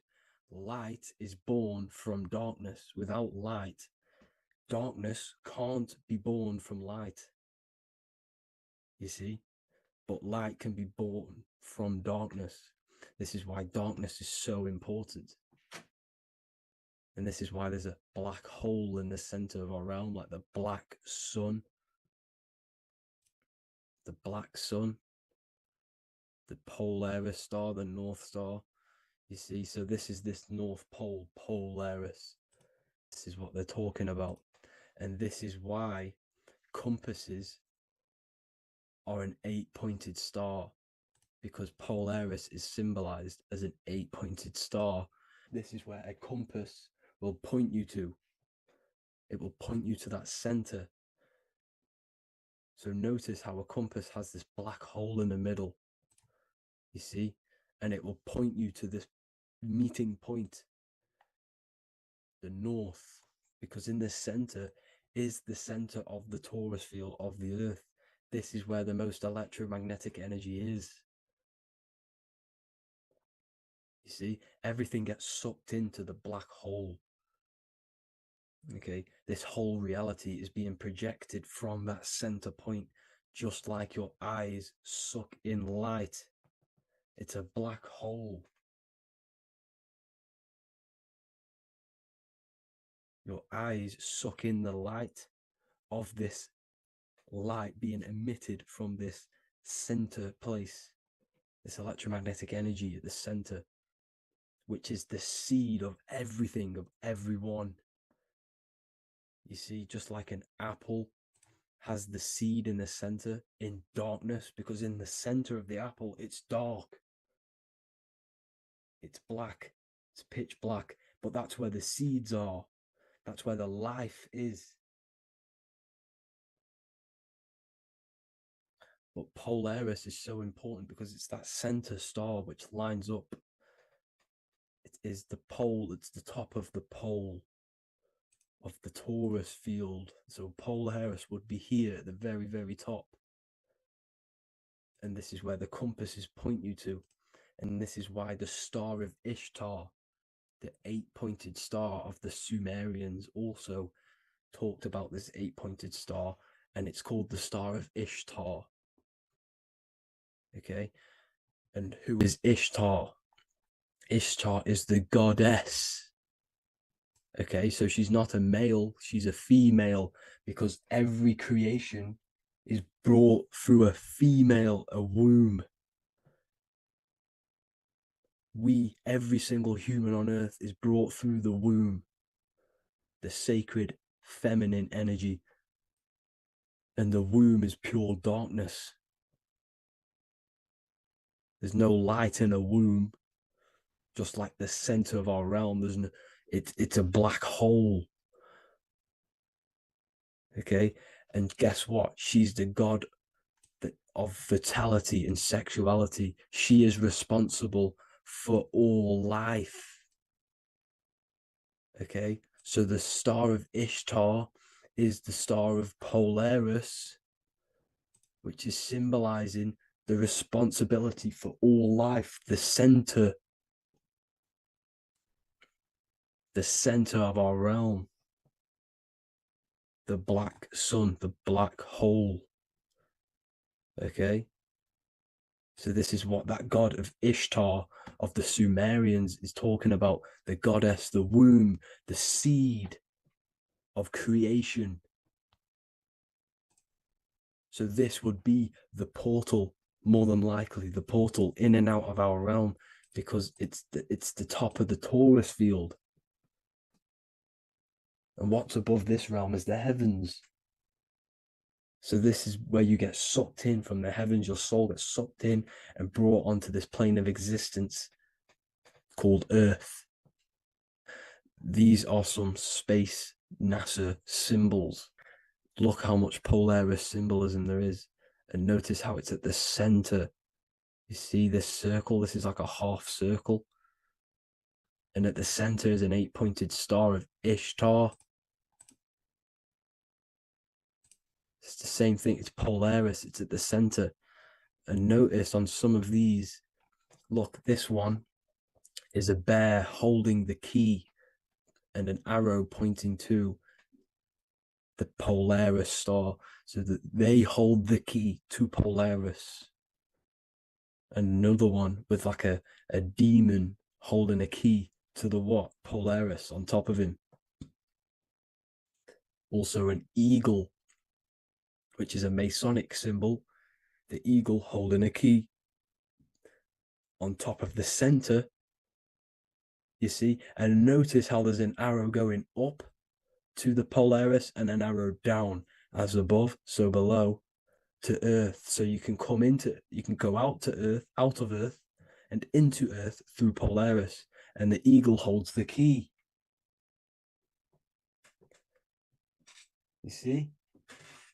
The eagle holds the key, just like this. This demon dragon holds the key to Polaris. And look at this one, Earth, with an arrow up to Polaris, an 8-pointed star.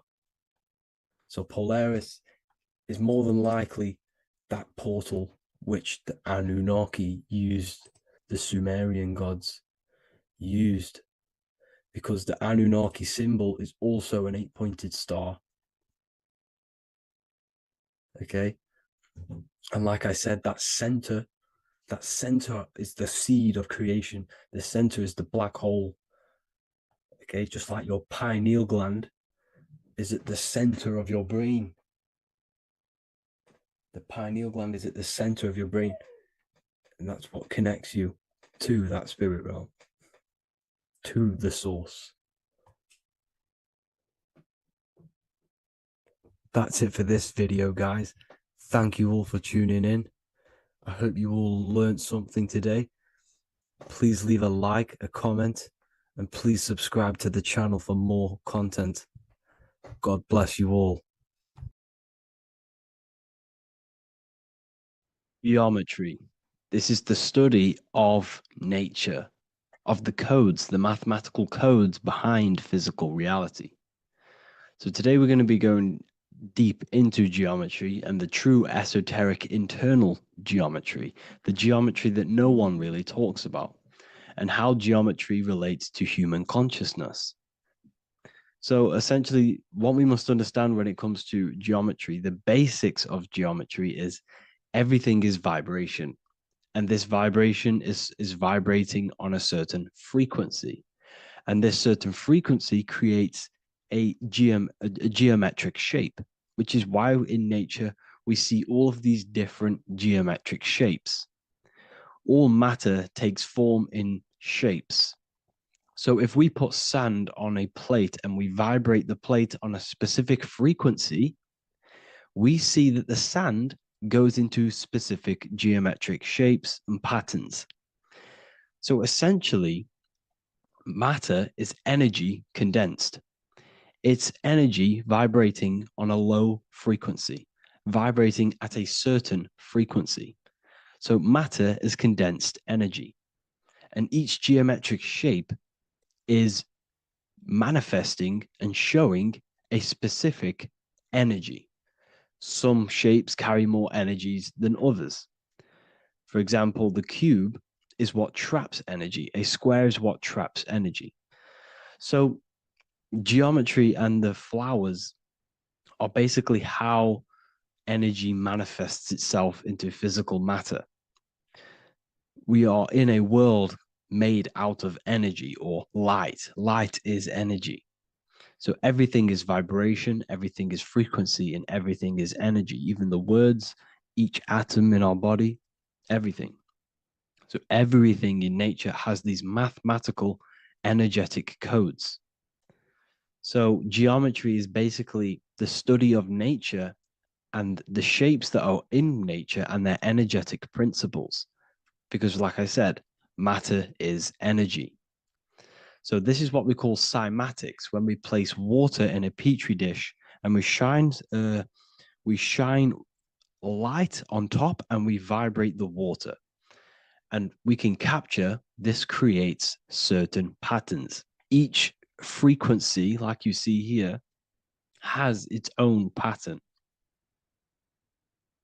So what we are seeing here in the physical plane is essentially energy condensed into physical reality. We see it in the turtle. We see it in every single form in nature. Now, external geometry and normal geometry, we normally get taught that this is God's way of creating physical reality, which is essentially true. However, it's far more deeper than that.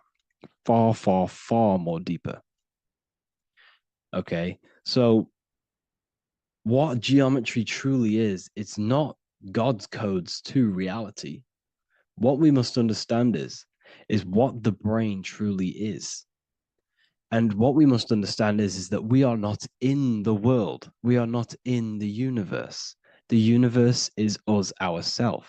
and the world is produced by our brain itself. Okay? So the way you must understand how the brain works, so what you visually see, so geometry is to do with what we visually see. And what we visually see is heavily connected with our eyes, which are an extension of the brain. The eyes are the brain. And essentially how we see is energy enters the eyes, and each eye goes to the optic nerve. And this energy is transferred into electricity, which travels to the back of the brain, to the visual cortex of our brain. And this is where the image is produced, what we see. Therefore, the world outside of us is truly inside of us. It's a projection from within the brain. The brain is an energy condenser, a decelerator, an energy decelerator. Everything outside of us is basically formless energy. It is formless energy vibrating at a certain frequency. So what the brain is, it's sucking in this energy, this light, and turning that frequency, that code, that light code, into a physical reality. It's condensing the energy and turning it into a visual image inside of the brain.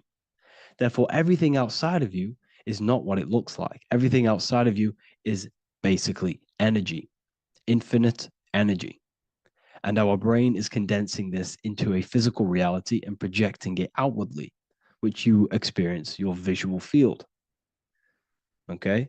And the ancients knew this. So this is basically called the sigil of Lucifer. Lucifer is known as the light bringer.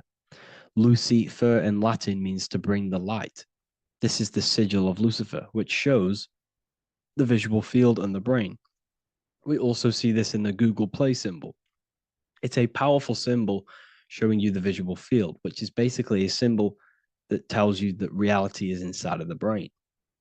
The brain is what produces reality, but consciousness is not produced in the brain.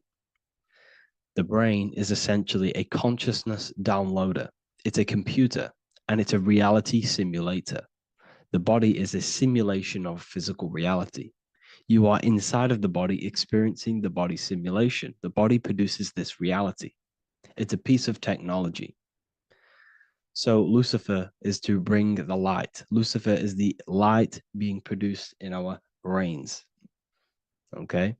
So this is why they say Lucifer can tempt you. Lucifer can be the devil because it represents physicality. It represents the false light. Lucifer can trick you because it represents the physical world can trick who you truly are. So now that you understand how the brain is basically an energy decelerator and it creates and simulates a reality to your consciousness, you are no longer a person in a universe. You are the universe itself experiencing itself.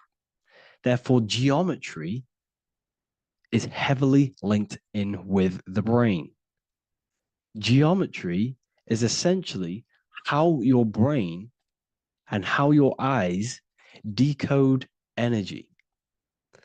So what you are seeing is the mathematical codes of your brain creating reality.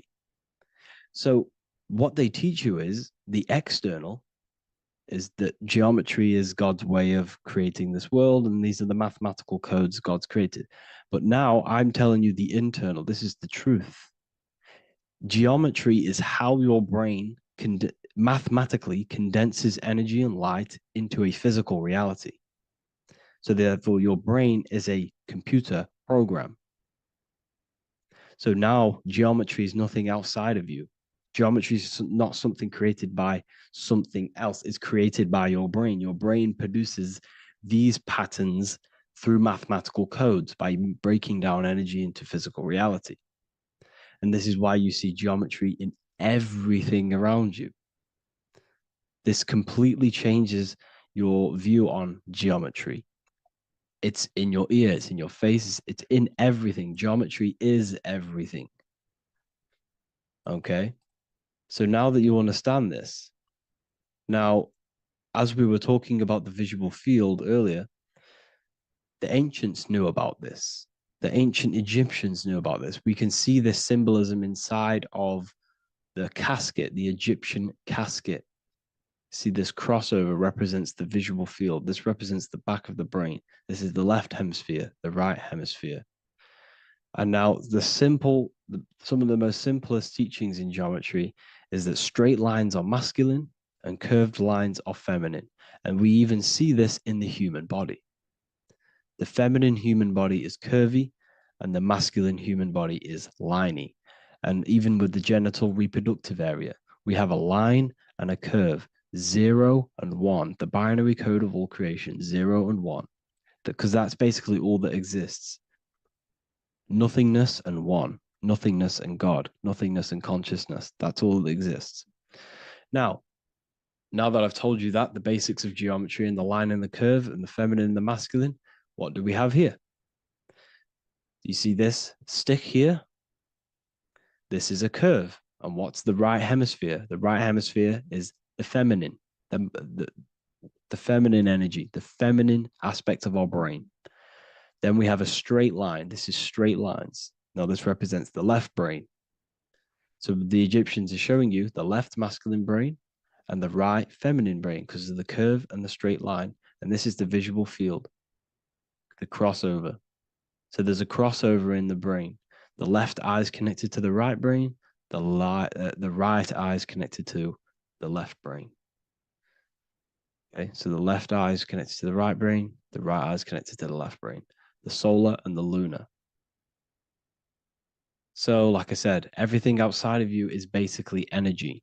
Your body is basically a holographic avatar, condensed energy produced by your brain.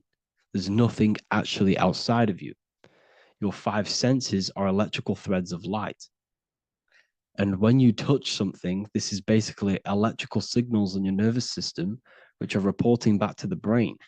Therefore, what you touch is actually, you're not touching. The feeling that you feel when you touch something is not the true feeling. That's your nervous system you're feeling. You're feeling your nervous system in the brain. It's electrical signals to your brain. So the 5 senses do not decode, well, what you're experiencing as the 5 senses is not outside of you. This is your brain interpreting electrical signals. You don't experience the world, you experience your nervous system and your brain. The nervous system is an extension of the brain. So this is the truth. This is not woo-woo spirituality. This is true consciousness science that I'm teaching you here. Okay? So nothing is truly outside of you. It is a universe. You yourself are the universe, the fabric of the universe itself. The only thing that exists outside of you is essentially energy. That is it. And your body and your brain condenses this energy into reality. So when we look into architecture, why is architecture, the ancient architecture, so important? Because what did I tell you at the beginning? Shapes and physical matter is condensed energy. Each shape holds specific energy. Some shapes hold more energy, emit more energy. Some shapes condense energy. Some shapes transfer energy.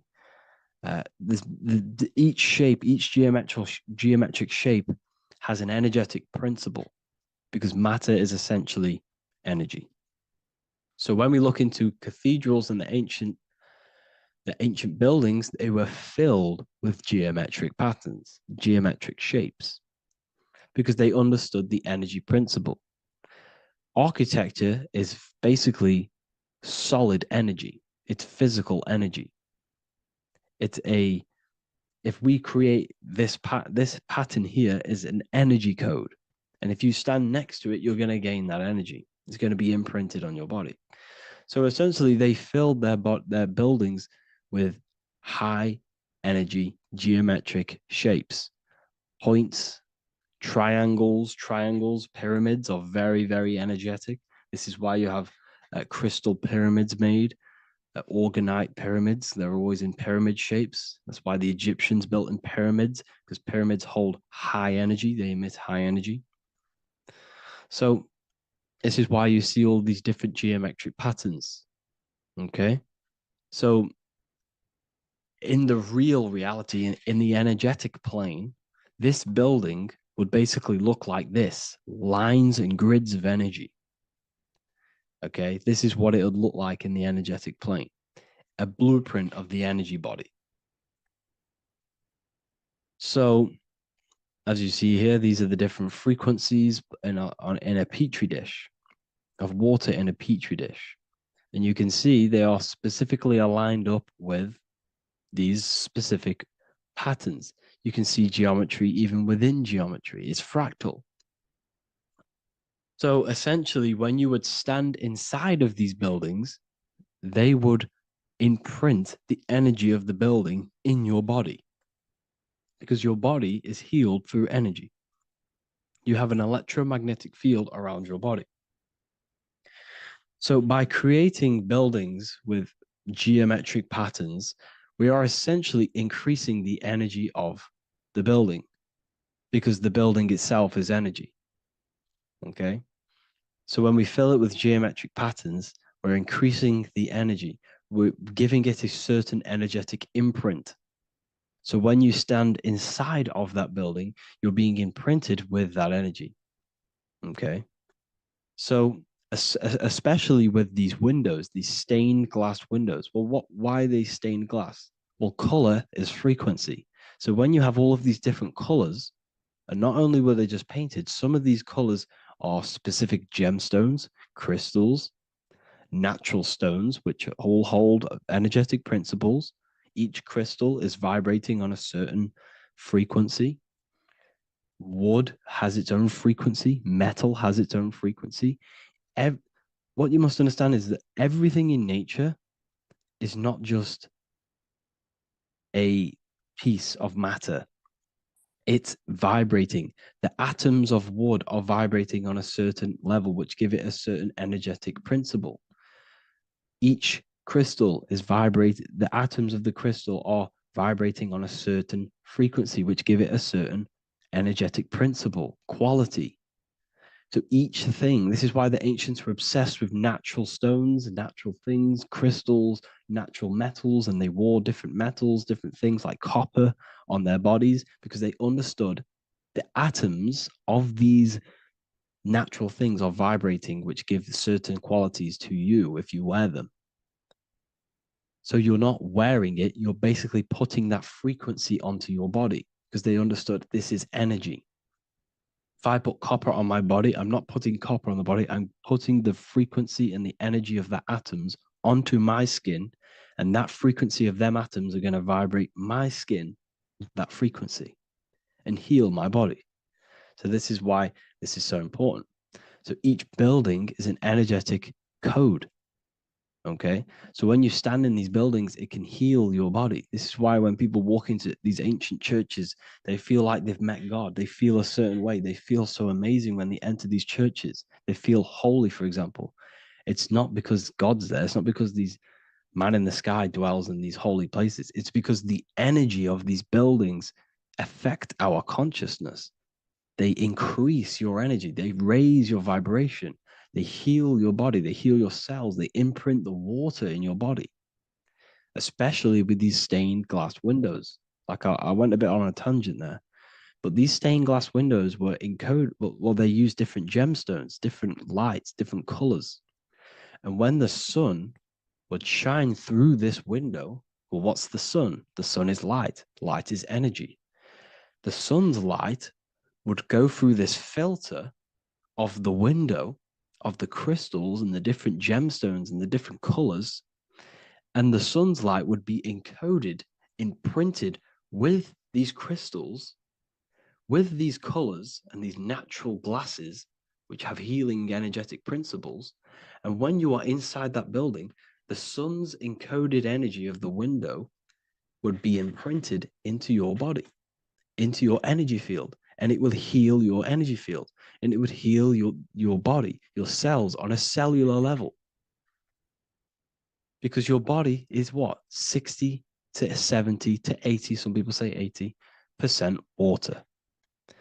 And water is encoded with vibration. If you say certain things into water, it gives it a specific geometric pattern, like I broke down in the beginning. If you say love to a water and then freeze it, it will go to this. If you say hate, it will go to a distorted pattern. So when you are in these buildings, you're being imprinted by the energetic codes of these buildings, the energetic principles of the windows, of the structure itself. The ancients never used to build in squares. Their buildings, their insides were never square rooms because they understood squares trap energy. They always had pointed roofs so energy can escape. So there's many little things that we need to look into geometry. For example, when you see magicians, when you look at ancient magic, why do they stand in circles with different geometric patterns? They use different geometric shapes. Why? Because shapes are energy. They hold specific energy. So when the magician stands in a circle with a pentacle, they're working with the energy of that pentacle. You can work with different energies based upon the different geometric shapes that you draw. And you can use this in your structure, in your architecture, in your work, and it can influence everything. So this is the true geometry. I hope you gained a deeper understanding on geometry and how it relates with you and your consciousness. Like I said earlier, your brain produces geometry. It's basically how your brain decodes energy. It's not God, how God creates this reality. And no, you're in this reality. You are the reality itself. Your body produces the reality. Therefore, geometry is one with you. So therefore, if I play with the geometry of the buildings, for example, like the government have, everything's in squares. If you look outside, everything's a square, everything's a rectangle. You go to a city, every window is a rectangle, every building is a rectangle. You live in a box room, everything is boxed and squared off in this reality, in this modern society. Why? Because they're trapping energy. The box is the cube is the most simple geometric shape, which basically condenses energy and it traps energy. And if you subconsciously see squares all the time, your phone's a square, your TV screen, everything's a square, your keyboard, your desk. Go and look at the ancients. They never used to build in squares and cubes. And if you go into nature, you'll never see squares and cubes. Nature doesn't create squares and cubes. Everything in the modern society is squares and cubes to simple your consciousness down, to dumb your brain down. So the ancients built very, very complex structures. Why? Because they understood what we see affects our brains, because our brains decodes reality and creates reality. If you see a sophisticated building, this is going to give you a sophisticated mind and raise your IQ levels over time, subconsciously. I'm not saying if you look at this building, you're going to become smart. I'm saying if every single building in your environment, ment is mind, mental, every single building in your environment was this complex and complicated, it would increase your IQ on a subconscious level. It'd make you more complex, make you more intelligent. So they've dumbed everything down. They've dulled everything down. Look at everything. Everything is being dulled down. So anyways, I hope you all gained a better understanding on this. If you want to gain more occult knowledge and esoteric knowledge, make sure to read the Book of Wisdom, Volume 2. If you're inside the university, you can get this book for free. Go to the general chat area and follow the instructions and you can order yours for free. Truly life-changing stuff. Because the issue is with the world is that no one really understands who they are, what they are, and why we are here. That is the issue for people's depression, for people's wrongdoings. They don't understand who they are, what their emotions are, what their mind is, what their body is, what reality is. This book gives you that. This book gives you the sense of understanding, the sense of well-being that will give you a better life because you understand life and what life is. And if you truly want to take your studies to the next level, we have the Ethereal University. This is the place for truth seekers where you can connect with like-minded people so you don't have to feel insane, because not many people think this way. I've been there when you wake up and not many people around you are thinking the same way and you start to feel a bit insane and you can't really talk to people about these things. That's why I created this. so you can connect with people and learn at the same time and become the best version of yourself by understanding truth and knowledge. We do. If you join, you'll gain access to free live calls every single week, every single Saturday morning. We do live calls. You can ask me questions and all sorts. So make sure to leave a like and a comment. And thank you all for tapping in.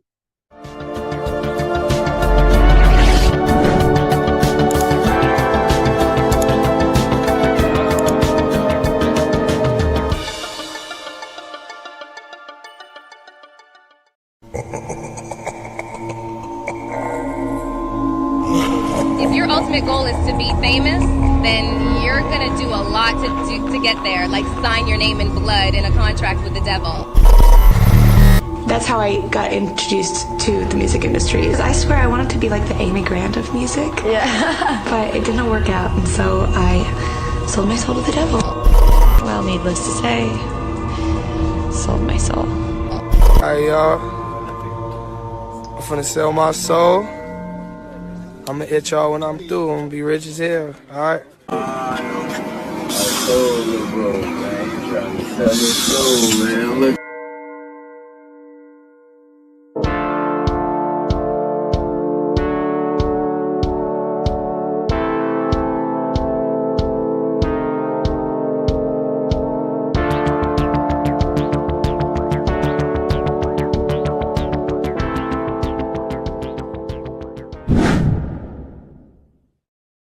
So what exactly is selling your soul? In order to understand this to its full potential, you have to understand the spirit world and the occult world which our eyes cannot visibly see. The physical world we see is nothing but an illusion and a product of the higher planes of existence. For example, you can see someone's physical body, but you can't see the complex structure of the consciousness and the thinking behind that being.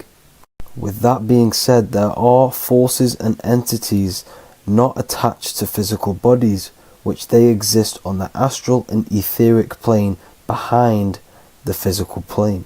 Now there are numerous videos and music with artists talking about this. For example, I sold my soul to the devil and the price was cheap. Why do you still do it? Why are you still out here? Well, it goes back to the destiny thing. I made a bargain with it, a long time ago, and I'm holding up my end. What was your bargain? To get where I am now. Should I ask who you made the bargain with? with the chief commander. On this earth? And on this earth, and then in a world we can't see. So selling your soul is cutting a deal with an astral plane entity in exchange for wealth and fame on this physical plane. This is classed as black magic because you are bending reality against your intuition. Now, making deals with entities beyond the physical plane, you always have to give something in exchange. When it comes with demonic entities, it always involves some sort of sacrifice, bloodshed, or humiliation. Now, there are countless of rappers who someone close to them have died just before their career takes off to the next level.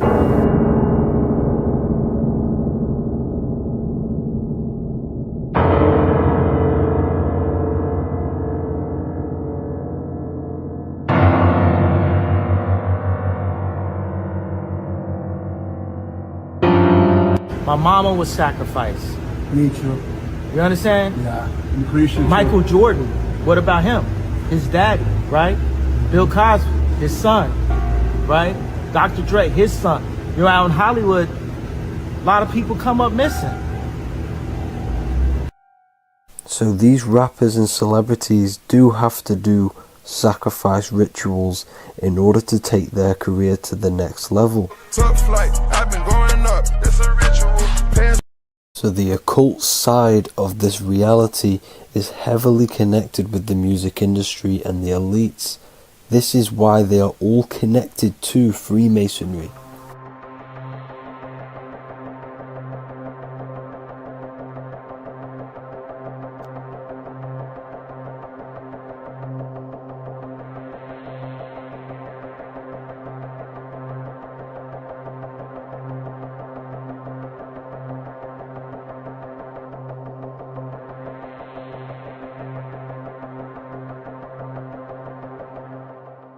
Now this is why the music industry is one of the most important industries for the elites to stay in control and keeping the masses on low states of consciousness. Frequency is one of the most powerful things in reality because it's the only thing which can enter your soul and body without consent.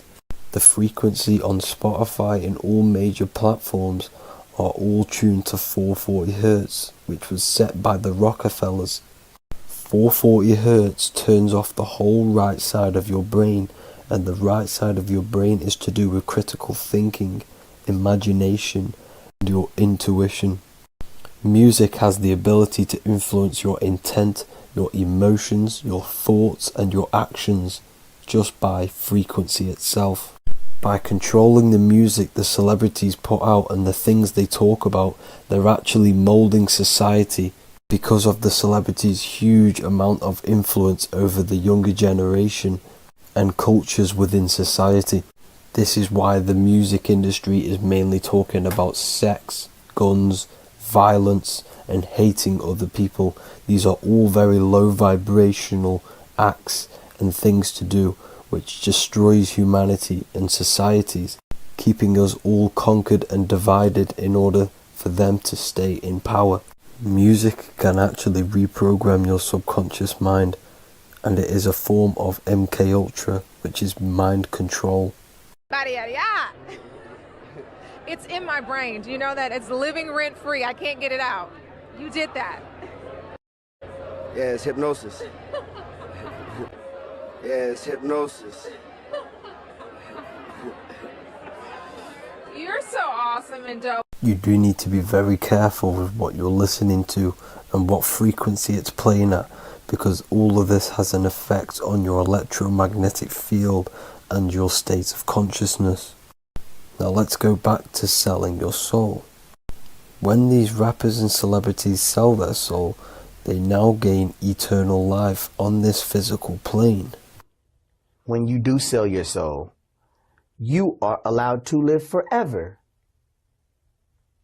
And these people that are called youngins, rookies, new booties, like I was, had no idea that these people still live.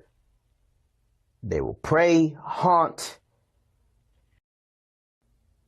kidnap, anything to stay on top. This is their world. They have nothing but time, is what they believe. Now this explains why there's so much Saturn worship, because Saturn is the father time. He's the god of time and crystallization in the physical realm. If you want more information on that, go to my previous video. Now here is A$AP Rocky standing inside of a pentagram, but notice the way he's standing, it's an inverted pentagram. The pentagram is associated with magic, however the upright pentagram is the 5 elements with spirit on the top. It's either called spirit or ether. It's at the top because it rules the other 4 elements, because it's the baseline of reality, which is spirit and matter. Spirit is behind the physical reality. However, when it comes to black magic, they invert the pentagram so spirit is at the bottom because they worship the physical world. This is why the Baphomet is the inverted pentagram. These people are operating off their animal instincts. They do not want anything to do with spirit. These are antichrist. All of these celebrities know full well the effect that what they're doing on the rest of the world. They have sold themselves out, and the elites use them as puppets to push this new world order and mold society in the way they want it. This is why all the celebrities are linked to Freemasonry, because in Freemasonry you have to take the oath of silence, where you can't speak on anything that they learn inside of Freemasonry. This is the symbol of silence.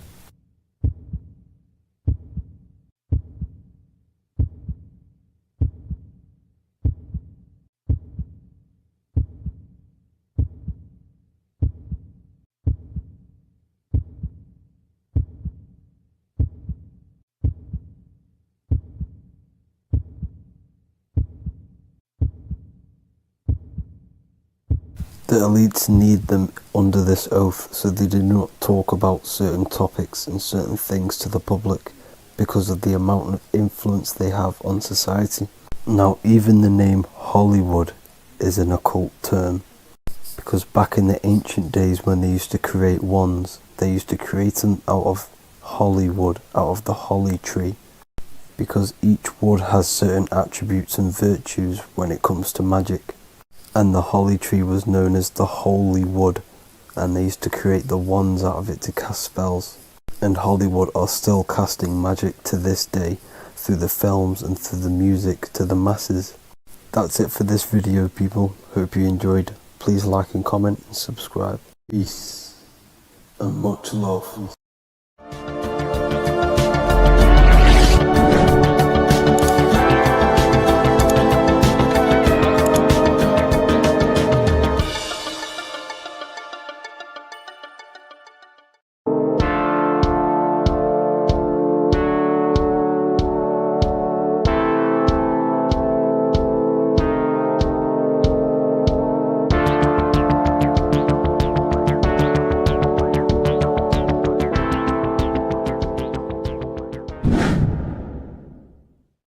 What is good, people? We're back with another video, and today we're talking about the chakras.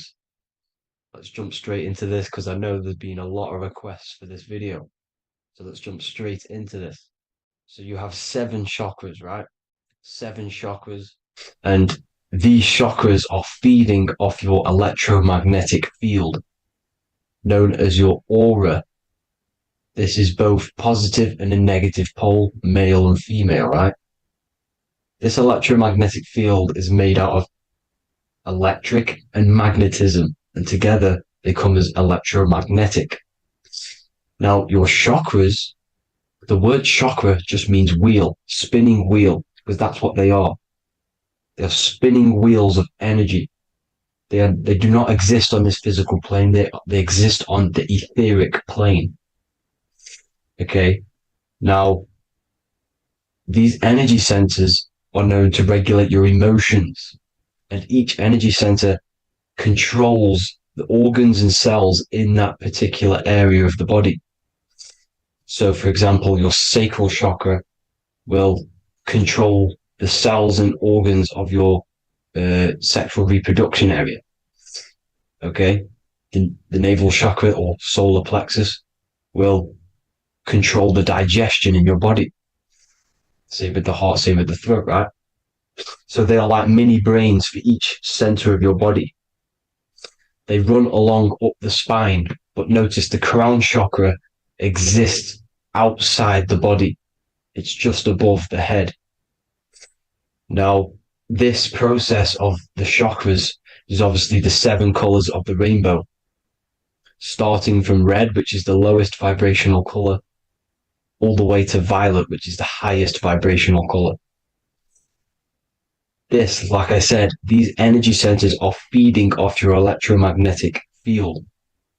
So if these chakras are unbalanced, they are taking too much energy from your electromagnetic field, making it weaker. Now, this is the North Pole. As you all know, the Earth is flat, and we live inside of a giant torus field, and the North Pole is the Earth's heart chakra. And this is why the aurora borealis, or the northern lights, whatever you want to call them, that's why they are green, and they are being emitted from this center point of the Earth, because it's symbolizing the heart chakra, which is green, right? Now, you do work your way up to these. However, this is a torus field. You are a torus field. You have different layers of this torus field, right? And you need to balance all of these chakras, but you can't move up these chakras until you open the one below it. So it's like a stairway. You can't go to your solar plexus without going through your sacral. You see? So you have to work up these. However, you have to work up these and then live from the heart, because the heart is the center of the torus field. It's the balance between male and female poles, positive and negative poles. So you have to balance all of these chakras and then bring them all into one which is the heart chakra. Now, they exist on the etheric plane. They exist on the etheric plane, and the etheric plane is a layer of the material plane. It's the one higher than the material plane. And then after the etheric plane, it melts into the astral plane. So they exist just between the physical and the astral aspect. Now, this is the yin and yang matter, which is the lowest root chakra, physical matter, and then to spirit, because high vibrational matter turns into spirit, low vibrational spirit turns into matter. So they're interchangeable. This is the yin and yang. Now, when you see ancient paintings with the halos, you see this is like a toroidal field coming out the top of his head, you see, with a halo. This was symbolizing in the old days, in the ancient days, that they've aligned their chakra, they've reached Christ consciousness, which is God consciousness, right? Now, this electromagnetic field is the apple that we bit out of in the Bible. Because you see that apple is a torus field. So they were metaphorically or personifying the torus field. That's what the Bible is. It's a massive personification. It's all metaphors. You have to read it properly. It's got a greater meaning behind it. Now, when we bit from the apple, we ate from the tree of knowledge, which is good and evil. Our lower mind took over, so we materialized to feed our physical bodies. We materialized through Saturn. That's what Saturn does. Now, if you don't understand that, go and watch the video previous to this one called Occult Secrets of Saturn. And that will show you how Saturn is the materializer. Now, this is one of the secrets behind the Masonic compass, electric and magnetic, male and female, duality, positive and negative. Now, like I said, they teach you about the torus field, about a magnet in school, but they don't teach you about your electromagnetic field. Everything alive has a torus field. It is the building block of this creation. Absolutely everything has a torus field. There's not one thing without it. And as you can see here at the center of the apple, that's where the seed is. That's where the life is. The reproduction of that organism. As you see, this is where the most electromagnetic energy is stored, in the center, because this is where the two duality, this is where the field meets at the very center. This is why the seed is at the very center. Now, your spine is a elongation of the brain. The brain is heaven, and the bottom of the spine is hell. So this is Saturn, which is the root chakra. The 7 planets are associated with each chakra. Moon equals mind. Okay. Now Saturn is physical matter, as I've just explained. This is the lowest vibrational color. And they want you trapped down here, which is your hell state, your animal nature, your physical nature. They want you to identify as the physical body. They don't want you to reach these higher states of consciousness. Okay? Now, in the brain, you have 12 convolutions. Now, this is what they were symbolizing in the Bible with the 12 disciples. And obviously in the Bible, it says the upper room where Jesus met with his disciples. This is heaven, the brain, the higher states of consciousness. Now, this is your North Pole. This is Jacob's ladder.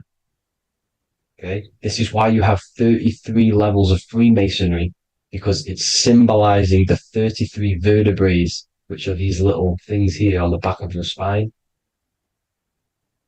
Because once the Kundalini energy from the bottom of your spine rises to the top, this is when you get enlightenment and opens your third eye.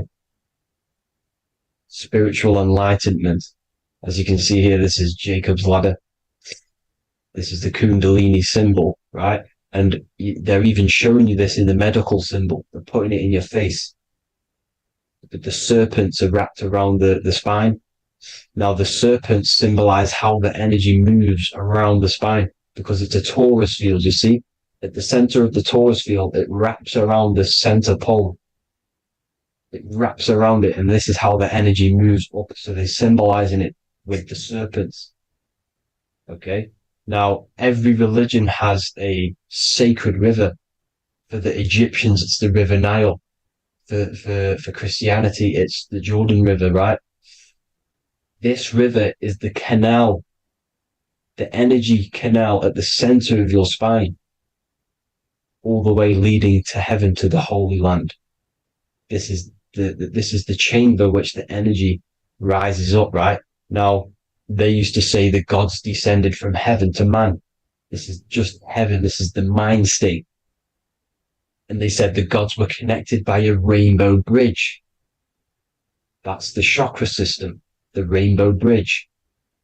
Okay, now the ancients called this place Midgard, Earth, where both evil and good live, right? Midgard. But you can go to heaven, which is a pure mind state, because once you're in heaven, nothing negative can ever bother you. That's completeness. Pure Christ consciousness. Now, this is why Jesus dies at 33. He didn't actually die, but it's symbolizing the death of the physical body. Not the death of the physical body, but his consciousness rising above the physical body to, as I said here, matter to spirit. Matter died off and he came spirit consciousness. This is symbolized by the 33 vertebrae, which is obviously the 33 levels of Freemasonry. And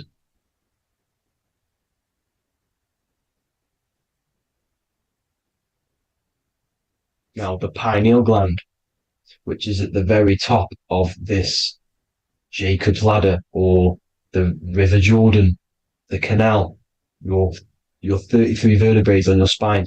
This is where the pineal gland sits, right? At the very top, at the center of your brain. Now, there's multiple ways this was symbolized. The Eye of Ra, which is used by the Egyptians. Now, this pineal gland is the seat of consciousness. This is where your consciousness is stored, right? And the ancient Sumerians used the pine cone, hence why it's got the word pineal gland, the seat of the soul consciousness. It produces DMT, dimethyltryptamine, which is known as the spirit molecule. And the pineal gland is wrapped in microcrystals, and we all know crystals transfer frequency and energy. Now, radios use crystals. A radio is a frequency transmitter, turning a frequency into a frequency that we can hear with our ears, right? Because all the radios are actually playing right now in your ears. However, our ears can't pick it up, so the radio transmits it into a frequency that we can hear using crystals. So this is the power of crystals, and this is what our third eye is wrapped in, crystals. Now, this third eye is not actually your third eye, it's your first eye. When you're being materialized in your mother's womb, this is the first gland that is produced, and everything's built around it, because it is the consciousness. It is your consciousness. Your consciousness never dies, ever. It's an eternal essence. It lives forever. You never actually die. Only the mortal body dies. Now that's what we call life. Life is abided by time, and time is change. And change is what we call life, because everything's constantly moving and transforming into different things, right? Now let's not get off track. The pine cone is obviously, this is in the Vatican here. The pine cone is symbolized as the pineal gland, pine. And this is the opened pine cone. The opened pine cone means, or symbolizes, the awakened man, the awakened third eye. But the ones here, which the Sumerian gods are holding, these are shut pine cones, symbolizing the unawakened man. But let's not get confused, people. These gods were not gods. They are human beings just like you. They reached Christ consciousness. They are nothing more special than you. They just had the ability to reach Christ consciousness.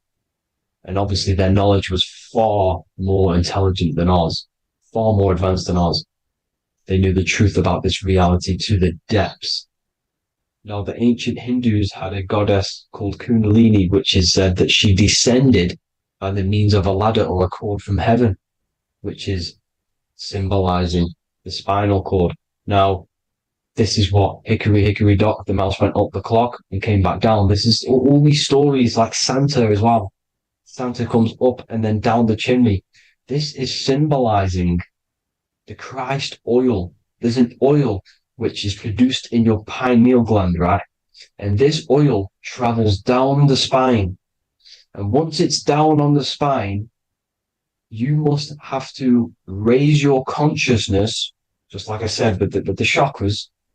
You have to raise your consciousness, raise your vibration to heat up this oil and turn it into a gas. And it travels back up the spine through like the serpents up the spine. And this awakens the third eye once it's coming back up the spine and hits the pineal gland. This is the secret behind Santa and hickory hickory dock, because Santa comes down and feeds the presents and goes back up the chimney. And he lives in the North Pole, the positive pole. This is the North Pole, people, and the presence is your sacred oil.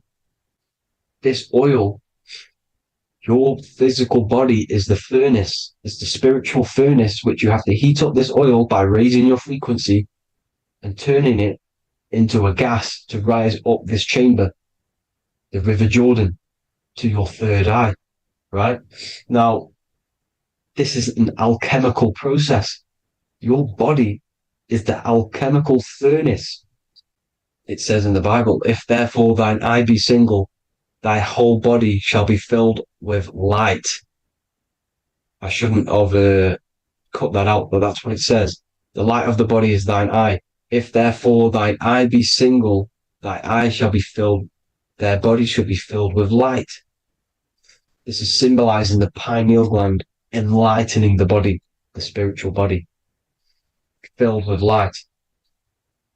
Now, as I said, they want you kept down here, which is the root chakra, which is your animal nature, which is obviously mind, matter over mind. This is the symbol of Saturn, right? As you say, we're built of body, mind, and spirit, the Holy Trinity. That is the sun, moon, and earth. The sun's your soul, solar. Moon is your mind. Earth, which is the cross, which is your physical body, the 5 elements, right? So body, mind, and spirit. So the Saturn symbol is actually made out of the cross on top, which is the earth, and the moon on the bottom, which is symbolizing matter over mind, because earth is physical matter. You don't want to be matter over mind. You need to be mind over matter. See, they want you identifying as your physical body. They don't want you to realize you're an eternal consciousness. You're an eternal essence of consciousness which never dies. They want you trapped in your animal nature. And this is why the Baphomet has a goat head, because it's symbolizing your animal nature, which is evil. Not evil, but you're more likely to do evil things, right? Which brings bad karma. That's your animal side. This is why the Baphomet has an animal goat head. As you can see here, he's got the Kundalini energy here. So when you see the inverted cross, the cross is your body, as you can see here. The inverted cross means your chakras downwards, down here. Your head's down here. Your mind is down here. But your mind needs to be up here, which is the upwards cross, which is Christ consciousness. And as we all know, 7 colors of the rainbow, 7 planets, 7 chakras. Red light is low frequency and long range. This is why Saturn is the slowest moving celestial body. And it's the lowest chakra, because it's low frequency, long range. The moon being the crown chakra, which is high frequency. This is why the moon moves around the quickest. The moon is your crown chakra, which moon in mind. See, so there are multiple ways of your chakras becoming blocked. Now, each chakra has a specific intelligence. It has a specific thing that it's doing for the body, right? Now, this can be overused. It can be abused. For example, masturbation. That keeps you down here in your sacral chakra because you're abusing that energy center. You're abusing your sexual energy, which is then becoming unbalanced. So this is how energy, this is why these centers are pulling more energy out your electromagnetic field, because these centers are wheels. The chakras just mean spinning wheel of energy. So when you're abusing these certain centers, you're pulling energy out of your electromagnetic field, which is making your field weaker, which is making your frequency lower, which makes you prone to diseases, prone to lower negative energy, right? So you need to align these chakras. You need to unbalance them. And as you can see here, you can screenshot these to see how they're blocked.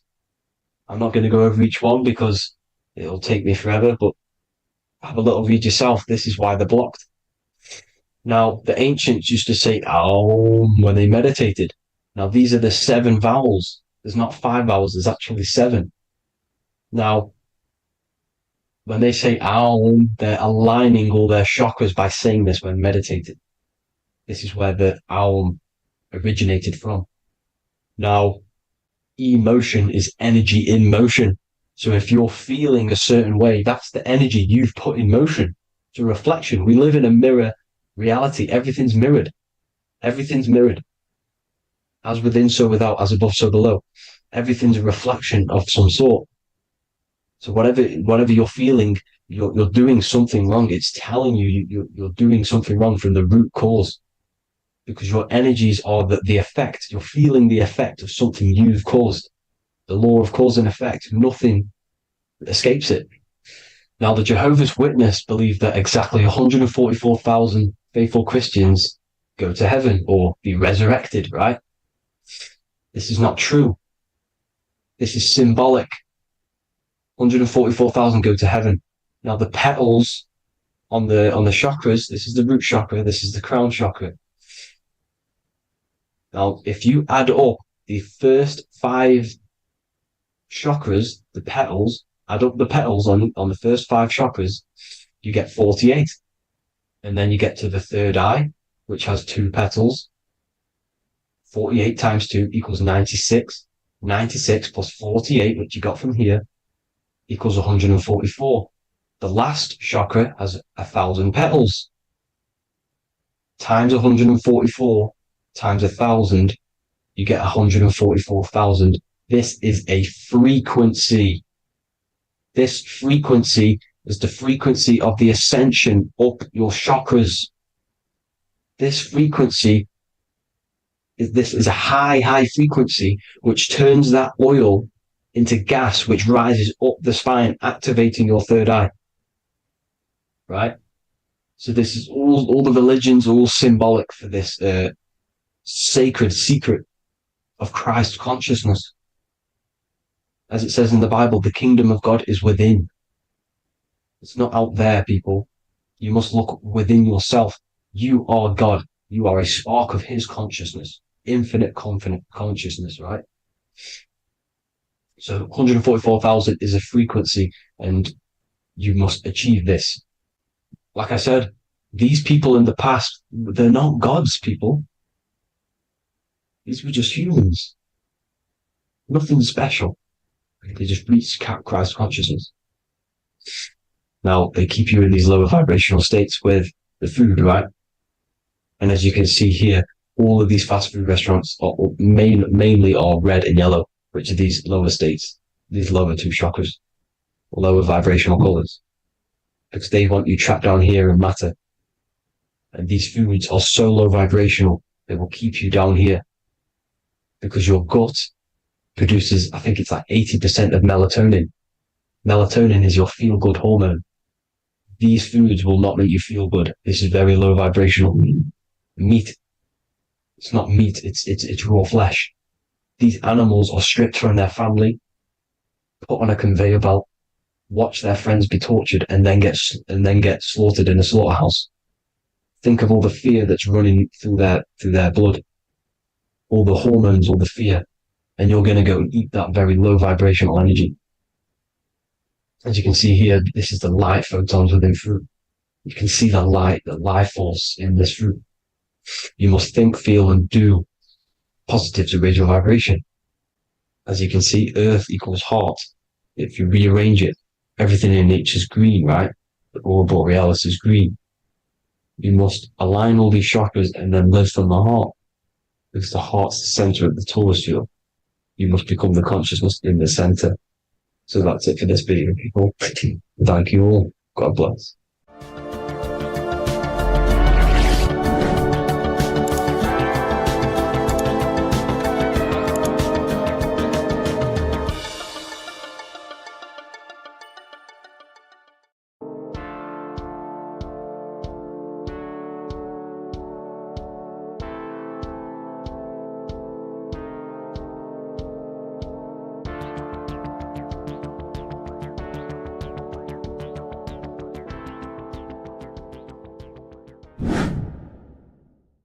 Earth has become a realm in order to trap souls within so that they can harness our electricity, our energy. Even the Bible is talking about how this realm is controlled by the wicked one in John 5:19. We know that we are the children of God and that the whole world is under the control of the evil one. Ephesians 6:12. For our struggle is not against flesh and blood, but against the rulers, against the authorities, against the powers of this dark world, and against the spiritual forces of evil in the heavenly realms. So the Bible is telling us that this is not the only world. There are other worlds, there are other realms that we can go to, considered as heaven. Heaven being a higher realm where there is no evil, no darkness. This is a midpoint realm where there is good and evil. Now, we're going to explain how the soul trap is how it's working and how your soul is being harnessed for its energy and how you are tricked to come back to this realm after death. What you need to understand is first is that you are the invisible intelligence behind the physical body. You are the mind and soul.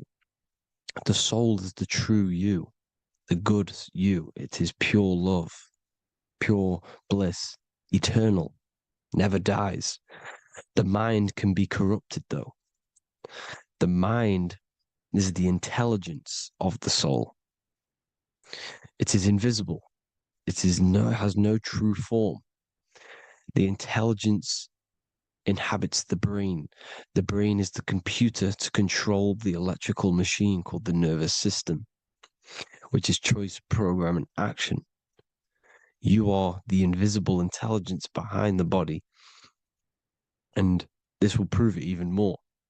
You do not even see into the external world. You are seeing an image produced by the brain because the light is being sucked through the retinas of the eyes. The image is produced in the visual cortex at the back of the brain. What does this mean? This means that we are the consciousness in the center of the brain, in the pineal gland, that is experiencing the program being ran by the central nervous system in the brain. This is the sigil of Lucifer. Lucifer in Latin is Lucy. Lucy is light in Latin. Lucifer is known as the light bearer. This is how the eyes work, people. It's not a demon or a devil. The sigil for Lucifer is how the eyes work and how the left eye is controlled by the right brain. The right eye is controlled by the left brain. There is a crossover. It's the same with the body. The left side of the body is controlled by the right brain. The right side of the body is controlled by the left brain. There's a crossover with our hemispheres in the brain. Now, this empty chamber in the center of the brain is where this universal cosmic intelligence is held, known as the most holy place in the Bible, the throne of God. Okay, this is above the 33 vertebrae on the spine. As you can see here, you are the being in the center of this point. All of the nerves are being sent back to this one particular point, which is which is the seat of our invisible intelligence. You can see it's an empty chamber. Our consciousness, our intelligence is not a physical thing. This intelligence is the true voice inside of your head. This is why your head is heaven, your heart is earth, your heel is hell. Your head is heaven because this is the seat, the throne of God. God is in heaven because the consciousness, this divine intelligence that's controlling the body, is sat in the center of the brain. The brain is taking commands of this invisible intelligence. When you close your eyes, you can feel your awareness, your consciousness, your intelligence is all in the brain. Your awareness is not in the feet, the heart, the legs, the arms. It's all in the center of the brain. Now, if you meditate deeply, you will find that you are beyond the mind. You are the being observing the thoughts. You are the soul observing the thoughts. Now, with this being said, you are the consciousness experiencing the program being ran by the central nervous system in the brain, because you're not seeing into the external world. It's an image, it's a simulated image produced by the brain and the central nervous system. You do not experience the external world. You do not feel the external world. You feel electrical impulses on your nervous system. Your nervous system is decoding what you are feeling. So the only thing that you truly feel is the electrical impulses on your nervous system. This is why the nervous system is the tree of knowledge of good and evil, because it gives your invisible intelligence, your mind, the knowledge of good and evil. It can detect good things, it can detect bad things. If it's hot, if it's warm, if I need to go, the nervous system is doing this. It is the tree of knowledge of good and evil. Okay? Now this universal intelligence is symbolized as the single eye. Okay? Matthew 18:9. It is better for you to enter life with one eye than to have two eyes and to be thrown into the fire of hell. What does this mean? It's symbolic, it's metaphorical, people. It is metaphoric. Your universal intelligence is the single eye, the one eye. It's the balance between the two poles, between the left and the right, the good and the evil.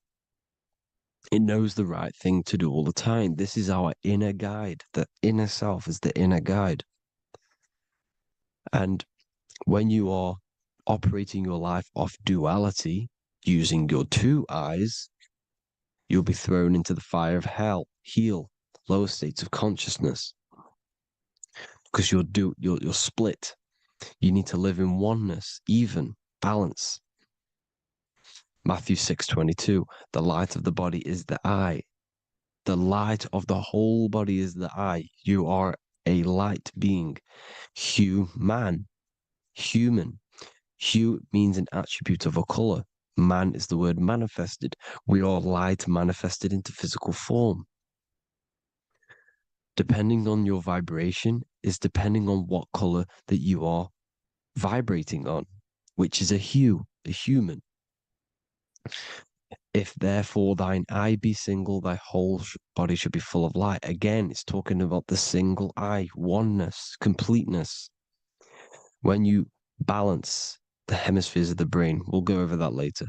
But anyways, the body is the earth. This is what we need to understand, people. The body is running the simulation, the program that our consciousness is experiencing.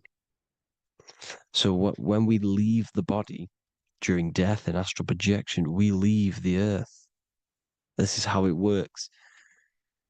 The body is the vehicle for the earth, for this realm. Everything exists within our mind. You have the soul, mind, and body. The soul is the observer, the watcher, the true being. This is why she has many different heads, because the soul inhabits different bodies. This is the serpent, which means knowledge, which is the mind, wisdom. And this is the body, soul, mind, and body, Brahma, Vishnu, Shiva. The mind is the bridge between the soul and the body. So what do I mean?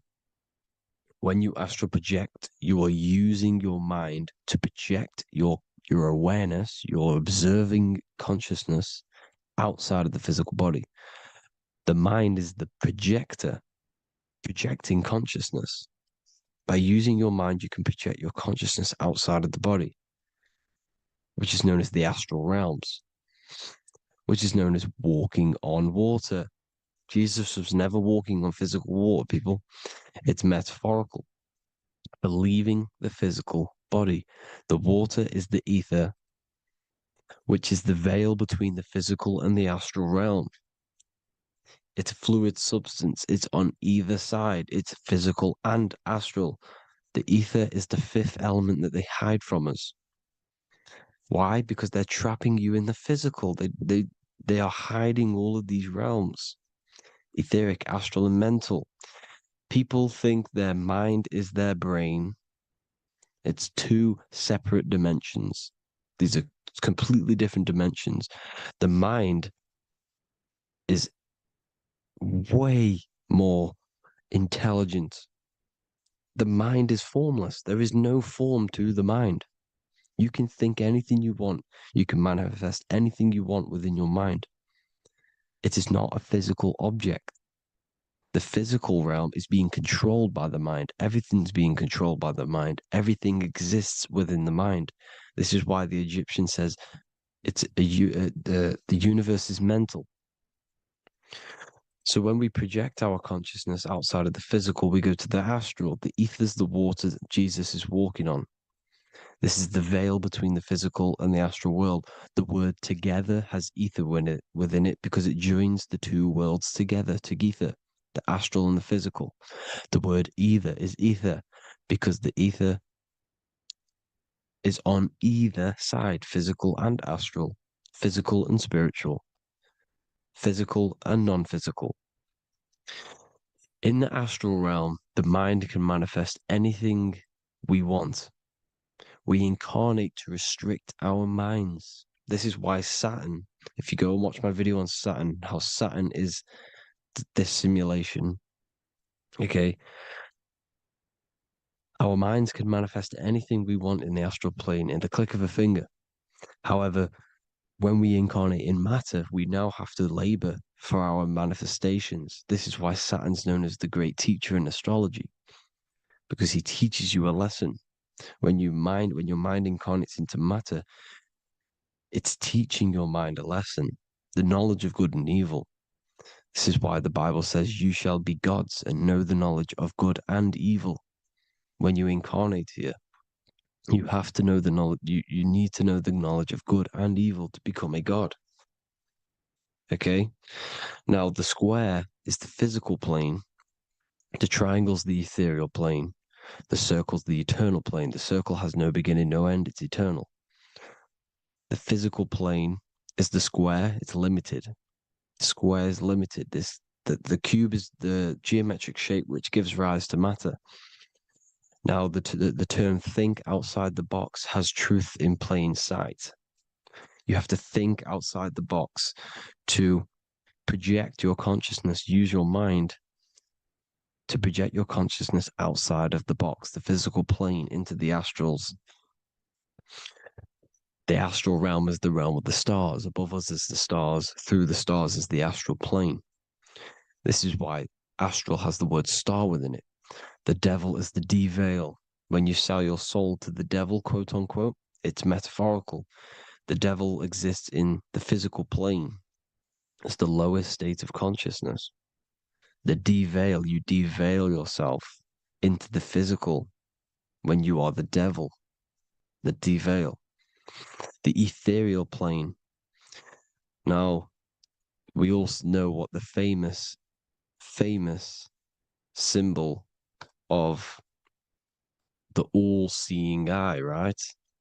The all-seeing eye with the eye in the triangle. Look at the Masonic artwork showing you the triangle above in the sky. This is symbolizing the ethereal planes.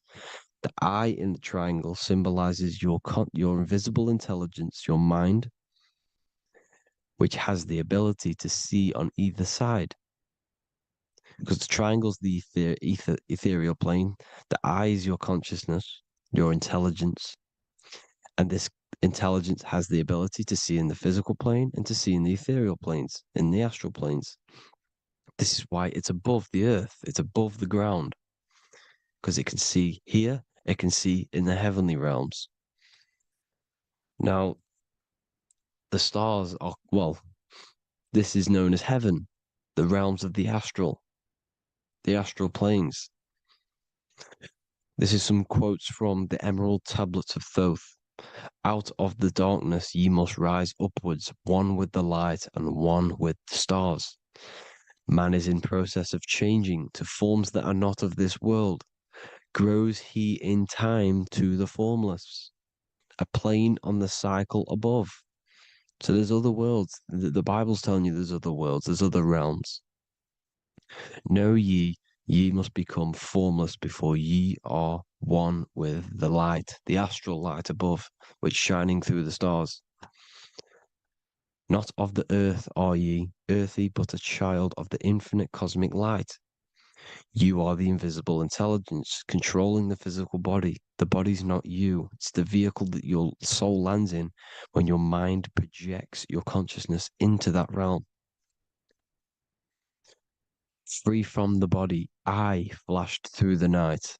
Unlocked at last for me was the star space. Wow, that's powerful. The star space, the astral planes. This is what he's talking about.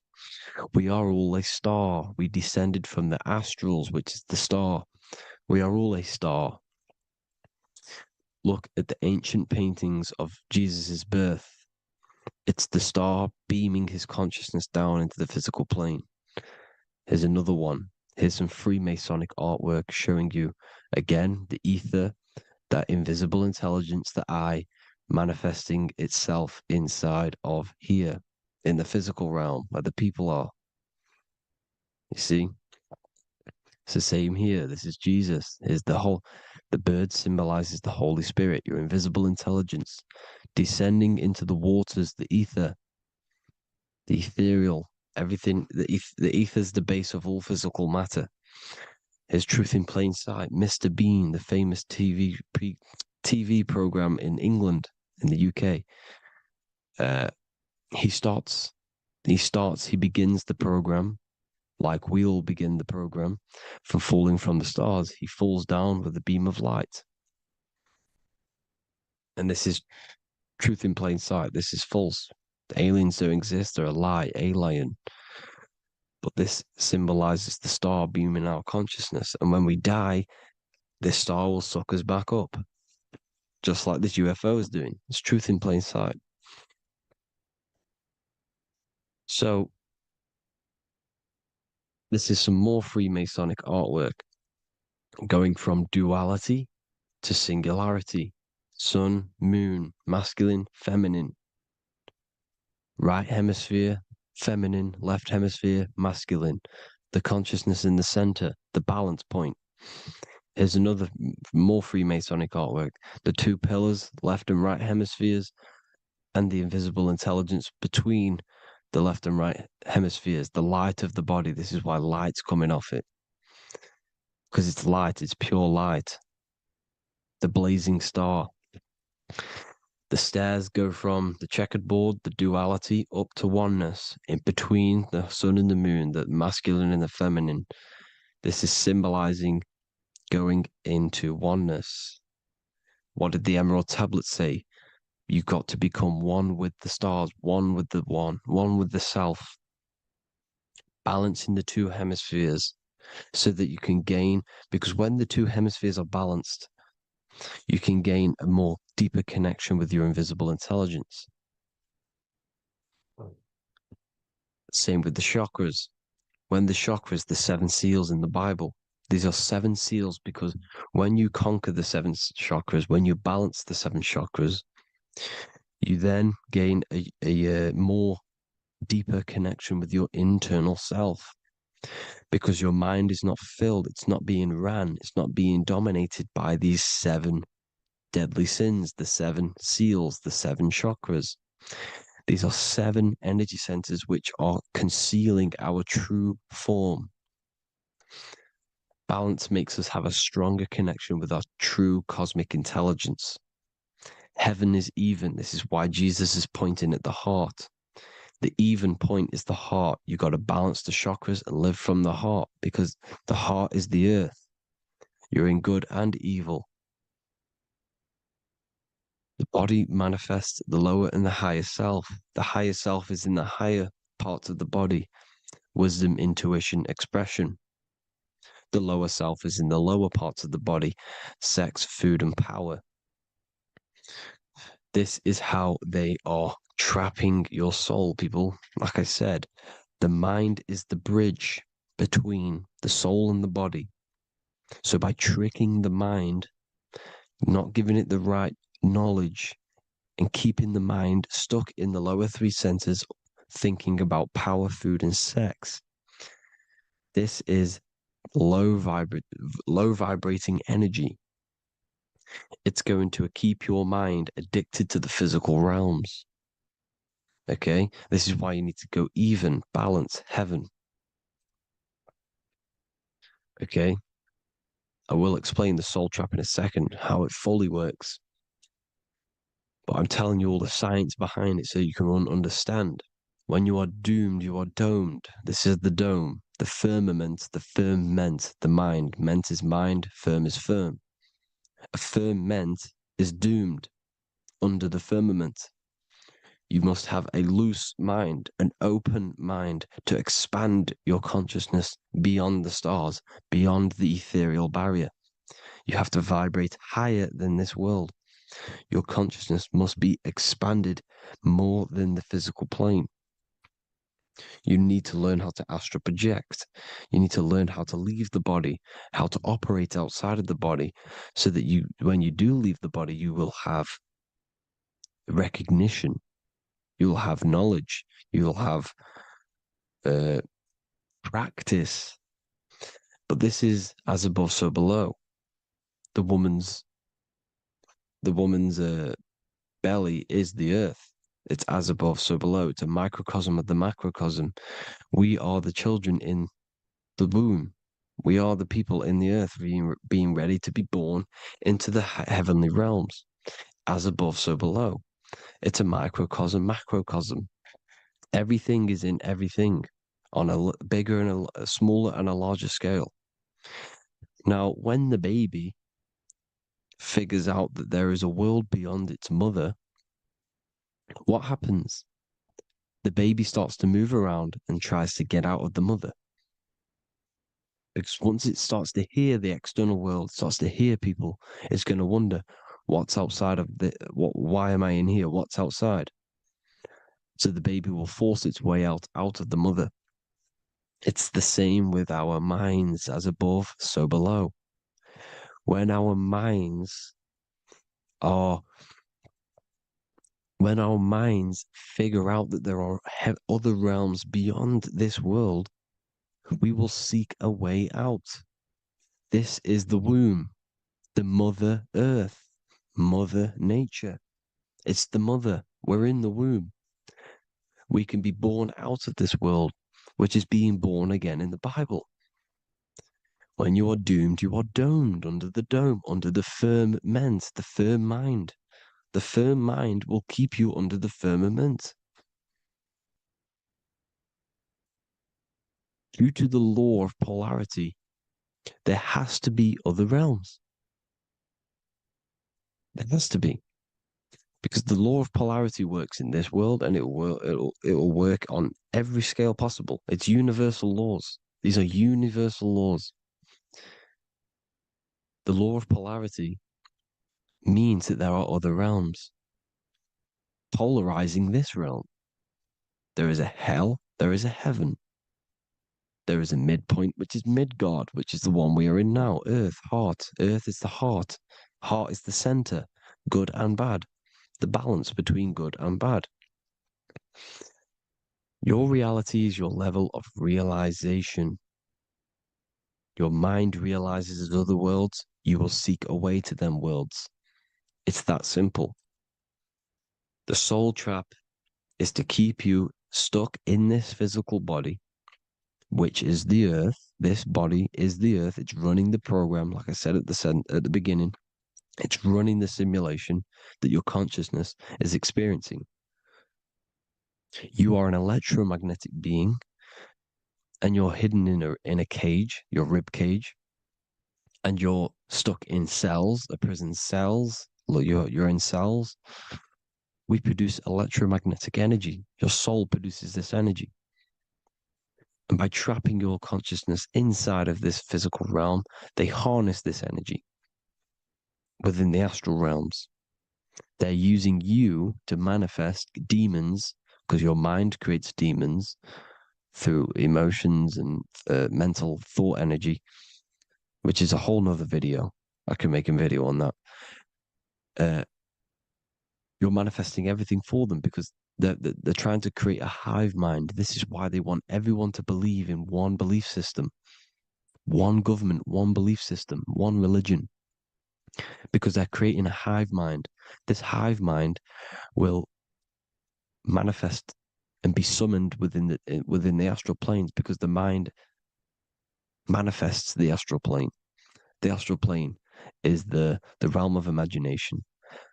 The mental plane is the realm of just thought alone. The etheric plane is the energy. The physical plane is the matter. So all of our minds together are manifesting these demons within these subconscious realms, the astral. Now, how are they keeping you stuck to this realm? Well, when you die and you're stuck in your lower three chakras, okay, when your mind and soul detaches from the body, which is the earth, when you leave the earth, you're still going to have these mental addictions to the food, the sex, the materialism, the phone, the cigarettes, everything. This is why they get you addicted to everything possible. The TikTok, the YouTube, they get you addicted to as many things possible. Because when your mind is addicted to these things, and when this mind leaves the physical body, you're still going to have these addictions. Okay? You're still going to have these thoughts. And you will be manifested into the lower astral realms because you're thinking materialistic, you're thinking negative, because your level of realization was your reality. You were manifesting hell on the earth. When you leave the body, you're going to manifest hell in the astral planes, which means you'll be vibrating on the very low, which will put you in the lower astral realms. So guess what? You're going to come back. You're going to come back into materialism. You're going to reincarnate. Because you haven't prepared for life after death. You must detach from the external world. Okay? Moon is mind. The sun is the soul. The earth is the body. The moon is the mind. This is why we say lunatic. In your mind, you have a specific mood. Moon. Money, M-O-N, is the moon. Money exists in the mind. They get you addicted to the money. The Bible's telling you this. Do not conform to the pattern of this world, but be transformed by the renewing of your mind. It's telling you. Of this world, but be transformed by the renewing of your mind. Who knew that the Bible was this deep? Matthew 16:26, what good will it be for someone to gain the whole world yet forfeit their soul? James 4:4, don't you know that friendship with this world means enmity against God? Therefore, anyone who chooses to be a friend of this world, of the world, becomes an enemy of God. John 4:4, dear children are from God and have overcome them, because the one who is in you is greater than the one who is in the world. It's talking about the invisible intelligence. It's greater than the physical world. John 2:15, do not love this world, nor the things it offers you. Because this world will create you to, if your mind has attachments to what this world offers, sex, money, and power, pretty much, you will reincarnate here. You will come back here. Because when you leave the body, your mind will still have these addictions. Do not love the world, nor the things it has to offer you. All of this is in my newly published book. The paperback versions are now available. Finally, for all the people who have been waiting, the Book of Wisdom. All of this knowledge is inside of the Book of Wisdom. The paperbacks are available. There's worldwide shipping. You can get it anywhere, pretty much, any country. My new website, it's amazing. There's going to be some amazing products coming on the new website. But I thank you all for the support. Before I leave, I need to explain what is going on with the soul trap. Like I said at the beginning, the mind's the bridge between the soul and the body. The body's the realm. By tricking your mind with false knowledge, they are keeping your soul stuck to this realm. They get you addicted to all the physical things, and that is it. As soon as you're addicted and you die, you're going to come back. So by tricking your mind, which is the bridge between the realms, they keep your mind stuck within this body. They keep you in physicality. They deveil you, the devil, the deveil. Thank you all for the support, people. If you do want to join the Academy, all the links will be posted below this video for the book, The Academy. Thank you all for the support and have an amazing day.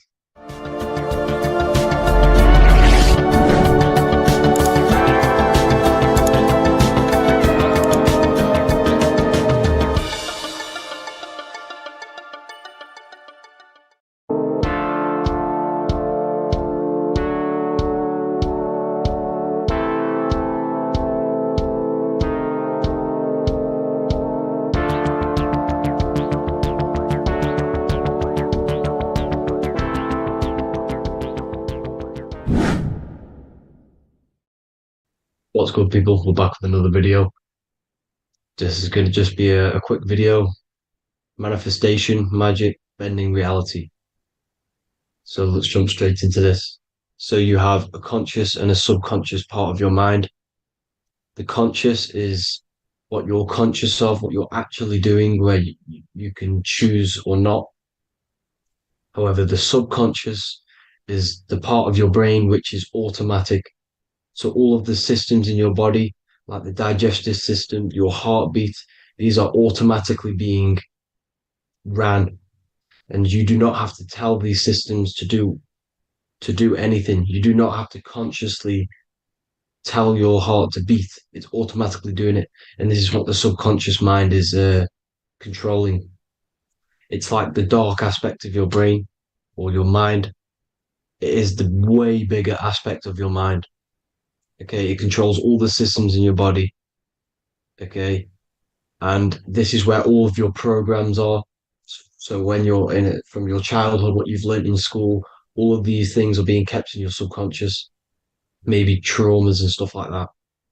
So the subconscious is the female aspect, and the conscious is the male aspect, because the male is all about action and doing, and the female is more about creation, creativity, intuition. So you have a right and a left hemisphere of your brain, and these are obviously male and female. The right side of your brain is your female. It's to do with creativity, imagination, intuition, insight. Okay. And this is one of the most important sides of the brain. This side of the brain is the most attacked by the elites, whatever you want to call them. This side is one of the most important, because obviously your intuition is a massive part of reality. And if you don't have intuition, then you lose track of the things around you. You can't consciously feel if things are wrong or right. They don't want you to have intuition or creativity or imagination. They want you in the left side of your brain, which is just reasoning, logic, and basic things. So they just want you to tell you what you want, tell you what to learn, and then that's it. They don't want you thinking for yourself, which is the right side of the brain. So whatever the conscious side of your mind impresses the subconscious side of your mind. So if you do affirmations, for example, if you consciously do affirmations every day, you're reprogramming your subconscious mind. You're impressing a vibration and a word into your subconscious mind, and therefore it will reprogram it. So the male and female aspect are symbolized by the Star of David as well. The male being the upside triangle, the female being the downside, connected all in one, because we both have male and female energy. So every thoughts are electric, which is the male aspect. Emotions are magnetic, which is the female. Each thought creates a wave of vibration in all directions. So think of it like a water drop in a pool, but it going out in every single direction. It's not just flat. And these thoughts have a certain frequency, has a certain vibration. That vibration has a certain frequency. And this affects your aura. Every thought, every emotion directly impacts your aura and the strength of your aura. So if you're angry all the time, your aura in the astral plane will look red. However, if you're happy, it'll be more like blue and green. So it's very important. Your electromagnetic field is created out of your emotions and thoughts. And that affects reality because you're 60% water, and frequency and vibration create certain patterns and has a certain effect on water. We'll get into that after this slide. So each thought that people are thinking around you, you are actually subconsciously picking up these thoughts because it's emitting this vibration in all directions. So this is why you can pick up thoughts of other people on the odd occasion. However, when you're more in tune with your intuition, your right side of your brain, you can start to pick up on vibrations, thoughts, and other people's auras. You can pick up on the energy once your third eye is open, and you know whether you should be in that environment or not. This is what we call an atmosphere. When we go into a room and you can feel the tension if someone's been arguing, for example. This is the atmosphere. This is the vibrations. These are people's auras emitting these certain frequencies and vibrations. Okay. So our aura is contained of multiple layers. Obviously, we have the physical body. This is the electromagnetic layer. However, you have the different planes of existence, the spirit, mental, astral, etheric, and then physical. The physical is the lowest plane of existence. And the physical plane is a product of all of the planes above. So the mental impresses on the astral impresses into the etheric, and then the etheric creates the physical object. So the mind is the root cause of reality. The mind is the cause of everything. Your consciousness is pure cause. There's no effect. Everything you see in this reality is the effect. Everything that you experience is the effect, because the root cause was the mind. The decisions you made you experience that certain experience. And that decision was created on the mental plane. And this is just pure thoughts. And thoughts are things. If it exists in your mind, it is a thing. It's a certain frequency. So if you have a certain level of thoughts, if you're thinking positive, for example, you're going to have a strong aura, you're going to have a higher vibration. And that attracts like. Like attracts like when it comes to thoughts and vibrations and electromagnetism. So if you're thinking positive all the time, speaking positive, doing positive, you're then creating a higher vibration, and that's going to attract people on that similar frequency to you. Everything is electromagnetism, frequency, and vibration. Everything. You see, so this is why, for example, if I put my hand to a TV screen, if my finger was the same vibration as the TV screen, it would go straight through it. However, the particles in my hand and the particles on the TV screen are two separate vibrations, and this is what causes the friction to stop and not my finger to go straight through it. So, like I said, when you don't feel the vibe of someone, when you don't feel right, you don't really get along with someone, this is a vibration. Your vibrations are not matching, they're not similar, they're two complete different vibrations, and they're not aligning properly. So music has a massive part on this. Music is a massive, massive tool for the elites because music is frequency. And in 1975, the musical instrument are all tuned to 440 hertz. So Spotify, Apple Music, most of the music on YouTube is all set to 440 hertz. And 440 hertz is not divisible by 3, 6, or 9. And when you can't divide a frequency by 3, 6, or 9, it's not a natural frequency. As you can see here, this is 432 hertz. This makes a nice geometric pattern. However, 440 hertz is a distorted pattern. So when you listen to this, this actually shuts off the whole right side of your brain. Like I said at the start, this is the most attacked side of your brain. It's to do with creativity, imagination, intuition.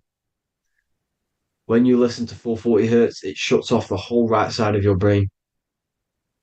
And obviously shutting off all of these forms of your brain.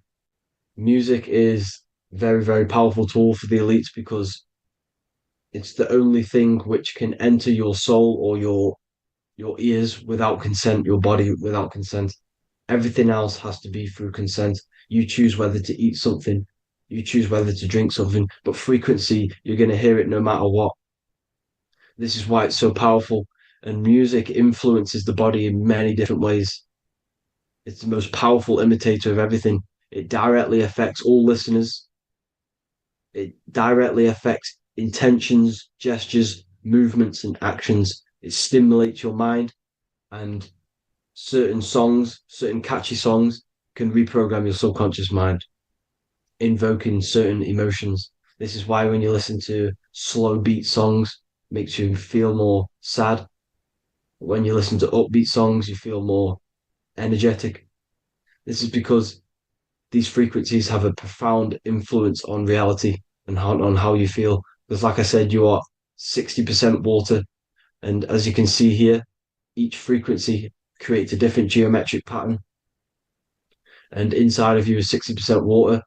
So like I said, 440 hertz is going to make a distorted pattern in your water. And this is going to have a profound effect on your emotions and your reality. So like I said, health is not just the body. It's you are made of body, mind, and spirit.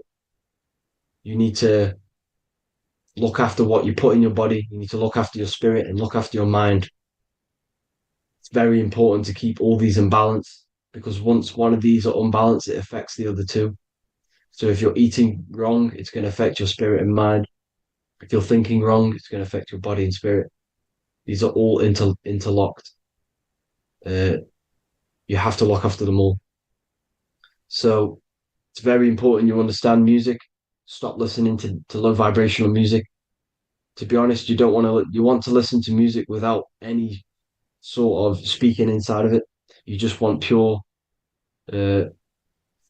frequencies, which are the solfeggio scale, like one of these, for example, 432, 528 hertz. These are all good frequencies. It's called the solfeggio scale. And these frequencies make you more in tune with nature. 528 hertz is what the earth vibrates at. So it's very important. And the Rockefellers are the one who changed this to 440 hertz. The Rockefellers, one of the elite families. So if you want to manipulate reality, it's very important to have your chakras aligned and having a high vibration, because the higher your vibration, the more powerful your words and your intentions are on reality. So the lower your vibration, the harder it is to affect reality because you're in a lower state of consciousness. like I said, you have the mental, astral, etheric, and physical. Everything is a product of the one above. As above, so below. This is what Hermes Trismegistus was saying in the Egyptian days. This is where it comes from. As above, so below. If you affect above, it directly affects below. So, like I said, meditation helps on this, helps align your chakras. Think positive, feel positive. Like I said, your feelings are magnetic, your thoughts are electric. So once you combine these two together, you're then creating an electromagnetic frequency, and that will have profound effect on reality. So the law of cause and effect, every law, so the law of cause and effect, every effect has the root cause. Like I said, your mind is the root cause of everything. Every decision you make is having a different effect on reality. Everything happens for a reason due to the root cause, which is your mind. You choose everything that happens in your life. Okay, so it's very important you understand this and you constantly make the right decisions, the good decisions, to have good effects on your reality. You have to be very conscious of this law because nothing escapes this law. This is the law of all consciousness. So think about it. Imagine a massive ball of consciousness.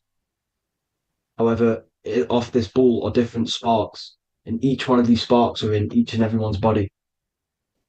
This spark is governed by these laws, the law of cause and effect, the law of correspondence, the 7 hermetic principles.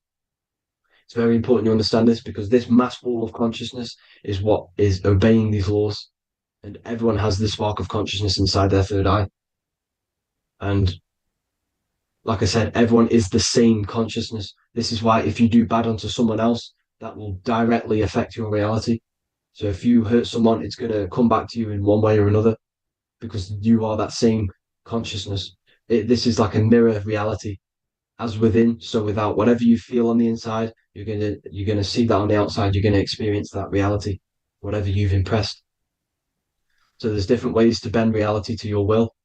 This is kind of a sort of magic.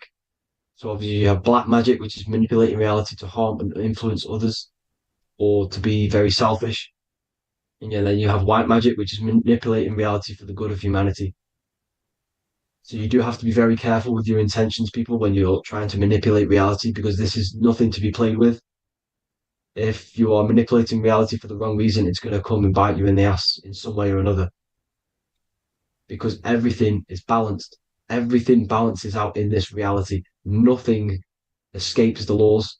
Not one thing escapes the laws. So if you're stealing from yourself because it's just going to come back in one way or another. Inside of everyone's heart, you know whether you're doing good or wrong. You know, you can feel it when you do something wrong. You can feel it when you do something good. The heart is the center of the torus field. It's balance. And this is why you say follow your heart, because it's the center of the torus field. It's very important to listen to this inner voice inside of you, because that is telling you the right things to do, the good decisions to make. And when you keep following that voice, that good voice inside of you, it takes you to your life path. Very important to follow that voice. However, don't let the ego get in the way of it. Don't care what your friends are going to say. It's very important to understand this. So you have different ways of manipulating reality. You have sigil magic. This is where you create your own sigil or symbol. You create your own sigil and symbol, and then you charge it. You behind that symbol, you have an intention. So, for example, if you want to manifest wealth, you create a sigil which represents what you want. You create that sigil, you draw it out, you charge it, because wherever your attention goes, energy flows. So whatever your attention is, you're sending energy that way. So what you do with your eyes and your hands, you place attention on the sigil. Imagine that it's glowing. Imagine that you're sending energy to the sigil. And then you burn the piece of paper once you've done this. And then after this, you meditate on that symbol. You constantly think about that symbol, because that symbol is the frequency, is the thing that you want to manifest. So that's one way. Or you can just meditate on your reality. So imagine yourself having already what you have This is what they call a mindset. You must set your mind to the frequency what you want to manifest. Okay. So if you want to manifest wealth, for example, imagine yourself being wealthy. What would it feel like? What would you be doing? Imagine a scene in your mind. Constantly do this, and you're putting out that frequency. Like I said, you must think because the thoughts are electric, and then you must feel, which is magnetic. Together, this creates an electromagnetic frequency. And this is how you attract things to you. You will attract the certain people to come in your life to bend reality to your will. Okay. Or you've got mirror magic. Stare yourself in the mirror, because a mirror reflects light, it also reflects energy. So you've got to be very careful with what you say to a mirror. You've got to be very, very, very careful, because whatever you send into that mirror is directly sent straight back to you. So if you're thinking negative, you're sending negative energy back straight to you, and that's going to have an effect on your reality. Affirmations are very important because your words are frequency, your words are vibrations, and each word you say has a certain frequency. If if it's positively charged, it's going to affect you positively. If it's negatively charged, because like I say, your brain and your mind is like the director of energy. That's what your brain is. And it directs energy into certain things. You can either positively charge it or negatively charge it. And this brain is creating your reality constantly. It's manifesting your reality constantly in the present moment. So this is what the government knows. The government know your mind is the root cause of reality. This is why they call themselves a government. Government. The New World Order is not being manifested by them. They are controlling the information. They are controlling your perception of this reality. And they know the mind is the root cause of reality. Therefore, if they control your perception of reality and your information, what you believe, you're going to manifest that information, that perception. So we, the people as a collective consciousness, are the ones manifesting this new world order. You see, so this isn't black magic. They're actually tricking us into manifesting their own their plans, this new world order. You see, this is how smart these people are. They know how to get around the laws of reality. They know how to bend reality to their will without facing the consequences. They're getting humanity to do it. You see, there is a collective consciousness. As like I said, we all have that same spark of consciousness, right? So as a collective consciousness, we are on a very low vibration at the moment. However, we are waking up rapidly. There are more and more people waking up at the moment, and light always chases away the shadow. Light is a lot more powerful than darkness, you see. So one person waking up has a massive effect than one person being asleep. It has a profound effect. Because like I say, the light always chases away the darkness. It's more powerful. The light is always more powerful. High vibrations are more powerful than lower. So that's it for this, people. I hope you all enjoyed. This is a short, quick video. God bless you all.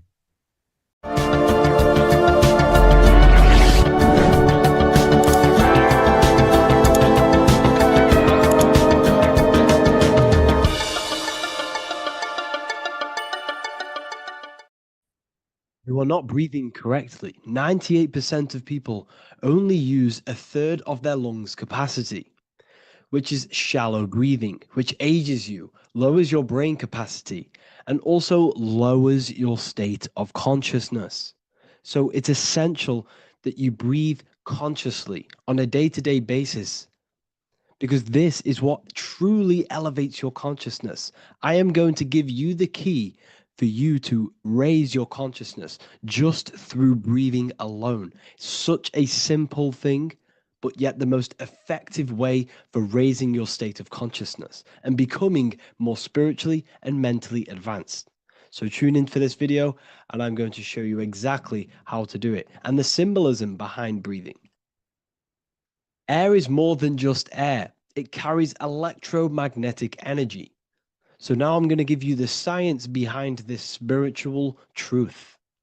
This invisible force is what sustains all physical life, providing the life force energy essential for existence. electromagnetism. Everything is fed off electromagnetism. Your body is an electromagnetic battery. Now, we can prove that air carries electromagnetism just by doing a simple test, a simple scientific experiment, by getting liquid oxygen and pouring it between a north and south magnetic pole, two polar opposite magnets. We see that the liquid does not fall straight through it. It is sucked, it is magnetically attracted to these two opposing forces, opposing magnets. This is proof that air, liquid oxygen carries electromagnetism. When you are breathing electromagnetism, the essential life force behind all living beings. This is known as energy or prana, chi, ether, or spirit. This is all the same thing. Air is not just empty space. It is energy. It is prana. It is life force. It is spirit. It is ether, chi, prana. You are an electromagnetic being. Your consciousness is in direct correlation with your electromagnetic aura or biofield around your body. Your state of consciousness is mirrored within this field around your body. Now, your breath, when you breathe in, you're breathing electromagnetism or life force. Breath is the vital link between the physical and the spiritual, bridging the body with the soul. Through breath, we connect with both tangible world and deeper, the unseen realms of energy and consciousness. Breathing deeply and properly elevates our consciousness, enhancing the brain's functions, heightening the sensitivity of our five senses. It also brings a profound calmness to the mind, creating a state of clarity and inner peace. Like I said earlier, breathing properly is the fastest way to elevate your consciousness. It is the fastest way, because breathing, when you stop breathing, what happens? You lose physical consciousness. Your body will shut down if you do not breathe in this vital electromagnetic energy in the oxygen. If your body does not get this for 5 minutes or however you can last without breathing, this makes you lose physical consciousness. Your body will not survive without this essential life force energy. Therefore, air is one of the most overlooked things. This is why we see the symbolism of Buddha having a big belly. Why does he have a big belly? Because it's symbolizing breath work, proper spiritual breath work, the certain teachings of breath work, of when you breathe in through the nose, you have to breathe in through the nose. You don't want to breathe in through the mouth, because the nose acts as a filter which catches dust particles and filters out the air before it enters the lungs. The mouth does not do that. The nose is for breathing inward. We breathe in through the nose, and when we breathe in, we breathe into our belly, not our lungs. When we breathe into our belly and our belly expands outwards, we are then moving this energy down from the nose down the spinal column. And when we breathe back out, the belly goes in, which is raising the energy up the spinal column, back out through the mouth. This is the true way of breathing, because when we breathe, we are moving energy. We are moving electromagnetic energy. When we breathe in through the nose, the energy travels down the spinal column. And when we breathe out, we are raising this energy back up the spine, some of it going out the mouth, and some of it reaching the brain, activating dormant brain cells in the brain. But when we breathe, we need to make sure we are using 100% of our lungs' capacity, because the lungs is what transforms this special energy into consciousness, physical consciousness. So this is why Buddha has a big belly. It's not because he was fat. It's not because he was overweight. It's symbolism. It's symbolism of breath work. So try this. Do this for 2 minutes while you watch this video. Breathe in through the mouth as hard as you can until you no longer can fill any more air into your lungs and belly. Breathe it into your belly, not your lungs. And breathe out through the mouth. Do this for 5 minutes or 2 minutes, however long. I promise you, breath affects your consciousness. You will notice the difference. If you do it quicker, the quicker it'll affect your consciousness and you might go lightheaded. But that lightheaded is you activating your spirit, your energy body. So try this just when watching this video. When you breathe consciously, you are renewing both your energy body and astral body, aligning your consciousness with a higher state. This practice feeds new life force energy into the body, revitalizing and enhancing your overall well-being. Like I said, your brain requires the most amount of oxygen. When we have shallow breathing, this is reducing the brain's capacity. Because when we are not breathing properly, which 98% of people are only using a third of their lungs capacity, we are essentially only using a third of our consciousness, because your breath is directly correlated to your consciousness, your state of consciousness. When you breathe in through the mouth, out through the mouth, out in through the nose, out through the mouth, consciously and deeply for 5 minutes, you will notice that your senses are more powerful and sensitive. Your brain is quicker.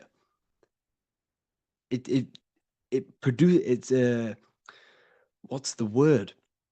It processes information quicker. You become quicker. You become a superhuman, and you feel more spiritual because it activates your spirit, your astral and energy body. So when we meditate, it's definitely important to breathe in through the nose and out through the mouth as deeply as possible to align with a higher state of consciousness. And this is the easiest way to separate your consciousness from the body. When you breathe in deeply for long periods of time, while meditating, while taking no thought, when no thought is present and you gain a rhythm of deep breathing, this is the gateway. This is the gateway to opening your consciousness. Because when you stop thinking, other aspects of your consciousness can open up.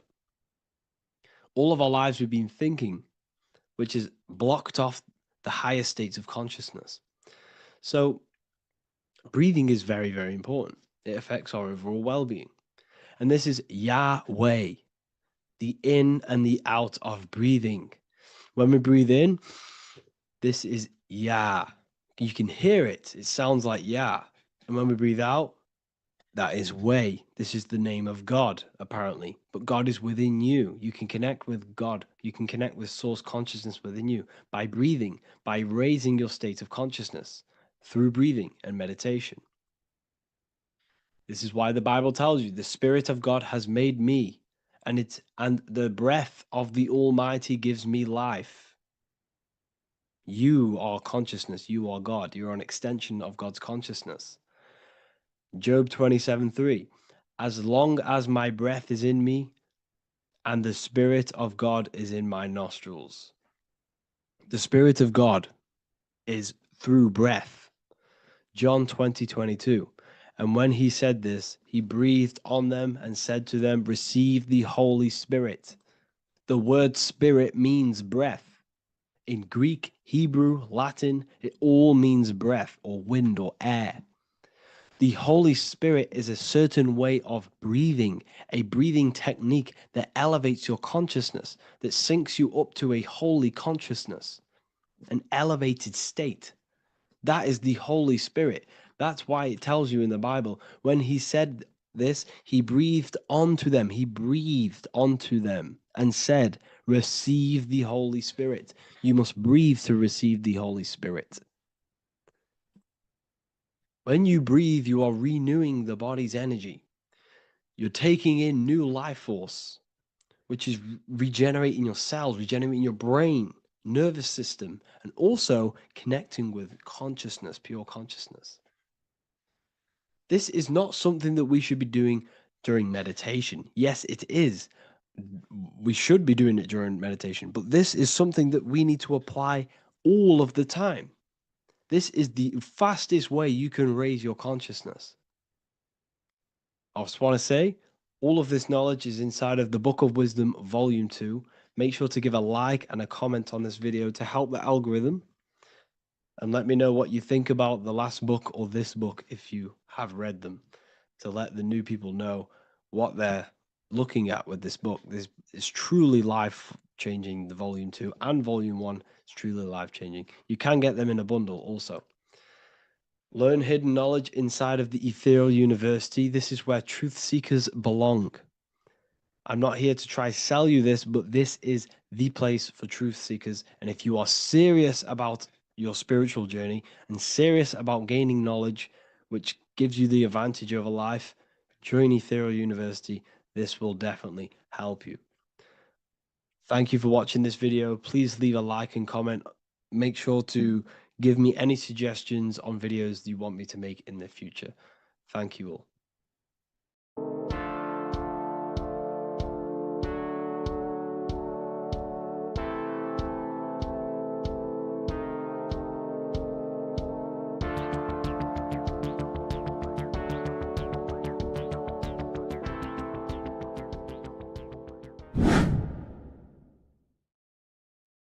How are we all doing today, people? It's Revival of Wisdom, and today we're going to get real deep. This video is going to get real deep. A lot of people are not going to be ready for this sort of knowledge. Okay, you really have to do is to really deprogram the mind, because everything we've been taught is a complete lie, is to keep us trapped. Okay, this is really advanced knowledge. Now, let's get straight into this. All of the ancients depicted other worlds, and they called this place Midgard. Midgard is the mid-garden, the middle garden. This is why the Masonic symbolism on the floor is always a black and white checkered board, symbolizing the polarity here, the good and bad, because we're in the middle garden, the heart. Earth rearranged spells heart, because we're in the heart of the system, or whatever it is, a super quantum computer, whatever you want to call it, simulation. Now, in the Quran, it talks about the 7 layers of heaven. All of these ancient artworks are depicting these different layers of reality. Okay, and look at the Egyptians here with the boat outside of the firmament. Boats travel on water, and this is exactly what the Masons are doing.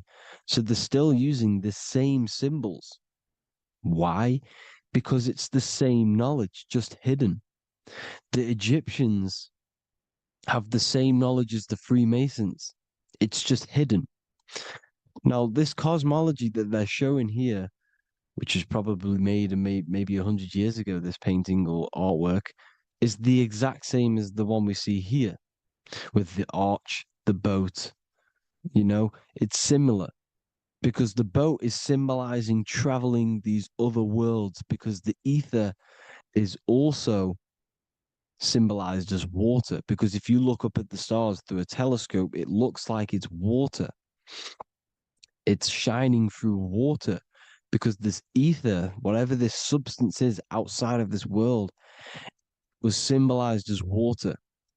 Okay, and look at all these ancient depictions showing these different layers of reality. Now, we are being trapped within this 3D dimensional world, which is the cube, the Saturn cube, because there are 6 sides to everything in this world: front, back, left, right, up and down. 6, which is the cube, because we're in the Saturn, Saturn's world. Okay, now, always been depicted as a tree of life, the tree of the universe has always been depicted as this tree. Because let's get a bit deeper. Now, the cosmology of this reality is the sun, the moon, and Polaris, always in the Masonic art. The sun, the moon, and Polaris, the all-seeing eye. If you go inside of the temples, of the Masonic temples, they always have this star in the middle, shining light beams. Okay? Look here. The light beams coming from the big star in the middle, which is Polaris. This eye is God. It's God's light shining down from his abundance.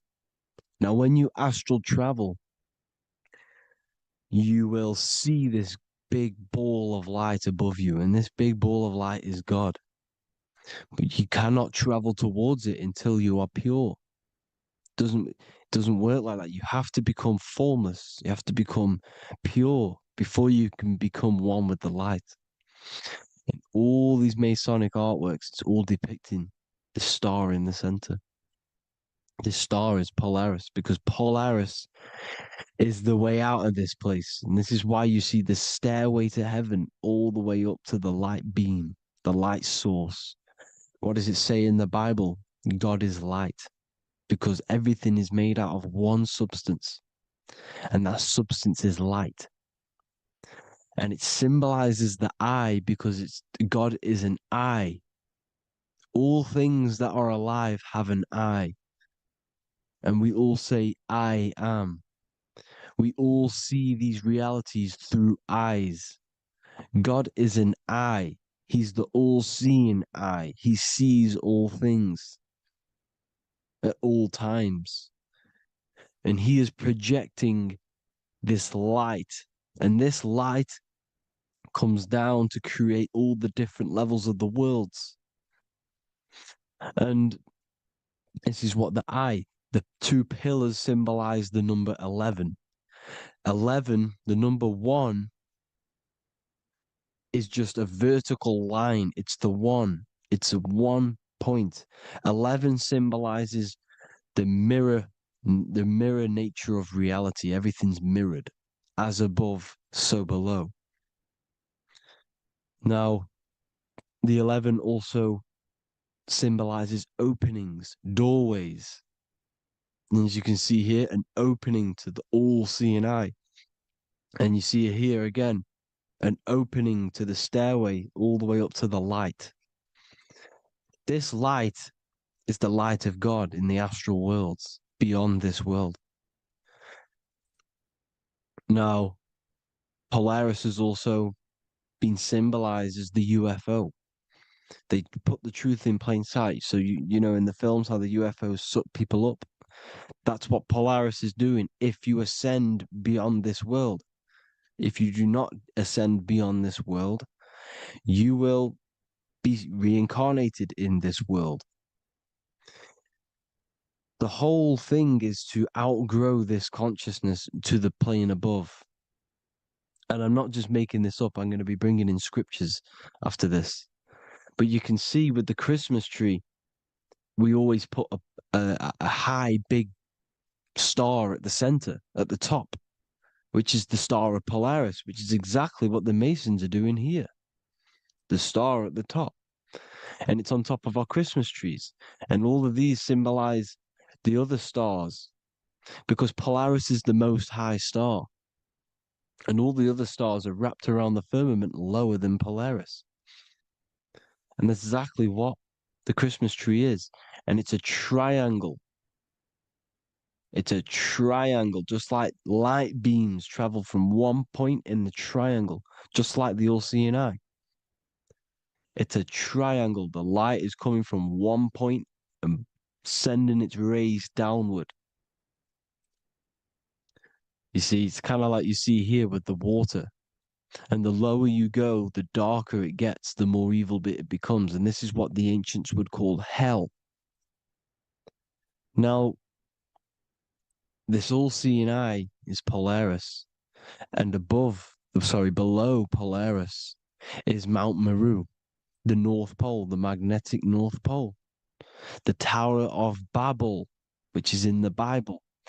The etymology of the word Babel, Ba meaning spirit, which gives the ability to move the soul through the worlds, which is that's the ancient Egyptian description of the word Ba, meaning of the word Ba. You have the Ka, the Ba, the Ak, but the Ba is the one that gives the ability for the soul to move through the worlds. Your soul can't speak into a world without incarnating into it. Now, the Tower of Babel symbolizes Mount Meru because it's the word Ba is the spirit which gives the ability for the soul to move through the worlds. The Tower of Babel is the magnetic North Pole, Mount Meru, which gives the ability to move through these different worlds. And you can see the ancient Tibetans always showing this depiction of these different worlds coming from the center. Because we have to ascend our consciousness. It's not about how good you are to reach heaven. It's about how you expand your consciousness, you expand your mind. So they teach now that you have to be good in order to reach to heaven. It's about expanding the mind, expanding your consciousness to these different planes, these different realms. So that's what it's about. And Jesus was known as the fisher of man. Now, Jesus is a massive part of this. He was known as the fisher of man because he was fishing. He could have been fishing. He could have been one of these deities that had come down from these different higher realities and pull people up. So so they called Jesus the fisher of man. And he says unto them, follow me and I will make you fishers of men. So these deities that we see in the past, like Buddha, Krishna, Hermes, Thoth, Jesus, could all be these entities who were coming down to pick up the minds that were worthy enough to see the higher planes of reality. And this is why they called him the fisher of man. Now, when Jesus walks on water, there is a parable with Paul. And he says, but Jesus immediately said unto them, take courage, it is I, don't be afraid. He's talking about astral travel here. He's talking about leaving the body. Because when you leave the body in astral travel to see these alternative realities, you can't be afraid because fear is a bondage, which is what the Emerald Tablets talks about. Lord, if it's you, Peter replied, tell me to come to you on the water. The water. Come, he said. And Peter got down from the boat, walked on the water, and came towards Jesus. But when he saw the wind, he was afraid and began to sink. When you become afraid in astral travel, you sink back into your body. Lord, save me. So this is talking about Jesus pulling people up into different realities. And you can see the fish is the symbol of Jesus. Is another symbol of Jesus, a fish. Because fish symbolize deep occult knowledge. Because fish travel the depths of the ocean. And they symbolize us because we are fish underneath the ethers. And Jesus was pulling people up. You see, so the Bible is a people today believe the Bible is a book telling you how to reach to heaven, how to become godly and reach heaven. But you've got to become the Jesus Christ to see these alternative realities. Now look at the Emerald Tablets is a massive part and it speaks so much about these different realities. Look what it says here. This is in Emerald Tablet 3. Then in my heart grew a great longing to conquer the pathway that led to the stars, which is exactly what the Masons depict in all of their art. Look, the ladder to the stars. And then he goes on to say, Years after years, I sought after wisdom, seeking new knowledge, following the way, until at last my soul, in great travail, broke from its bondage and bounded away, broke from the bondage of the body. Free was I from the bondage of earth men. Free from the body, I flashed through the night. The stars. The stars are a massive part in the astral world. Each star is a different reality. And the true astrology is the star that you came from. You came through a star to reach this, to reach here. There is a reason why you are here. There's a reason why you have the personality traits, because your soul came from a specific star. This is why we call them stargates, because they are gates in and out of this reality. And Polaris is the way out to the higher worlds. Now look, far into space, my soul traveled freely into the infinite circles of light. Beyond knowledge were some planets and great gigantic beyond dreams of men. Then he goes to say, lift up your flame from out of the darkness, fly from the night and ye shall be free. Lift up your flame. Your flame is your soul, because it has to be lifted up out of the darkness. This is the darkness, this world, this body is the darkness. Because it's a bondage. You need to break free. You need to learn how to astral travel, people. You have to learn this. If you want to get out of this world, you have to learn how to astral travel and see the other realities.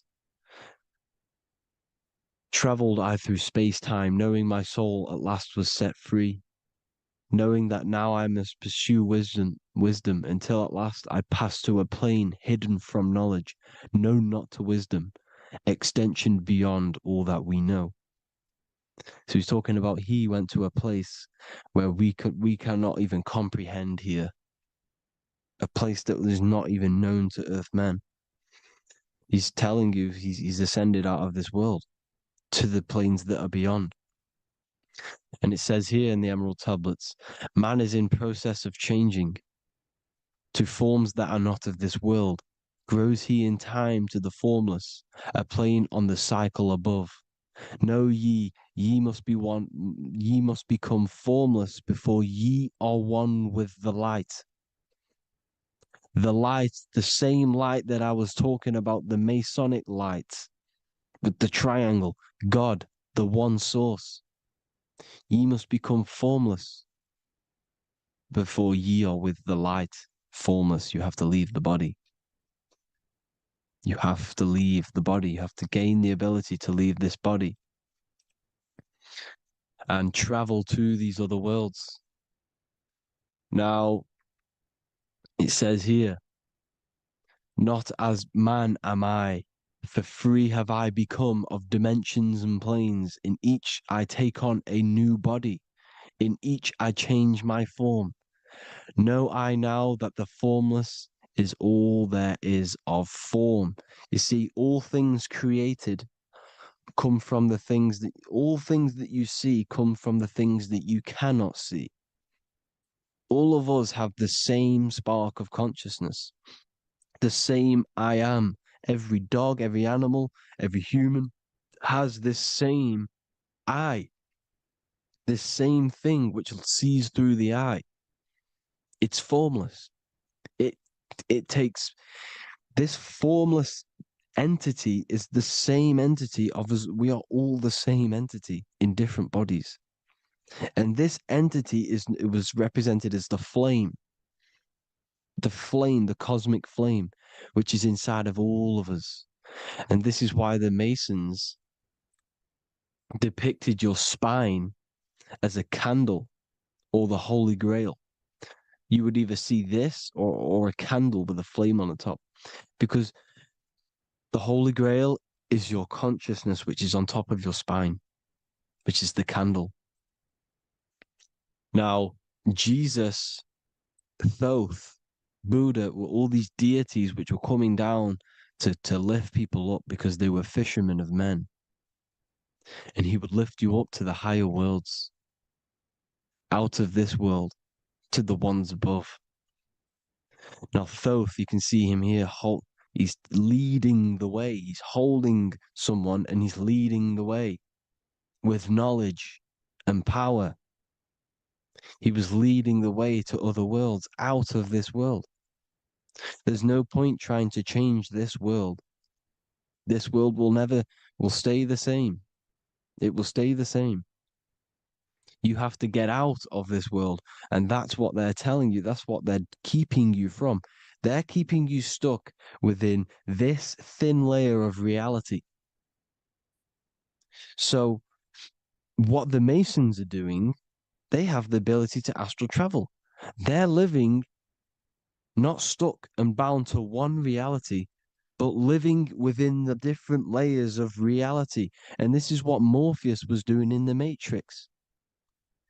Morpheus was going into the Matrix to go and get Neo, which is exactly what Jesus was doing, pulling up people out of this world to the ones higher.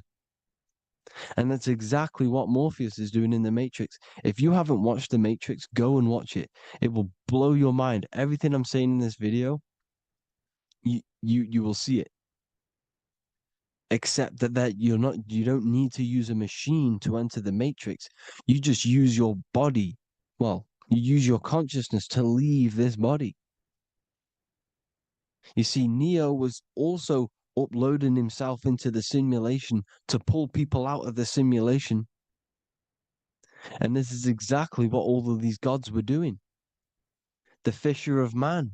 Look, he was pulling people up out of this reality with the knowledge. Now, Jesus was always depicted with the mushrooms. Look at all this mushroom art. Mushrooms were literally the origin of Christianity. You can see it everywhere. There's mushrooms in all of the ancient art. Every single one of these paintings you see here, there's mushrooms on them. Mushrooms have the ability to see alternative states of consciousness. Now, if you go and do them and you go to sleep, if you pop mushrooms, you go to sleep and you will wake up in another reality. You will wake up in another reality. Don't try it if you don't want to do it. But if you've got the heart to do it, do it. Eat them and go to sleep. You'll wake up in another reality. And Jesus was handing out mushrooms to the bright minds, to the minds that he wanted to fish out and pull up to the higher realities. He was giving them mushrooms to see themselves in an alternative state, in an alternative reality.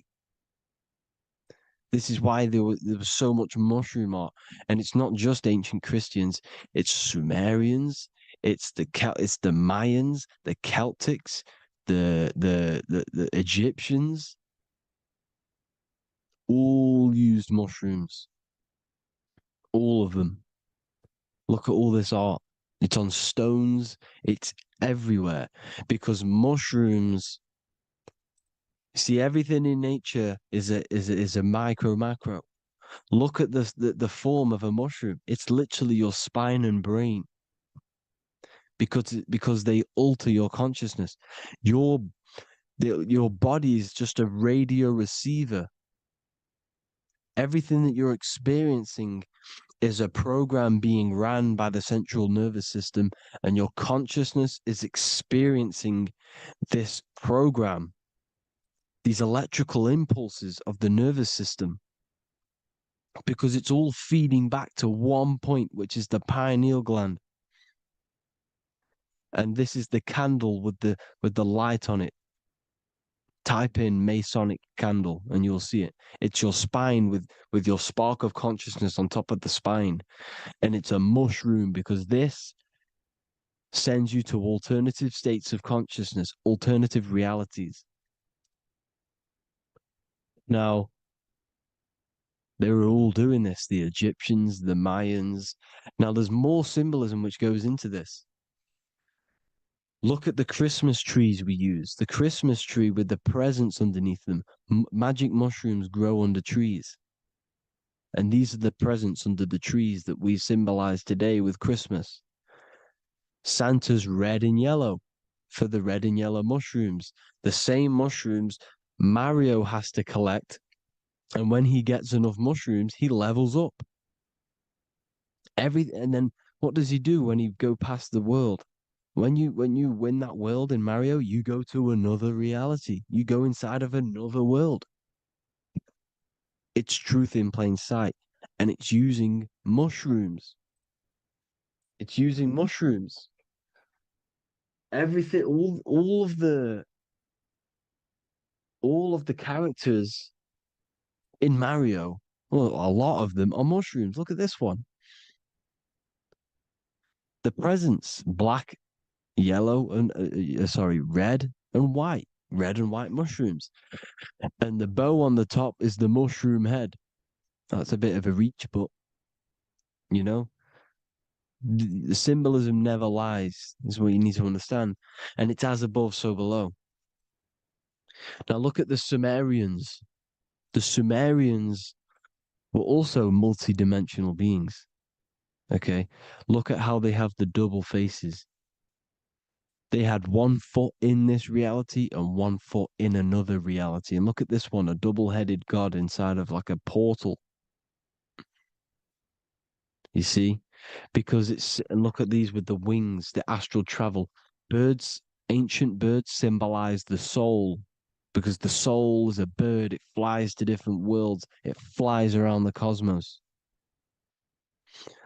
And mushrooms gave you the ability to see these alternative states of consciousness, these alternate realities. Because you exist in infinite realities.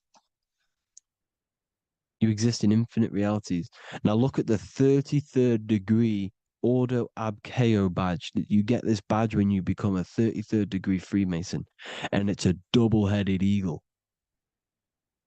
A double-headed eagle. And you can see this in Sumeria first. Sumeria have the same symbol. A double-headed, bird. You can see it here. Here as well. And the Masons are still using this symbol today. And when you become a 33rd degree, 33 vertebrae on the back of your spine, above the vertebrae is your consciousness, and it's a double-headed eagle. One reality in one. You become a multi-dimensional being in the 33rd degree. And I've heard many interviews of Masons say it becomes Luciferian. You see, they speak in code. These Masons can't tell you about what they learn about, but they will speak in code. They said it becomes Luciferian. The word Luciferian is lucid. The root word of Luciferian is lucid, and lucid is lucid dreaming, alternative realities, dream worlds. You become a god. Luciferian means you're becoming your own god, pretty much. Because you are becoming a multi-dimensional being living in between the different layers of reality at the 33rd degree of Freemasonry.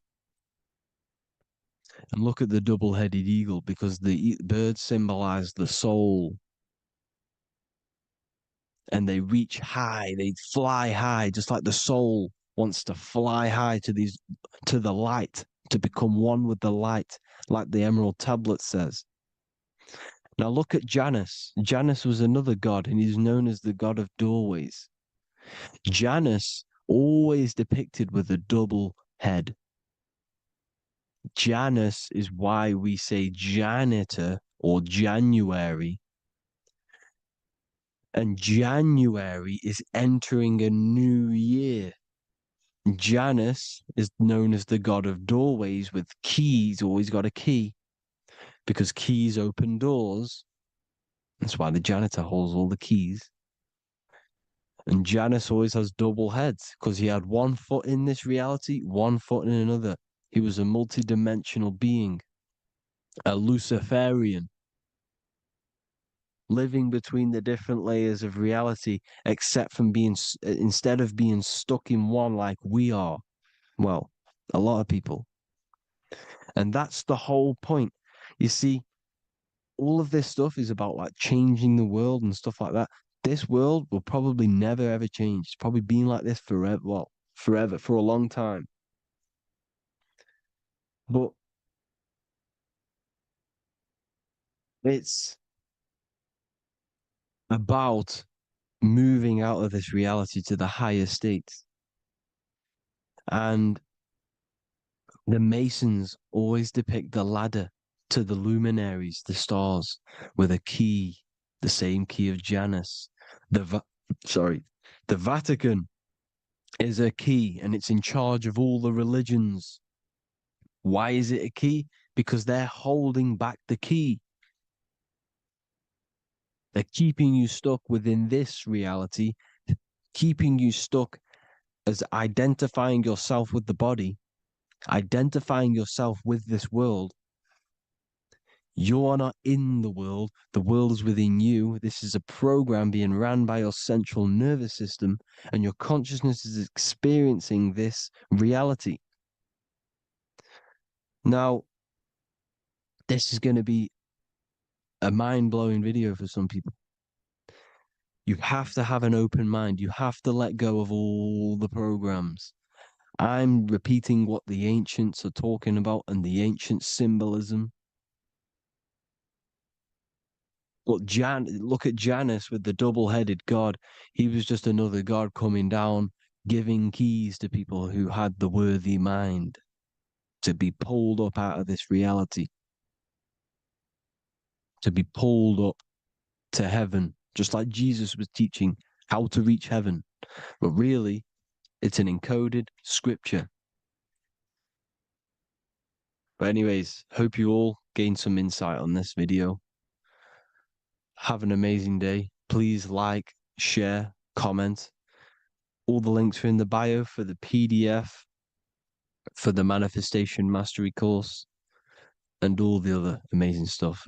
And if you want to support the channel, I'd greatly appreciate if you became a Patreon member. Hope you'll have an amazing day, people. God bless.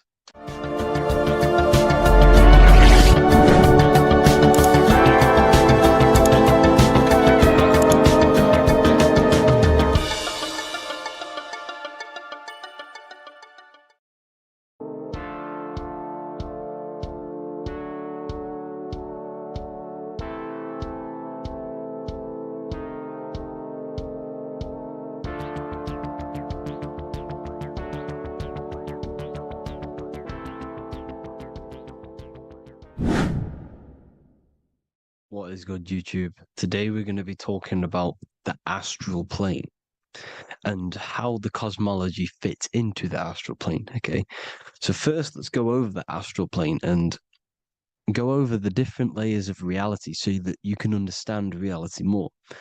You are a multi-dimensional being. You are not in these, you are in all of these realities at the same time. They all interweave into one big reality.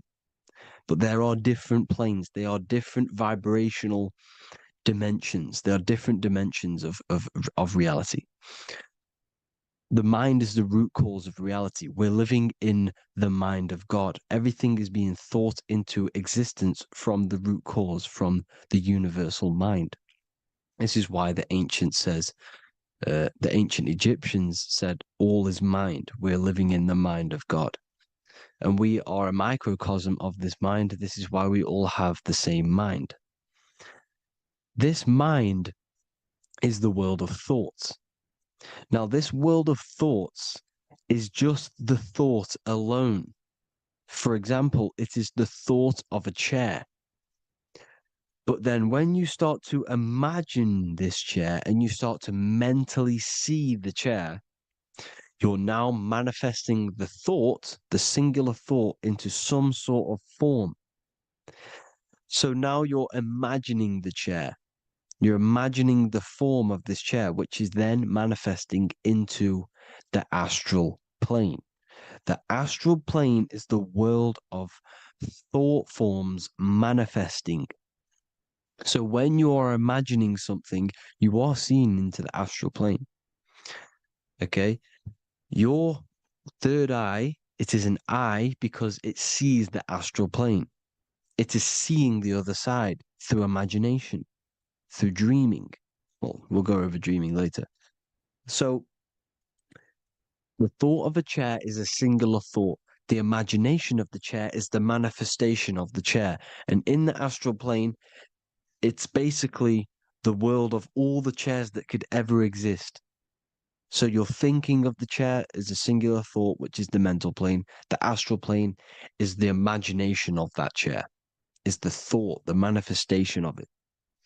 Depending on the vibrational state of the thought will depend what level of the astral plane it will go to.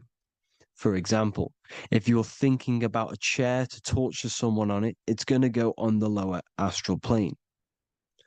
Or if you're thinking and imagining happy things, it's going to go to the higher astral plane.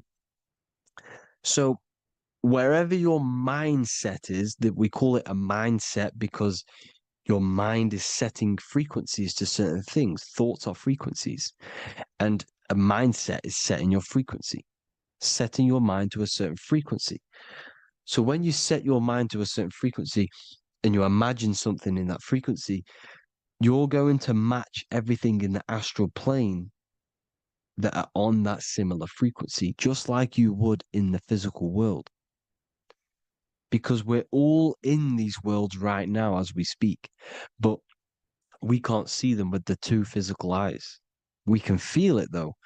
When you're around someone and you've just met a new person, for example, you can feel their vibration, and if you're not on a similar vibrational match, you will not get along with that person, or you just won't not get along, but you won't connect with that person because you're on two opposing frequencies, not matching. And this is something you can't see, you can only feel because it's the astral plane. It exists within the astral plane. Everything in the astral plane is made out of vibrations. So if you do astral project, and if you already know how to astral project, you will see beings and people and things that are on the same frequency as you. This is why before you astral project, you need to sort your vibration out before you astral project, because you are projecting your consciousness into this. It's the mind. The mind is the bridge. It can move between realities. You are a observer. You are a observing soul which observes different realities. And the mind is the bridge between all of these different realities. The mind can choose. If you want to project into the astral, you set your mind to it, you can. Okay? So let's not get off track.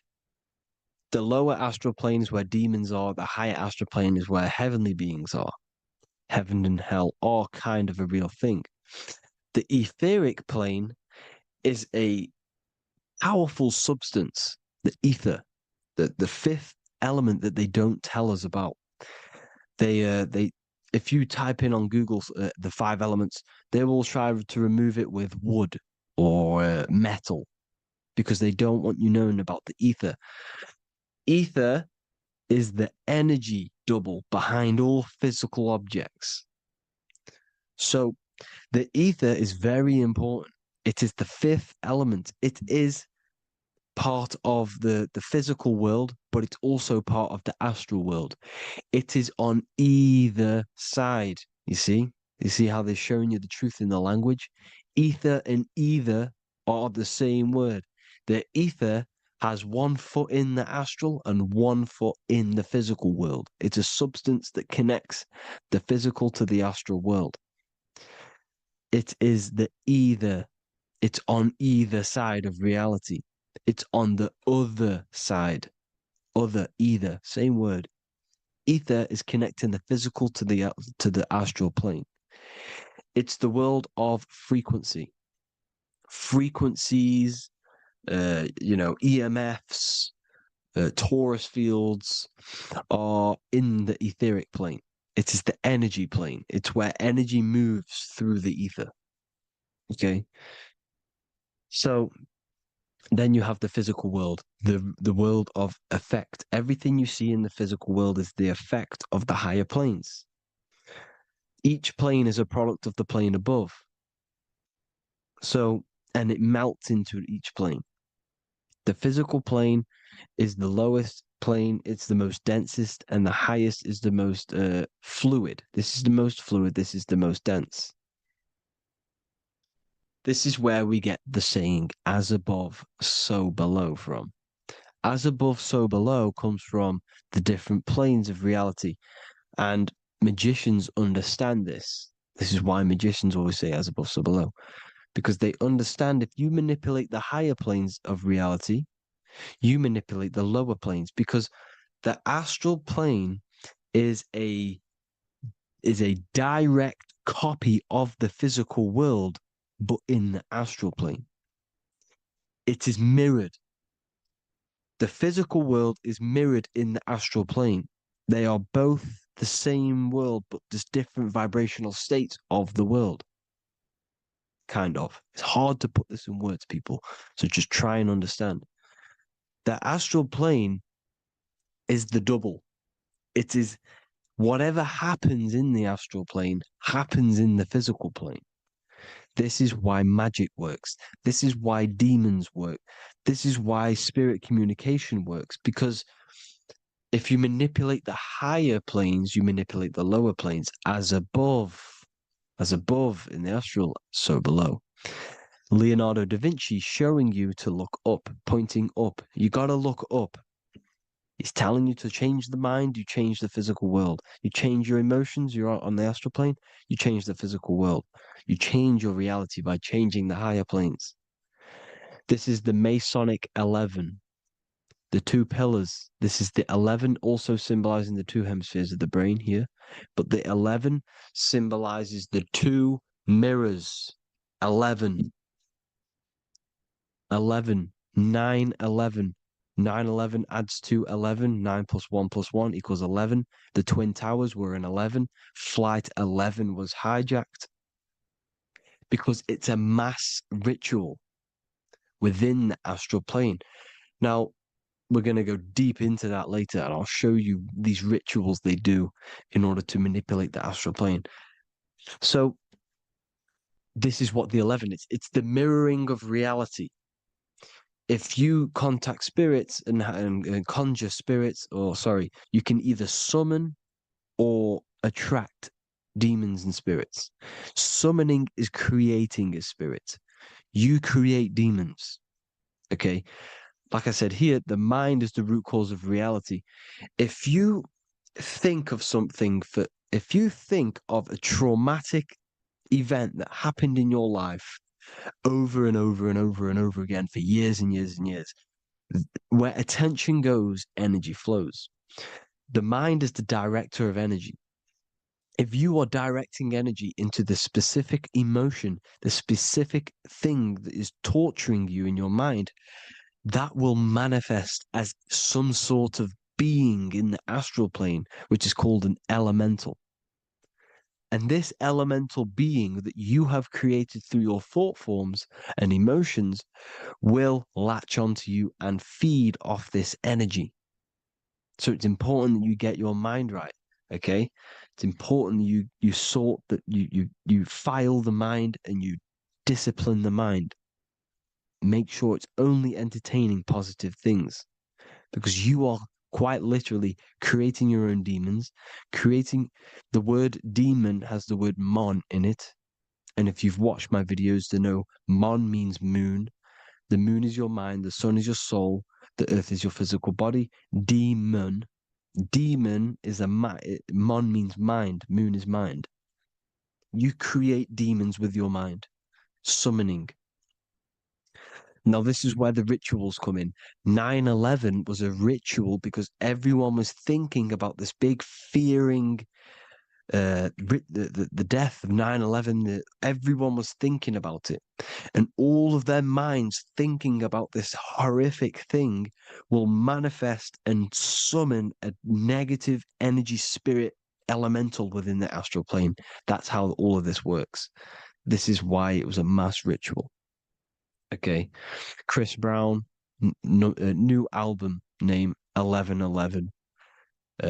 Release date on the 11/11. This will be my 11th album and contain 11 songs. All of these people know the occult. This is Hermes Trismegistus with the star of Saturn, the six-pointed star, as above, so below. The mirroring of reality, physical and astral, the two Masonic pillars. So as above, so below. What's above us? The stars. The stars are connected to the astral plane. This is why we call them stargates. When we dream, we are experiencing these different realities. And what are stars? They tell in the Bible, it says Genesis 1:14. And God said, "Let there be lights in the firmament of the heaven to divide the day from the night, and let them be for signs." Signs translates to things to come. Why things to come? The stars tell the future. Why? And why do we say as above, so below? As above us is the astral plane and the etheric plane. As above, so below. Whatever happens in the stars happens on Earth. The stars are connected to the astral plane. Above us is the astral plane. We are a star in a physical body. This is why we say Mr., sister, stir equals star. The E and the A are interchangeable. We are stars, and the stars are the start of our incarnation. We start in the stars, same root word, and we descend through the seven energies, which are our seven chakras. Then we enter the heart of the soul system. The heart rearranged spells earth. And this is the true cosmology. Here's the Masonic cosmology. This is Masonic now. Here's the firmament. Let there be a firmament in the midst of the waters to divide the waters from above, from the waters that below. Genesis 1:6. The firmament, firmament comes from the word firma, Latin, I'm pretty sure, which means firm. When something is firm, meaning it's stable, it does not move, it is firm. The firmament is firm. So, is the firmament Genesis 1:6. What does he say? Genesis 1:3, sorry. Let there be light. This is before the sun and the moon was created. Let there be light. Before the sun and the moon was created, light was appeared. So what's that tell you? This is a holographic projection from some sort of light being, some sort of projector. And that projector is the all-seeing eye you see in the Masonic cosmology. This is the all-seeing eye projecting the light beams. Let there be light. Everything is made out of light. The universe is created out of light waves. The torus field is one unit of light. The light projecting this reality is Polaris.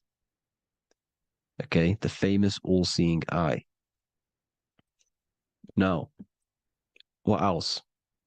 Then we have after let there be light in Genesis 1:16, and God made the two great lights. This is the sun and the moon, electric, magnetic, male and female.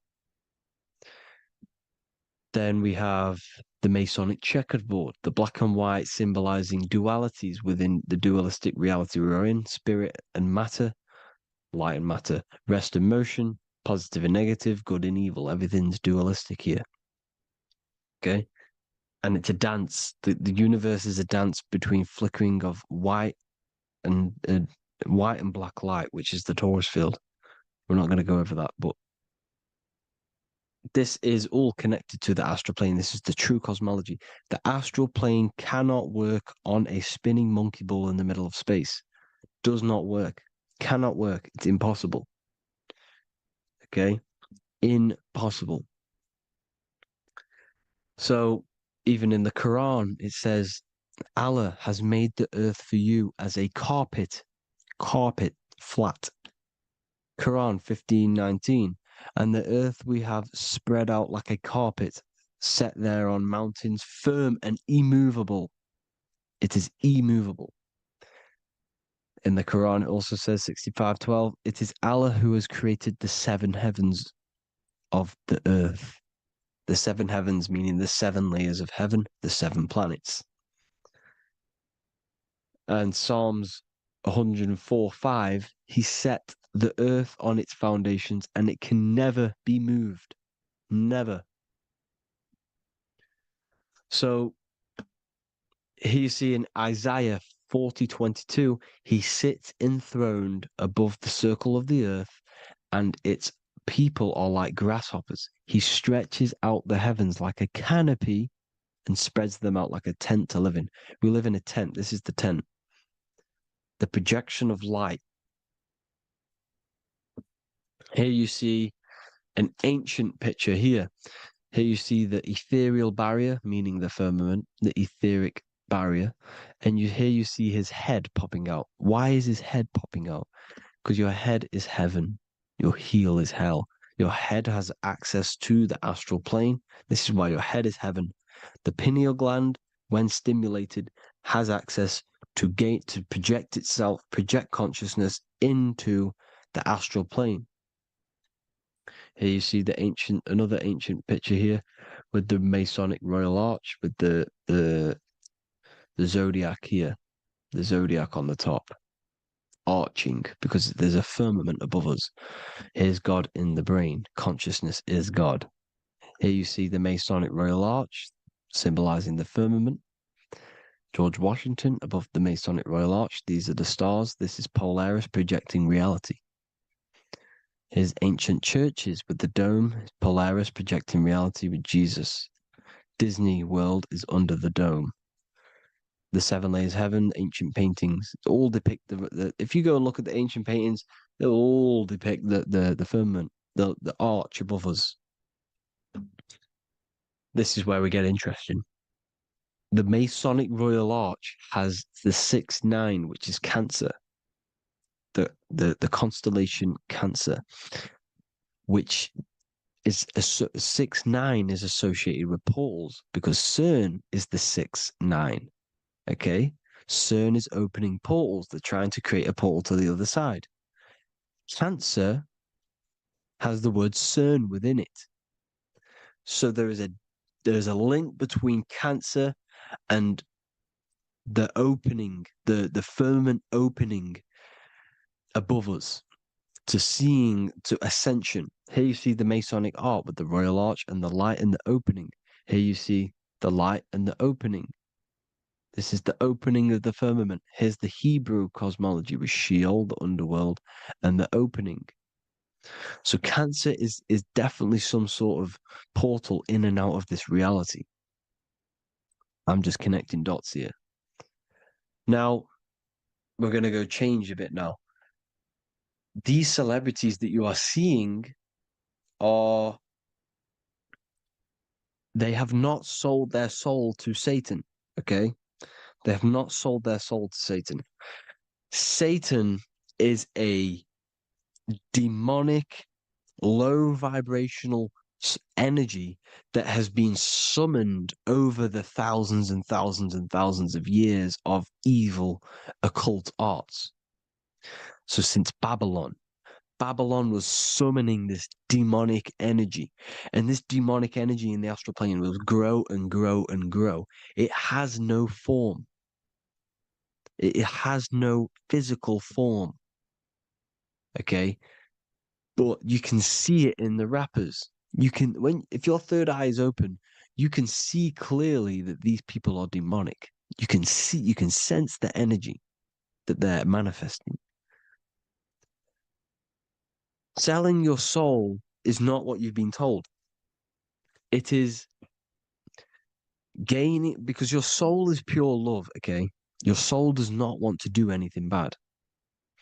So when you sell your soul, you're gaining physical gain. You're gaining physical wealth, for example, like for these rappers, they will be given millions of pounds because the people in control of the music industry, which is the dark occultists trying to brainwash the masses, the people in charge, are They're dark occultists. They understand Satan and the energy.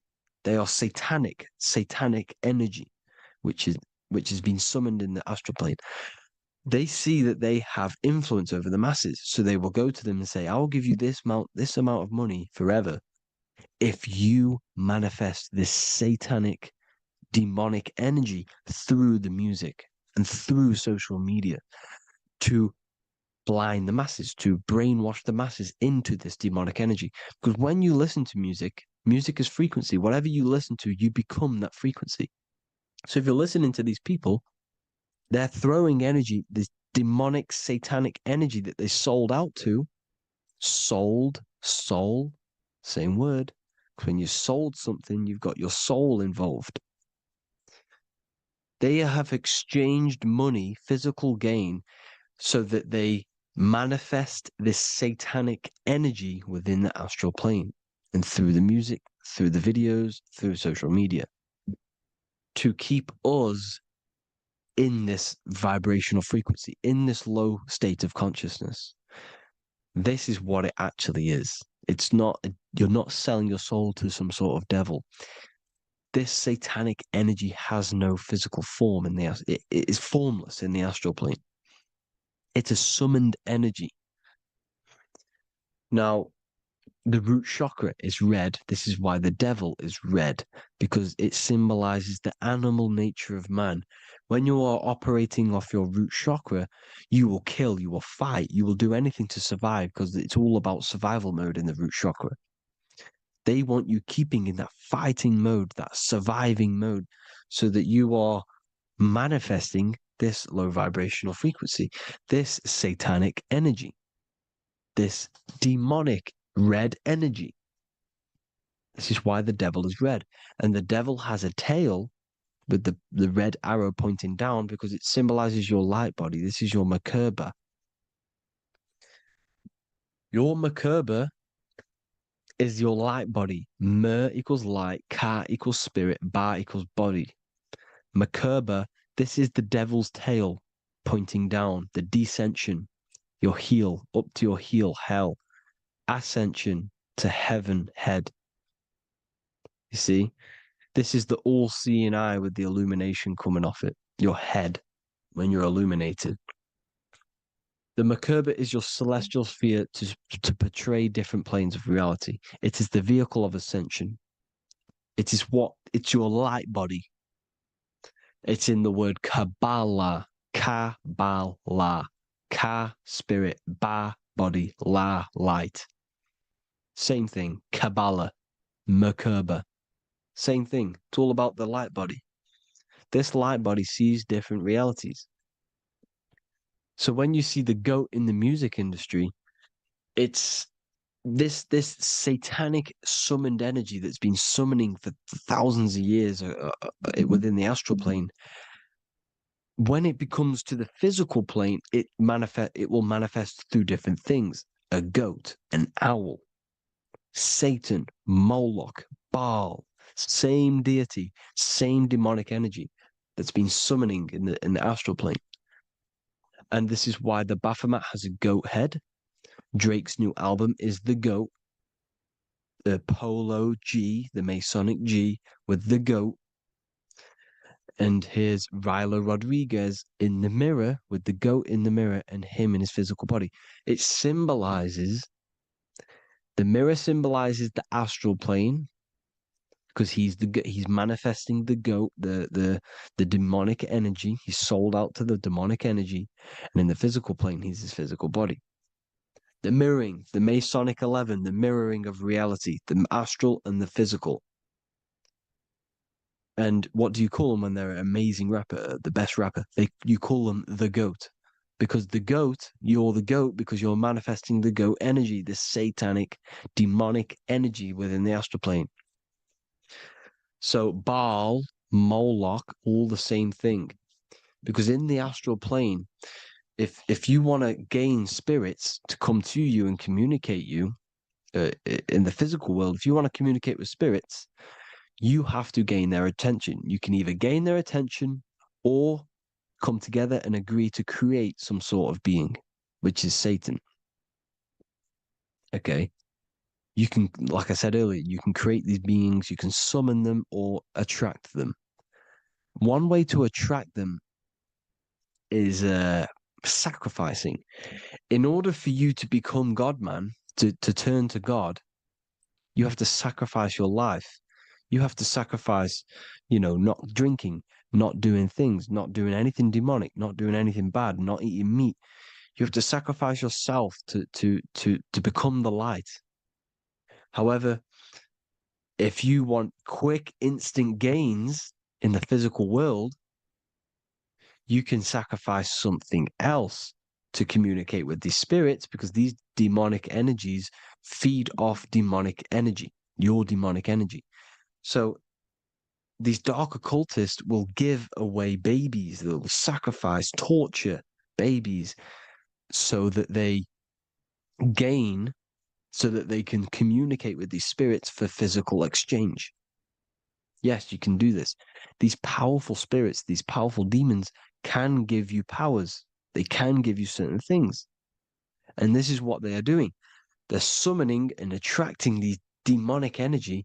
This is why, trafficking is one of the most, Balenciaga. Baal is the demonic energy in the astral plane, which requires child sacrifice for his presence. Balenciaga, and they were trafficking children. They were trafficking, killing them, and offering them to the spirits. This is what they are doing. Balenciaga. It's in the name. Here you see, you can see here a stick man with two horns. The goat, obviously, it's all the same deity. Baal, the goat. Moloch, is Moloch the owl, the Egyptian owl, because it comes from the owl of Moloch, which is Baal, which is Satan, all the same demonic energy. And it's on the dollar bill, a tiny dollar bill, tiny, on the $1 bill. All the same thing. Bohemian Grove, they worship the big owl, Moloch. It's all the same thing. It's all one big demonic energy which has been summoning in the astral plane. And it's trying to take over Earth, the physical plane. That's what it's doing.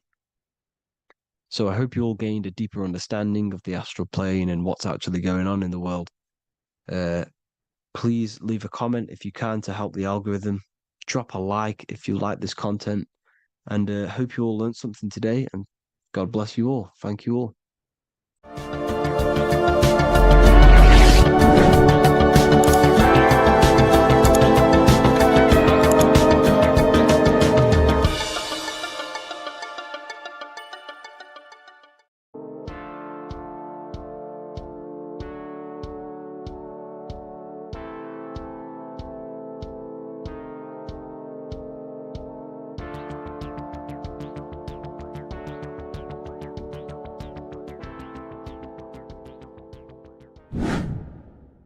Hello and welcome to another video, people. Before we start, please like, comment, and subscribe if you wish to see more content. Today we're going to be talking about the mental universe and how everything is mental. This is the #1 law on the Kabbalion. If you've never read that book, it's called The Kabbalion. A very good book. It's the first law because this is the most important thing you need to understand. Is how everything exists within the mind. Behind every single one of these eyes is the same consciousness expressed in different bodies. The mind is what gives perception to what you're experiencing. Behind every single one of these eyes is the exact same consciousness, but the brain that they inhabit is giving them a different perception, a different being, a different body. Now, this is the difference between humans and animals. Humans possess a advanced consciousness, an advanced mind that gives us the ability to be aware of ourselves mentally, physically, and spiritually. We can reflect on ourselves. When a dog looks in the mirror or an animal looks in the mirror, it doesn't know what it's looking at. It doesn't realize it has a consciousness. It can't reflect on itself. It can't say, I want to improve in this area. It doesn't have that consciousness. We have a divine consciousness.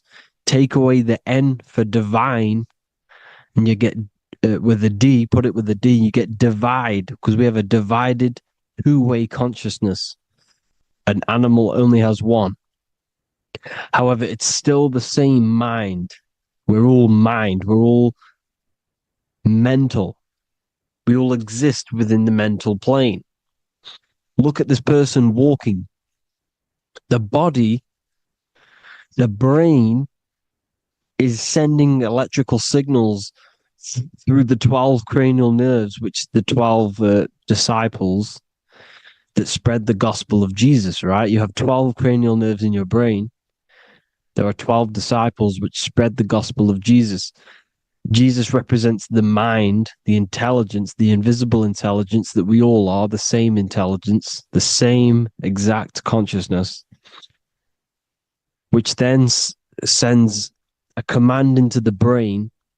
Then the brain sends these 12 electrical signals through the 12 cranial nerves to control the rest of the body through the nervous system. This person walking is not, the body is not walking. The mind is telling it to walk. And the brain is it's a supercomputer which is decoding these demands given to it by the mind. Because the pineal gland will have something to do with the ether, because the ether is physical and non-physical. The mind is sending the commands through the ether to the pineal gland, which is then getting broken down into electrical codes within the brain and sent throughout the nervous system to control the body. And this is why in the Sims simulation, because the body's the simulation, it's a false reality.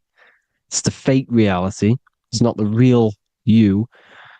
You are formless. There is no form, but the third dimension is a dimension within your mind. Matter, mind, light is all a product of your mind. It's all in the mind. Now, this is why The Sims has this green little diamond on top of the head. Because this is you. This is your invisible intelligence controlling the character. Okay? It's controlling the character. And this character is in the world. Your consciousness isn't in the world. The world exists within you, but the body is a vehicle for that realm that you land in. When you have a dream, your mind transcends this body into another body, duplicates your body into another universe, unite, unite is one. We're all one. It's all one universe, expressed in many different ways, infinitely. And the vehicle that you land in is the body to operate in that realm. This is the all-seeing eye, as you see here. The eye, this is all the intelligence. This is the ball of consciousness, God, expressed in different bodies. We're all this same one in different bodies, as you can see here. And this intelligence is expressing infinitely throughout the universe, an infinite universe. There's no beginning, no end. There was no beginning of the universe. There is no end. It's infinite, always has and always will. But the mind is what gives you the ability to explore the universe, to make perception of it. We are God in disguise. We are God in disguise. We are God in flesh. But the body can become attached to the mind, can become attached to the body if the mind is not aware of itself. When the mind is that blinded by matter, and we lack knowledge and understanding of what we truly are, a formless, infinite being, a traveler. This is why Freemasons are called Freemasons. Mason means traveler, free. You're a free traveler because your consciousness is a traveler of the universe. When we lack understanding, our mind bounds to the body because we don't separate the body with our different layers of consciousness. When we separate them and identify that we are mind, body, emotion, you then can apply this knowledge to when you want to astral travel and explore the different realms of your mind, because the mind is the universe. People, this is what we need to understand. The mind is the universe. I am you and you are me. This is the Egyptians showing you this. The Ankh is the symbol of life. This is the one ball of consciousness, mind, giving it the Ankh life to all the different life forms. The cows, the birds, the snakes, and the big Ankh given to the humans, because the humans are the most intelligent. We have the most advanced consciousness. We have the most advanced consciousness. This is why the one is giving a big Ankh to the humans here. Here you see again, this is not the sun. This is also showing Ankh giving out its life to all things infinitely. And this is the Most High. We are the Most High in disguise. When we strip off the body, we strip off the desires for the physical world, we strip off all these fake identities that the mind gets attached to. That is God. The universe. You are the universe experiencing itself. I and I. The letter I and the number 1 is just one line. The letter I is the number 1. Because your I am, when you refer to yourself as I, every single one of you who's watching this video refers to yourself as I, which is the one. We are all the one. We are all intelligence. We are all invisible. We are all the one. 1 is the only number. 1, 2, 3. Everything goes up in ones because there is only one. Doesn't matter how far you go down the line with numbers, all of their numbers are created by 1 because there is only one. It's me and you are the exact same consciousness expressed in different bodies. Mind. Cause. There is only one cause. There is only one mind. There is only one being. But because we lack understanding of this, we think we are the bodies. And this causes division because the physical world is the most illusionary world. It's an illusion. It's all an illusion. Now you see with the two, you look with the two eyes, but you see with the inner eye, the mind. Okay, the mind is the mental plane is a shared plane, and it gives perception to what you're looking at. The mind. I'm affecting you when I speak because the mental plane is shared. We all share mind. We all express mind. When I'm speaking to you, I'm affecting you because we are mind. So the words that I'm saying, which are being manifested from my mind, are being manifested through my body into vibration. is affecting you. I'm affecting you with what I'm saying. And these words are having an effect on your mind because we're all mind. This is why you need to be careful what you're listening to, music and all sorts. Because music can also create thought loops within your mind. Because the chorus, we shouldn't be listening to choruses. Choruses are loops. And what they're saying in the chorus is being looped. And this can create thought loops within your mind. Go and listen to an old song that you used to listen to about 5 years ago, 10 years ago, 20 years ago. Go and listen to an old song, and you guess what? You will get nostalgia. Why will you get nostalgia? Because that song will trigger the thoughts that you were thinking in that time of listening to that song. So songs with choruses create thought loops. And they reprogram your subconscious mind.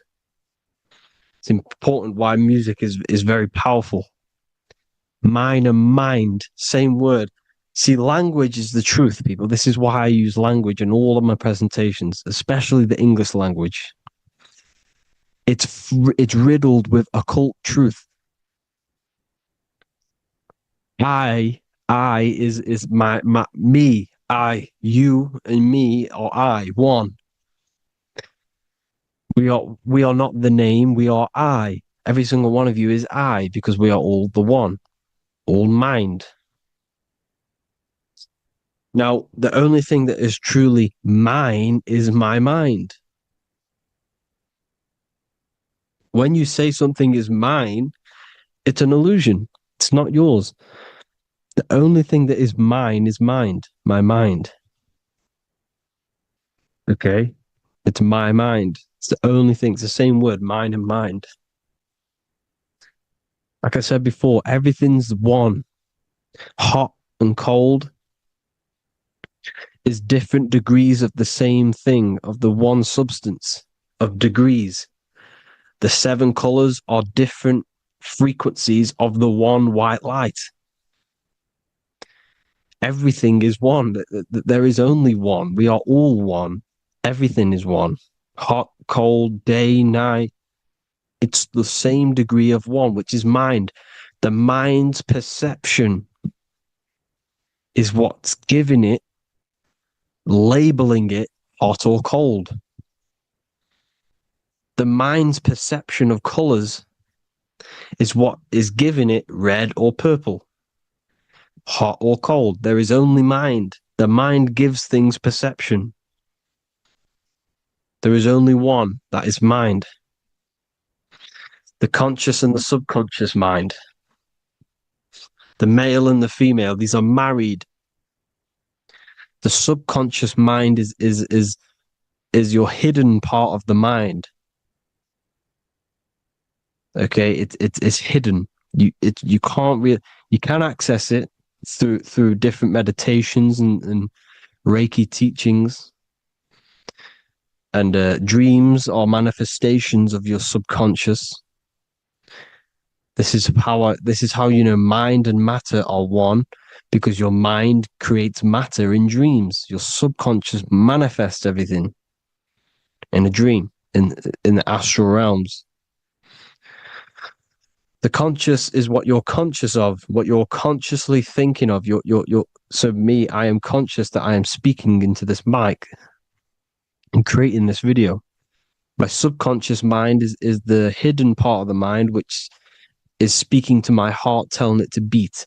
It's telling my food to digest. It's regulating all my blood. It's doing everything in my body without me being conscious of it.